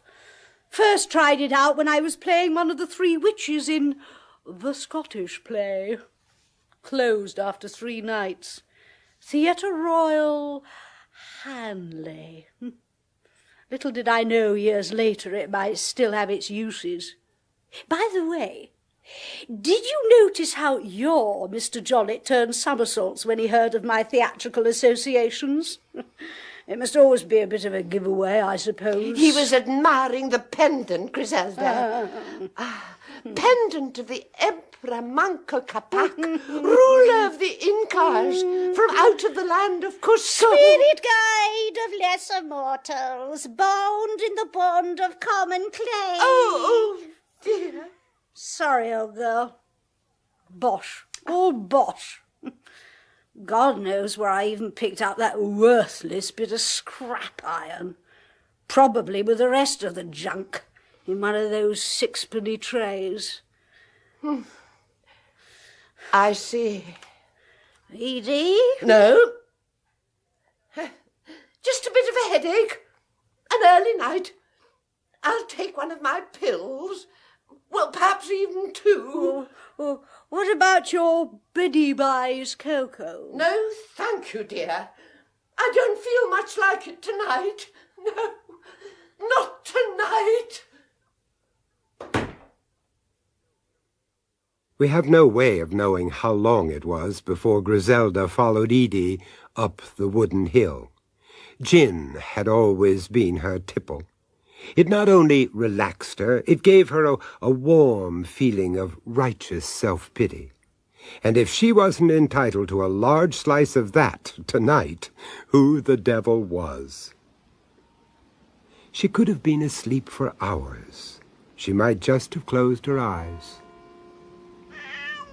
She lay fully clothed on top of the bed. She was perfectly aware of the distant town hall clock and that damn Ginger Tom making its caterwauling next door. She was cold, reached down to pull the heavy eiderdown about her, but her hands lacked the strength, her intention, the purpose. She was pinioned, but not only by physical force, as though by hypnotism, behind her eyes, dragging her backwards through time, place, to a scene she seemed to know, recognize, as in a dream. But a dream that was about to become her reality. Hearken then, O sacred children of the sun. Let it be known through our Incan land that her denial of us, of our blessed sacred symbol, shall be avenged. Let the time be now. Raise high the sacred blade. The time of the living blood is upon us. The time is now. Now!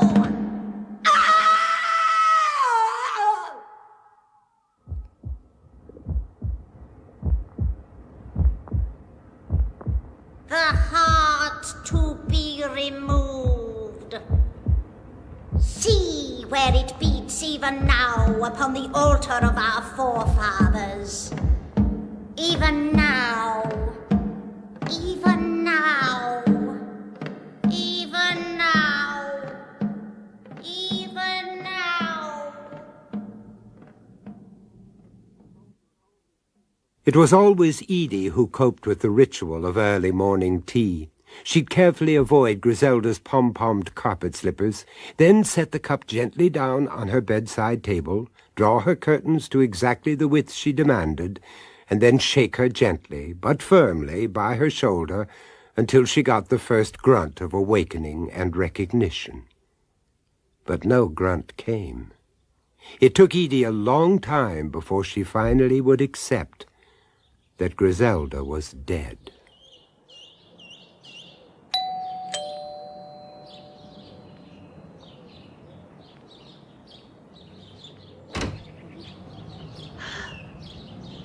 Oh, Miss Edie. But it's not even Wednesday, Mr. Jollett. No, it isn't, is it? May I come in? I don't know. Are you alone? Of course. But only for a minute, then.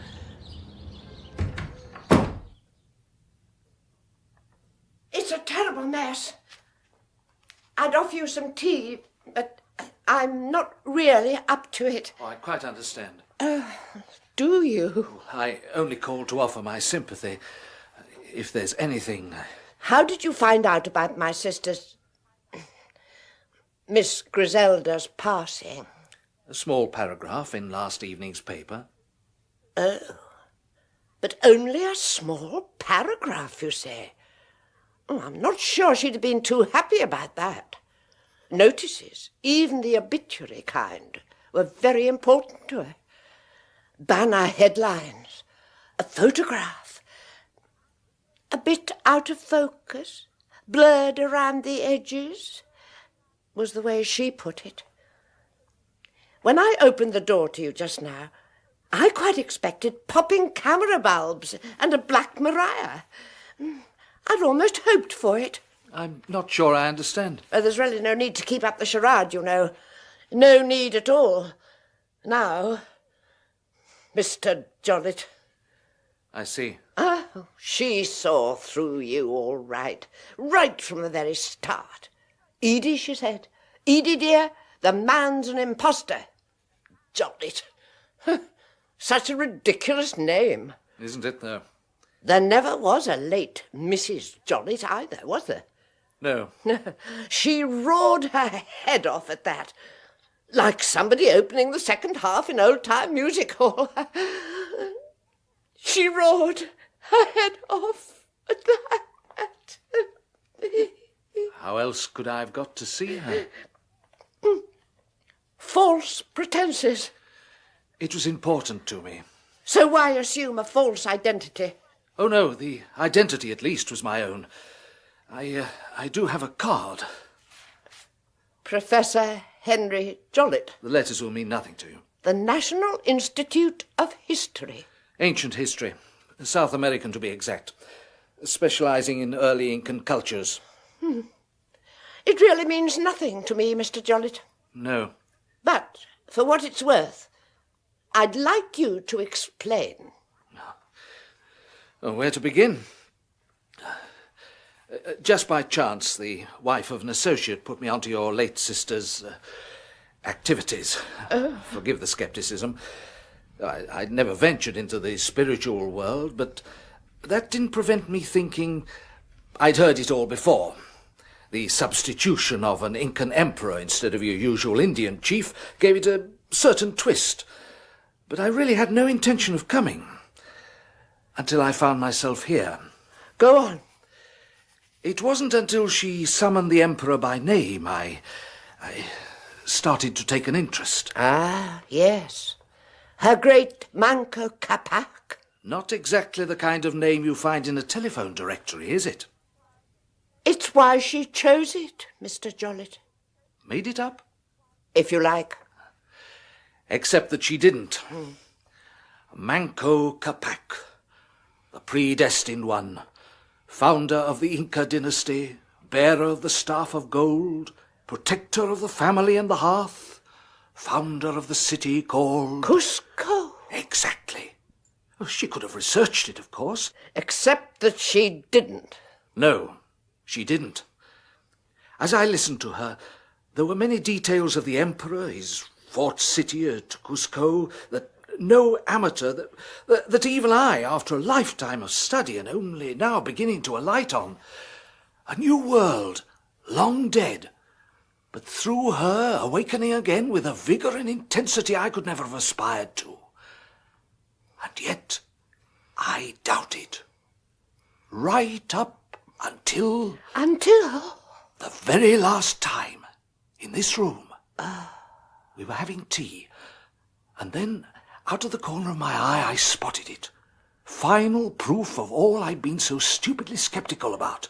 Her portrait?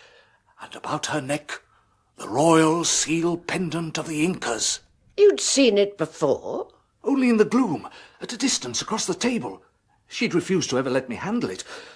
But suddenly, here in her portrait, 20, 30 years earlier, a very competent artist with all the time in the world to capture every detail. Will you permit me to see it? The pendant? If you wish it.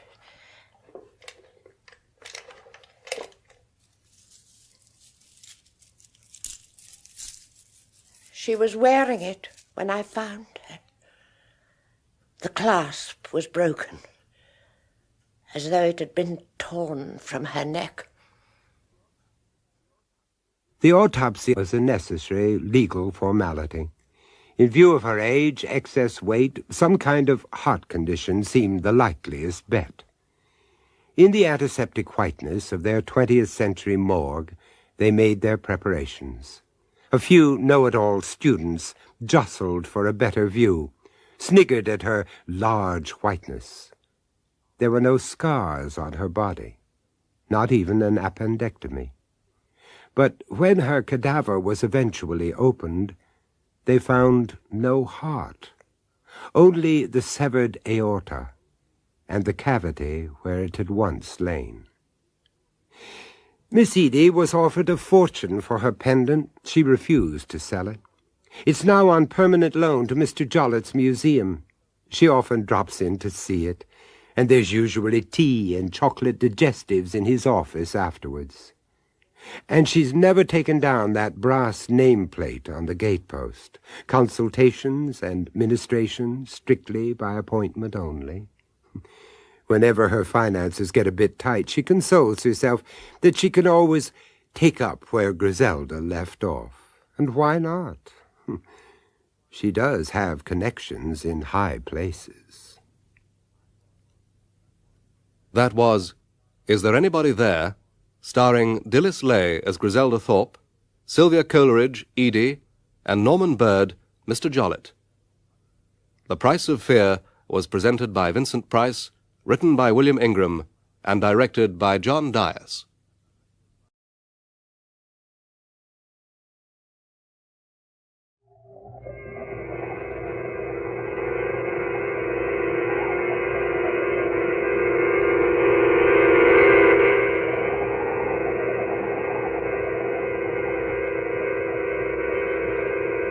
Dark fantasy.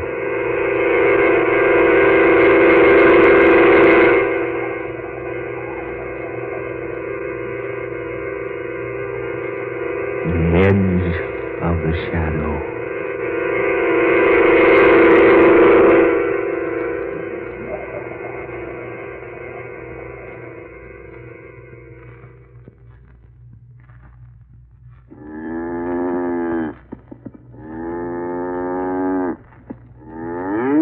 Okay, Mr. Fuller, cow's bedded down for the night. Yeah. Oh, Hank, come over here a minute, would you? Sure, something wrong? Yeah. Cow here seems to have hurt herself. It's like a barbed wire cut. Let's have a look. Yeah, you're right. Does look like barbed wire. There's no barbed wire where this animal's been. Only wire like that on your property, Mr. Fuller, is over south the road. Yeah, that's right. This animal hasn't been in the south pastures for months. She's one of the animals I'm keeping up near the barn, grooming for the stock show next month. Yeah, I know she is. You haven't let her get out accidentally, have you, Hank? Me? Why, no, Mr. Fuller. You sure, Hank? Yes, sir. You said you wanted all animals you brought in off the range kept inside the wooden fences. You're the boss. I wouldn't let any of them near any barbed wire. It's mighty funny. Can't figure out no other way she could have hurt her leg like that. Me neither. It's pretty bad, too. Deep. Yeah, it is. I'll never be able to show her with a leg like this. Sure too bad, Mr. Fuller. She's a nice animal, too. Yeah, one of the best. I was counting on her boosting my score at the show. Say, you don't suppose McCard could have done it, do you? McCard? Sure. He's pretty hard hit for good show animals this year. Had to sell off quite a few to pay his mortgage and meet the taxes. I know, but McHarg's always been a good friend of mine. He wouldn't do a thing like that. Well, he might. If he thought it might help him at the stock show. Needs that prize money pretty bad. But McHarg's a stock raiser from way back. He couldn't hurt a prize animal if he had to. Funny thing what some men will do for money, Mr. Fuller. Look, Hank, I won't have you talking like that. Well, I was just saying that... McHarg's a good friend of mine. I've done him several favors lately. He wouldn't repay me by injuring one of my animals. Well, all I know is she couldn't have cut her leg like that around the corral. Looks to me like it was done purposely. Here, better clean out that cut and wrap it up. Yeah. Fetch me that disinfectant, some of those clean rags from the chest, Hank. Sure. Here's some right over here. In the stall? Yeah, here on this shelf. What are they doing here? Well, I don't know. This bottle's always kept in the chest at the end of the barn.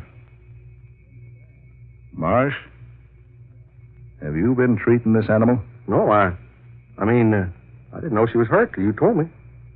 Some other animal, then? No, of course not. Didn't you inspect them all tonight? Yeah, I did. This is the only cow that's hurt. What's this disinfectant and these clean rags doing here? Well, I just don't know, Mr. Fuller. I put that bottle away myself last week. I treated a horse. I haven't used it since. I haven't used it more than a month, I guess. Somebody did injure this animal, then tried to treat it here in its stall. He must have been frightened away before he could use the medicine. But who'd purposely cut its leg and then try to treat it? I don't know. No, neither do I. Wait a minute. Huh? What's this? Look here. What? It's a short length of barbed wire. With blood on it. By Ned, you're right. It was hidden under the straw. I just happened to pick it up with my foot. Must have been in that last load of straw we brought in. She must have laid down on it and cut her leg. No, not that deep. Hank, there's been dirty work around here. Here, hold these rags. Fix up this leg. Yeah, sure. Yeah. Easy now, girl. Yeah, just take it easy. Better stand back, Hank. She's liable to get a little excited when... Hank. What's the idea? Don't move, Mr. Fuller. That gun. Put it away, Hank. Not on your life. Lucky for me, your foot didn't kick it up from the straw, too. You did this. I don't deny it. Yes, I injured the animal. I hid the barbed wire beneath the straw in this gun, too, to make it handy. Hank. And I put the disinfectant here in the stall, so you'd work on the cut. And I'd have you right here where I want you. Hank, why? Why? Why? You mean you don't know? I certainly don't. Because you won't give Martha what she wants. Martha? Your wife, Mrs. Fuller. Won't give her what she wants. Divorce. Divorce? Oh, stop your pretending. Why, she's never asked me for a divorce. She has a dozen times. What makes you think so? She told me. Told you? I told you to stop pretending. You know she wants to marry me. What? Don't act so amazed. I am amazed. I'm glad to know about this. You've known about it for a long time. But I assure you that I haven't. It's no good acting that way, Mr. Fuller. You've had a lot of fun, haven't you? Letting me go on like this, working for you for peanuts, calling you mister, doing all your dirty work around the farm. You've been well paid. I've never asked you to do anything that I wouldn't do myself. Well, I'm putting an end to all of it right now. Hank, give me that gun. Not on your life. You can't shoot me in cold blood. They'll get you. Not me. They'll never know. When they find me with a bullet in me, Hank... They'll never find a bullet in you. They'll never bother to look for one. Don't you remember this cow? Take a good look at her. You remember last fall when McCard's shotgun accidentally went off near her? How she almost trampled him to death? Hank, no. One shot, fella, through your heart. By the time that animal's hoofs have done their work... No, Marsh, no. They'll never recognize you when they pull you out of her stall. You can't do that. They'll never bother to look for a bullet. Listen to me, Hank. They'll think your gun went off accidentally, and the animal trampled you to death. Give me that gun, Hank. And the farm will be Martha's and mine. Give it to me, Hank. Keep back. Give it to me. Keep back, I say. Take this. Oh! Help me! My eyes. You blinded me. Take it easy, you yellow pup. Your eyes will be all right. Water! Water, get me some water. My eyes are stinging. They'll be all right. Come on with me. I can't see. Here, this way. What are you going to do? I'm going to take you to the well and bathe your eyes. You're not going to kill me. Careful. Here's the barn door. I didn't know what I was doing, Mr. Fuller. Easy now. I didn't know what I was doing. I didn't want to kill you. You only missed killing me by a hair's breadth. Oh, I was out of my head.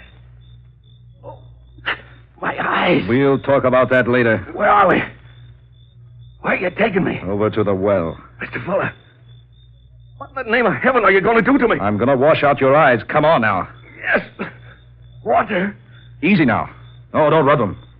Keep your hands away from your filthy face. But I can't stand this pain. You'll be all right in a minute. I can't stand it. I tell you, I can't stand it. Marsh. Let go of me. You're taking me off to leave me someplace to die. Stop it. Stop it. Now you're trying to kill me. No, I'm not trying to kill you. You are. I know you are. Don't be a fool. I'm blind. Sure, this is your chance. chance to get rid of me. Well, you're not going to do it. Hank, for the love of heaven, listen to me. No! I'm only taking you to the well. Throw me in, huh? You want to throw me in? I want to wash out those eyes. No. You don't care about me. All you want is a chance to do away with me. No, you rat. I'm only trying to help you. Let go of my arm. Let go of my arm. No, you're staying with me. I won't do it. I won't be led like an animal to the slaughter. Let go of me. Stop it. Let go of my arm. We're almost to the well now. Oh. Oh. Oh. My eyes. Water will fix them up. I'm not going near that well. That disinfectant will burn those eye tissues if you don't get it washed out of them. I won't. You're going to throw me in. I won't go near that well. Hank. Let go. I won't go near it. I won't go near it. No. Oh. Now. Oh. Get up on your feet. Come over to the well and get your eyes washed out. Oh. Now keep your head. Oh, my eyes. Here now. You bend over this water trough. Come on, bend lower. Mr. Fuller. Come on now. Get plenty of this cold water into your eyes. That's like it. Oh. A little more. Here, use this cloth. Soak it with water. Yeah. All right. Yeah. Lucky that was just a mild disinfectant. Won't bother you any. I'll put that up to your eyes. That's it. Now, you open your eyes? I don't know. Well, try. Yeah. Feel better? Uh-huh. Burning's easing up. Yeah, let's see him. Yeah. It's just inflamed a little. That'll be all right. We'll go into the house and bathe him in warm water now. You didn't have to help me. Skip it. Come on. Wait a minute. What's that noise? The New York plane. What's she so low for? I don't know. She's too low. What's wrong with her? Good Lord. She's on fire. On fire? Yes. A mass of flames. Fuller!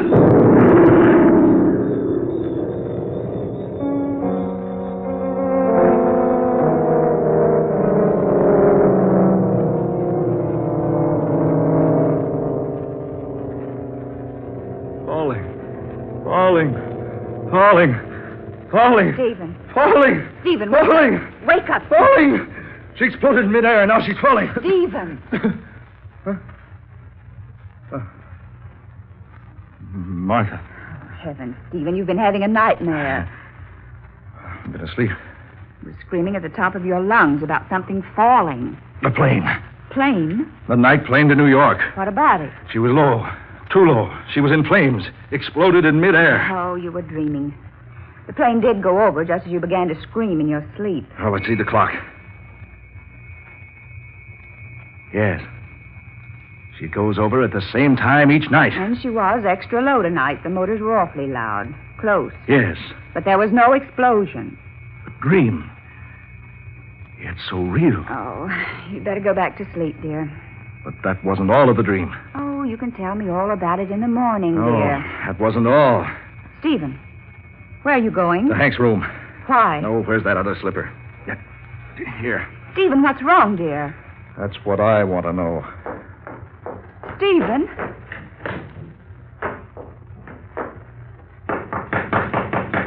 Hank. Hank, open up. Hank. He's not in here. The bed's not slept in. Stephen, what in the world's wrong with you? Hank's gone. Gone? Why, he hasn't been in his bed. No. Did he tell you he was going anyplace? No. That dream. It couldn't be true. Was it about him? Yeah. About him. We were together in the prize stock barn, bedding down the animals. One of the prize cows had cut her leg.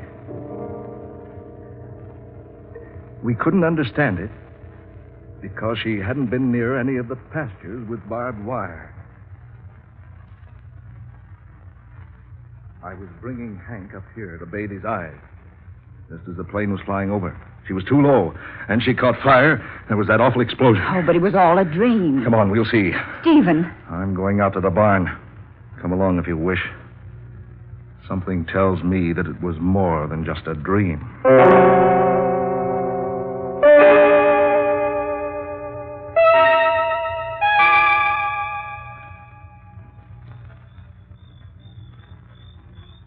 Stephen, this is so foolish. I tell you, it was just a dream. Here. Do you hold this lantern? Oh, but you need your sleep, dear. Get this door. I'll take it now. All right. Come on.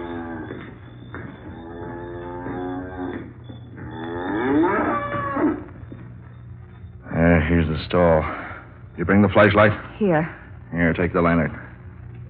Confound it, what's wrong? The battery burned out? Oh, there. Martha, look! Stephen. There on her leg. A deep cut. Fresh cut. It needs attention. Martha, it's identical to the injury in my dream. Oh, Stephen, surely. It is, Martha. Oh, she just cut herself yesterday and you didn't know. No. I always examine the prize stock in their stalls every night. Martha, this animal was in perfect condition when we went to bed. Oh, but Stephen... Wait a minute.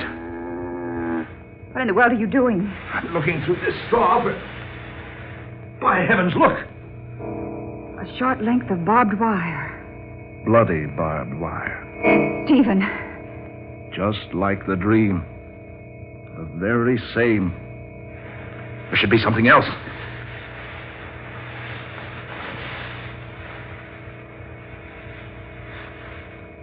Yes, here.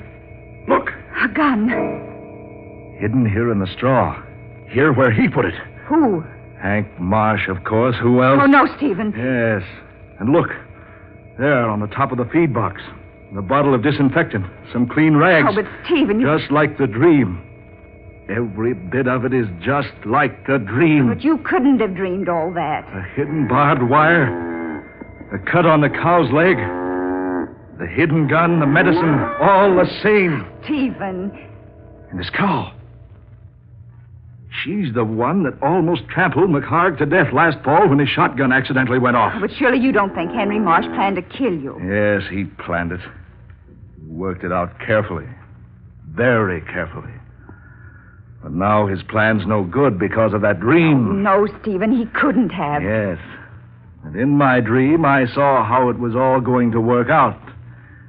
I was shown how I could save myself by throwing the disinfectant into his eyes. I tell you, there's some other explanation. Then that plane. It did fly over low tonight, you said? Yes. And it must have caught on fire. It must have exploded. But it couldn't have. I didn't hear a thing except the motors. You heard me screaming about it in my dream. Yes, but you... Well, you must have been so intent upon what I was saying that you didn't hear the noise of the explosion. Oh, no, that's impossible. It was over south of the road. Here, give me that lantern. Stephen, you... You go back to the house. I'm going to look for that wreckage.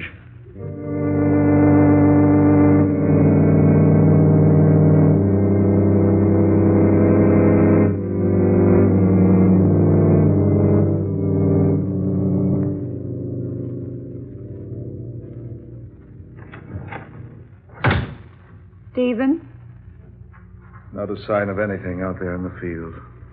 I called the airport. They checked the plane. It passed over Sheldon some time ago. That's miles from here toward New York. Safe? Yes. There couldn't be a mistake? No. The plane that passed over here while you were dreaming is almost in New York now. I can't understand it. All the rest of the dream was true.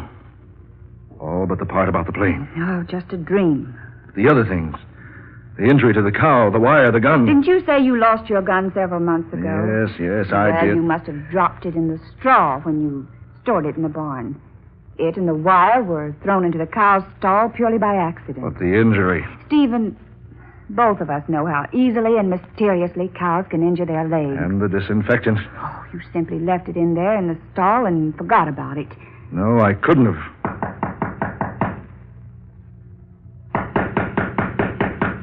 Well, are you going to open it, Stephen? It's unlocked. Come in. Hank. Golly. Golly, I'm glad you're up, Mr. Fuller. Henry. It's late. You haven't been in your bed tonight. I forgot to tell you I was going to town. Mr. Fuller, that cow in stall 13. She's cut her leg. Henry, Well, I just happened to look at it. Looked in, found the barn door open, and... Why? What's the matter, Mr. Fuller? Say, why do you look at me like that? Stephen. You want me to come out to the barn, Hank? Why, yes. That cow's leg's pretty bad. A barbed wire cut? You know about it? And isn't the wire lying beneath the straw of the stall right now? Mr. Fuller, And isn't this the gun you hid under the straw? How'd you find that? Oh, Stephen. So it is true. You plan to kill me. Plan for the animal to trample me and mutilate me. No! Plan to marry Martha and get my farm. Oh, no, Stephen, no, you're wrong. No, I'm not wrong. You planned it together. Only my dreams spoiled your plans. Well, now you can be together. Stephen, no! Put that gun down! Well, I'm going to send you. You can burn together. No, Stephen, no!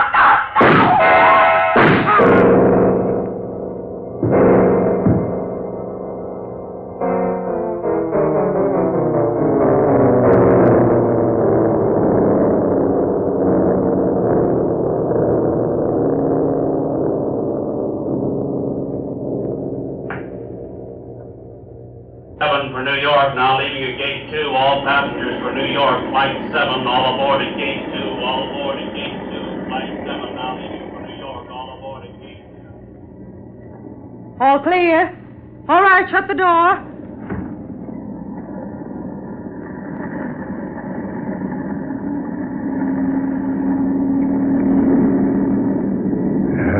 Confound it. 5 minutes late taking off. Why don't they get this thing into the air? I've been hiding all day, waiting for darkness. Waiting here to take this plane to New York. New York. They won't find me there. No. They're not going to find me there. I've been waiting. Waiting. Good. Taking off. Yeah. I'll be in New York soon. You can unfasten your safety belt now, Mr. Fuller. Huh? You know me? Yes. We always have a list of all the passengers. Let's see, you're going to New York. New York? Yes. Taking a little weekend trip. Just up and left the farm for a weekend. Decided I needed a vacation. Vacations are good for a person. Yeah. I decided I need a little rest. So here I am. Funny thing. I dreamed about this plane last night. Yeah? She always passes over my farm about midnight. Dreamed last night that she was flying exceptionally low. Funny, too, because she generally gains quite a bit of altitude by the time she gets over my place. It was a queer dream. Thought I was standing out back of my house, and she went over just a little before the barn tops, and then she caught on fire and exploded. Exploded right there in midair, right over my farm. I guess we all have funny dreams sometimes. This one was sure real. But look, there's my farm down there now. See? Had a red light put on my windmill so it could be seen at night. And look how close it seemed. How close? Too close. We're flying too low. I said we're flying too low. Look, just above the barn tops, just like the dream. Just like the dream. No, it can't be that. Look out the window. Flames. One of the motors on fire. One of the motors on fire. We're flying too low.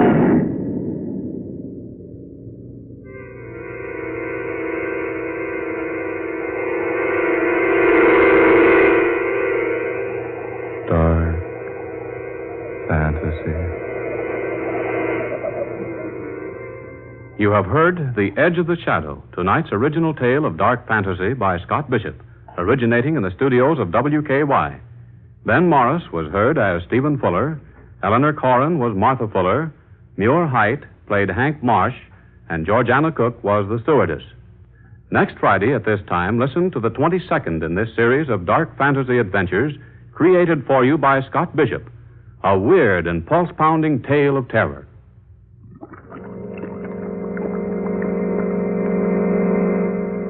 Carrari, which relates how an angered witch doctor of the Ecuador jungle brews a bitter, deadly poison to use against a strange and heartless enemy. This program came to you from Oklahoma City. This is the National Broadcasting Company. The Carter Coal Company and the dealers of Olga Coal present The Mummers in the Little Theater of the Air.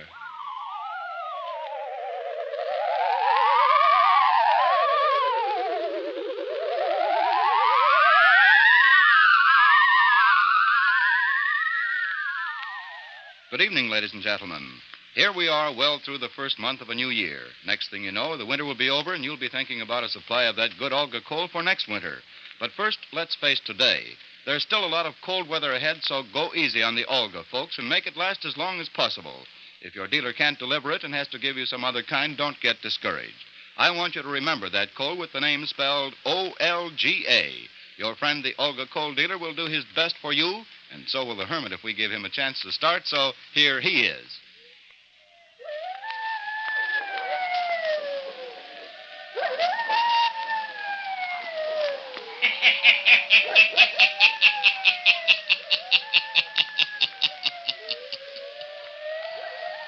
Ghost stories. Weird stories. And murders, too. The hermit knows of them all. Turn out your lights. Turn them out. Have you heard the story of the professor's elixir? Eh? Then listen while the hermit tells you the story.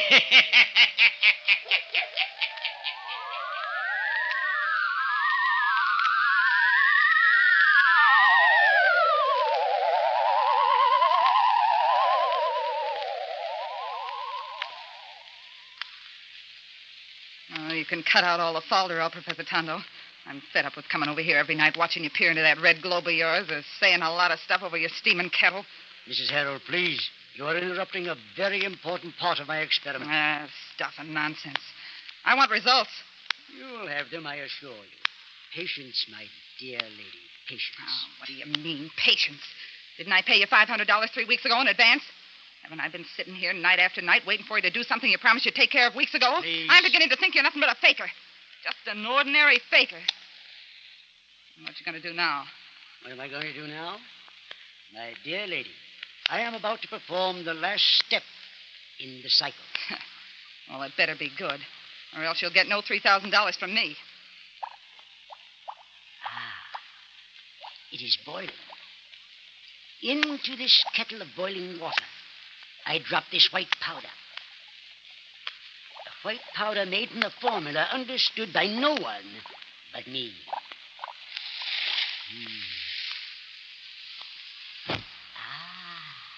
It explodes in the boiling water.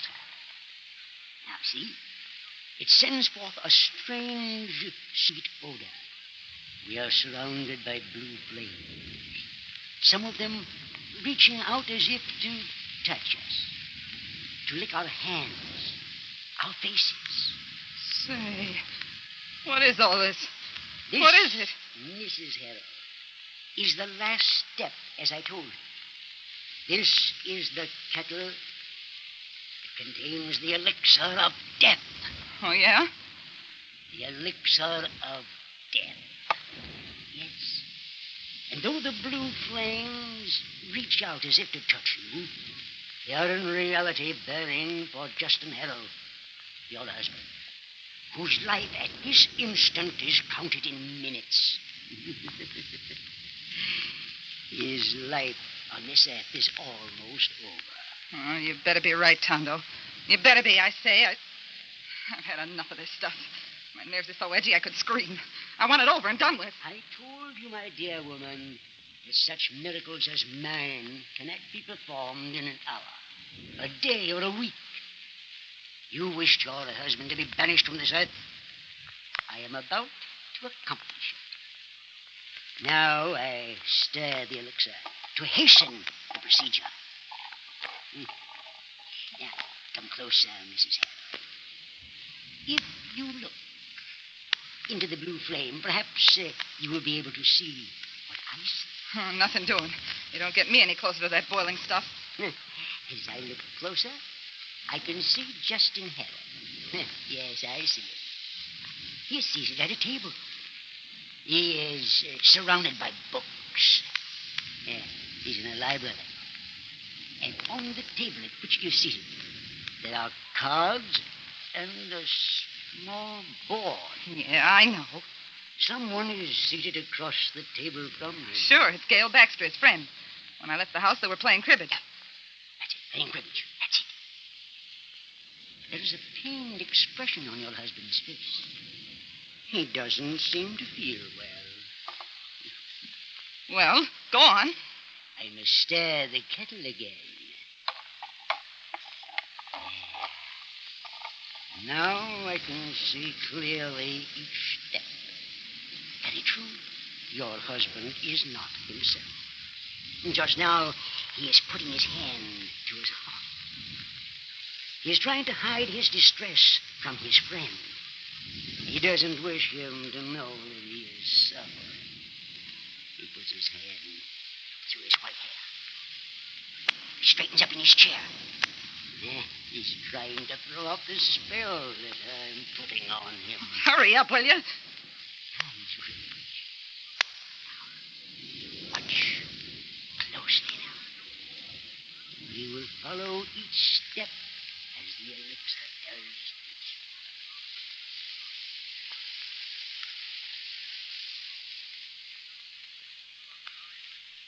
Well, what have you got, J.H.? Let's see. 15-2, double run of 8 is 10. 15-2, 15-4, 15-6, and 6-8s are 12. Well, now, let me see. 15-2, 4, 6, 8, and a double run of 8 to 16. Oh. J.H., what's wrong? What do you mean? You can't hide anything from me. I know you from way back. When you're not feeling well, you're not able to disguise it. I'm all right, Gale. No such thing. Want to go on playing? Of course. J.H., where did Linda go tonight? I never know where Linda goes. Not anymore. Well, I'm going to ask you a very personal question. Now, you don't have to answer it if you don't want to, but after all, we've been friends for a good many years. Ask anything you wish. Are you still in love with Linda? Are you? Well, it's not easy for me to answer that question, even to an old friend.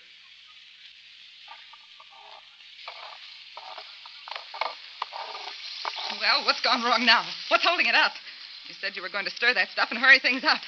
If you don't get it over with soon, I'll walk out of here. You'll never get the $3,000. Your husband's friend is delaying my work. What do you mean? He seems to be holding him to earth. How can he if you're as wonderful as you say you are? That will do, Mrs. Harold. I am Professor Tondo, holder of the formula of the elixir of death. I do not take insults from anyone like you. Well, make that elixir of yours work. Never fear. It shall. As long as the blue flames rise, the end is near for the one under my spell. It will work.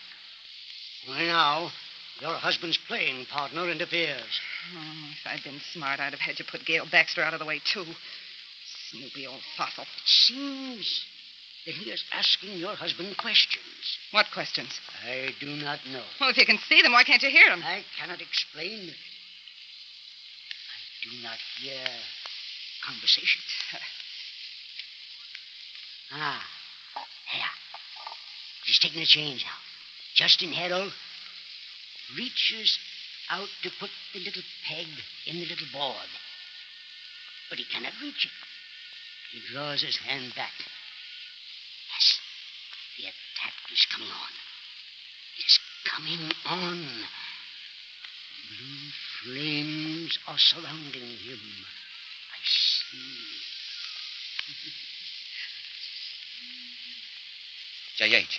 J.H., what is it? Justin! Oh. I'm going to call a doctor. Your face is as blue as a lake. Wait. It's too late. I know it. There, get over on the couch, Justin. Here, now let me help you. That's it. Now, easy, boy. There we are. All right. Get your legs. There. Now, where do you have pain? I can't say. Your hands are hot like burning coals. What can I get for you? Nothing. I know there is nothing. Gale. Yes, J.H. You asked me a little while ago if I still love Linda. In a way, I do. She is beautiful. She is young. I married her. I thought I could lift her up. Oh, it's like heavy fumes are choking me. No, don't try to talk. I must. Gale, recently I have been afraid of Linda. Afraid of her? Yes, very afraid. A strange light in her eyes. Strange actions. The way she has stared at me. Oh, her long absences. Gale, if anything happens to me... Well, nothing's going to happen to you. Listen, I have never changed my will, for I still love Linda, in a way. But if anything happens to me, I want you to see that there is an investigation. What sort of investigation, J.H.? Have my body analyzed. Find out if I have been... Find out if I have been poisoned.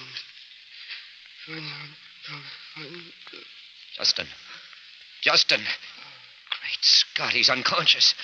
J.H., I'm going to call a doctor. Well? Answer me, Professor Tondo. What is it? Before I answer you, my dear lady, I will have the remainder of my pay as agreed to in our bargain. What are you talking about? You know very well I haven't that much money with me. If I took that much money out of the account all at once, I'd have to explain to J.H. I must have the rest of my money. You'll get it. Give me time. If you'll tell me what's happened, I can tell you better when I can pay you. Very well. I can report to you that Justin Harold is no more. He is no longer a resident of this earth. That frightens you, eh? Frightens you to learn that what you wish to accomplish has been carried out? Stop it. How about my money now? As soon as everything's over, I'll be over here to pay you. Very well, Mrs. Harold. See to it that you complete your bargain. For if you do not, I assure you the punishment you will receive for your failure to do so will be most tragic. Most tragic.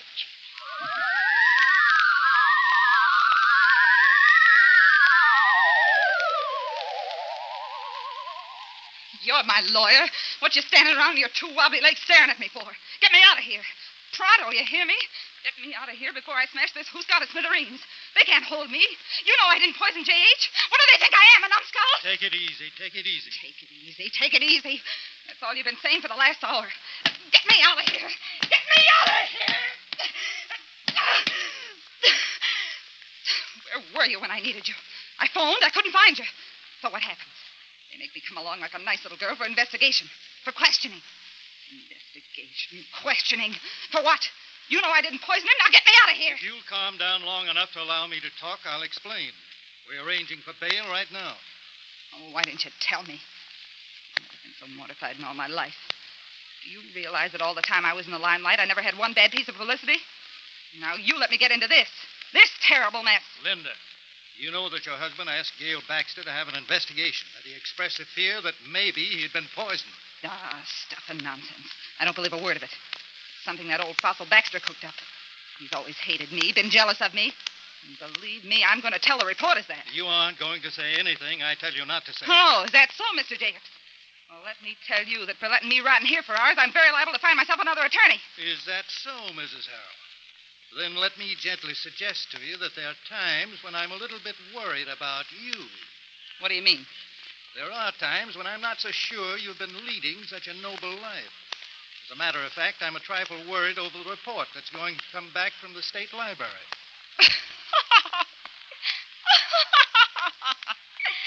That's going to be one on you. A big laugh on you. For I know. What do you know? I know they'll never find any poison. Never. They'll never find out what killed Justin Harold.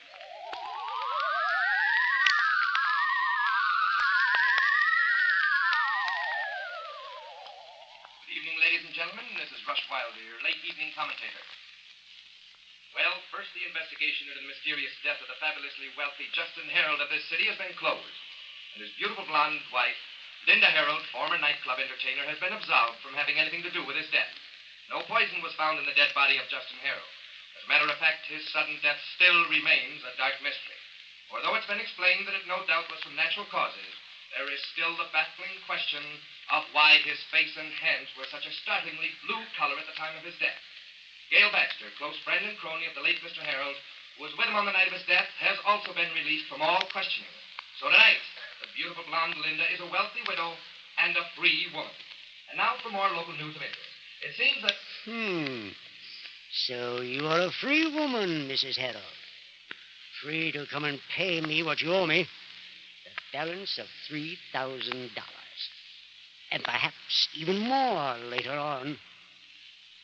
If you do not search me out tonight, if you do not knock on my door, well then, there are the tragic consequences. Oh, yes. The tragic consequences.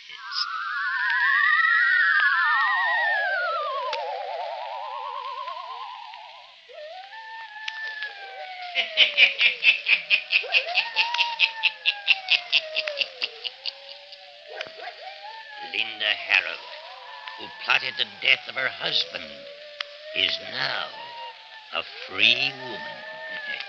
Yes. Will she pay her debt to Professor Tondo?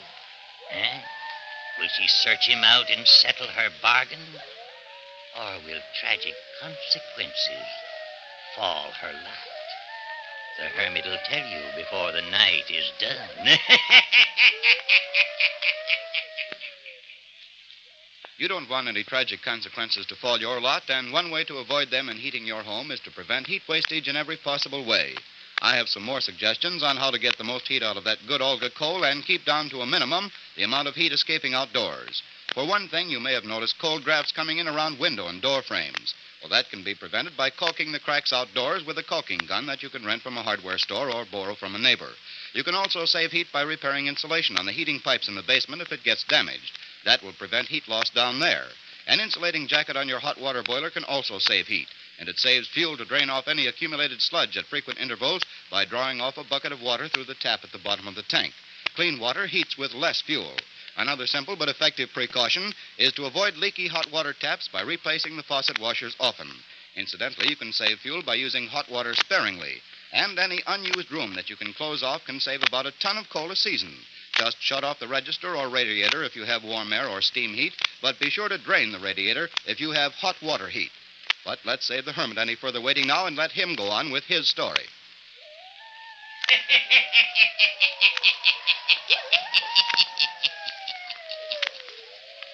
It is 2 nights later, and as we resume our story, we hear the buzzer ring.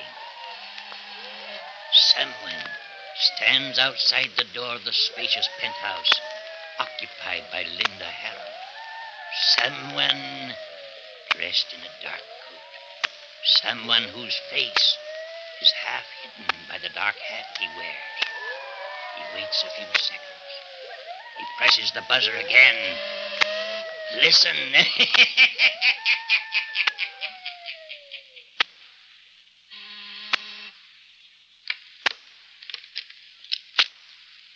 Remove the chain from the door, Mrs. Harold. I don't want to see you. But when I'm ready, when everything's settled, I'll find you. Let me in now. Get away from my door. Don't you know it's dangerous to come here? They may still be watching me.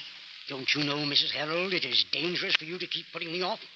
Have you forgotten my elixir? Get away. It will work on others as well as your husband. No one who comes under my power. Oh, I don't believe all that stuff. You're just a fake. My husband died from natural causes. So you don't believe, huh? I will go home to my laboratory and prove it to you. Good night, Mrs. Heather. Now, wait. Come on in.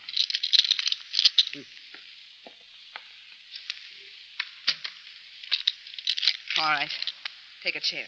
I presume you have invited me in because you are going to pay me the remainder of the money coming to me. Ah, listen, can't you understand English? I told you I'd pay you as soon as I had it, and that's that. Don't tell me, Mrs. Herald, that you haven't a paltry $2,500 with which to pay off your just debts. I haven't got anything until the estate is settled. Can't you savvy?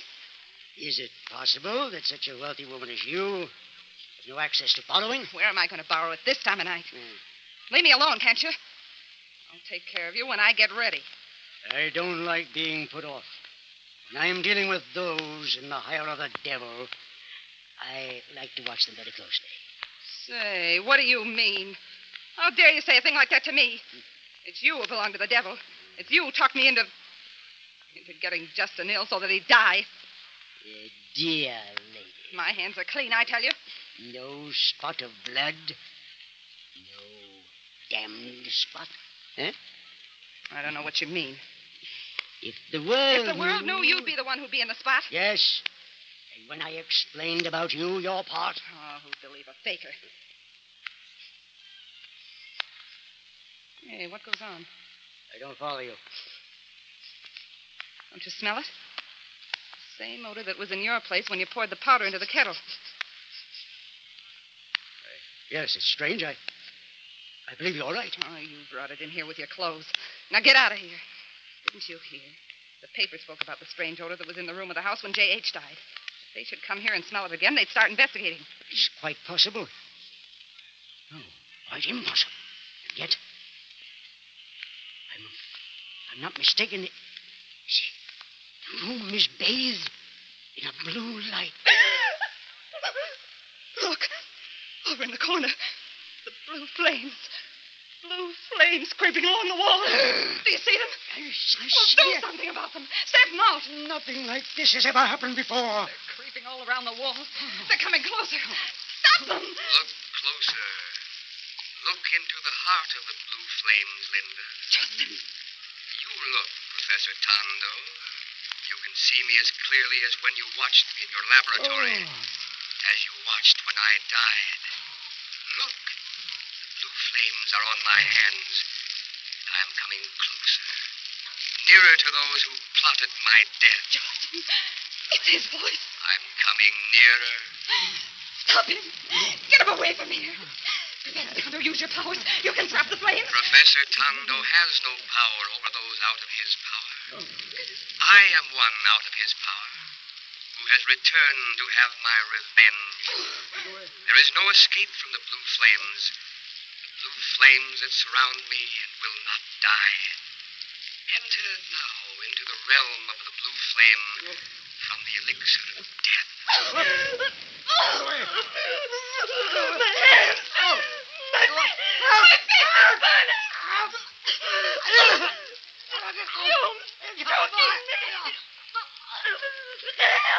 There is no more help for you than there was for me. Tondo is gone. And now, Linda, there is you. No! Only a few seconds left. Justin, save me! I am powerless to save you, for I am the blue flame burning until you and Professor Tondo are both banished from Earth. Only then can I rest in peace. Only then will the flame be quenched. Don't touch me! My face! My hands! My body is on fire!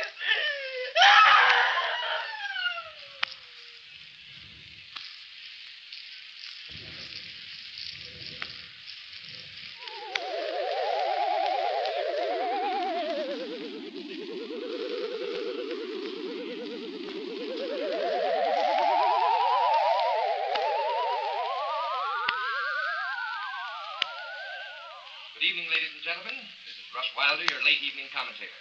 A sequel and final tragic chapter was written last night to the death of Justin Harold. For now there are 3 deaths. One, an unknown man upon whose body there was no identification, and the widow, beautiful blonde Linda Harold. The unidentified man and Mrs. Harold were found in Mrs. Harold's penthouse apartment, both dead. Both bodies the same startling shade of blue as was the body of Justin Harold when he died. It was as if the golden hair of Linda Harold had been washed in blue and then burned by flame. The eyes of the unidentified man and the eyes of Linda Harold were open wide, as if each had beheld a strange and horrible horror.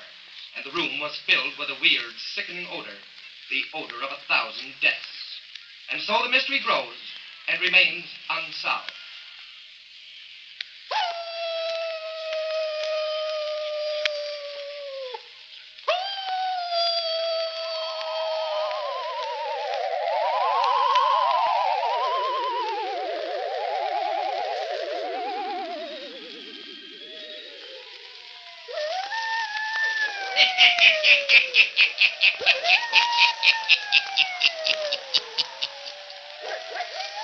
And to all but the hermit and those who enter into his cave, it will always remain a mystery.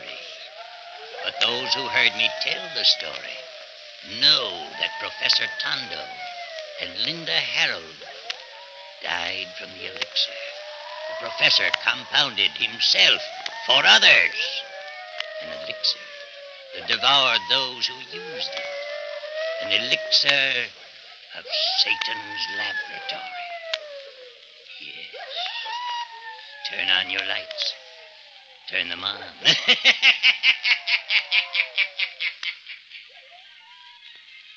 You have just listened to the 404th story by the Hermit, made possible through the courtesy of the Carter Coal Company, producer of Olga Coal, and your friend, the Olga Coal dealer.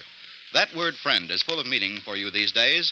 The dictionary defines it as one who entertains for another such sentiments of esteem, respect, and affection that he seeks his society and welfare. Isn't that just about a perfect definition of the man who looks after your coal needs? I don't really have to tell you that you can trust your Olga dealer to look out for your interests. You know he appreciates your patronage and wants to keep you on his side. Sure, I know. Nowadays, he can't always give you as much coal as you'd like, as promptly as you'd like it. He can't always even give you the kind of coal you'd like or the size you'd prefer. But you can count on him to do his best. In these war days, that's all anyone can do, so don't shop around for coal. That does no good, just causes a lot of confusion. And above all, don't get panicky about deliveries. After all, these shortages are never as bad as you think they'll be. You're still eating and wearing shoes and clothing, aren't you, in spite of what you've heard? Well, the chances are you'll not freeze either. And remember the reason for all the shortages. What you don't get is going to help those boys of yours and ours at the fighting fronts. By saving every bit of coal you can, you're doing your part on the home front. And remember, when you do order coal, ask for Olga Coal, spelled O-L-G-A, by name. Olga Coal is a good buy because of its smokeless, dustless, economical qualities, so keep on asking for it. And keep on buying more stamps and bonds till it hurts the enemy so badly he'll throw up his hands and surrender. Buying war stamps and bonds is one way that everyone can help win the war regardless of age, health, means, or occupation. Every penny you citizens of the United States and Canada put into war stamps and bonds weighs the balance that much further in our favor against the Japs and Nazis.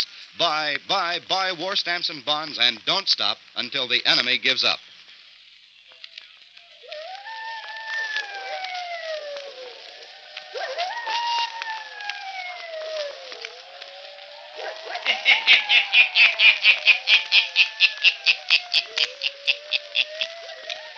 And the hermit has more stories for you. Listen in again next week for my hounds howling.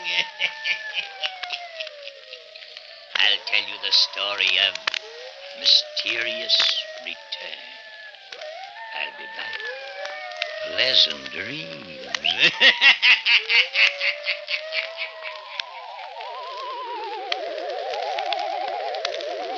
All characters, places, and occurrences mentioned in the Hermit's Cave are fictitious, and similarity to persons, places, or occurrences is purely accidental.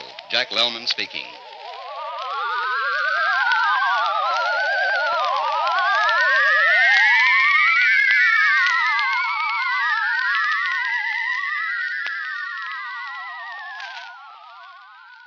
The Mummers in the Little Theater of the Air.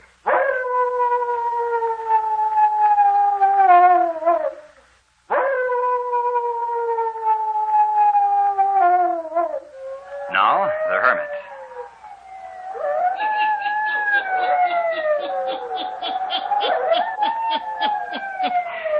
Ghost stories.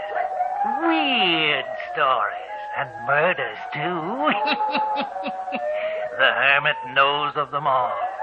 Turn out your lights. Turn them out.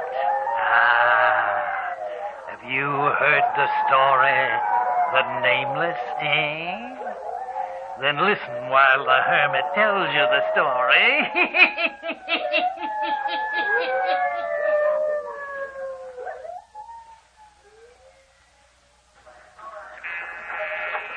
Hardin Wilkin Company.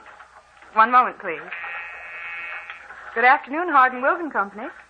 Mr. Wilkin is talking on another line. Will you wait, please? Good afternoon, Hardin Wilkin Company. No, don't want any of it. Our advertising must pay for itself. I haven't any money to throw away on questionable charity. Goodwill be hanged. That doesn't put black ink in my ledger. No, tell them to peddle their magazine space somewhere else. I haven't any use for it. I didn't make my money to give it away. I have enough brains to make it. Let's hope I'll continue to have enough brains to keep it. Hello? Yes, Wills. Republic, 70,000 units, yes. American, 140,000 units. Standard, 95,000. That's grand, Wills. Huh? Well, never mind about that. You just bring in the orders. I'll take care of filling them on time. Yeah? Yep. Right. 305,000 units in one day. I knew this invention would bring me a fortune. Over 3 million units the first year. Hardin Wilkin, a millionaire in 3 years. A millionaire. That's all that counts. A millionaire.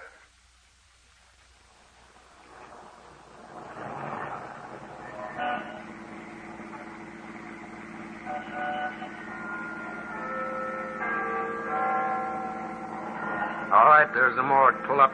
Right.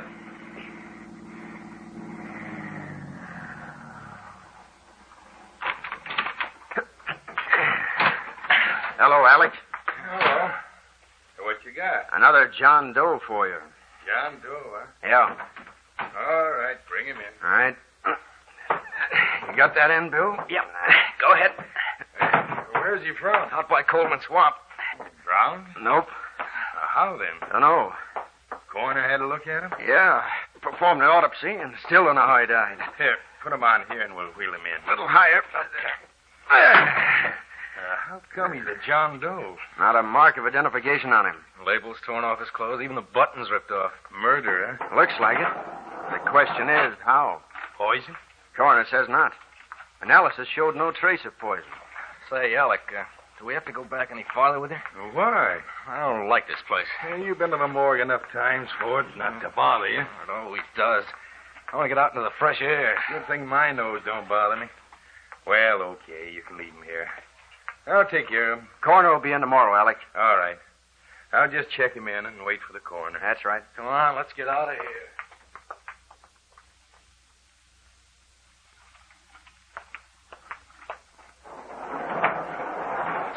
John Doe. Always bothers me when they bring them in. When they're not identified, they end up in Potter's Field. Seems to me a feller's soul just don't rest right when he's buried in Potter's Field as John Doe. I suppose when the names are read off, he'll know which one to answer to, and it'll be all right. But until then, I just can't see how his soul could rest peaceful. Now, let's see now. You'll take number 9 place. There, John Doe, number 9. John Doe, number 9. What? John Doe, number 9. Who's talking?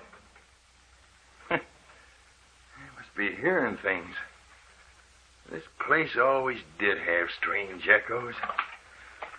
Maybe the souls that got separated from their bodies too quick. I hope someone claims you, John Doe, number 9.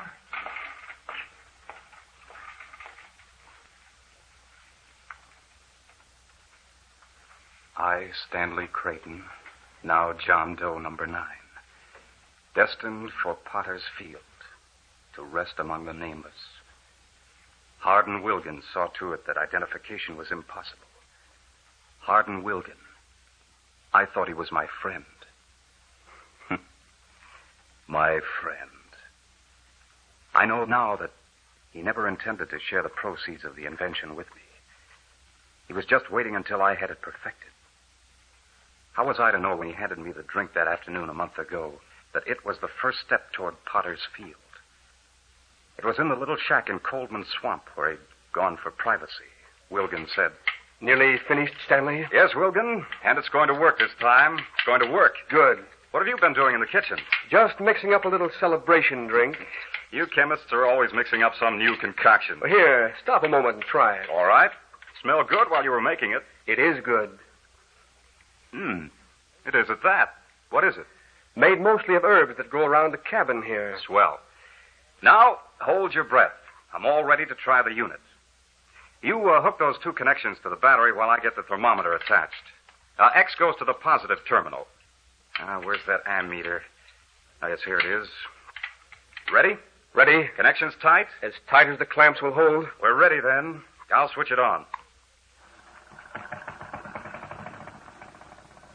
Motor's running perfectly. Yes. Watch the thermometer. It's taking a nosedive already. Down 15 degrees. And look at the ammeter. The motor's drawing less than 3 amps of current. The experiment is successful, then? Of course it's successful. The unit will completely cool an automobile in less than half an hour, and will keep it cool as long as needed. The motor draws less than 3 amps. That's less than a car radio. The unit can be run off the car battery indefinitely? Of course it can. All the battery needs is normal charging. Hardin, the Wilgan-Creighton unit is ready for the market. The Wilgan unit. Let's drink on it. Our fortunes are made. Wilgan, we're rich. Of course we'll drink on it. Bring on your witch's brew. That's a good name for it, Stanley. Encase the motor as we've planned, and you won't hear a sound from it. Here we are, Stanley. To riches and easy living. To the successful marketing of the Wilgan-Creighton unit. And then on to more inventions. Hey, you'll have to tell me how you make that drink. It has a bitter taste that I like. Yes, I'll tell you. Stanley, are you sure the unit is perfect? Wilgan, I'd stake my life on its perfect performance. That's a high stake. That's how sure I am that it will do the work. The next thing is to get the necessary patents. You have all the papers, haven't you? Yes. Why don't we draw them up now? Why not wait till the morning? We'll do that first thing. All right. I feel a little sleepy. Do you? I think I'll turn in a few minutes. Might be a good idea. I'm not very sleepy. I think I'll sit up a while. That drink seems to have gone to my head. In what way? How do you feel? Very dizzy. My head feels very heavy. Not as heavy as it will feel in a few more minutes. What do you mean? Is it supposed to work that way? Yes. It is supposed to work that way. Why do you say it that way? Stare at me the way you do. The Witch's Brew. That was a good name you gave the drink. Don't you feel dizzy, too? No. I didn't drink it. Didn't drink it? No. The Witch's Brew. Why are you staring at me that way? Wilgan, you haven't... Yes, I have. I've poisoned you. You devil. Try to get at me. Try to use your limbs. I can't. Your head's getting heavier. Why did you do this? Whose money is going to market this invention? Mine. You wouldn't have anything to market but for me. And whose solution are you using in the freezer? I told you what mixture to use. The Wilgan unit is going to make a fortune. The Wilgan unit, not the Wilgan-Creighton unit. Wilgan, don't do this. Give me an antidote. There's no antidote known. I wouldn't if I could. I'll go away. I won't lay any claim to the invention. For heaven's sake, don't kill me just to get it all for yourself. You'll go away. I've made sure of that. Wilgan, I can hardly see you. Give me an antidote. Save my life. You can't be so inhuman. The poison is made from 2 common herbs that grow here in the swamp. It's been known for centuries. In 24 hours, there will be no trace of it left in your body. With all identification marks removed from your clothes, and no relatives to come sticking in their noses. That was convenient, Stanley. You not having any relatives. Go ahead, writhe. In a few moments, when the poison is ready to overpower the heart, you will jump like a jack-in-a-box.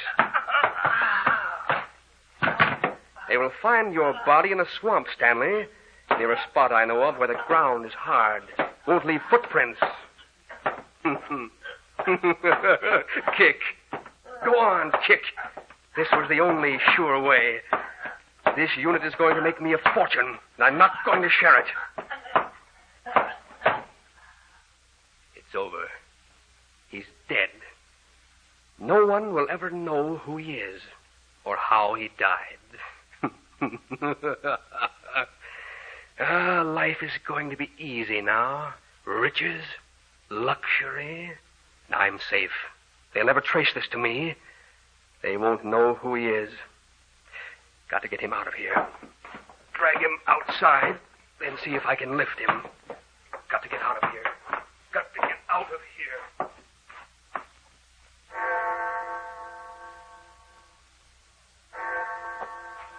Got to get out of here. Got to get out of here. John Doe, number 9. Got to get out of here. I don't like this making the rounds in the morgue at night. Never did. Somehow I like it less tonight. Too many echoes in this room tonight. What was that? Got to get out of here. Too many echoes of lost souls in the morgue. It's number 9. I swear I saw his hand move. It is moving. It is. It raised his head up and looked at me. Number 9 is getting up out of his coffin. Got to get out of here. Talking. I hear him playing. Help! Help! The dead are moving and talking. Help! Help! John Doe, number 9. Got to get out of here. Got to get out of here. John Doe, number 9. Got to get out of here. John Doe.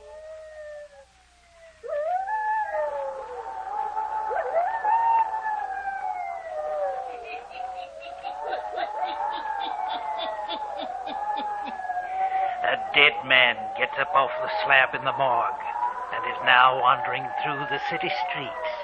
Where is he going? What is he going to do? The hermit will tell you before the night is done.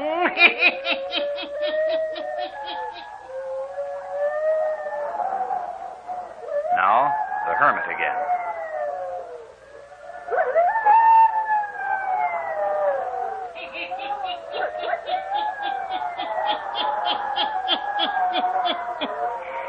John Doe, number 9, wanders through the streets. Those who pass don't realize they've seen a dead man walking by them. It is now mid-morning. The skies are overcast, and in the summer gloom, John Doe approaches a certain building. Listen.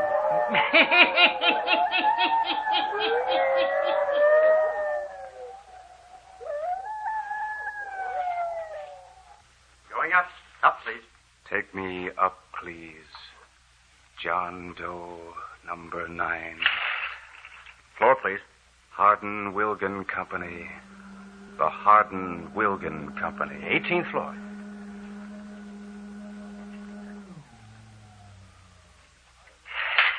Hardin Wilgan Company is the third door to your right, sir. I know.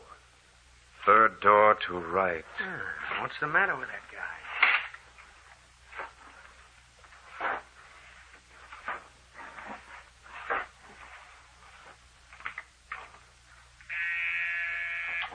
Good morning, Hardin Wilgan Company. Just a moment. I'll have to look it up. I'll call you back in a few moments, Mr. Andrews. Yes, sir. What did you wish? Hardin Wilgan. This is the Hardin Wilgan Company. I want to see Hardin Wilgan. Whom shall I say is calling? John Doe. What's that? I am called John Doe. Mr. Wilgan knows me. He knows me. What did you wish to see Mr. Wilgan about? The Wilgan unit. Just a moment, then. I'll call Mr. Wilgan and find out if he can see you. Mr. Wilgan and Mr. Wait a minute, sir. You can't go into his office yet. Oh, look. Look, there's that man. He walked right through the door. He didn't open the door. He walked right through it. Help! Someone come here and help. Oh, help. Everything's getting black. Help. Grace. Hello. What's wrong with that girl? Who wants me, did you say? John Doe number 9. What? I want you, Wilgan. I, John Doe number 9. You remember John Doe number 9, don't you, Wilgan? Stanley Creighton. I am John Doe number 9. For a moment, I thought you were Stanley Creighton. You look like Stanley Creighton. John Doe now. Number 9. How did you get in here? What do you want? You. Hardin Wilgan. I want you. Get out of here. Get out of my office. Who are you? You know me, Wilgan. You remember the witch's brew? Stanley. You remember now. Stanley Creighton is dead. You're an imposter. No Get out. longer am I Stanley Creighton. You saw to that. I'm John Doe number 9. My residence is the morgue. My resting place, a cold slab of marble. Get out of my sight. Look at my hands in the daylight, Wilgan. They're turning black. The blood is drained from my body. Go stop. Look, Wilgan. See? Here is the long slash on my body. The autopsy revealed no poison. You were right.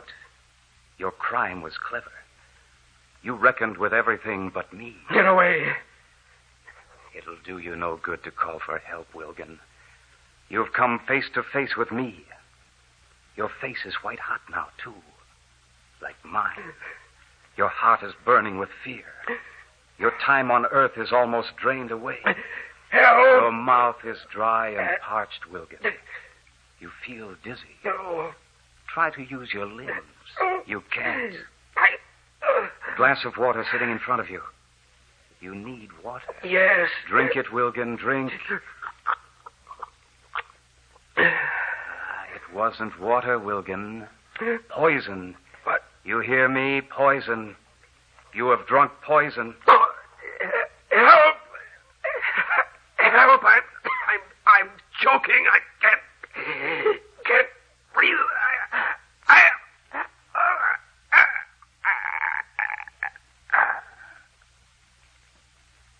You'll speak no more. It's all over, Wilgan. You reckoned with everything but John Doe and death. I, John Doe number 9. My work is done. John Doe number 9. John Doe number 9. John Doe number...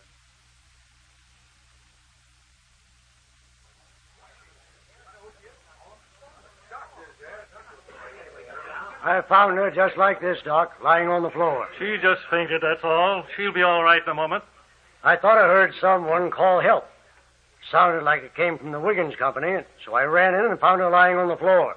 Then I ran down to your office, Doc. She's going to be all right. Take a drink of this, please. She was calling help. Help. That's what she's saying now. Mr. Wilgan. Mr. Wilgan. What about Mr. Wilgan? A man who said his name was John Doe walked right through the door. Walked through it. I saw him. He what? Don't you understand? He wasn't real. He vanished through the door into the office. Is this Mr. Wilgan's private office? Yes.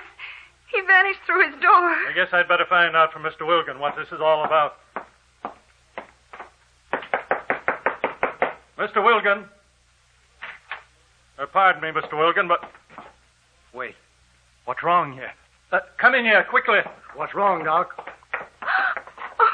Mr. Wilgan is... The man is dead. Dead? Dead. The man. The strange-looking man. He walked through the door, came in here and killed Mr. Wilgan. There are no wounds. Must have been his heart. I've never seen such a look on anyone's face before. He died in horror. Terrible horror.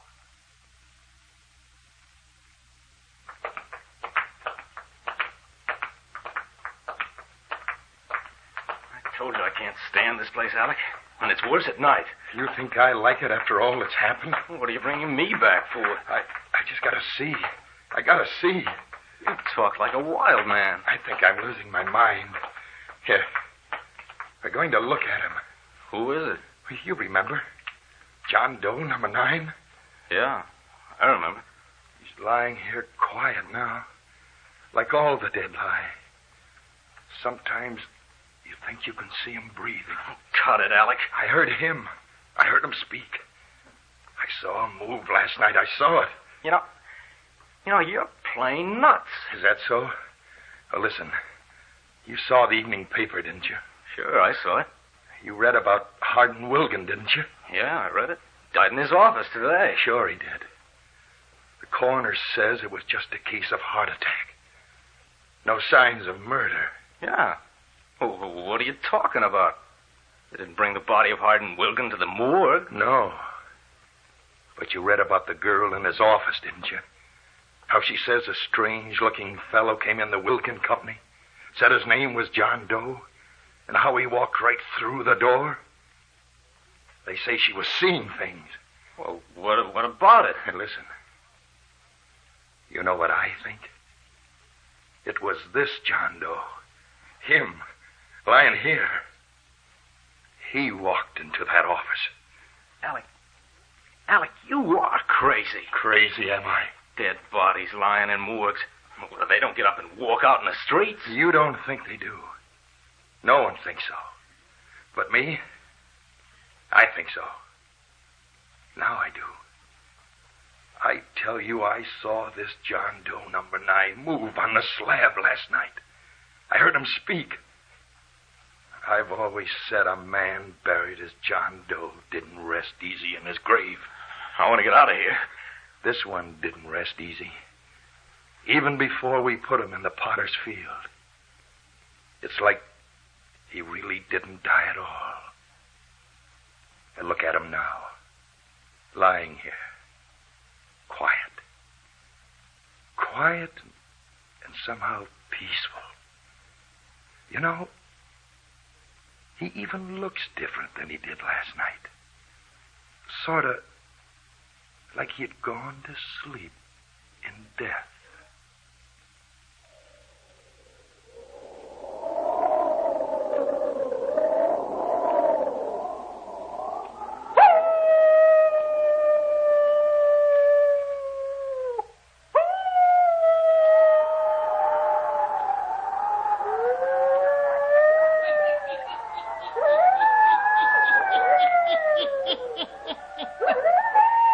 John Doe does rest peacefully now. Yes, his work is done. John Doe number 9 even scores with Hardin Wilgan. Turn on your lights. Turn them on. I'll be back. Pleasant dreams.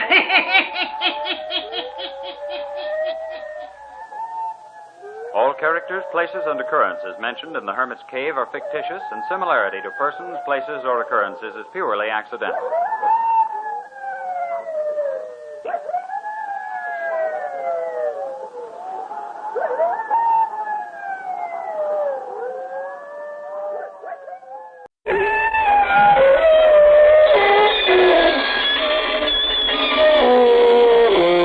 Good evening, friends. This is your host to welcome you through the creaking door into the inner sanctum. Friends, just as you do, we're dressing up our little hovel for the coming winter season. Of course, the color scheme will still be completely black, with blood-red splotches here and there to relieve the grimness. And I'm putting in a new hearth made out of an old tombstone.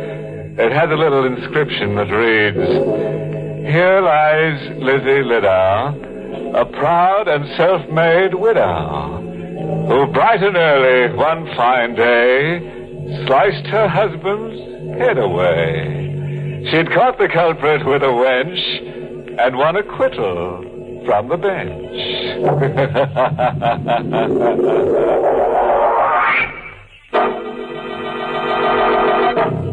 Tonight's Inner Sanctum mystery, Night is My Shroud, was written by Milton Lewis and stars Kenneth Lynch in the role of Danny with Ann Shepard as Baby. All right, friends. Sit back and collapse. Relax. Our story's about to begin. Now, just try to remember that none of the things you hear in our stories can happen to you more than once. Ready now. Then turn the lights down low as we hear Danny Manton tell us a strange story. I expected any second I was going to hear a knock on the door. I knew if I opened it, Chigger would come in and kill Baby and kill me. And Chigger wouldn't kill fast. He'd take his time. You know how Chigger is. So we stayed in that crummy hotel for 5 days, afraid to go out because maybe somebody would see us and tell Chigger. Yeah, 5 days. No sleep. Too scared to eat.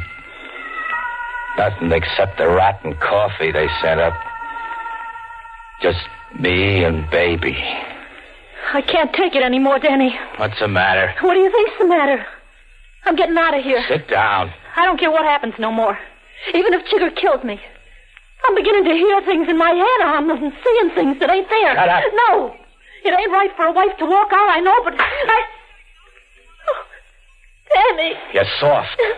I always knew you was soft. Mush. But you ain't walking out on me. How long do you think we can stay here?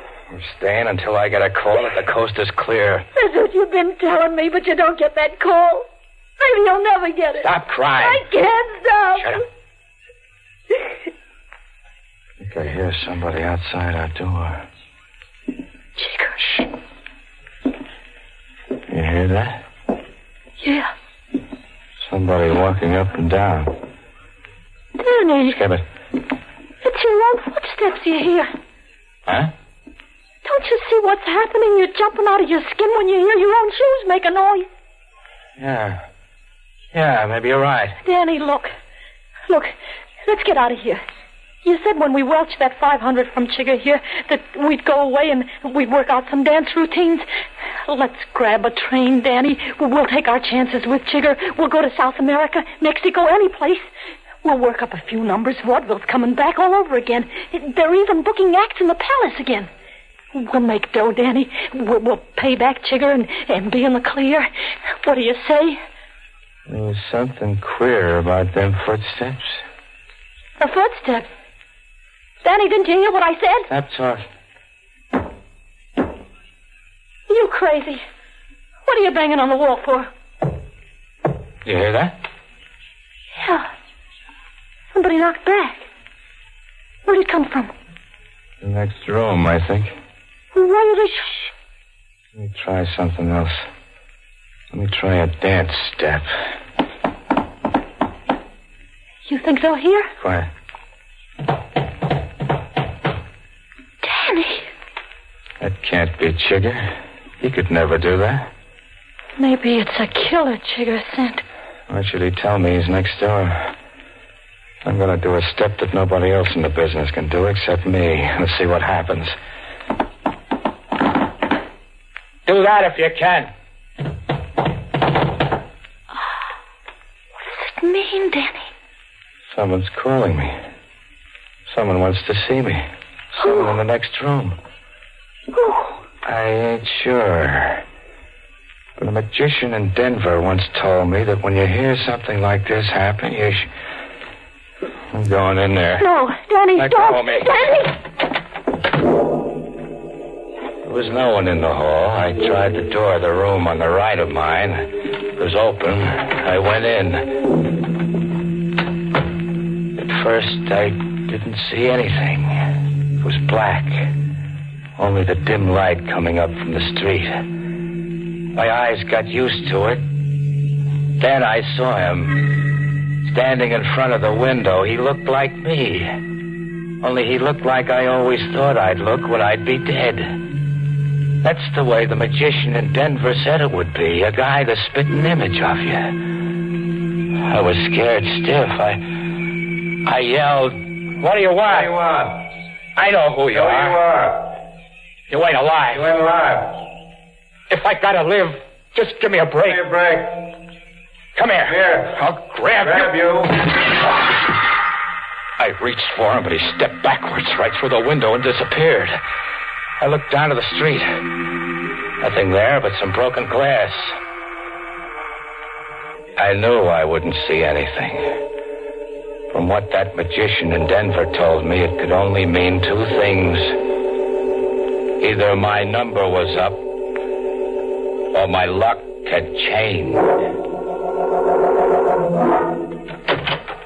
Danny. Okay, baby, pack your clothes. We're getting out of here. Danny.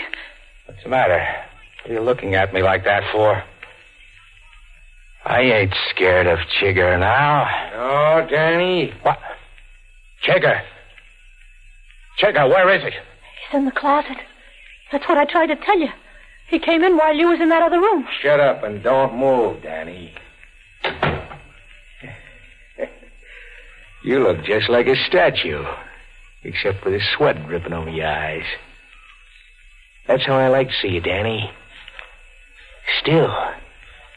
Very still. Chigger, that gun. Ain't you gonna say hello to me, Danny?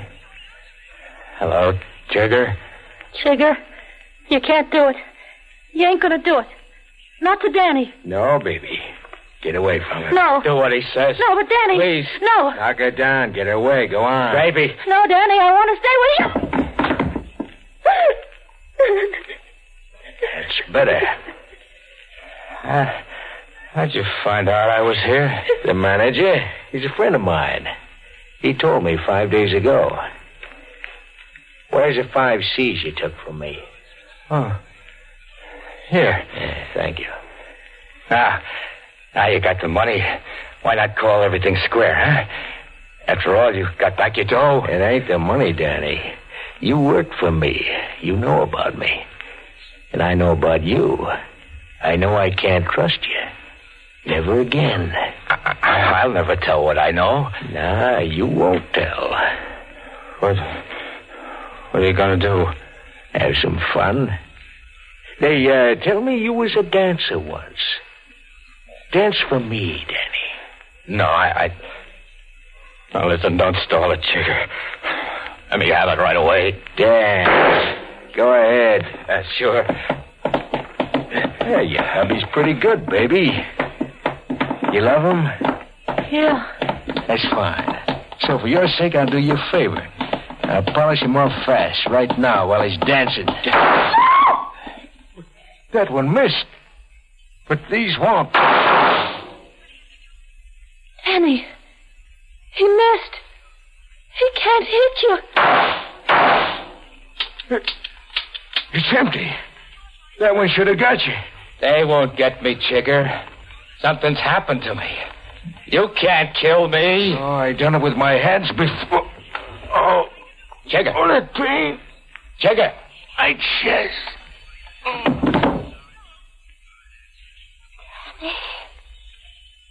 He just grabbed his chest.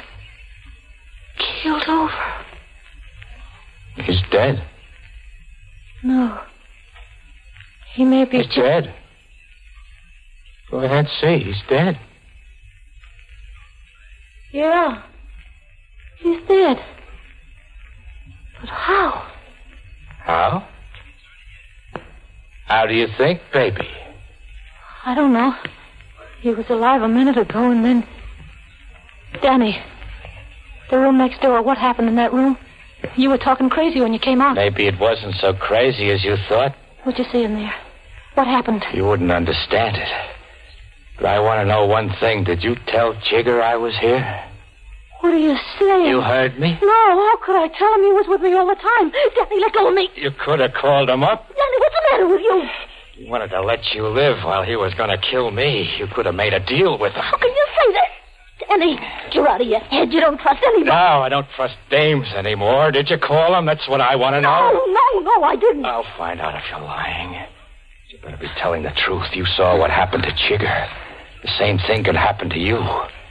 You can die just like that if I want you to. You know that's true now, don't you?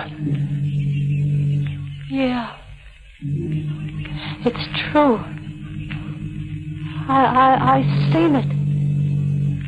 I'm going out. I want you to meet me later at our apartment. Where are you going, Danny? Where do you think? There's an old score I've got to settle, baby. I think you know who it is. Danny, no. No, you mustn't. Baby's face was scared like a kid's when I walked out. She seen what I could do. You don't believe it, mister? I didn't believe it myself until I saw it happen. Chigger died because at that minute I wished he was dead. That magician in Denver told me it could happen like that, and it did. Baby knew where I was going. She knew who I wanted to see. I told her because I wanted to find out just how much I could trust Baby. I had life and death in my hands, anybody's life or death. I could kill just by thinking about it. Yes, mister, I've still got that power. I can kill you right this second if I want to.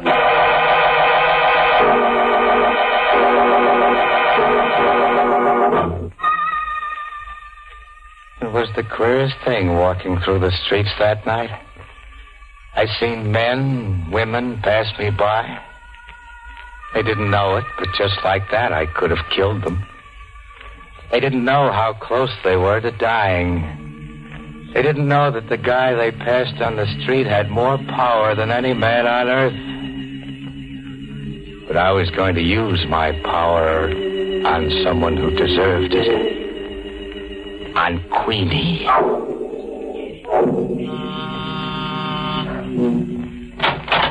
Oh, hello, baby. Queenie, are you alone? Yeah, come in. Lock the door. Why? Lock it, please. I don't want him to come here. If he finds us together, he'll kill me. He'll kill us both. Who? What are you talking about? I'm talking about Danny. He's coming here to murder you. Oh, now listen. Lock the door. All right. Look, baby, when you called up, you said you had something important to see me about. Now, if you've gone out of your head, I just want to remind you I'm not running any lunatic asylum. Don't you worry, I'm not crazy. Maybe I'm a little wacky for trying to help you. But I just couldn't see even you get killed without having a chance to save yourself. Are you really afraid Danny's going to kill me? I know he is. That's a laugh. You wouldn't think it's so funny if you seen how he murdered Chigger. Danny? Yeah? And he did it without a gun, without a knife, without his hands. He did it with just his mind. What are you trying to tell me? I'm telling you to get out of here as fast as you can, to get away where Danny'll never find you. What kind of a gag is this? Queenie, I'm risking my life by coming here and telling you this. Something queer, something supernatural happened with Danny tonight, and he's got this power. Listen, you better go see a head doctor. Try to explain to her, baby. She won't believe you. Danny. It isn't old Mr. Big himself. How'd you get in here, Danny? Over the roof and onto your terrace. Did you hear? Yeah, I heard everything you told her, baby. Danny. Seems that I can't trust you with a secret, can I? I didn't want her to die. I didn't want her to die the way Chigger did. You're a sweet kid, baby, but you're an awful dope.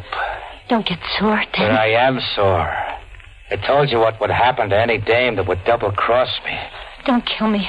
You mustn't... He can't kill you. Oh, Queenie. Would you like to see how it's done? Yes, I'd like to see how it's done. I'll call your bluff. Sure. Watch. Danny. No use pleading, baby. I know what you are now. Danny, honest, you don't understand. I just warned her because I love you. I didn't want you to get into trouble. You tipped off Chigger because you didn't want me to get in trouble, too. You told him where to find me because you loved me. I didn't tell him where you were, honest. Danny, Good a liar as you were, Queenie. But maybe I'm wise to her because I didn't love her as much as I loved you. Thought you were going to kill her. I'm still waiting. You won't have to wait long. Oh, Danny. Stay back. No Danny, use, baby. Look out, baby. You're backing out to the terrace. Danny, don't come any closer. I won't tell anyone ever. It's too late. Baby, come back here. Danny, let me live. You've always been soft. Mush. Come back. I can't. I'm falling.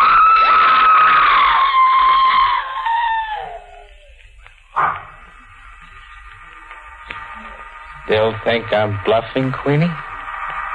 She fell off of the terrace. Quite an act. How'd you do it? Would you like to find out?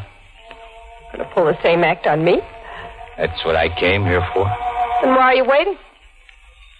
Maybe because it's the first time I've seen you in years. How do you think I look? Beautiful.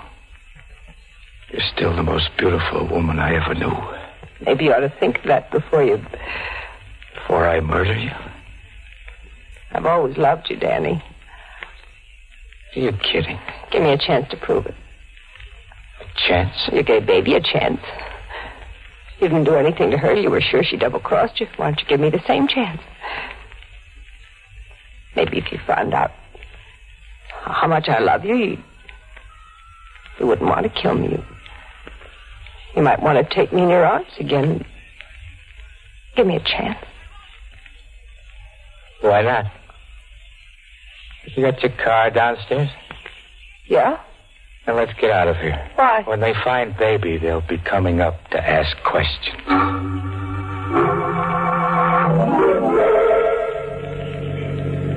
Why don't you say something, Danny? You haven't said a word since we left. I've been thinking things over. What thing? All the things that happened between you and me. Why'd you stop? Because this is a good place to stop. Nice, quiet street, no houses. On a block like this, you could scream and scream, and no one would hear you. Danny. Giving you your chance, Queenie? I know what you mean. You're wondering why I left you, why I broke up the act. Yes, Queenie. You never did tell me why. Well, I know you thought that agent was in love with me, but I left you in Denver and went to New York because he really did have this job for me. I made a hit in that show. That's how I got my start. I did it for you. For me? You know what was happening to vaudeville. You know what was happening to our act. Broadway was the only place we could make a living. We couldn't go on starving. Just as soon as I got the job, I tried to send for you. Did you? Sure, but I could never find you. I tried, but you disappeared. You didn't try hard enough. All our friends knew where I was. And I tried to get in touch with you. You wouldn't even answer my letters. You're the only one I love, Danny. I don't care if you kill me. I'm just happy to be close to you. Just to be near you again. Oh, to put my arms around you. Be able to kiss you again. I love you, Danny. Too late, Queenie. Too late? Yes. You're going to die. When'll it happen? Any second. Can you stop it? No. Well, I'm waiting. Why don't it happen? I don't feel anything. No pains, nothing. It will happen. What? Yes. Just a minute. I want you to die. And you will die.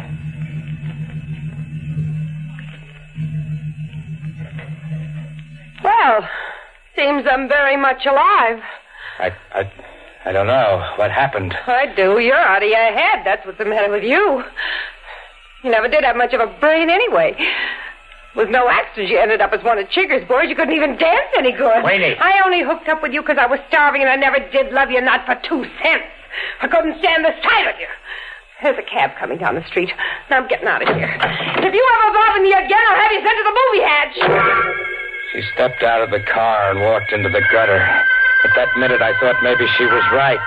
Maybe I was imagining things. Maybe I didn't have this power. I saw her lift her hand to hail the cab, and then...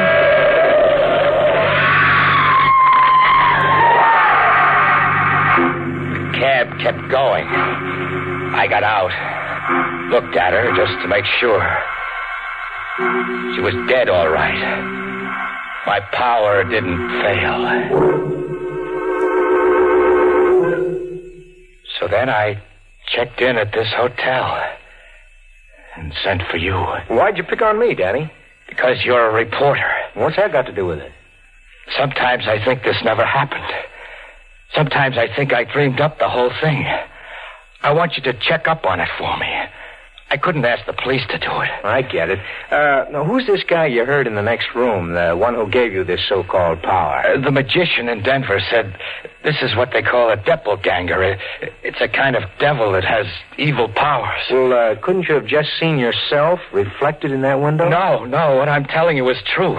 Here's the names and addresses so you can check it. If it wasn't true, do you think I'd be here like this? Don't you see what's happening to me? I'm so scared I can hardly breathe. Don't you see that any second I might do something everybody does in their life? I might wish I was dead, and that what I'm telling you is absolutely true. Okay, Danny. Maybe it is. You don't have to bang on the table.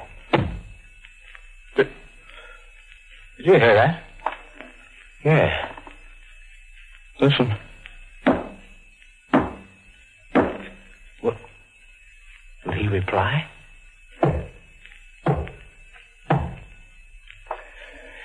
He's in the next room. He wants me. I've got to go. No, wait a moment, Danny. Goodbye.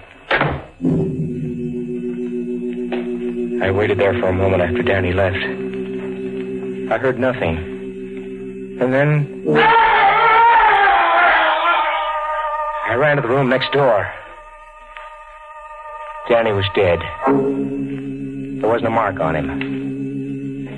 I checked Danny's story from beginning to end. Baby was in the morgue. Listed as jumped or fell from Queenie's penthouse. Queenie was found by the cops in the street where Danny left her. We found Chigger in the hotel room, dead. The immediate cause of his death was marked unknown. The same with Danny. Maybe he was half-cracked. Maybe his talking about it suggested it to my mind, but I'll never forget the sound of that rapping coming from that empty room.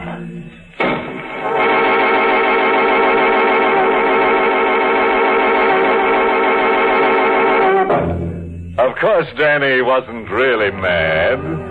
Such things happen to anyone who's a little off the beam. And who isn't?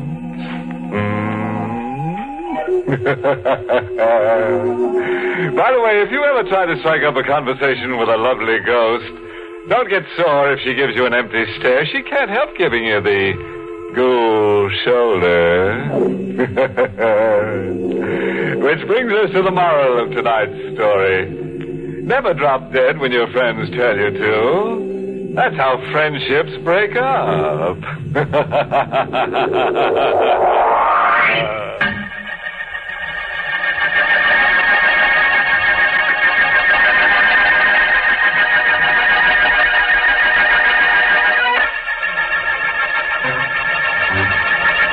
Good night.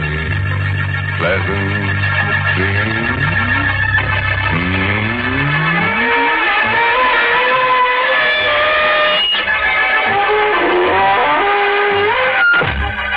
Inner Sanctum was heard in the United States over CBS, the Columbia Broadcasting System, and has been rebroadcast for servicemen and women overseas.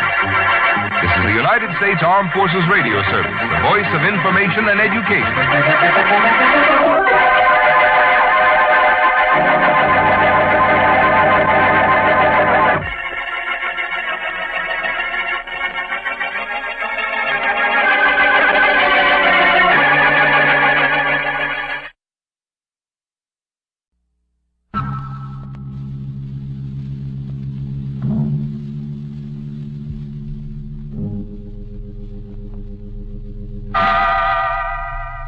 Inner Sanctum Mysteries.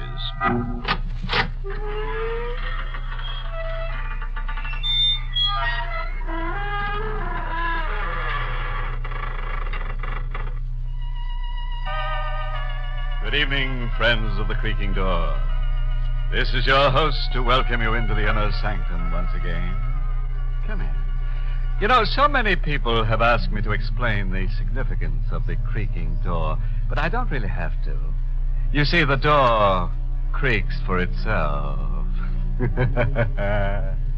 I was going to have a friend of mine here tonight to give you a short explanation. Being an undertaker by profession, he's an authority on the subject, but he couldn't make it. He's been so busy. Poor chap. He's literally buried in his work.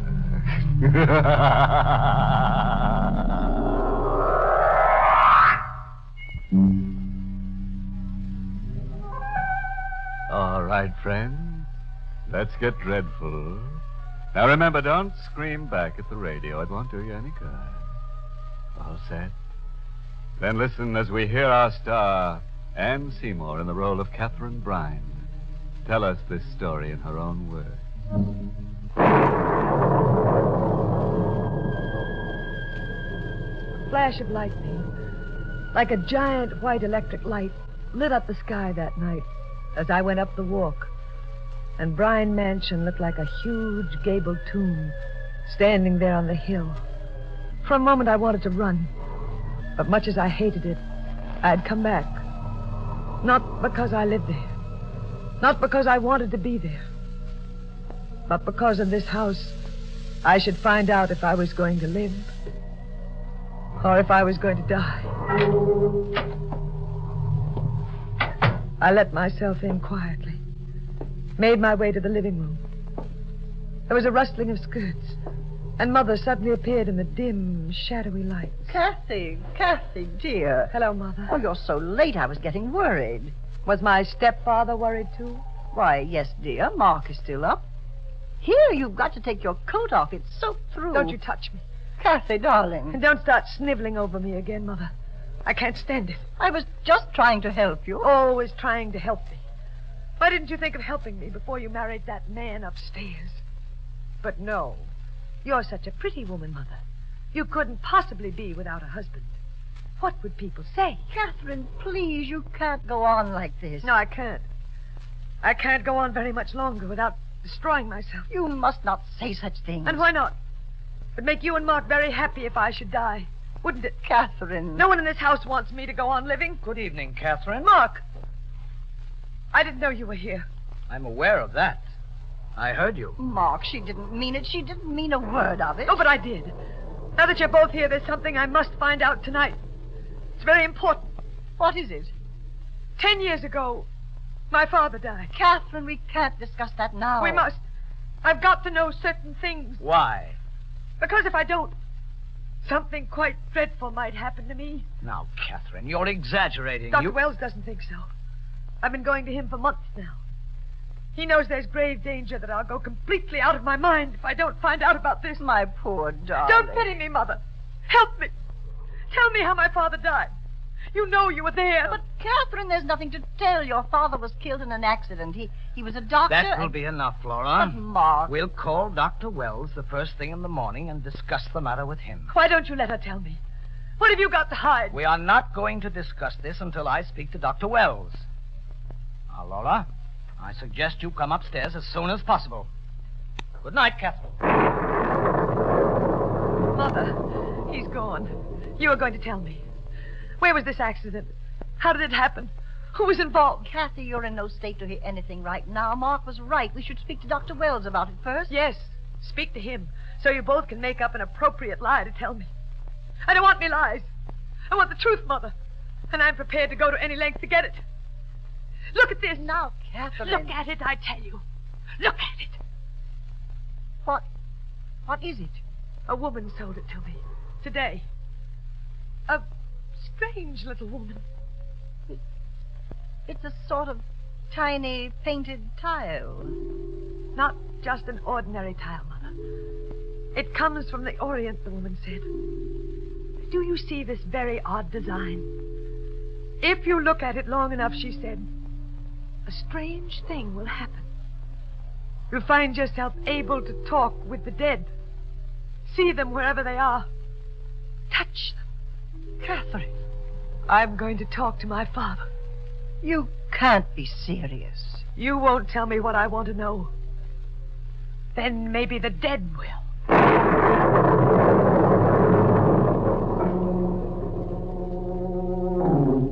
Mother left the room, and I sat down in front of the fireplace, just as I used to when I was a child. I looked at the tile, at the design. The parallel lines and dots began to dance before my eyes. I stared at it, seemed to hold, control my gaze. And then almost at once, I felt an icy chill, and the design vanished. In its place, there was black, infinite space, filled with shadows and still shadows beyond shadows. Then I noticed a speck of gray come out of that blackness. There was a strange, sulphurous odor in the air as it came toward me, at first very slowly, and gradually faster and faster, as though it were coming to me through endless years of space. Suddenly there was an ear-shattering thunderclap. A streak of lightning zigzagged through the room in an insane dance, and I heard the front door close. I heard footsteps approaching. I turned around, faced the doorway, and then I saw him. Don't scream. Who are you? You are Kathy. Kathy Bryan. You know me? I did. 10 years ago. Where did you come from? Tell me, how do I appear to you? How you appear? Yes. Please. You have white hair, white beard. But your eyes... No, it can't be. What can't be? That my eyes are the eyes of a corpse? That I look more like a dead man than a living one? Yes. That should not be so strange. Who are you? Did you know my father? Dr. Bryan. Very well. Very well indeed. How did he die? I want to know that. He was murdered. Murdered? Yes, murdered. How do you know? I saw it all. You? I was punished for it. You murdered him? No, I didn't kill him. He was the only friend I had in the world. That's why I came back here tonight. Didn't you ever know how your father died? No. Would you like to know? More than anything in the world. He was the kindest of men, and that's what led to his destruction. He took a man under his care, a man who had been given up as a raving maniac, and rather than see this man placed in an institution, he kept him in the guest cottage of his house. Wait, I remember now. The man was a poet. Yes. His name was Dennis Damore. Your father believed this man was a great poet and struggled to save him. Did this man murder my father? No. One evening when your father came in to treat Damore, there was a third man in the darkened cottage. This man leaped at your father and drove a knife into his back. The poor madman, frightened, ran over the countryside until he was caught by the police. And he was charged with the murder of your father. You said you saw all this. I did. Then you are... the madman, Dennis Damore. You're dead? Perhaps I am. The murderer. Who was the person who murdered my father? You know him quite well. He's the man who's now married to your mother, Mark Weldon. No. Can you prove this? Your father is the only one who can prove this. My father. Can you bring him back here? Bring him back? You came back. If you could only bring him and prove this. Prove it? Perhaps I can. Perhaps I will bring him back tonight.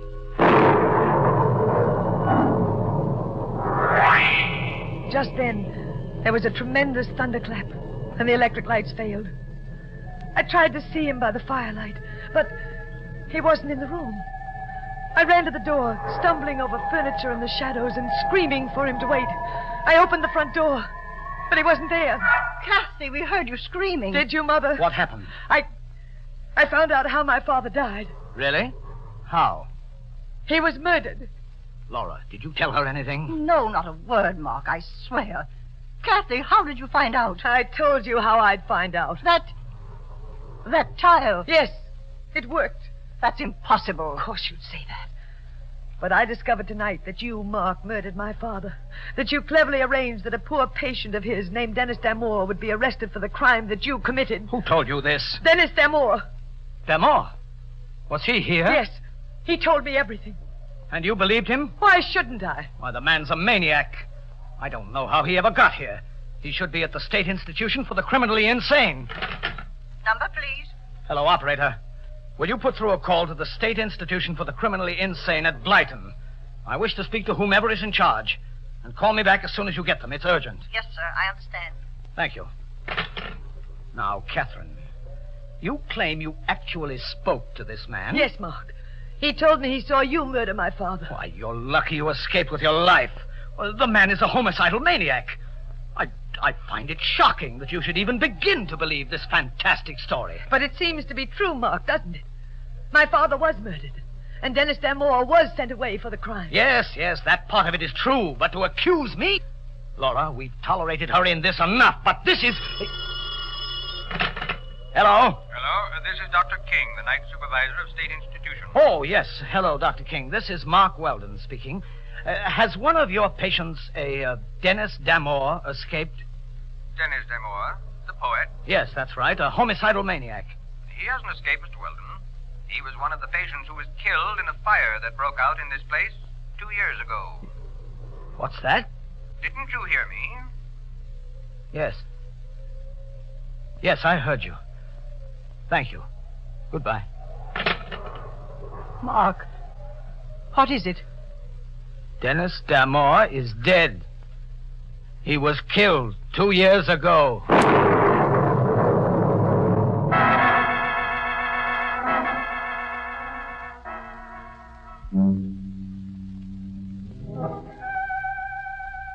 Well, friend, how'd you like to have a little Chinese tile that can produce dead men for you? Or don't you think that Dennis D'Amour is a ghost? Perhaps you think he's just an old pop-eyed poltergeist? Well, we'll know in a moment as we hear Catherine Bryan tell us the second half of her weird story. My stepfather's hand trembled as he hung up the phone. And even in the red glow of the firelight, I could see his face had suddenly turned snowy white. It's impossible. The dead can't come back. Unless you're making up this whole thing, Kathy. Why should I invent a story like this? Because you've always been insanely jealous. You've always hated your mother for marrying me. Isn't that true, Laura? Isn't it? Yes, it's true. There. You see, Catherine? Your mother loves you. She wouldn't lie. Now tell us the truth. You made up this whole wild tale about Dennis D'Amour, didn't you? No, Mark. I didn't invent it.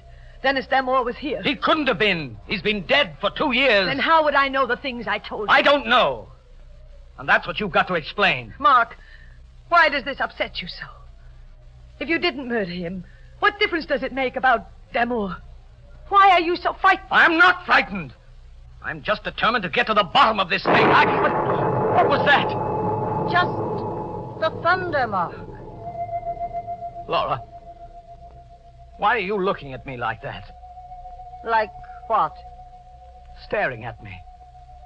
As though you've seen me for the first time. Do you believe this mad story Catherine's told us? Do you think I murdered her father? I just remembered certain things, Mark. I can't help it if I think of them now. What things? Tell me what things? 2 days before the murder, you told me you were in love with me. I sent you away, told you never to come to this house again. Go on. On the night of the murder, I saw you standing in the moonlight, near the guest cottage. You did? I thought I was mistaken, especially since you claimed you were at home that night. Oh, Mark, don't be angry with me. I can't help it thinking of these things now. It's only natural. Natural? Is it natural for a man's wife to accuse him of a crime like murder? And on the basis of what? The word of a psychopathic girl who should have been confined long ago. She talked to a man who's been dead for 2 years. I suppose you believe that, too. And who is this man, even assuming that he's alive? A madman, a homicidal maniac who took your first husband's life when your husband tried to cure him. Well, I've had enough of this. Mark, what are you taking out of that drawer? Kathy, come here. Why? Mark, put the gun away. Shut up, Lola. Now, Kathy, I won't hurt you unless you try something dangerous. I'm holding this gun because I believe your mother and I are no longer safe in the same room with you. Now, I want the truth. You were lying to us before, weren't you? No. Very well, then. Where is this man you saw? I'd like to see him, too. I don't know. Of course you don't, because he doesn't exist. He does.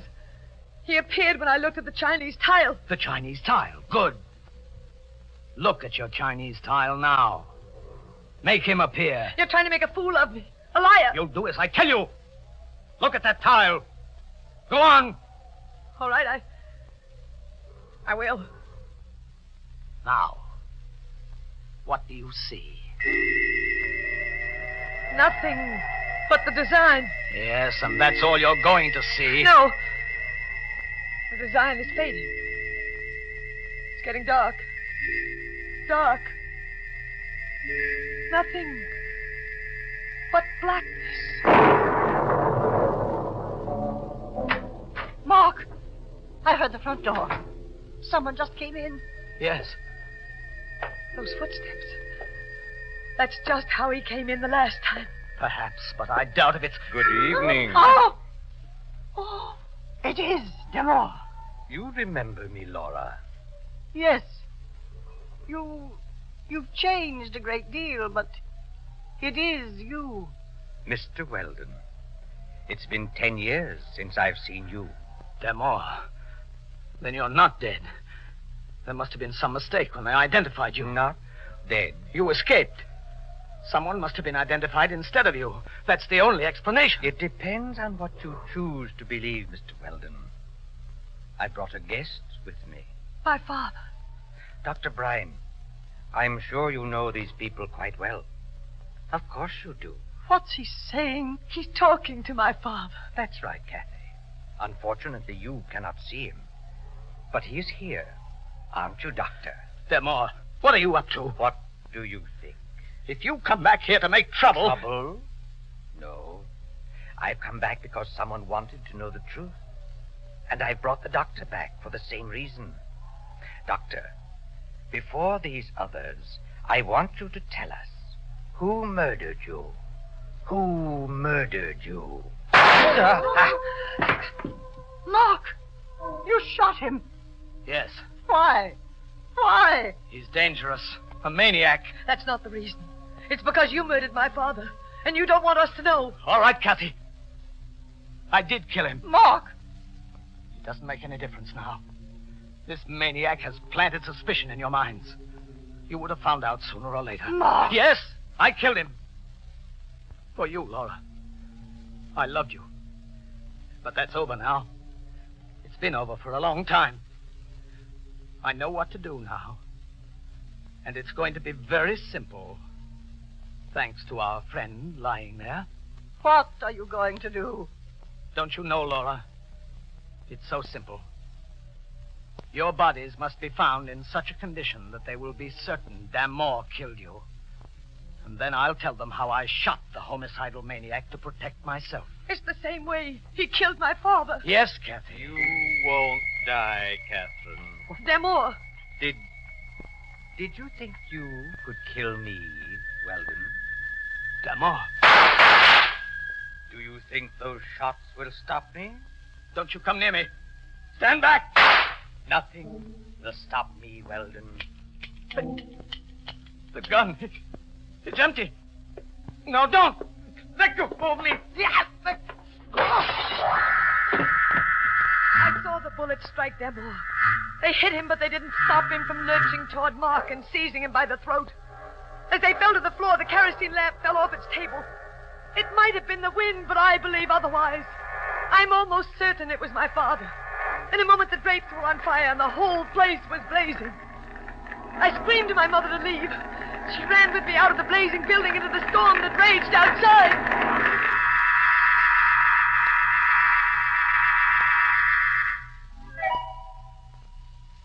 2 weeks later, My mother came into the hotel room where we were staying. I've just come from the police, Kathy. Well, Mother? Only one body is positively identified. Whose? Mark's. The other body? They haven't been able to find it in the rubble. I don't believe they ever will. But, Kathy, the police checked with the authorities at the state institution. It seems that some of the patients did escape at the time they had the fire there 2 years ago.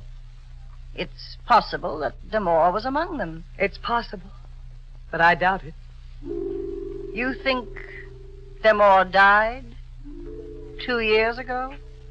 Yes, Mother. Don't you?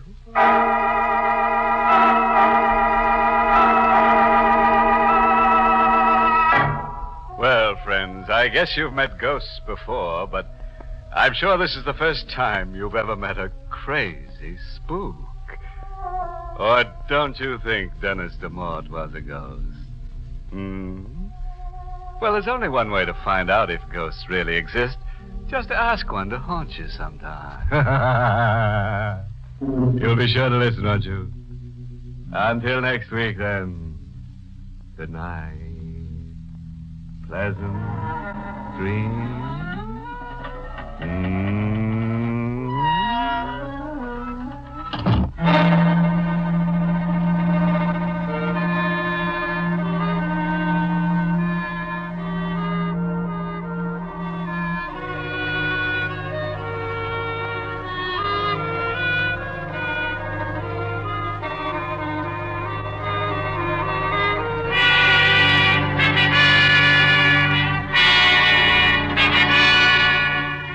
Inner Sanctum has come to you through the worldwide facilities of the United States Armed Forces Radio and Television Service.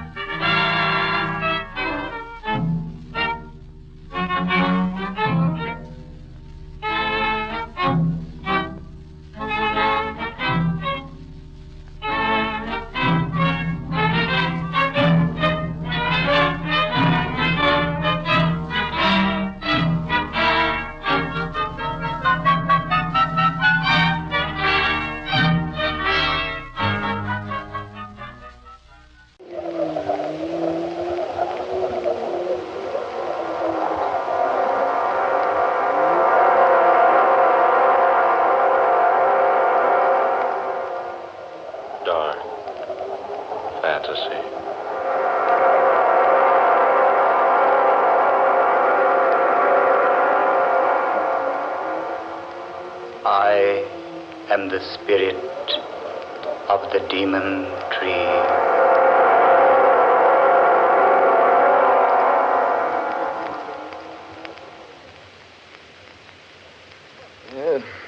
£3 on the Jack of Diamonds. You should tear your money up, Humphreys. It would last you longer. Perhaps you're right, Crane. But this way I get a sense of honest toil. I say, isn't anyone else betting? Oh, let's quit. I'm tired of losing. Oh, look here, old girl. Could I loan you a few pounds? No, thank you, Crane. I've enough to get me back to London. If we ever do get back. Now, why do you say that, Clara? It's only a matter of a stage getting through here to the resort and taking us out of this beastly place. beastly place is right. Why people come here for a rest is more than I can determine. Honestly, I've never spent such an uncomfortable week in all my life. Well, think of me. I've been here 3. So have you, Humphreys. Oh, look here, you two. It's 3 o'clock. And they're expecting the stage around 8 tonight. What do you say the 3 of us go for a bit of a walk through the forest? I say, why not? Oh, here comes Danvers. Perhaps he'll join us. Anything to get away from this place. Good afternoon, Danvers. Greetings, good people.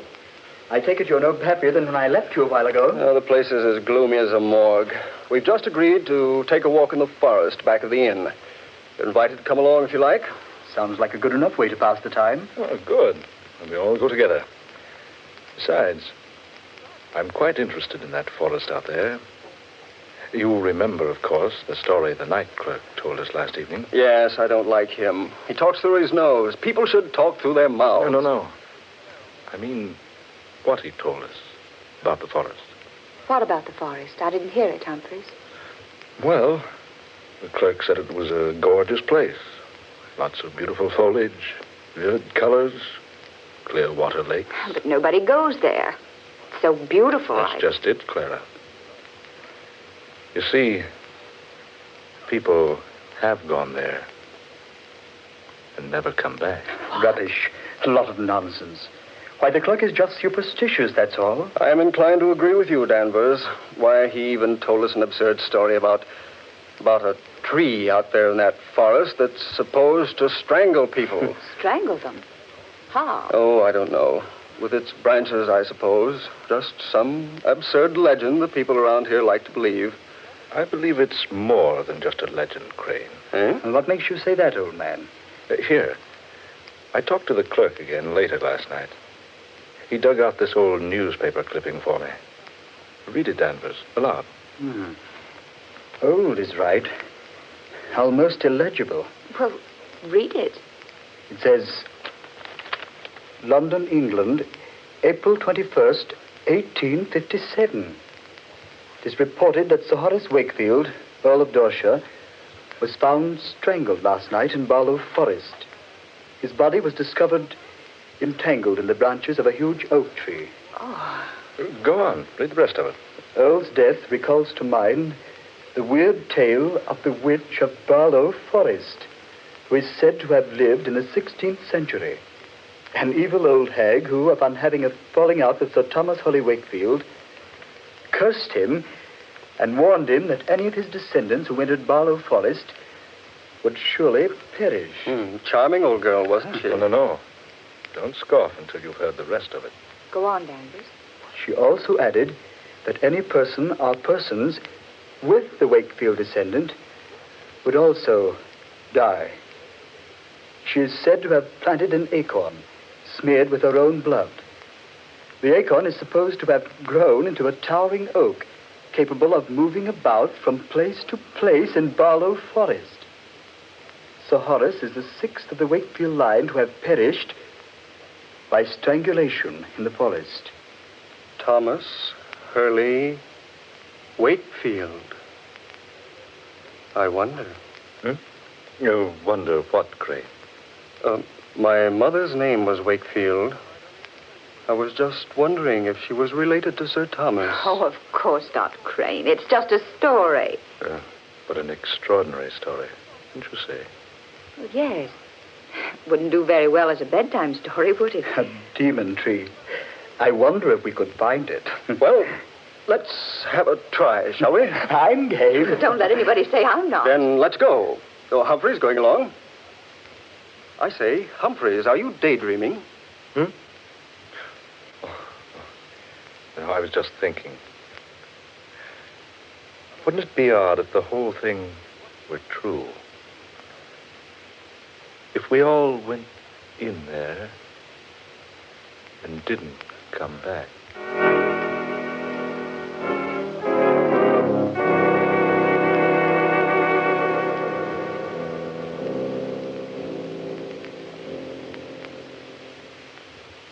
Well, do you gentlemen see any way we can get into that forest? It's as dense as Father Time's beard. Doesn't seem to be an opening anywhere. I think we can get in over here. Oh, all right. Coming, Danvers.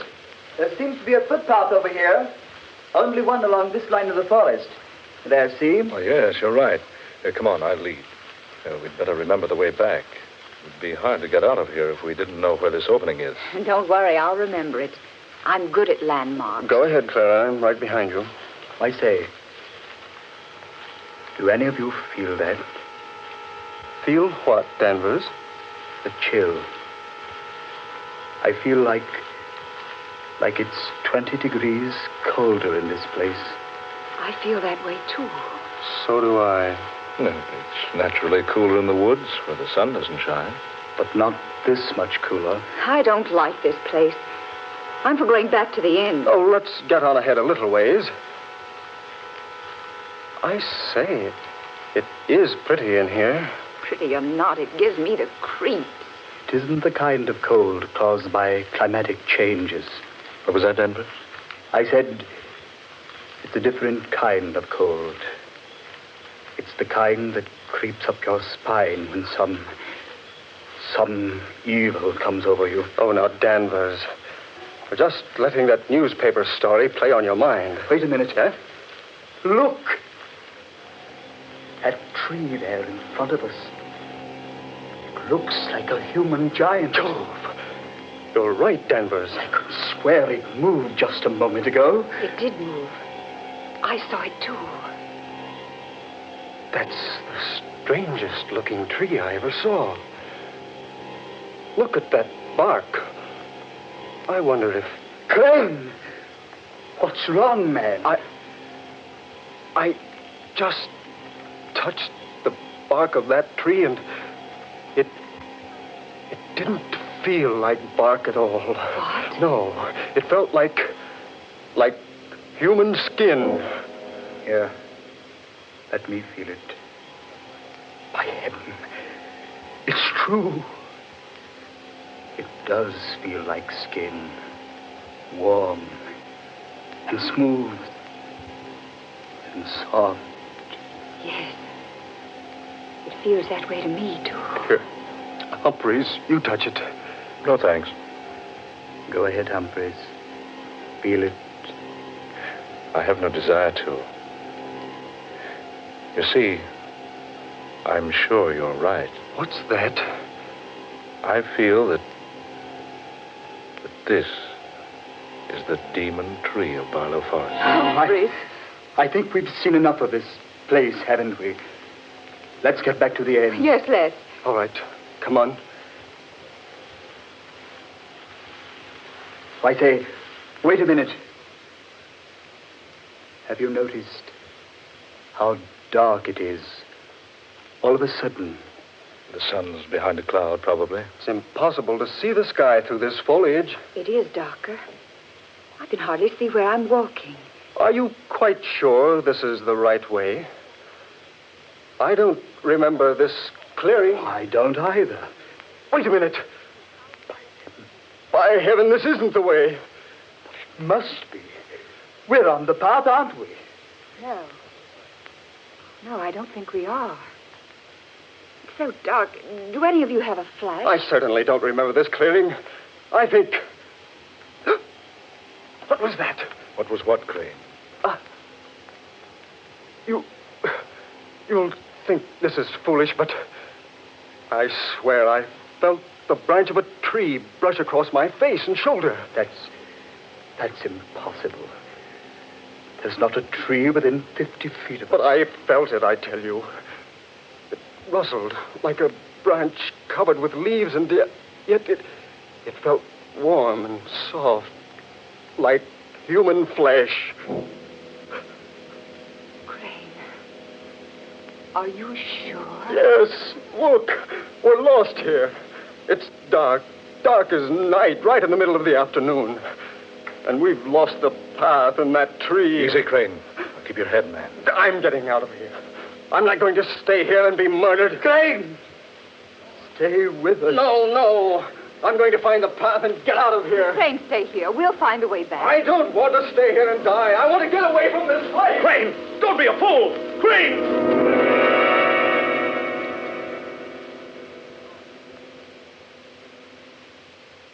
Gone. in for it. We're better off by staying together. I don't know whether we are or not. Listen. It's Crane. Sounds like he's strangling. Come on. Oh, we couldn't have gotten far. Right over here, I think. Now, take it easy now. Be careful. Oh, there he is. Yes. Stretched out on the ground. Like he was dead.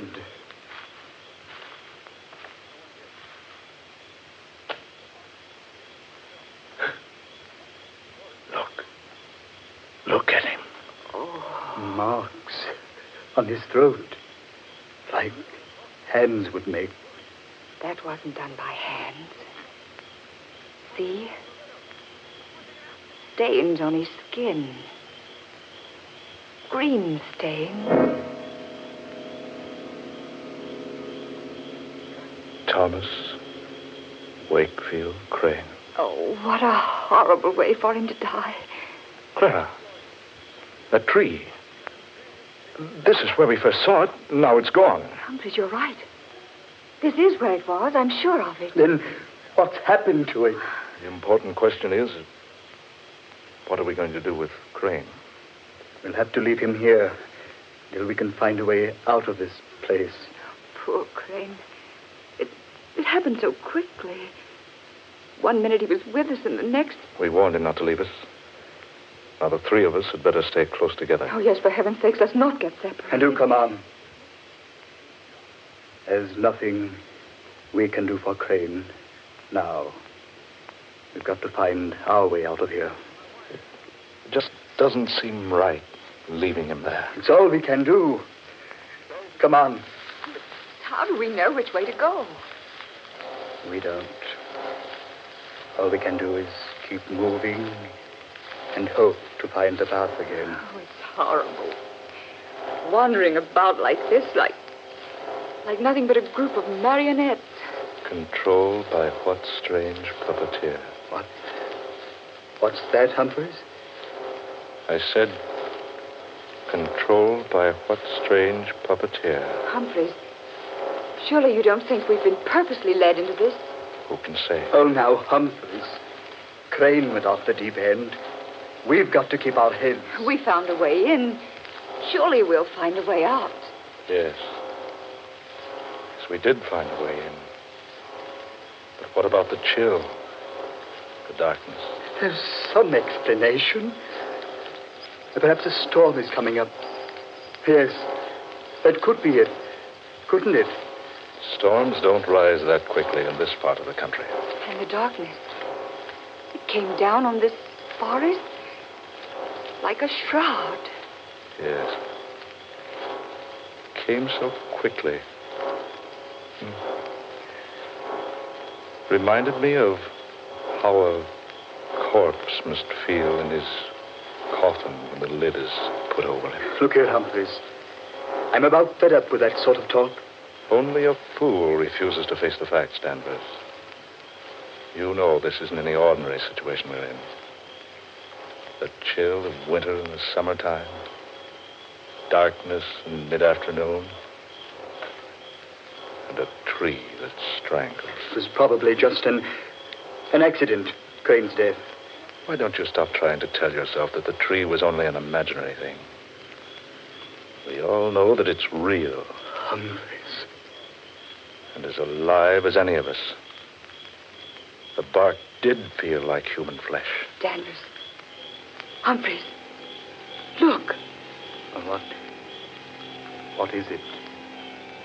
A glow of light there ahead of us. It's the tree. There. Now, what do you think, Danvers? Look. It's the tree moving along in a glow of phosphorescent light. Good heavens. It's the same tree. It looks like a human giant. It was nowhere near here. It was back there. Do you two see what the tree is carrying? It's carrying Crane.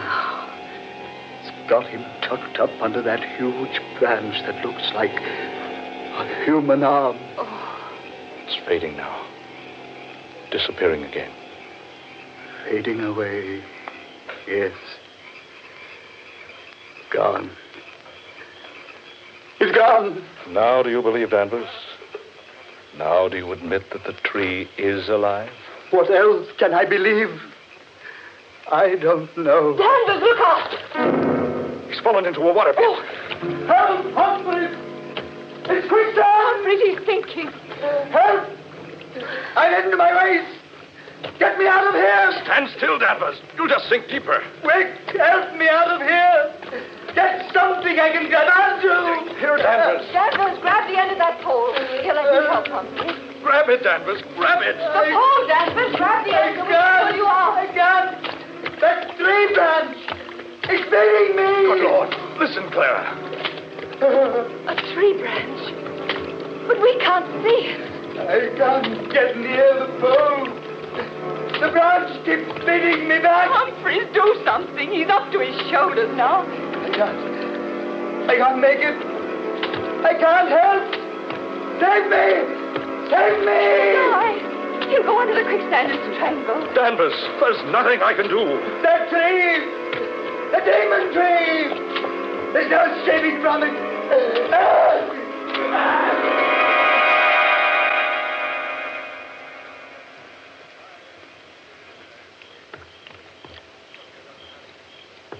He's gone. Poor devil. Didn't have a chance. Humphreys, we've got to get out of here. We're all doomed. It's the Wakefield curse. Clara, stop it. It is the curse. We're helpless. There's nothing we can do to save ourselves. Clara, stop it. Humphreys. Now, we can't give up. We've got to find a way out of this place. Follow me. Be careful where you step. Whatever happens, keep your head, Clara, for heaven's sake.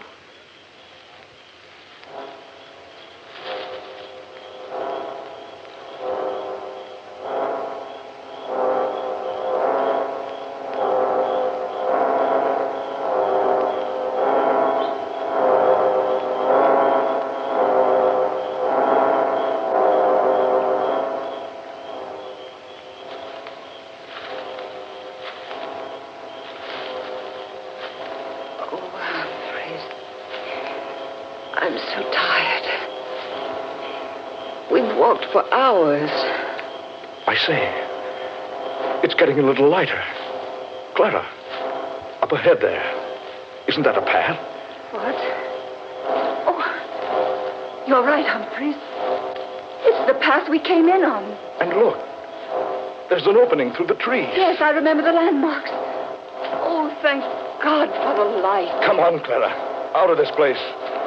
There's nothing we can do for Danvers or Crane now.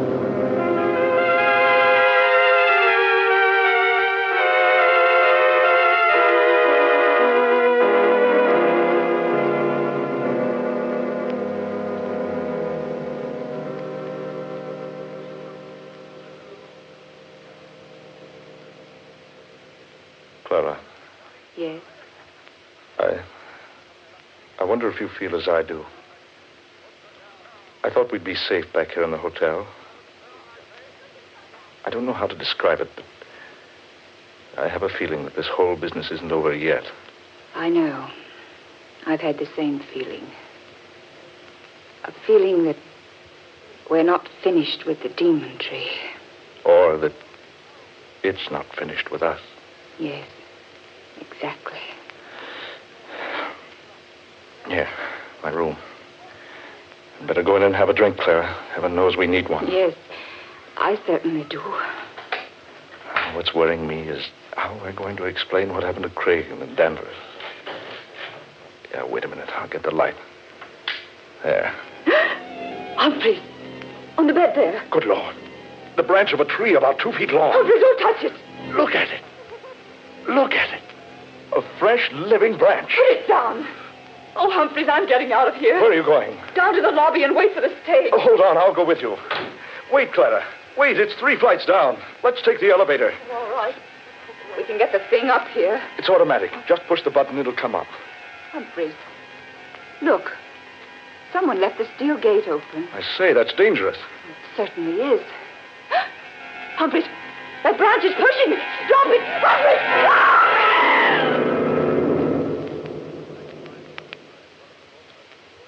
Good Lord. Clara! Clara! That branch! It pushed her down the shaft. It's after me. Get away! Get away! Help me! Help me, somebody! The tree! The demon tree! It's choking me!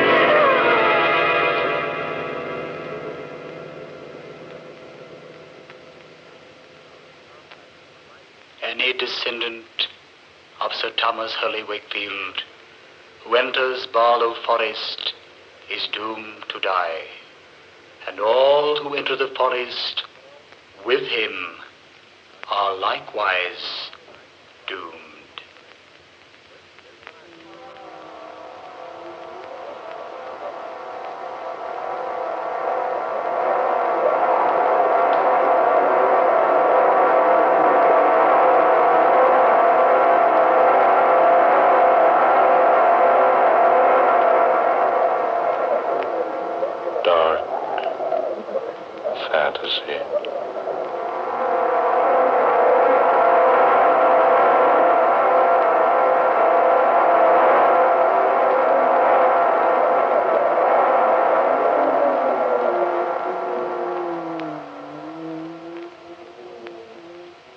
You have just heard The Demon Tree, an original tale of dark fantasy by Scott Bishop. Tonight's cast included Eleanor Naylor Corrin as Clara, Ben Morris, who was Humphreys, Garland Moss took the part of Danvers, and Murillo Schofield was heard as Crane. Next Friday night at this time, the National Broadcasting Company will bring you another unusual and fantastic adventure thriller, Men Call Me Mad, the story of another world and the people who inhabit it. An exciting and weird tale of dark fantasy created by Scott Bishop. Dark fantasy originates in the studios of station WKY.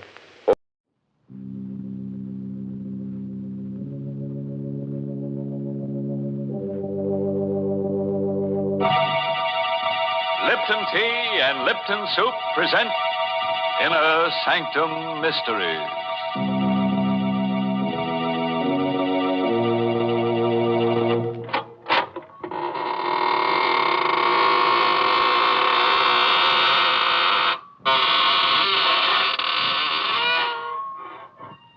Good evening, students of the mystic marvels of manifold murder. This is your host, extending a cordial invitation to step through the creaking door of the inner sanctum, where we probe deep into the dark and cavernous depths of men's souls to see what makes them kill. Our clinic here is the whole vast world of crime. And you who listen in may hear us dissect our characters at a safe distance. And unless your nerves are strong, you'd better take my advice and keep your distance. Why, Mr. Host, that's not the kind of advice to give folks. It sounds unfriendly. Well, what would you suggest, Mary? Well, give them some sort of friendly advice. Like pointing out to them the extra delight they'll get from a cheering cup of Lipton tea. Then go on to tell them why Lipton's is so downright delicious. Tell them that the reason is Lipton's brisk flavor. And don't forget to mention that brisk is the tea expert's own word for the spirited, full-bodied flavor of Lipton's. So refreshing and so zestful. Explain that Lipton's brisk flavor is never flat, but always lively and satisfying. And in closing, remind them to try Lipton's soon, because in every cup of Lipton's, there's extra enjoyment. And now, that's the kind of advice you should give folks. Well, Mary, you seem to have given it to them already. So we can go ahead and get launched on Skeleton Bay. That's the title of tonight's story. An original radio play by Emil Tepperman. It's about a lady novelist, a writer of mystery stories. It opens at a swanky hotel with private cabins situated on a storm-swept, rock-bound coast. The story itself is all about, you guessed it, murder. And here's Betty Lou Gerson as Carol De Winter, the lady novelist, who will give us a blow-by-blow description. I'll tell you first about the night I met Michael Barrett. It was in August at Skeleton Bay. I'd come to the hotel supposedly for a rest. That was what I kept telling myself. But in reality, I didn't know why I'd come here. Skeleton Bay. I'd seen the name advertised months ago. Skeleton Bay. Since then, it kept hammering at the inside of my brain. It's like the voice of implacable fate commanding.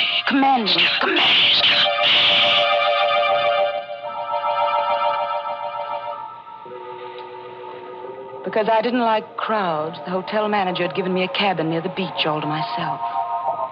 It was the middle of the night, but I couldn't sleep.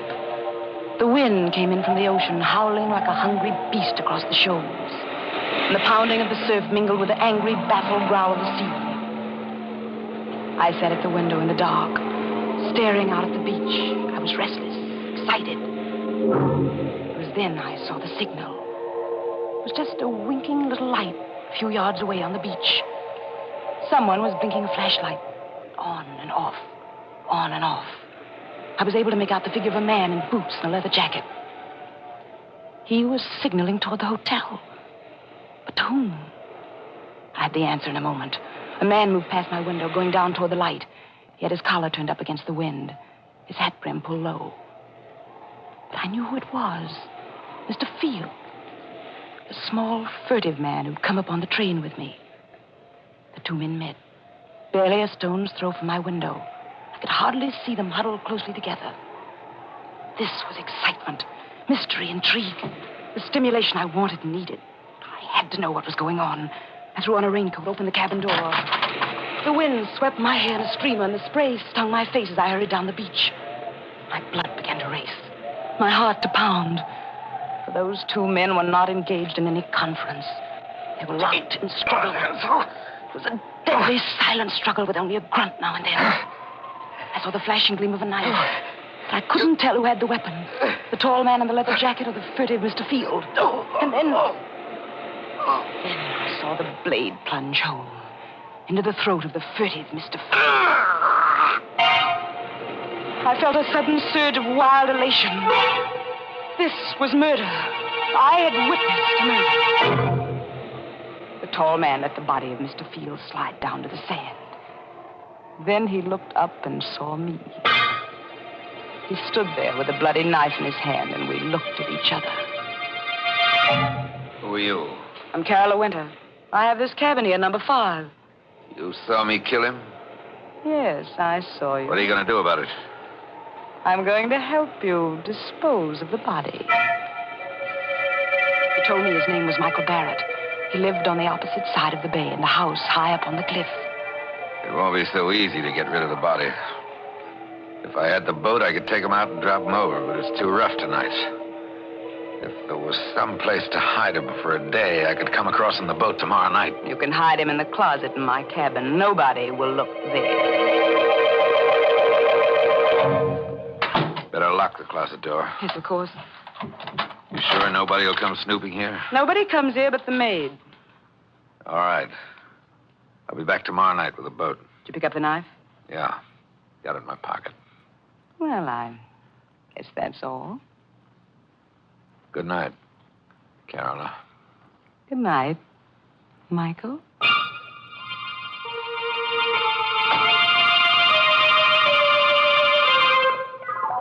All night I sat up alone, with the locked closet door between me and the staring, sightless body of Mr. Field.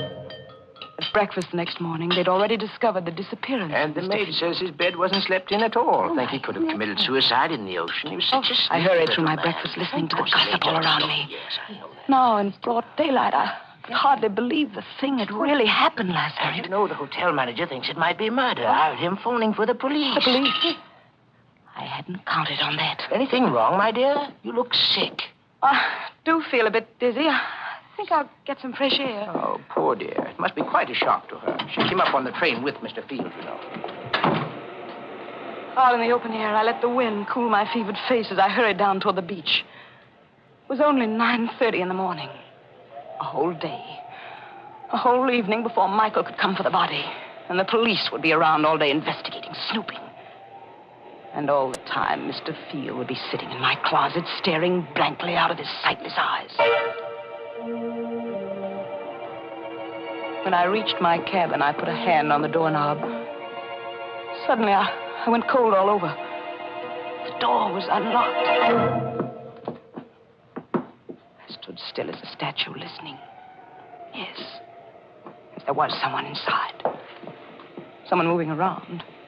I only had my handbag. I had a pistol in it. I always carried it for protection. But my handbag was inside on the dresser. Slowly, I pressed the door open. Half inch, an inch. And then the door creaked. Is that you, Miss Winter? The maid. It was only the maid, of course. She'd be making up the bed. Why hadn't I thought of that? Miss Winter, is that you? Yes, it's I. What are you doing in that closet with those keys? Why, they're just my pass keys, Miss Winter. I was just going to tidy up the closet. I didn't ask you to do anything to the closet. Well, but that's part of the job, Miss Winter. I'm supposed to do that in all the rooms. Well, you leave this one alone. Keep away from that closet, do you hear? Yes, Miss Winter. But I was only trying to help. When I want your help, I'll ask for it. Now, please leave at once.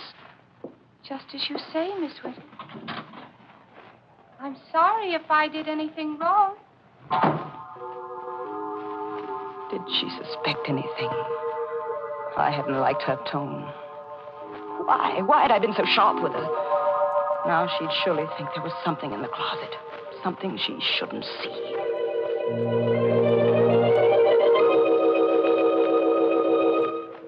At lunchtime, I didn't want to leave the cabin. I sat at the window. And I could almost feel the sightless eyes of Mr. Field staring at me through the closet door.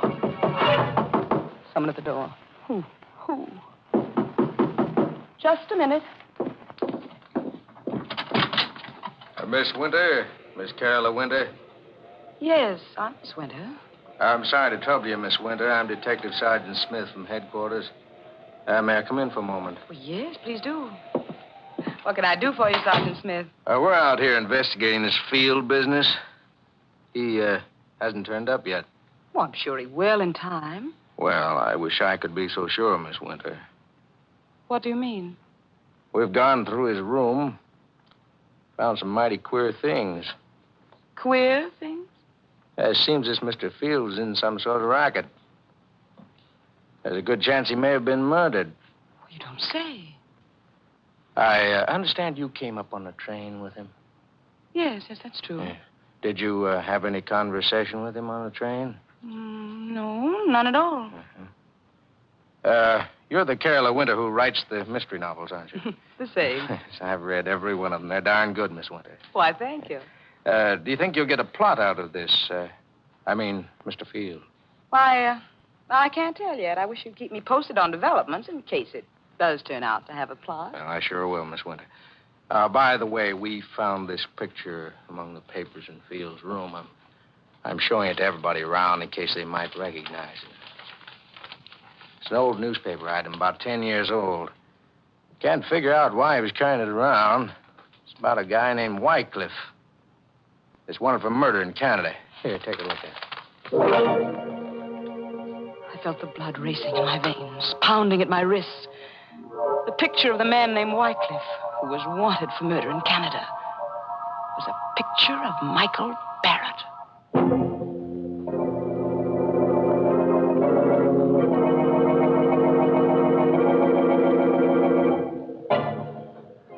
Well, it looks as if Michael Barrett is a lucky guy, with a beautiful woman ready to commit murder for him. But what'll he do when she runs out of victims and begins looking at him with a calculating eye? As for Carola, she sinned heavily, because murder is the greatest sin. Yes, if you ask me, she'd better hope for a depression, then all wages will go down, including the wages of sin. Well, I never knew that murder and economics were related, Mr. Host. Oh, definitely, Mary. Take the high cost of living, for instance. Why, those prices are murder. Oh, yes, Mr. Host, it is difficult when the cost of living starts to climb. But then, so often, the things that really add up to good living are just simple, inexpensive pleasures.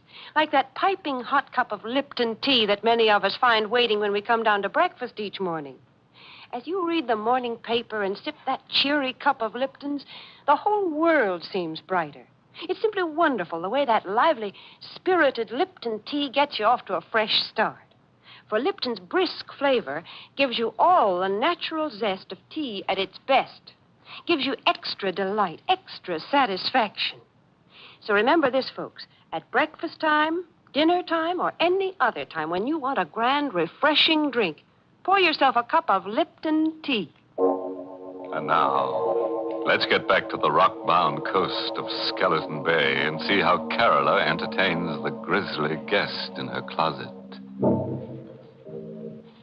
I don't remember now how I got rid of that Detective Smith. I told him I'd never seen the man in the picture and sent him away. The day was interminable. From my window, I could see the guests moving about the beach, but none of them went in swimming. The weather was too rough. I wondered if Michael would be able to bring the boat over tonight. If not, how much longer could I sit guard over Mr. Field in the closet? Now and then, I'd see Detective Smith poking around on the beach. And then, without warning, he was standing over the very spot where Michael had stabbed Mr. Field. I watched him bend down and examine something. Was there a telltale drop of blood there? Did Smith know that was the murder spot? I saw him frown. Then he stood up, walked quickly away. I had to know what it was he'd seen there. I slipped on a coat, went out. Started toward the spot on the beach. Going somewhere, Miss Winter? Oh, it's you, Detective. Going anywhere in particular? No, I'm just going up to the hotel for dinner. It's almost dinner time, you know. Oh, fine. I'll walk up with you if you don't mind. Not at all. Hey, can I help you? I'll take your arm there. Thank you. The sand is so soft. Yes, it's still wet. We had high tide last night. Miss Winter. Yes? You a sound sleeper? What? Why do you ask? Well, I just thought maybe you might have heard something last night. Like a fight or something? Fight? Yes. I was just looking at the sand back there, down near your cabin. It's all messed up, stamped around. What's that got to do with me? Oh, nothing at all. Except I think there was a fight there last night. Maybe that's where Mr. Field was killed. You think Mr. Field was murdered? It's beginning to look more and more like it, Miss Winter.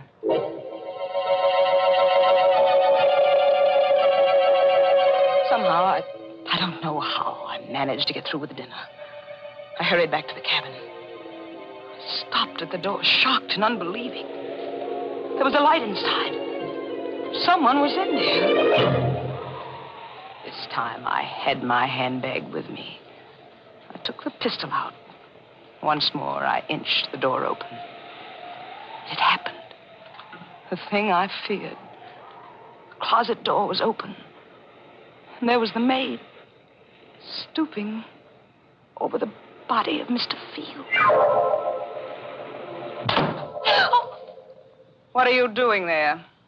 The body. It's Mr. Field. You killed him. Suppose I did. What are you doing with that gun? What do you think? No! Oh. The wind was high, and the weather was rough. Unfortunately, no one heard the shot. I pushed her body into the closet next to the body of Mr. Field and closed the door. Now I was a murderer, too.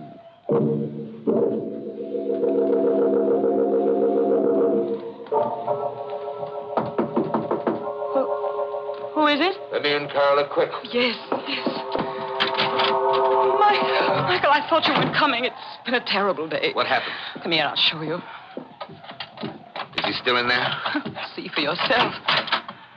Great Scott, a woman. Who is she? The maid. She opened the closet while I was out. You killed her? Yes, Michael. I had to kill her. There are detectives at the hotel looking for Mr. Field.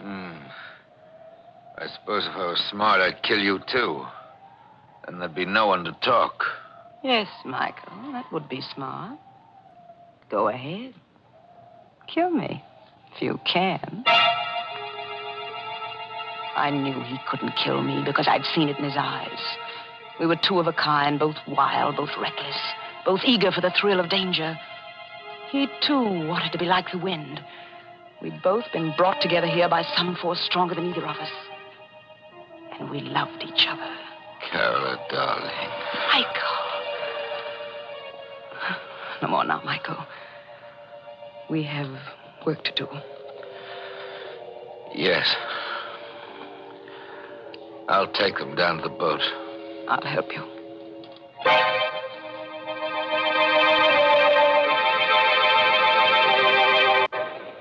We carried Mr. Field and the maid down to the boat. I'll take them out away and dump them. And after that, Michael? After that, then I'm going home. To your house on the cliff on the other side of the bay? Yes, Carola. Michael, take me with you. What? Take me with you to your house up there on the cliff.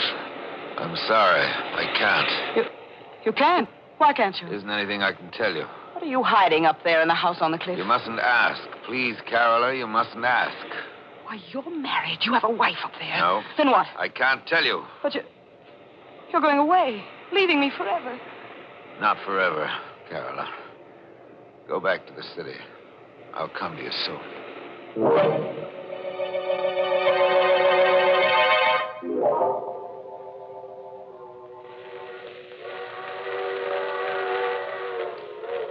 I returned to the city and waited. I waited a week, a month. But Michael Barrett did not come. I wrote to him, but there was no answer.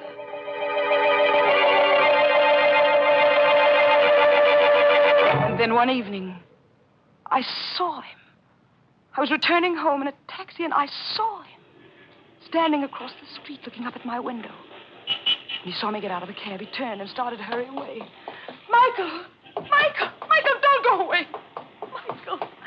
Michael, why did you try to run away? Don't you know? Well, you're afraid. Yeah, let's call it that. But you love me, Michael, don't you? Carola, it's no good. There's nothing but ruin for both of us if I stay. We'll be together forever. It's impossible. I won't let you go back to that house on the cliff. I don't care what it is you're hiding up there. I won't let you go back. Goodbye, Carola. Wait. I'm going. Better forget about me. Don't go yet, Mr. Whitecliff. So you know about that, too. I saw the old newspaper clipping Mr. Field carried. I see. Why are you looking at me like that? Do you know why I killed Mr. Field? Because it tried to blackmail me about that old murder. But, Michael, dear, I'm a good deal smarter than Mr. Field. You see, I write mystery novels. I know how to handle such things. What do you mean? Wouldn't do you any good to kill me. I've written out all about you. Your real name and about that old murder in Canada would be found if I should ever be killed. Oh. Michael, darling, I'm blackmailing you. There's only one thing I want from you. Your love. It shouldn't be so hard for you to meet my terms. All right, Carola. You win. We'll be married tonight.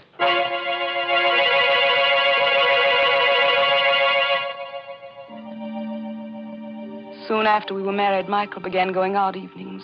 Once, sometimes twice a week. Staying out all night. He'd return late the next day. When I asked where he'd been, his temper would flare up into something terrible. I stopped asking, but I couldn't rest.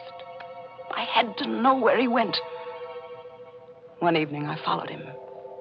He boarded a train for Skeleton Bay.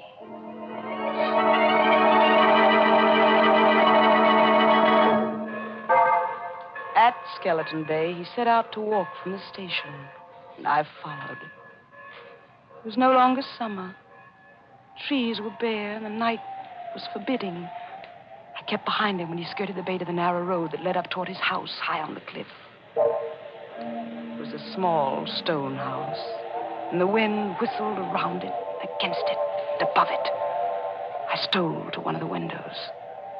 It was barred, like a prison. Carefully, I raised my head above the sill, peered into a lighted room. Michael was there, with a woman. For the first time in my life, I knew the meaning of frustration, jealousy. Michael told me he wasn't married, but this woman, I'd helped him to do murder. I'd killed for him. I'd lied to that detective for him. And all the while, this was the secret he'd been keeping from me. I opened my handbag. I took out the pistol. I looked into the room again. The woman was alone now. Michael was gone. So you came up after all, Carola. Michael, you sneaked out. You knew I was here. I'm sorry you saw through that window, Carola. Is that your secret? That woman? Part of it, but it's the part you mustn't know. But I do know it now. That's why I've got to kill you, Carola. That knife. You still got that knife? Yes, Carola. Well, I've got this, Michael. He fell at my feet. And I looked down and watched him die. Now I knew why I'd really come to Skeleton Bay that first day. It was for this. To kill Michael Barrett. So he's dead.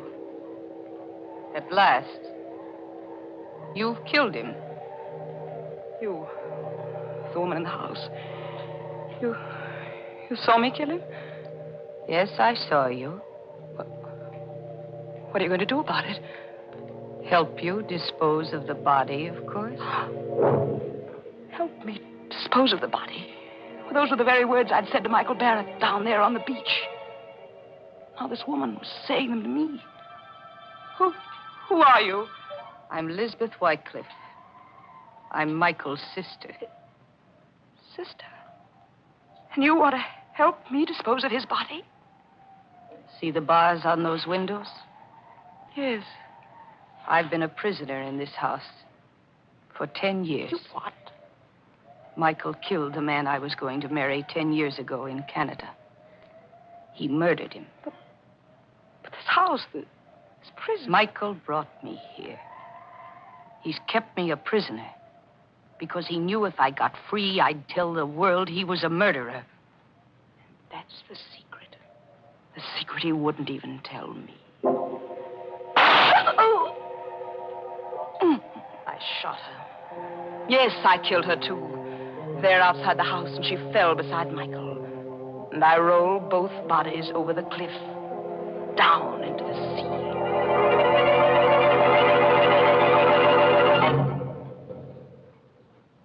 This is the end of my book.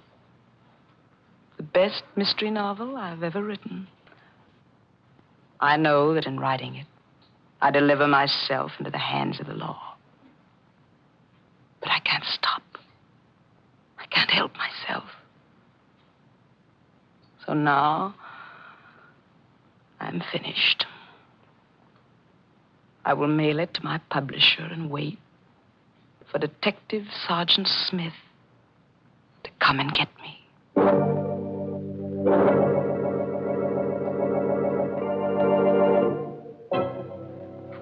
Well, it looks as if Carola's mystery novel will earn a lot of money after she's executed. Yes, but I'd say it's tainted money. Why tainted? Because she'll be dead, and a ghost can't own money. So taint hers. The trouble with Carola was that her conscience was too little and too late. It told her not to commit murder after she'd done it. Well, that's certainly too late, Mr. Host. Oh, yes, Mary, especially for her victims. And now, what's on your mind? Well, Mr. Host, right here, I'd like to say a word to our listeners on behalf of our veterans. You know, friends, ex-servicemen are returning to civilian jobs with a lot to offer their employers. They've had valuable training and experience in highly specialized service jobs. Many of them were able to keep up with their civilian jobs and learn new trades through special correspondence courses. And they're coming home fully equipped to do the same fine job as civilians that they did in the services. So let's give them every employment opportunity to put their increased skill to work.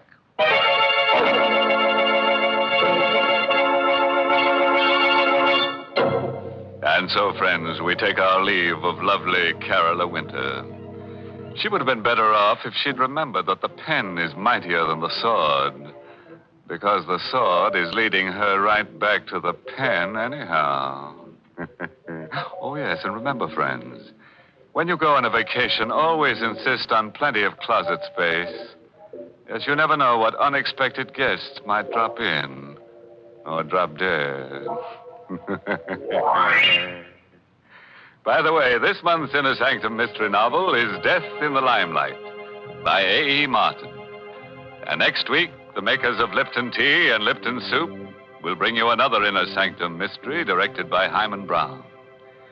It's about a young chemist who discovers the secret of perpetual life. But he made the mistake of getting involved with death.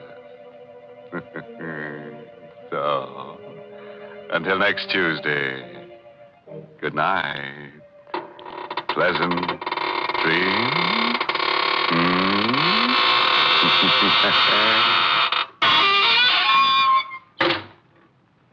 Here's a swell dish, folks, that's easy to make and mighty easy to take. Lipton's Noodle Soup. You can prepare it in a jiffy, and the whole family will love its delicious chickeny-tasting broth, so full of tender, golden noodles. Lipton's Noodle Soup has all the fresh-cooked, homemade flavor of grandmother's noodle soup. Yet it's economical. It costs less and makes lots more than canned soups. So get Lipton's Noodle Soup Mix tomorrow. And don't forget to tune in next Tuesday night for another Inner Sanctum Mystery. This is CBS, the Columbia Broadcasting System.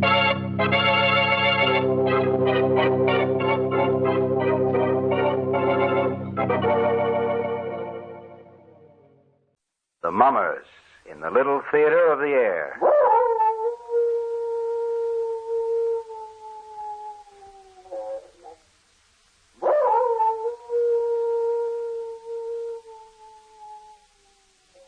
Now, the Hermit is ready.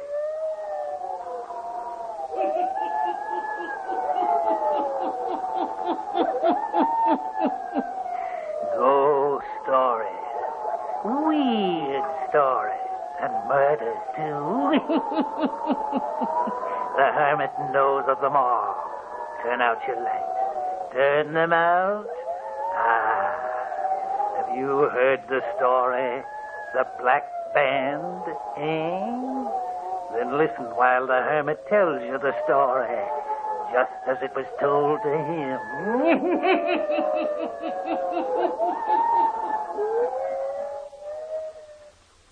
You asked me to tell you the strangest story I've ever heard. I did not witness what happened to Jan van Dirk, for it was long before my time. But I've heard my grandfather tell of it, as did his father before him. It is a story that's been handed down through the generations of our family. And it is believed. You see, this young Hollander, Jan van Dirk, was a relative of mine. When he was a young fellow, he went to Paris to attend the university. He came to France during the time of the French Revolution, and he suffered intensely because of it. The howling crowds, the bloody executions stabbed at the very soul of one as sensitive as Jan van Dirk. He had one friend in this city in the throes of violence, Father Perichon, who liked the boy and often invited him to his small rooms. One afternoon, Jan came to him. Sit down, my boy. You look pale and hungry. I am hungry, Father, but I cannot eat. What I see on the streets, it turns me inside out. It is sad for one so young to see only this baser side of man. You need sunlight and only small shadows at this time in your life. Father Perichon, all of this horror, these scenes of cruelty, they weaken my faith in my fellow man. Why do you not return to your own country, Jan? As soon as I finish studying, I shall go. That is why I work such long hours, day and night, to finish the work, so that I may get away and try to forget. Time will help you, my boy. The warmth and beauty of your own land will blot out the Place de la Grève. You will marry, and your own life will make you forget the Paris you are witnessing today. I often wonder. About the marrying part, I mean. You see, Father, I admire beauty so much. I know. Since I can remember, I've dreamed of only one woman for me. She is so beautiful, this girl I dream about. I don't think I can ever find her in real life. It is the beauty of soul that counts you. Oh, I know this girl I dream of has a soul of beauty, Father. Come, my boy. Let us eat of the little I have to offer.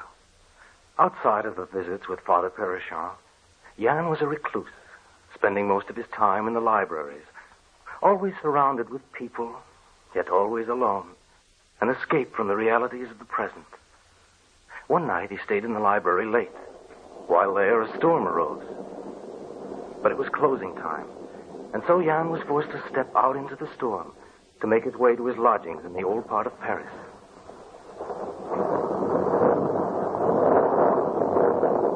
The lightning gleamed and the thunder rattled loudly through the narrow streets. He crossed the Place de la Grève, the square where the public executions were performed. Just as he was passing the permanent guillotine which had been built there, a bright flash of lightning bathed the square in its cold blue radiance. The dreadful instrument of death loomed before him in all its stark ghastliness. Oh, how terrible. Jan shrank back in horror. His heart sickened within him, and he turned shudderingly away. Just then there was a lull in the storm. Complete silence seemed to fall over the whole city. Then he heard a sound. He turned back, and there on the bottom step of the guillotine sat a woman, crying bitterly. I beg your pardon. Can I do anything for you?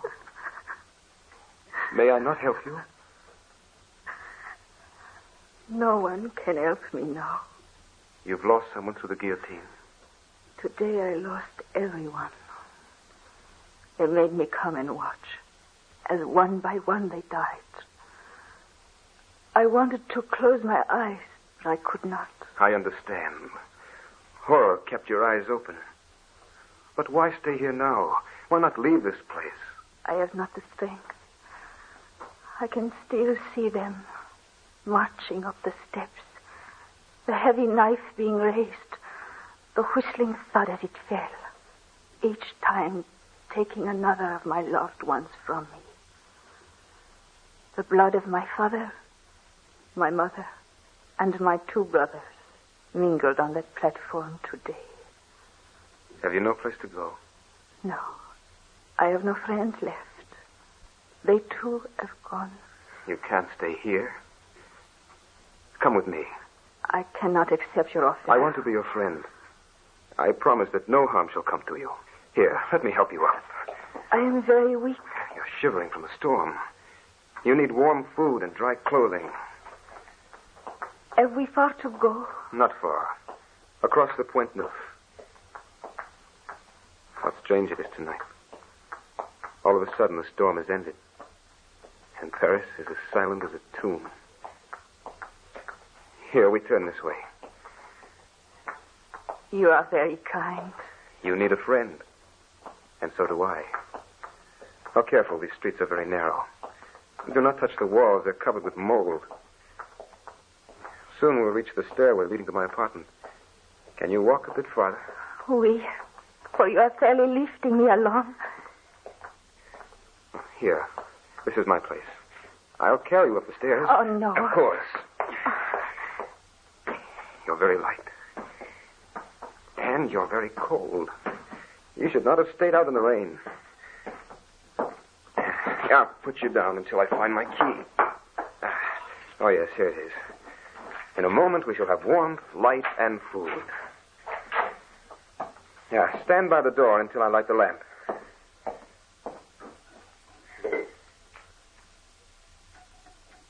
Now, there. That's better. Now, come in, please. Now, sit down over here, and I will light a fire. Over here. What is wrong? Why do you stare? Sit here. I will have a fire going in no time. Then I will fix you coffee. I do not know why you are so kind to me. You are alone and lost. And so am I. Draw up closer to the fire now. Why do you still stare at me so strangely? May I tell you that you are very beautiful. All my life I've dreamed of someone just like you. I feel as if I had known you for a long, long time. You're safe now. You need fear no longer. It may be dangerous for you to arbor me. I am an aristocrat. I'm supposed to be an enemy of the revolution. You may find yourself in prison for giving me shelter. I'm not a Frenchman. They won't put me in prison. But I am an aristocrat. Yes, I know. I could tell. Not only from your beauty, but the black velvet band you wear about your throat. It has a diamond brooch of rare and costly design. It is all I have left. Will you tell me your name? Marie. And I am Jan van Dirk. Marie, I'll not let them find you. If they do, they will put me away where you will never see me again. Listen to me. I am earnest and sincere. All of my life I've been searching for you, Marie. Will you marry me? Oh, no. As the wife of a Netherlander, they can't touch you. You only pity me. I love you. I want you to marry me, Marie. It is true. I do feel that we met a long time ago. And so do I. I've dreamed of you. I've spoken with you. I've looked into your eyes before. But it is all impossible. Say my name, Marie. Jan. Jan. It is not impossible. I want to marry you because I love you. Perhaps you will not want me to be your wife when I tell you what happened to me today. I don't want to hear it. Our lives began when I found you in the Place de la Grève. I'm going out to get a priest, and we'll be married tonight, now. But the clergy has been forbidden to practice the rites of religion. Those who have not left Paris are in hiding. Oh, but I have great news to tell you. My only friend in this city is Father Perichon. Some time ago he confided in me, told me that he is a priest. I will go and find him now. Marie. Jan. You consent? Oui. For I love you. Yes, these two. One who had suffered untold horrors that day, and one revolted by the tragedies all about him, met on a dark night. Met and found that they believed they had known each other during some other hour. Met and fell in love on sight. Jan looked into Marie's soft brown eyes, gazed on the pale face, and knew that she was the girl of his dreams. With her consent to marry him, Jan rushed out into the dark night, now silent, foreboding, as if the black skies were mourning for the dead. Finally, he arrived at the door of Father Perichon. He knocked. There was no answer. He tried again. Then he saw a wisp of light through the darkened door. Father Perichon, it is I, Jan. Step inside, my boy, quickly. Father, I want you to come quickly. I found her. Found who, my lad? The girl of my dreams. I found her tonight. I want you to come and marry us now. Father, don't ask me any more questions. Come with me now and marry us. It's over. We're married. You belong to me now. Oui. For as long as he permits me to stay. He?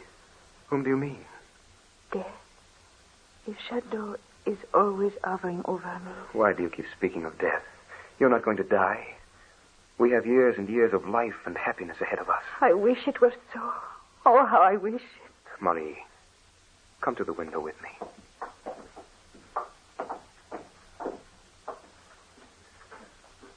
Take one last look at this view of Paris in the nighttime. For I'm going to take you out of this city of death and terror, out into the country where we can live in happiness and peace. If it could only be so. I'm going to make it so. Tomorrow morning I'm going out into the country and find a little villa, away from the blood and the hate, out into the sunshine, Marie. It will purify us. If you could do that, Jan, perhaps. No. It would make no difference. The angel of death is forever with me. You must not talk so. I will find the villa. Marie smiled wistfully. Somehow it gave Jan the hope that she would someday forget all the horrors and sorrow which now held her in their grip. They sat at the window looking out over the sleeping city. They sat silent till the gray of dawn came into the sky, until a rosy haze was over the east. It was then that Marie's fears came back twofold. She was alarmed, quickly agitated. Jan, If you are going into the country, go now. Go now. I will wait until the sun comes up. No, it will be too late. Too late, I tell you. Go now at once. You really wish it? What do you fear? You know, they will find me. Never. And they cannot harm you. For you are Madame Jan van Dirk, a Netherlander. Oh, Jan. All right, my darling.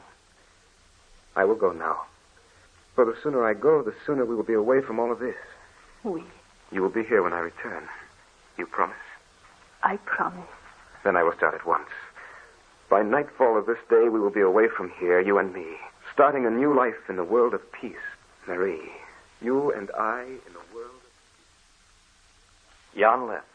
He walked out into the country. He had no trouble finding a charming place.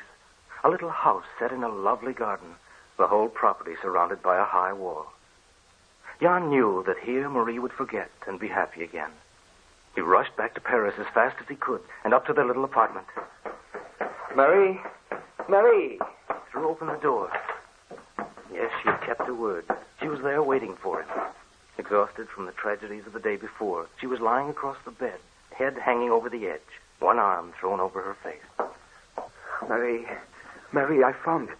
I found the most beautiful place you ever saw. A place far from this city of unhappiness. A place that will be heaven for us both. Wait until you see it. Wait till we... Marie? Marie. She doesn't move. She's not breathing. Her hand is cold. No pulse. No pulse. Marie! She's dead. She's dead.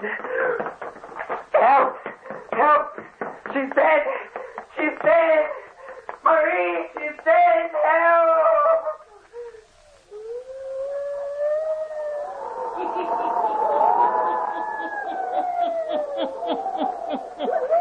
They have found her while Jan has been away.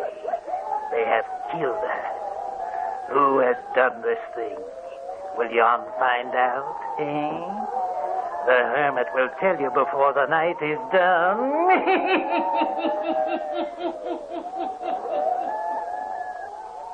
And now, the hermit again.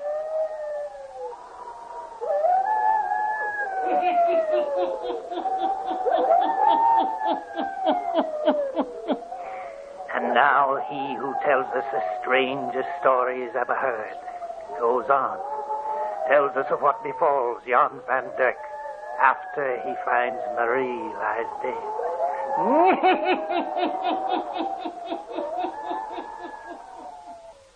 Horrified and frantic, the young boy runs out of the apartment, down the stairs, babbling to himself, crying out in grief and terror, calling for help. And then an officer stopped him. What is the matter with you? She's dead. She's dead. I went to the country. I came home and found her dead. Who is dead and where? My wife. She's up in our apartment. Come, I will show you. You are not a Frenchman? No, my wife. Someone has killed her. Get hold of yourself. Death is a common thing these days. But to Marie, they had no right to do this to Marie. We will investigate. Over here on the bed. I found her here.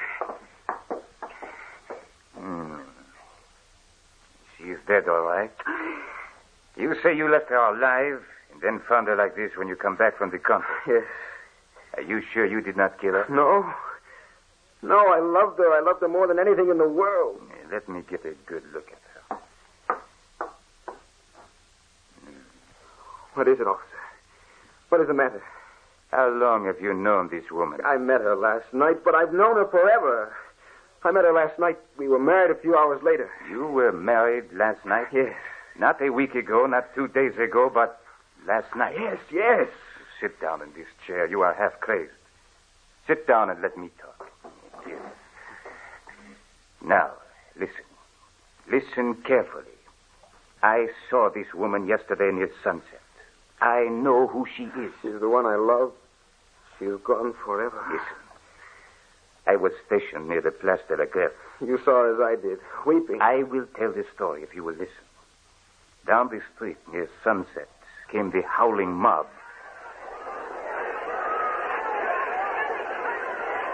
Crying for blood, intent on the kill.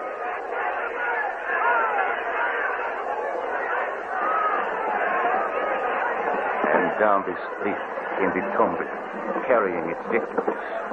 Aristocrats whose time had come. The family of Lafarin, and the crowds following them.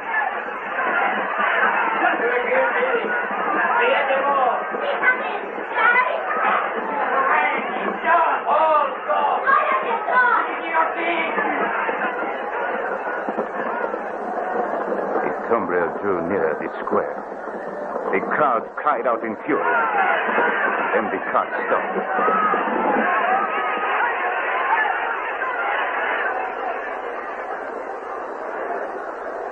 No! Take me first! Take me first!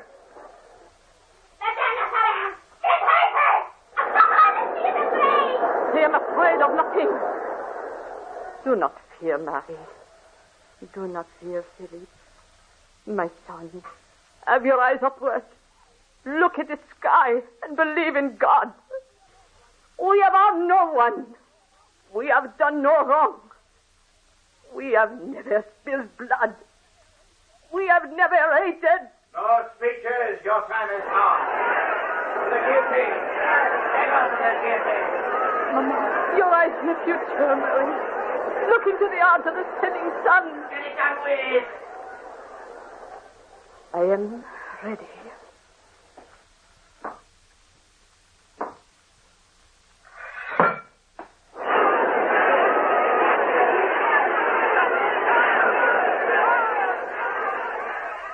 One by one, the family of Monsieur Lafarin walked up to the guillotine. First Madame, then the boys.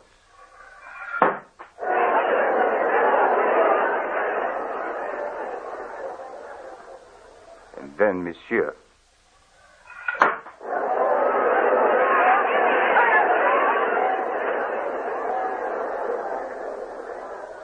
And then the daughter. She stood there, her head held high, her eyes on the sun, now almost gone. The crowd was silent for a minute. She seemed to frighten them. There was a pause, and then...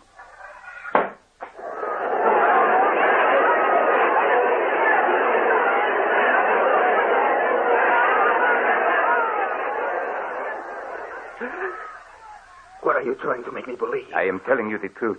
I stood at the foot of the scaffold yesterday when this woman in your rooms was guillotined. No. She was alive when I left her early this morning when I went to the country. Late last night we were married. I can prove it. Look, let me show you. You see this black band around her throat? If I remove it, see. If I did not hold the red, it would roll to the floor. Now do you believe? Do you believe? No! No!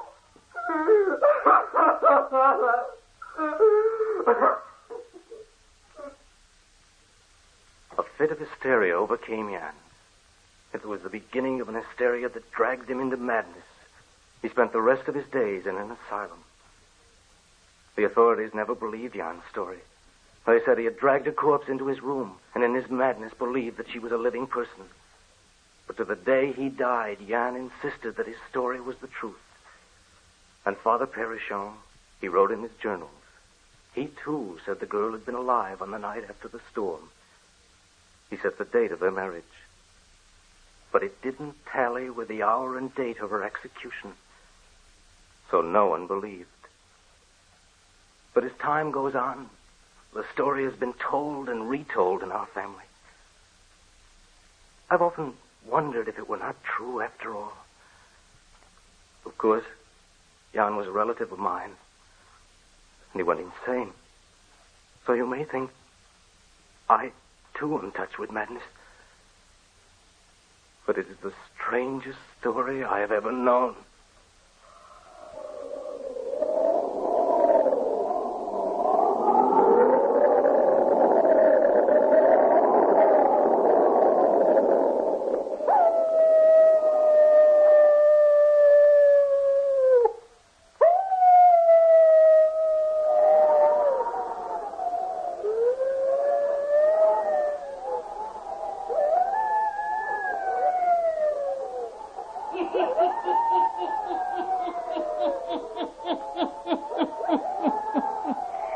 The black band was around Marie's throat for a purpose, eh?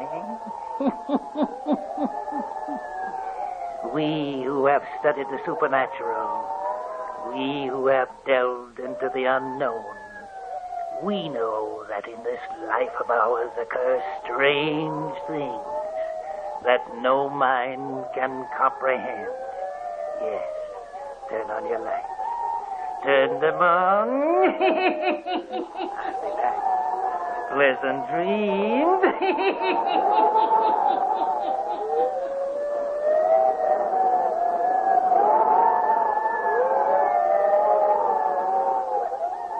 All characters, places, and occurrences mentioned in the Hermit's Cave are fictitious, and similarity to persons, places, or occurrences is purely accidental.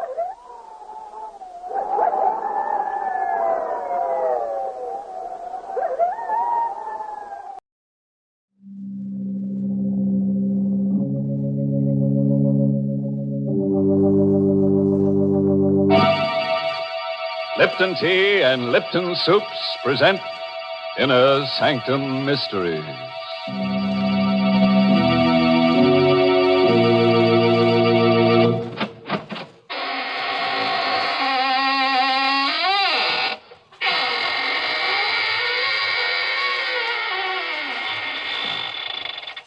Good evening, friends of the Inner Sanctum.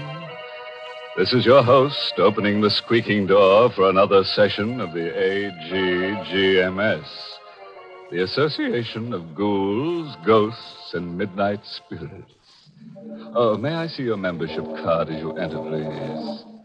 What's that? Oh, no, it's not a printed card. All you have to do is show me your wrist. If there's any blood pulsing in your arteries, then you don't belong here tonight. Better come back and try some other time, after you've passed your mortuary tests. Well, Mr. Host, I'm afraid I don't qualify as a member of your AGGMS, Association of Ghouls, or whatever it is. But I am a charter member of the ILLB Society. The ILLB? What's that, Mary? It's a new one on me. Why, those initials stand for I Like Lipton's Best. To join this club, all you have to do is see that the tea in your teapot is always Lipton's. The club password isn't a word at all. It's that familiar sound of appreciation, mm-hmm. For really, Lipton tea is delicious, as zestful and spirited as can be. And the reason? Very simple. It's Lipton's brisk flavor.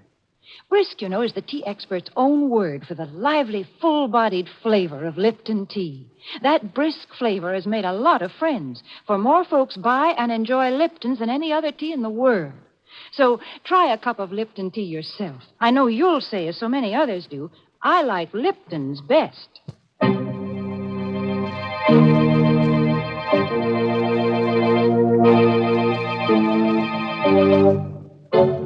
And now for tonight's Inner Sanctum Mystery. It's an original radio play by Emil Tepperman called Make Ready My Grave, and stars two radio favorites, John Banks and Richard Widmark. It's about a boy and a girl who've just been married. A piece of colored string, an open grave, and a hangman's noose.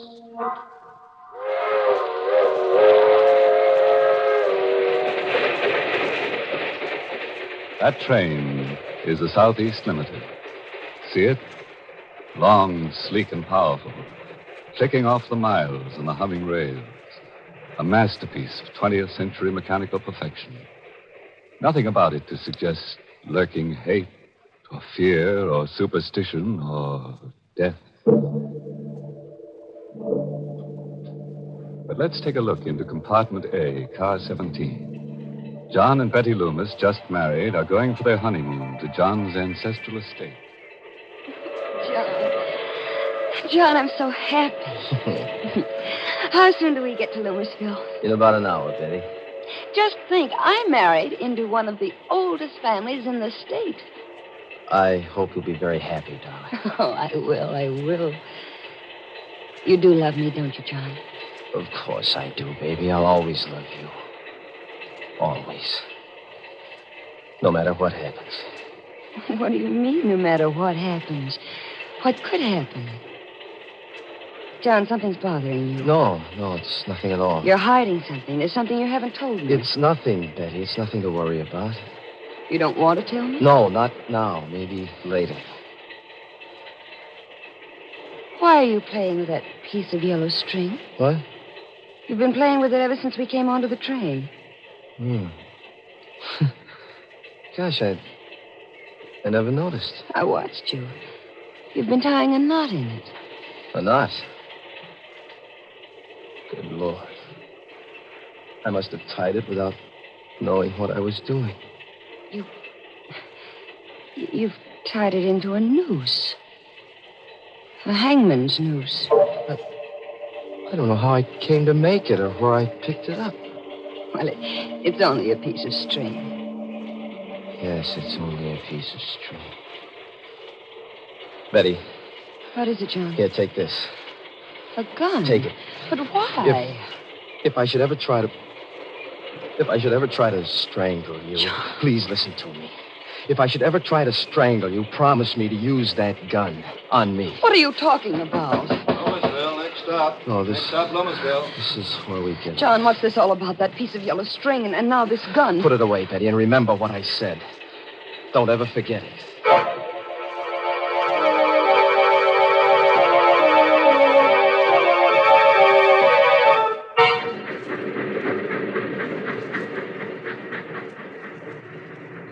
Why is it so dark here? This is just a way station. The train only stopped here to let us off. Otherwise, it goes right through. Oh? I thought Loomisville was a big town. Well, it used to be 100 years ago, but now there's only the Loomis estate. Are we far from the estate? About 2 miles. Old Herman Galt should be here to pick us up in the station wagon. Herman Galt? Mm-hmm. He's the handyman. There's been a Galt working for the Loomis family for the last 150 years.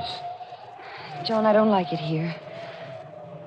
Dark, and that wind. The devil can Galt be? I wrote them what train we were taking. I'm right here, Mr. John. Oh, Galt, you frightened my wife. I'm sorry, ma'am, if I scared you. Oh, that's all right. It was just the way you spoke so suddenly out of the darkness. If you'll follow me, I've got the station wagon back here. John, he doesn't like me. Galt? No, that's just his way. He's very devoted to the family. Wait till you get to know him. I don't think I care to.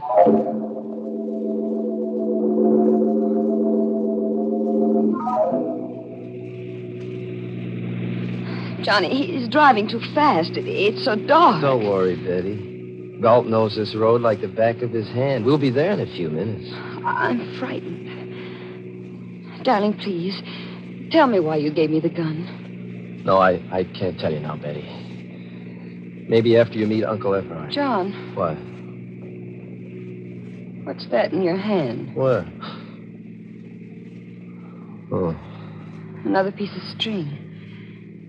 A red one this time. Well, I must have picked it up in here, off the seat. You've knotted it into another hangman's noose. Galt. Yes, Mr. John. This piece of red string, did you put it here? No, sir. Then how did it get here? You ought to know. Yes. Yes, I ought to know. Galt, why are you stopping here? We're home, ma'am. This is the entrance to the Loomis estate. I've got to get out and open the gate. I'll be right back. Betty, I've got to get out, too. I've got to see for myself. See what, You John? stay here, Betty. But, Stay right where you are. Wait a minute, I'm coming, Go back, too. Betty. Get back in the car. Mr. John is right, ma'am.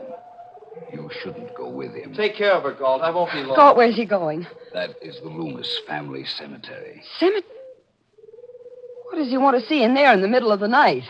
He'll tell you himself, ma'am. In due time. No, I'm going to find out right now. Better not, ma'am. Better come John! back. John, wait for me. Betty, I told you to stay I'm in the going car. with you. I want to know what there is in that cemetery. Get back in that car. I'm your wife now. I have a right to know what this is all about. I'm going with you. All right, if that's the way you feel about it. But hold on to that gun I gave you. Keep it in your hand all the time. John, why? You'll find out soon enough. This is the gate of the family cemetery. All the Loomises and their wives are buried here. It's so shadowy.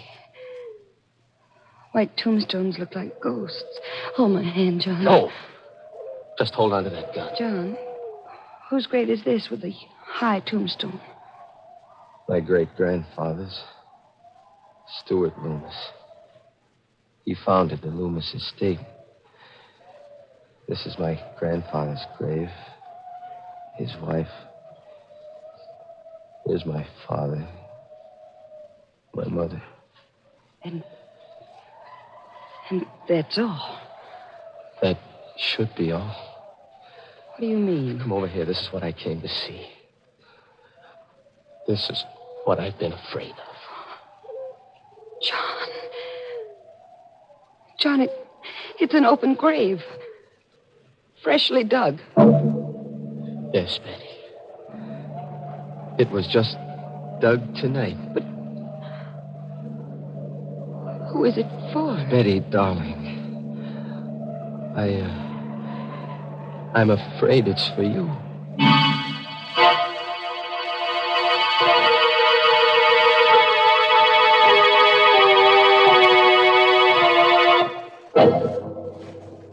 Well, what's poor Betty letting herself in for?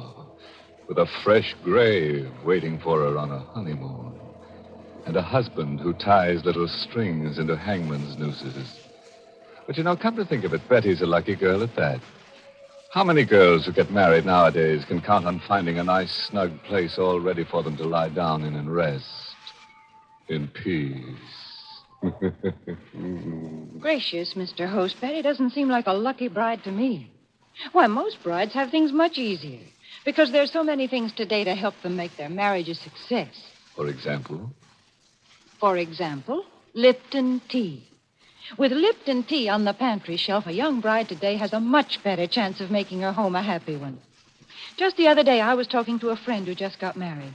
As we sat there in her kitchen sipping our Lipton tea, me occupying the only chair and she perched on the kitchen stool, she said, "You know, Mary, it was silly of me to worry about being able to cook the things Jack liked. It's not nearly as difficult as I imagined. Take this Lipton tea here. It answers the whole beverage problem as far as Jack is concerned. He's happy as long as he has Lipton's morning, noon, and night." Well, I told her I could understand that, because most husbands I know about are partial to Lipton tea. And it's because of the extra satisfaction that's in Lipton's wonderful brisk flavor. Satisfaction, did I say? You just try Lipton tea and see if that isn't an understatement. Try Lipton's tomorrow.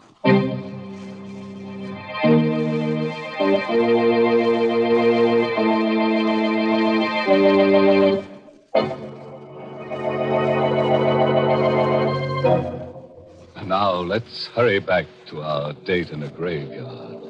Remember? With poor Betty, whose husband has just told her he's afraid the freshly dug grave is for her. John, what do you mean? Who dug this grave for me? Who? If I told you, you'd think I was crazy. No, you've got to tell me. If I'm in danger, I have a right to know. Was it God? Your Uncle Everard? No, at least I don't think so. His wife, Christine. Betty, do you believe that a ghost could dig a grave? Ghost? Do you mean I'm in danger from a ghost? Oh, I told you you'd think I was crazy. John, why are you looking at me like that? I don't know. Betty, have you got that gun with you? No, I left it in the car. What good would a gun be against a ghost?